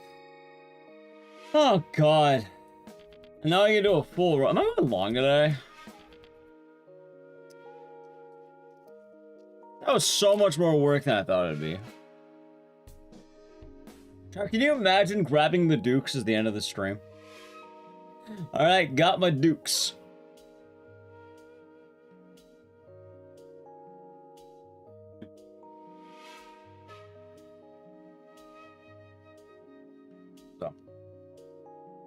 Site almost as big as the See No Evil, See No Evil, Hear No Evil, Speak No Evil statue. How big is that?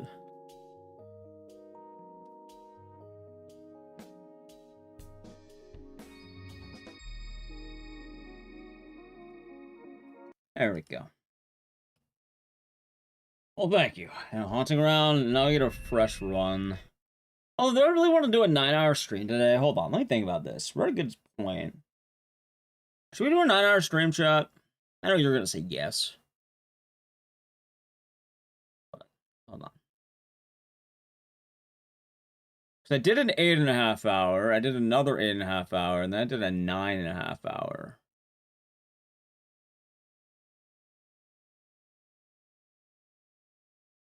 Got plans for tomorrow. We're definitely streaming tomorrow. But I have to be careful not to do too many long streams, because if I do,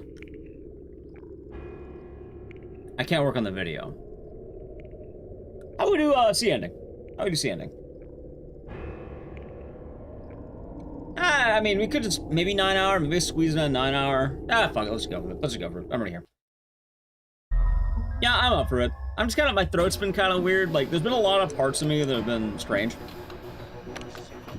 Question mark, thank you for the Prime Gaming. Enjoy the emotes and the decision. Thank you very much.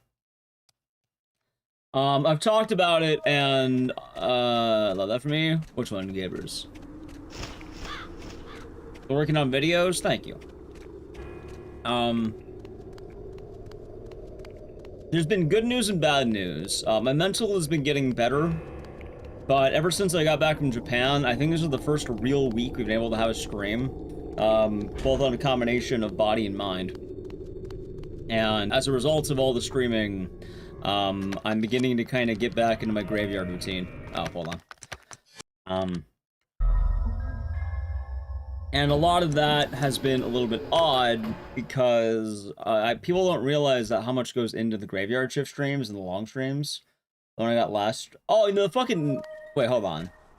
Oh, the ape statue. I remember what you're talking about. The monkeys. The dukes are larger. The pile of dukes is larger than the ape statue. I did like that gift. I'm gonna find a nice shelf for that when I can. Like when I have the room, we'll get a nice shelf for that.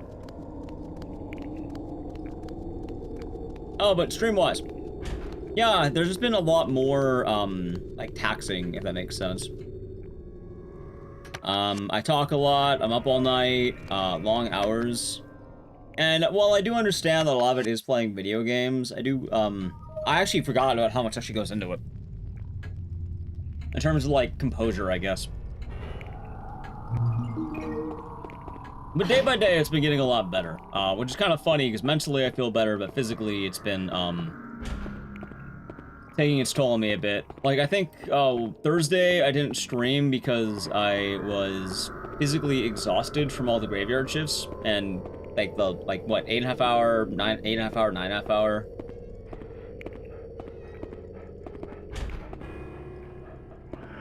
Doing all that with the graveyard shifts a lot more than you think. And then my voice has been fucking rough, because I've been talking a lot more.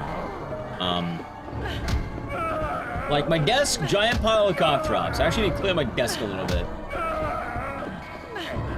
No, people don't realize how much I talk. Like, that's it. There's a lot that goes with the late nights. And it's mostly kind of, has a sleep routine. Pretty good right now, actually. Woke up at a decent time today. Been having to force myself to stay awake later because I keep having the urge to go to bed. If I do that, I don't wake up on time.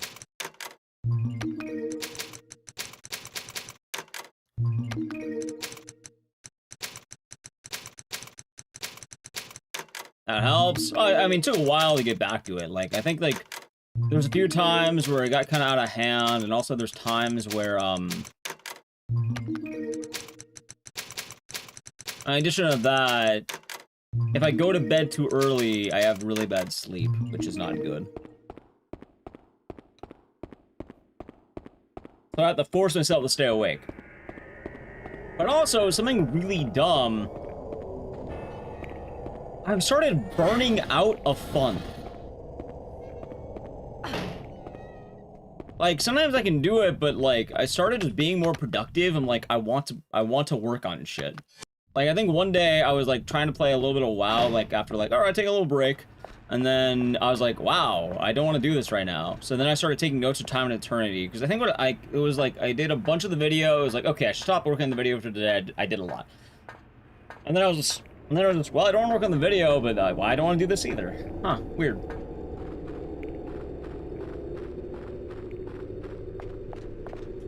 God, it's definitely.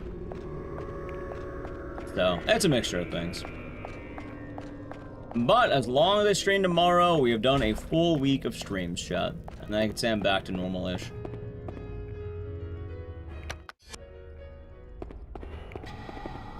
Who knows, maybe we get some sponsored streams coming up. Make up for the, like, what, 2 weeks I was dead. So, both mentally and physically.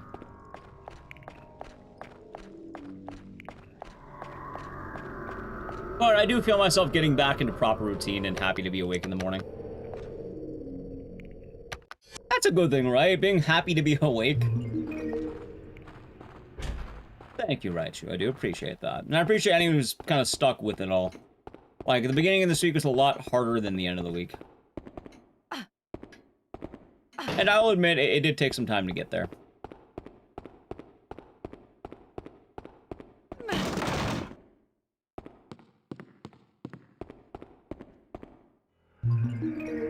And now, I just have to hope that Silent Hill F, well, not Silent Hill F, but the Silent Hill video, I just want it out. I just want it to come out. I want to have it done. I just have to do a lot of editing and footage, like, footage editing now, and we should be good.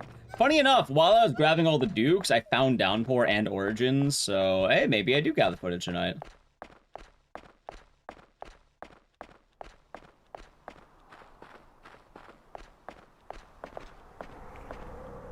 Also, the upside is now I'll never need to gather footage for these games again. I just keep it on my hard drive and then I'm good. You know what they don't tell you? The glamour of making YouTube videos, chat? Footage gathering. It kinda sucks.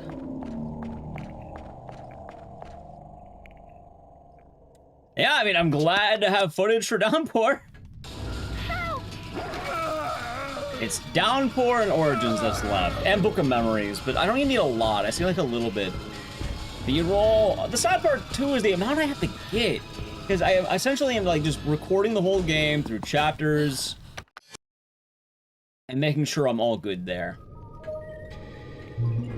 Huey.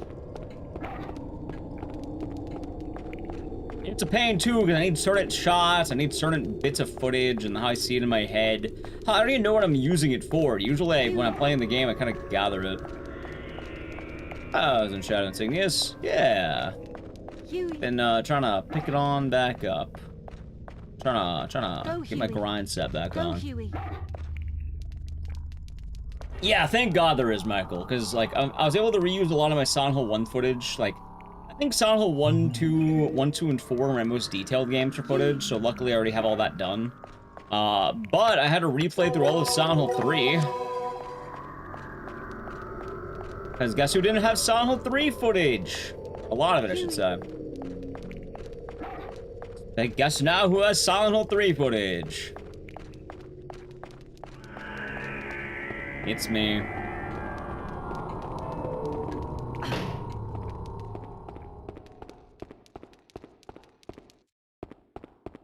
No. Yep. Come on. Come on. See, though, the downside, though, is I don't plan on making any videos about Silent Hill 3. Well, mostly. Technically, I already have a cool idea for Silent Hill 3. But, you know, Chad, something that never gets talked about. Heather Mason's a murderer. Go, Huey. Go, Justified Huey. murder. But she did kill people. I don't hear anyone actually talk about it.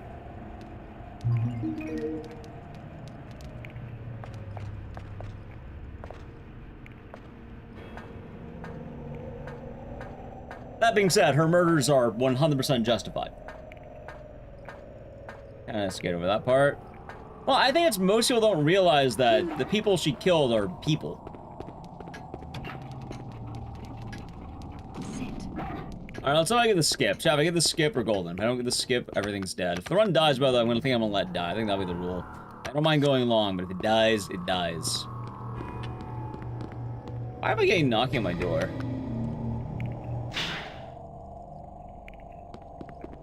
Got knocking on my door, chat. They're brainwashed? Heather? No. She killed cultists.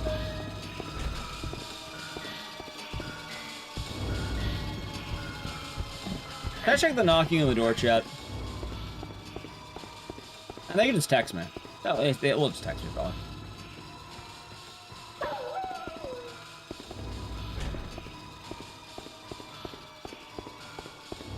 I mean, they're still cultists. Like, that's the thing. They're cultists. They're still people at the end of the day. Anyway, I got the ability to skip, so I'm gonna play an ad. If you want to avoid the ad, sub to the channel. Prime Gaming, ad. And then I'll explain more about the Heather thing momentarily.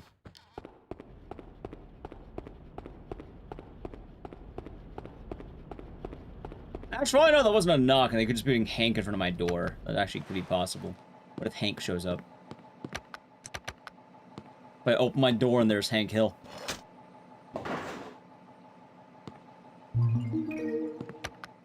Could happen. Right, I'm not saying it wasn't justified. I'm saying she murdered people. That doesn't change the fact that they were people. They were good people. In fact, it was, well, one of them was self-defense and one of them was revenge. But it doesn't change the fact that people were murdered. Like, you're still a murderer. Killing another human being is a larger deal than you think it is, even if it's justified.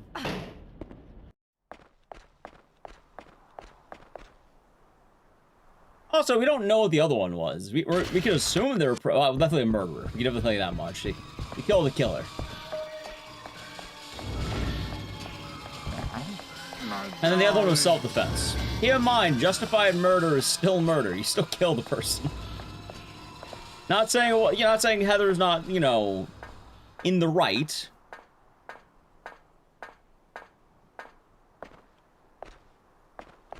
But people make it like she never killed the person.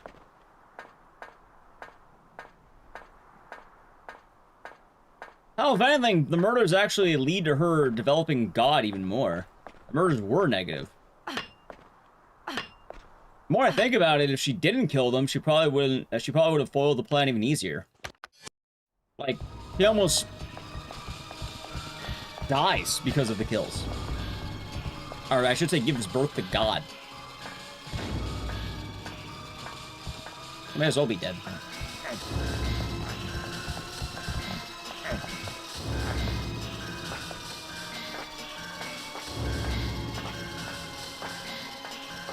That's why I was planning the entire time. Correct. So if anything, the murders were probably not a good idea.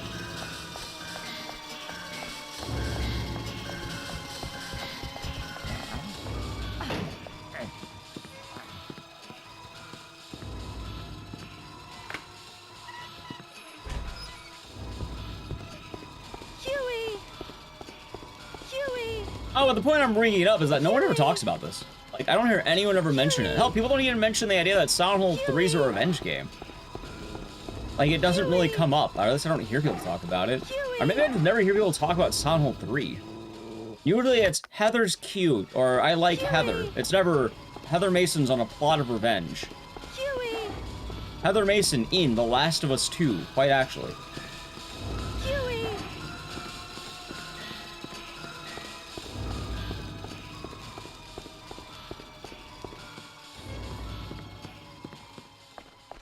No.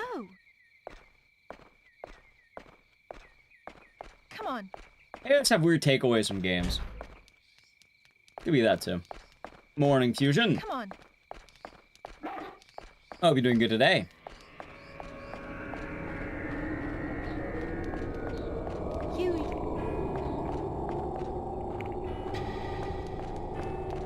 Anything with her dad happened really early in the game. I would say about the first half. It's about the halfway point. Huey. Go, Huey.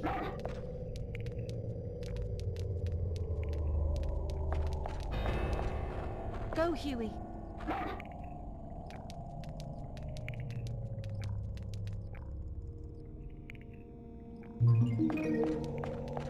Huey. Although, for what it's worth, I don't really hear people talk about Silent Hill 3 as much. It's usually YouTube videos.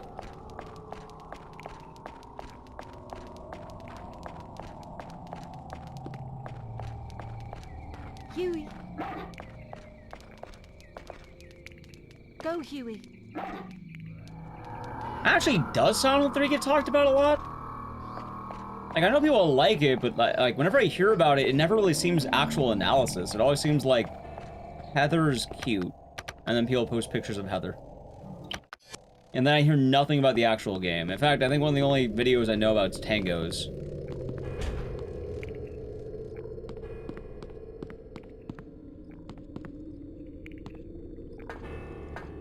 But whenever I hear people talk about Silent Hill 3, it's always like bare bones. It's a Silent Hill game with Heather.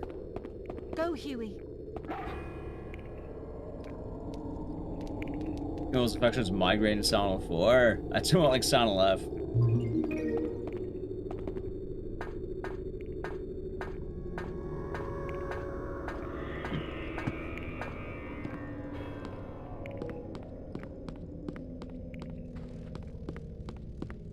Alright, for what it's worth, Silent Hill 2 is always in the point of conversation online, because it is the deep one, quote-unquote. And that's why people think it's overhyped, which is kind of funny, because, I mean... there's definitely a lot of backlash to it being the main course, quote-unquote.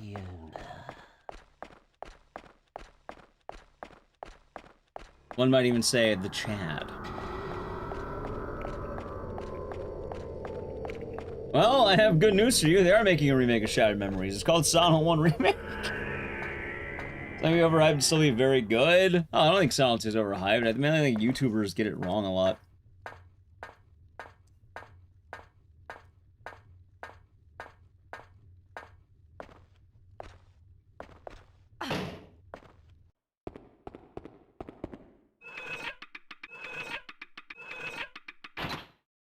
I only ever watched Silent Hill. What, like the movie, or you mean Silent Hill 1?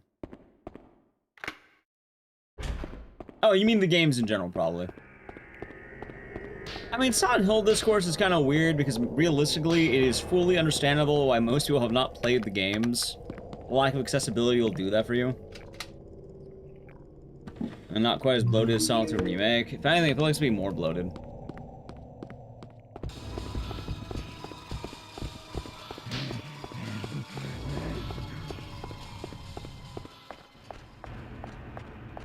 For Silent Remake to be 50 hours. I'm just excited. I'm ready. I feel like PT is way more hyped. So PT is genuinely the only one I would say is overhyped because there's nothing that comes from it.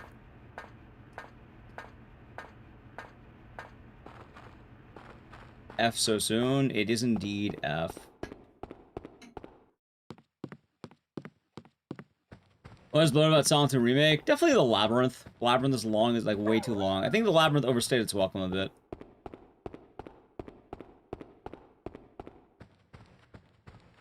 Really, the prison as a whole. I don't think it's bad, but like... you're in there way longer than you think.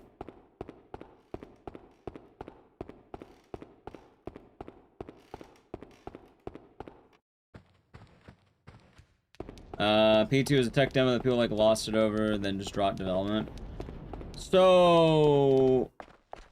PT was a tech demo for Hideo Kojima's Fox engine, and we don't know what Silent Hills is going to be turned into. All I know is that Konami is working with Hideo Kojima to make a new Silent Hill game.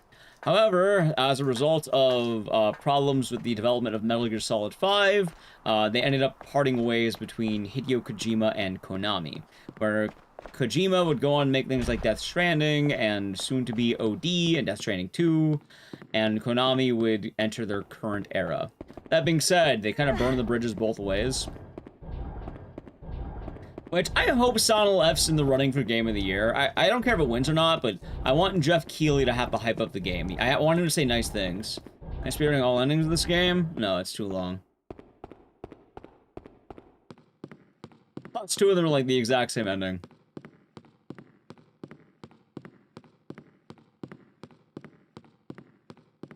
So, no. Doing ending A.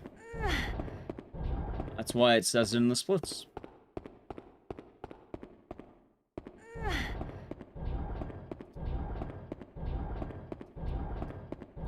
I hope it turned out good. Oh, I just want Jeff Keighley to have to hype up Konami. That's it. Let's go with OD. Some say a white woman is still screaming out there. That's what's happening with OD. Outside that, we don't know.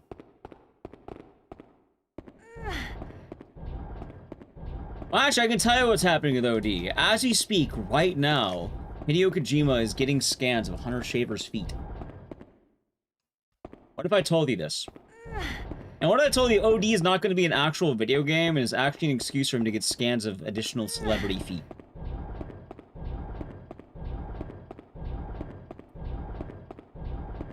Well, the problem is Kojima spending too much money? Correct.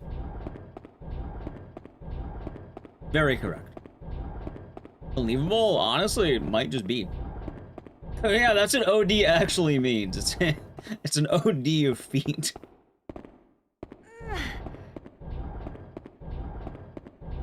That he does sign up, except he makes video games, not movies.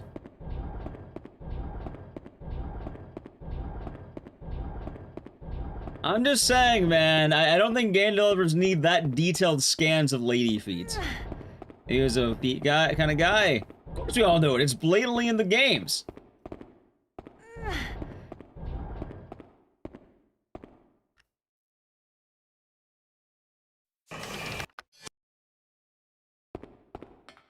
I'm pretty sure OD, like, what? I think Hunter Shaver is looking to be the main character.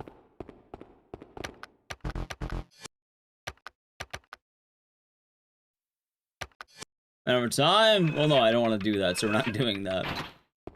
I already have world record for A ending and C ending. B ending is more or less just the same as A ending, so people don't run it. And then ending D, you'd be an absolute moron to run that. Only a moron would run that. Oh, of course, Kikina Jar. Of course, of course, of course.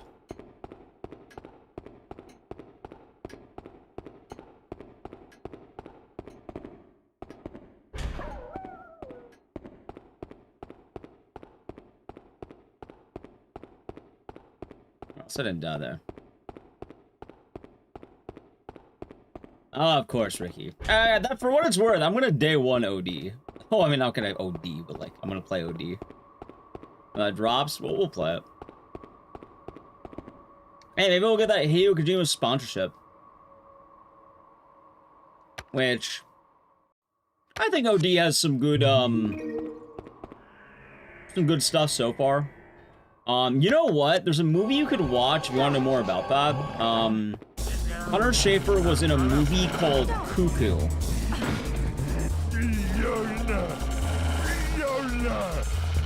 You can kind of see her horror chops. I don't know if she's done anything beyond Cuckoo. I think it's just been Cuckoo so far.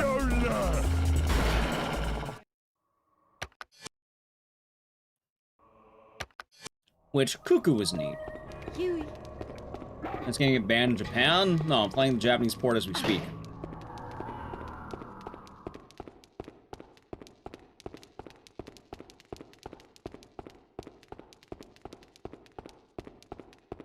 In the UK? No, this game had a European release. This game did not get banned anywhere.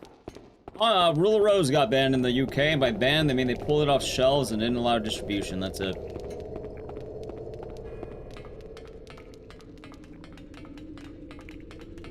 Yeah, this game had no issues whatsoever.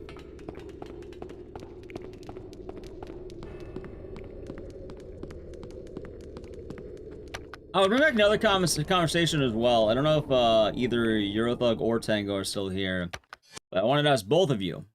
Have you seen Weapons? Because if you have not seen Weapons, I don't know how into movies you are. You should watch Weapons.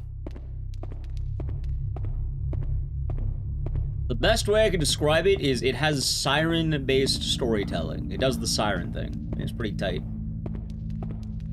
I like when movies and like games do the Siren type of telling. I wish more games did that. Yep.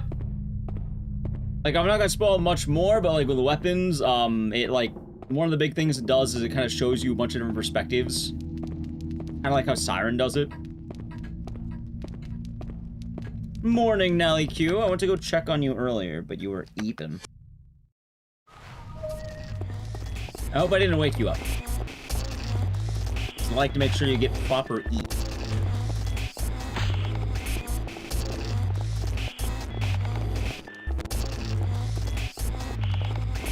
Yeah, that was me. Wanted to check on you. That's Nigel, been doing good. He needs those scans for reasons, exactly. We're talking about weapons and Hideo Kojima's obsession with feet.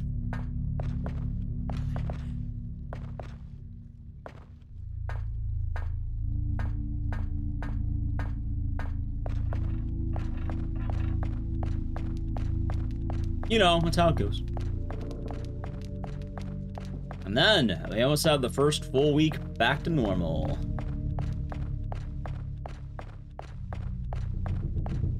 You know, watch Weapons? You should. It's good, Housekeys. I just watched it. Me and Nally Q went to the theater. We saw The Long Walk in Weapons. And you know what? I want to watch movies now. God damn it. They get me every time. I have fun watching movies and going to the movie theater. And then I'm like, I should go again. And then I do.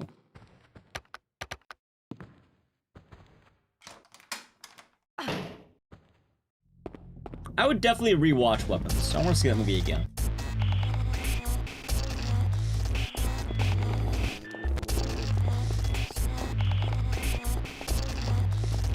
You usually don't? Gotcha. Honestly, bring her back. See, at this point, I feel like since it was earlier, I'm totally down to wait. Saw the Miku? You mean like Hatsune Miku? But also, like, bring her back should come to, like, streaming soon, right? Not like VOD, but like, you know, like Netflix or like Prime or something. It was good, but not as great as all the reviews say. So I feel like Drive Me Off a Bridge. Weapons almost hit the point of long legs where like it got a little bit overhyped. I think it rode the line quite well. And I'll definitely say, like, from what I watched and how I put it, I would probably put it at my favorite movie of the year so far. I still need to watch a couple other of the big releases, but it was good. It is almost exactly what I wanted out of a horror film. I don't think I could have had a better going experience if I tried for a movie. Good boy. Although I am curious. Well, actually, I guess I shouldn't ask too many questions because I might be spoiled, but... Good boy. I know some people really didn't like it and they thought it was pure overhype, and I'm kind of wondering why. It is Lilac. I got my PS3 set up so I can play Time and Eternity soon. Boy. Come on. Good boy. Also, now, like you, we need to see Drop. I think that was one of the movies I've been trying to watch. Like Drop. I'm trying to remember all of them. Like, I think I still wanted to watch Sinners, Drop, and Nosferatu.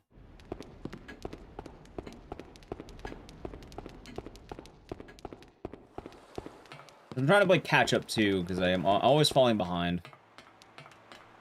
Yeah, Sinners has been like the front runner for horror movie of the year, but I don't know. I don't want to go into it expecting like too much because I feel like Weapons still might be my favorite at this point. Well, the contenders, God, what else have we seen? Huey. I don't know. It might just be a Long Walk is pretty good for what it's worth. I gotta check everything I watched though. See, I should always do my letterbox, but then I don't, and I forget.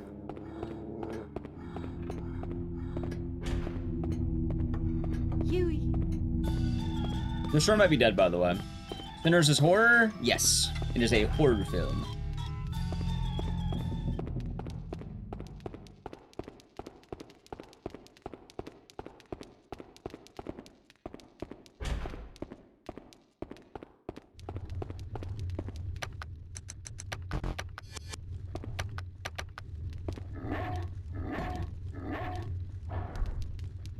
I have to double check. Oh, I saw Final Destination Bloodlines. I saw The Monkey. The Monkey was fun. I wouldn't say it was like best movie ever, but it was fun. Monkey was good fun. The Monkey!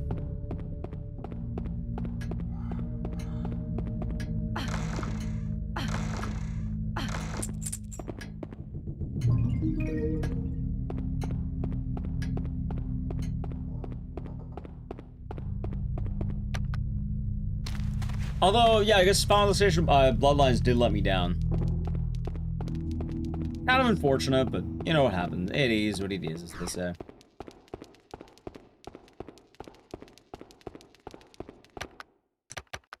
Also, what am I doing tomorrow? I don't know yet. I'll find out. Weapons are solid. I had a damn good time. Oh yeah, but with weapons... I think as well with that movie, it is a great sign for the new Resident Evil movie, and this is the first time I've ever wanted to watch a Resident Evil movie in theaters. Like, I remember when Welcome to Raccoon City came out, yeah, I didn't fucking watch that because I didn't want to. Oh wow, I get to see a movie everyone's bitching about. Come on. But with you know, new RE, I'm like, okay. Okay. Come on. Come on. Yeah, Barbarian is great. Go. Following the games. Alright, for what it's worth, I'm pretty sure Welcome to Raccoon City did follow the games. Huey, what the fuck are you doing? Go. Ah! Go. Go. Go. No. Come on. Go, Huey. Huey. What the fuck is he doing? Go, Huey. Go, Huey. Good boy. Huey. Huey. Go, Huey. Dog EXE has stopped working. What the fuck is he doing? Go, Huey. Go, Huey. Go, Huey. Huey. Can I pet him? Good boy. Good boy. What the fuck is he doing? No. Go, Huey. Go, Huey. Go, Huey. Huey. Can I leave the room and come back in? Huey. Alright, that worked. Go, Huey.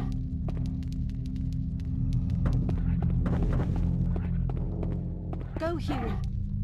Oh my god. Oh, Run's dead.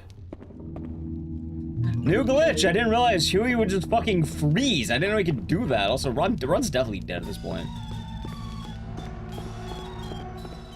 Wow, it's somehow not. Okay, fuck it, why not?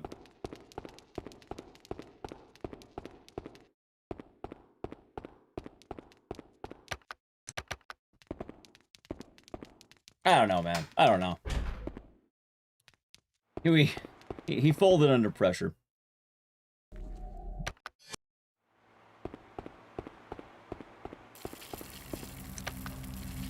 What a guy, huh? What a guy. Well, now I know that's a glitch that can happen. I never thought about it that way.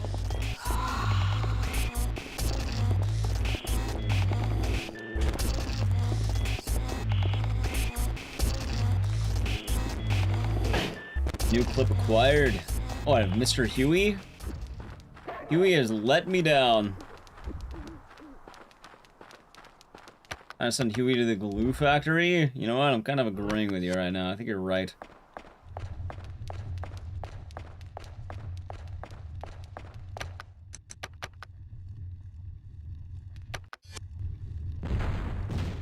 Oh god, what a game, huh?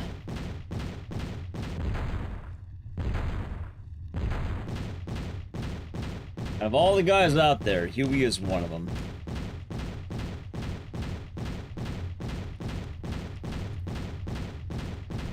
Oh, god, my neck.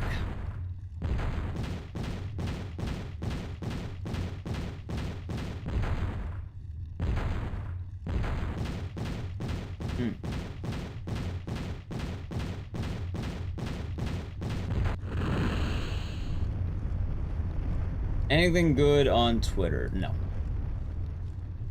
Well, at least I know the answer.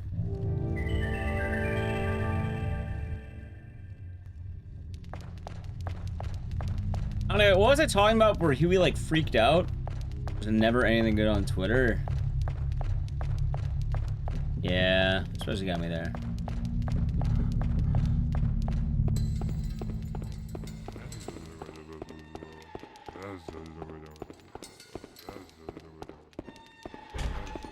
Who's that's fair?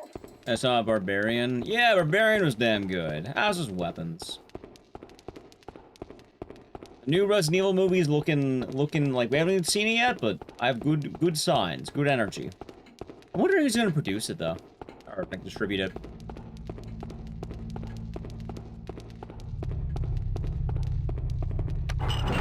Oh, not only that, I'm pretty sure the movies also have, I think her name's Mickey Madison. I think we're talking about Sinners. Yeah, so I still need to watch Sinners. I don't know anything about, I mean, I know the gist of it, but I don't know anything about it. I just know... Alright, I gotta ask, what's the title? Don't know. Just unnamed Resident Evil movie. All we know is that, directed by Zach Kreger, currently in production. The lead actress is supposed to be Mickey Madison, also known as the chick from both Scream 5 and, Anora. Actually, quite literally won an Oscar recently. An Oscar.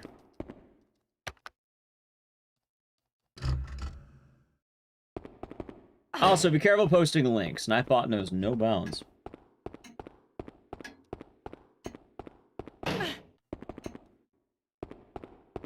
But all these signs are leading to some good stuff. Also, in interviews, it's stated that he's looking at the video games and not the movies.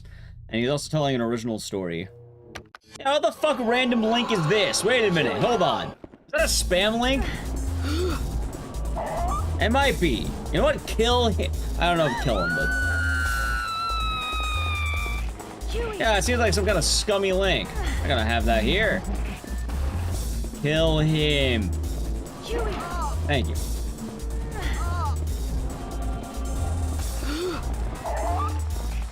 I didn't even look at the link. I'm assuming it's bad, though. I had to check it. I hope you don't get a virus or anything. Or did you use one of those link check sites? It's like, this link is bad.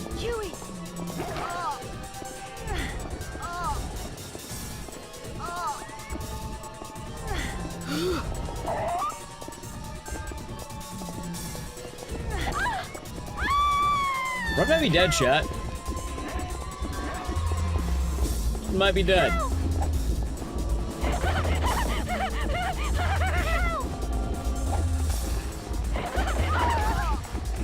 Oh my god.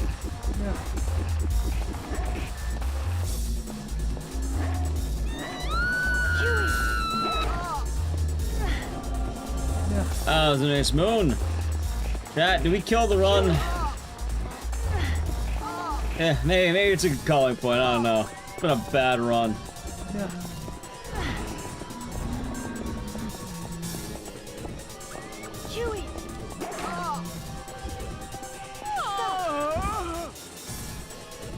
Oh. Yeah, I think that Huey glitch immediately killed all the energy in this run, because look at that! Look at this! What? I can push it. Oh, what?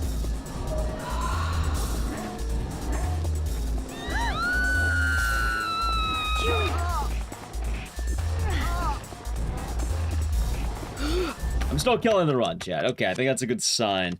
Right, apparently you can push it over her legs, you can't push it over her torso. Alright, I guess that's fair. Maybe gave it an old honest try, chat, but I got fucking bodied. But you know what? Hey, the PS3 is actually plugged in. It's plugged in. We had a good day of runs. Gave it an honest effort. I blame Huey. Alrighty, chat. I'm gonna wrap it on up for the day. Work on video stuff. Ah, God. Alrighty, we'll be back tonight, tomorrow, if you want to call it. What are we doing tomorrow? I don't know. Fuck it, we'll find out. I don't actually know what we're doing tomorrow. I know we're doing a game. I just don't know what. I'll look into it. This week was kind of weird for anyone who doesn't remember. This was the week that we did a lot of just kind of no schedule. So it's been a bit different. So we are doing a stream tomorrow. I just don't know what. Monday, hopefully we'll try returning to a regular schedule. And we'll have a lot of fun stuff. Here's Grandpappy. Oh yeah, Tenchu. We could probably do Tenchu, right? Maybe we'll do Tenchu tomorrow. Maybe I'll finally just pop it on in. No Ricardo Flake. That run got so fucking scuffed. It's alright. Anyway, if you're new, follow the channel, check out social media, and yeah, maybe we'll do Tenchu tomorrow. Maybe tomorrow will be Tenchu. PS1 retro game, classic stuff. Otherwise, I'll post in Discord or Twitter what we're doing, alright? Anyway, Michael says goodbye, and Taz says Hilda Twitch chat, and we'll say goodbye to YouTube chat. Goodbye, YouTube chat. Alrighty, goodbye, YouTube chat. Twitch chat, we'll find someone to raid. It's 30th anniversary of Clock Tower. Wait, 30th anniversary today? Wait, really? Hold on. We could do a Clock Tower marathon. Oh, fuck it. Wait, hold on. Let's do the Clock Tower. Wait. Yeah, let's try maybe Clock Tower marathon tonight. That might be the plan. It is the Clock Tower anniversary later tonight. Oh, yeah, fuck yeah. That sounds great. Maybe we'll do that. You are right. Yeah, maybe that'll be the plan. 30 years of the Clock Tower. All right, yeah, maybe that's perfect timing. Yeah, maybe Clock Tower marathon tonight. That'll be the plan. All right, bye, YouTube.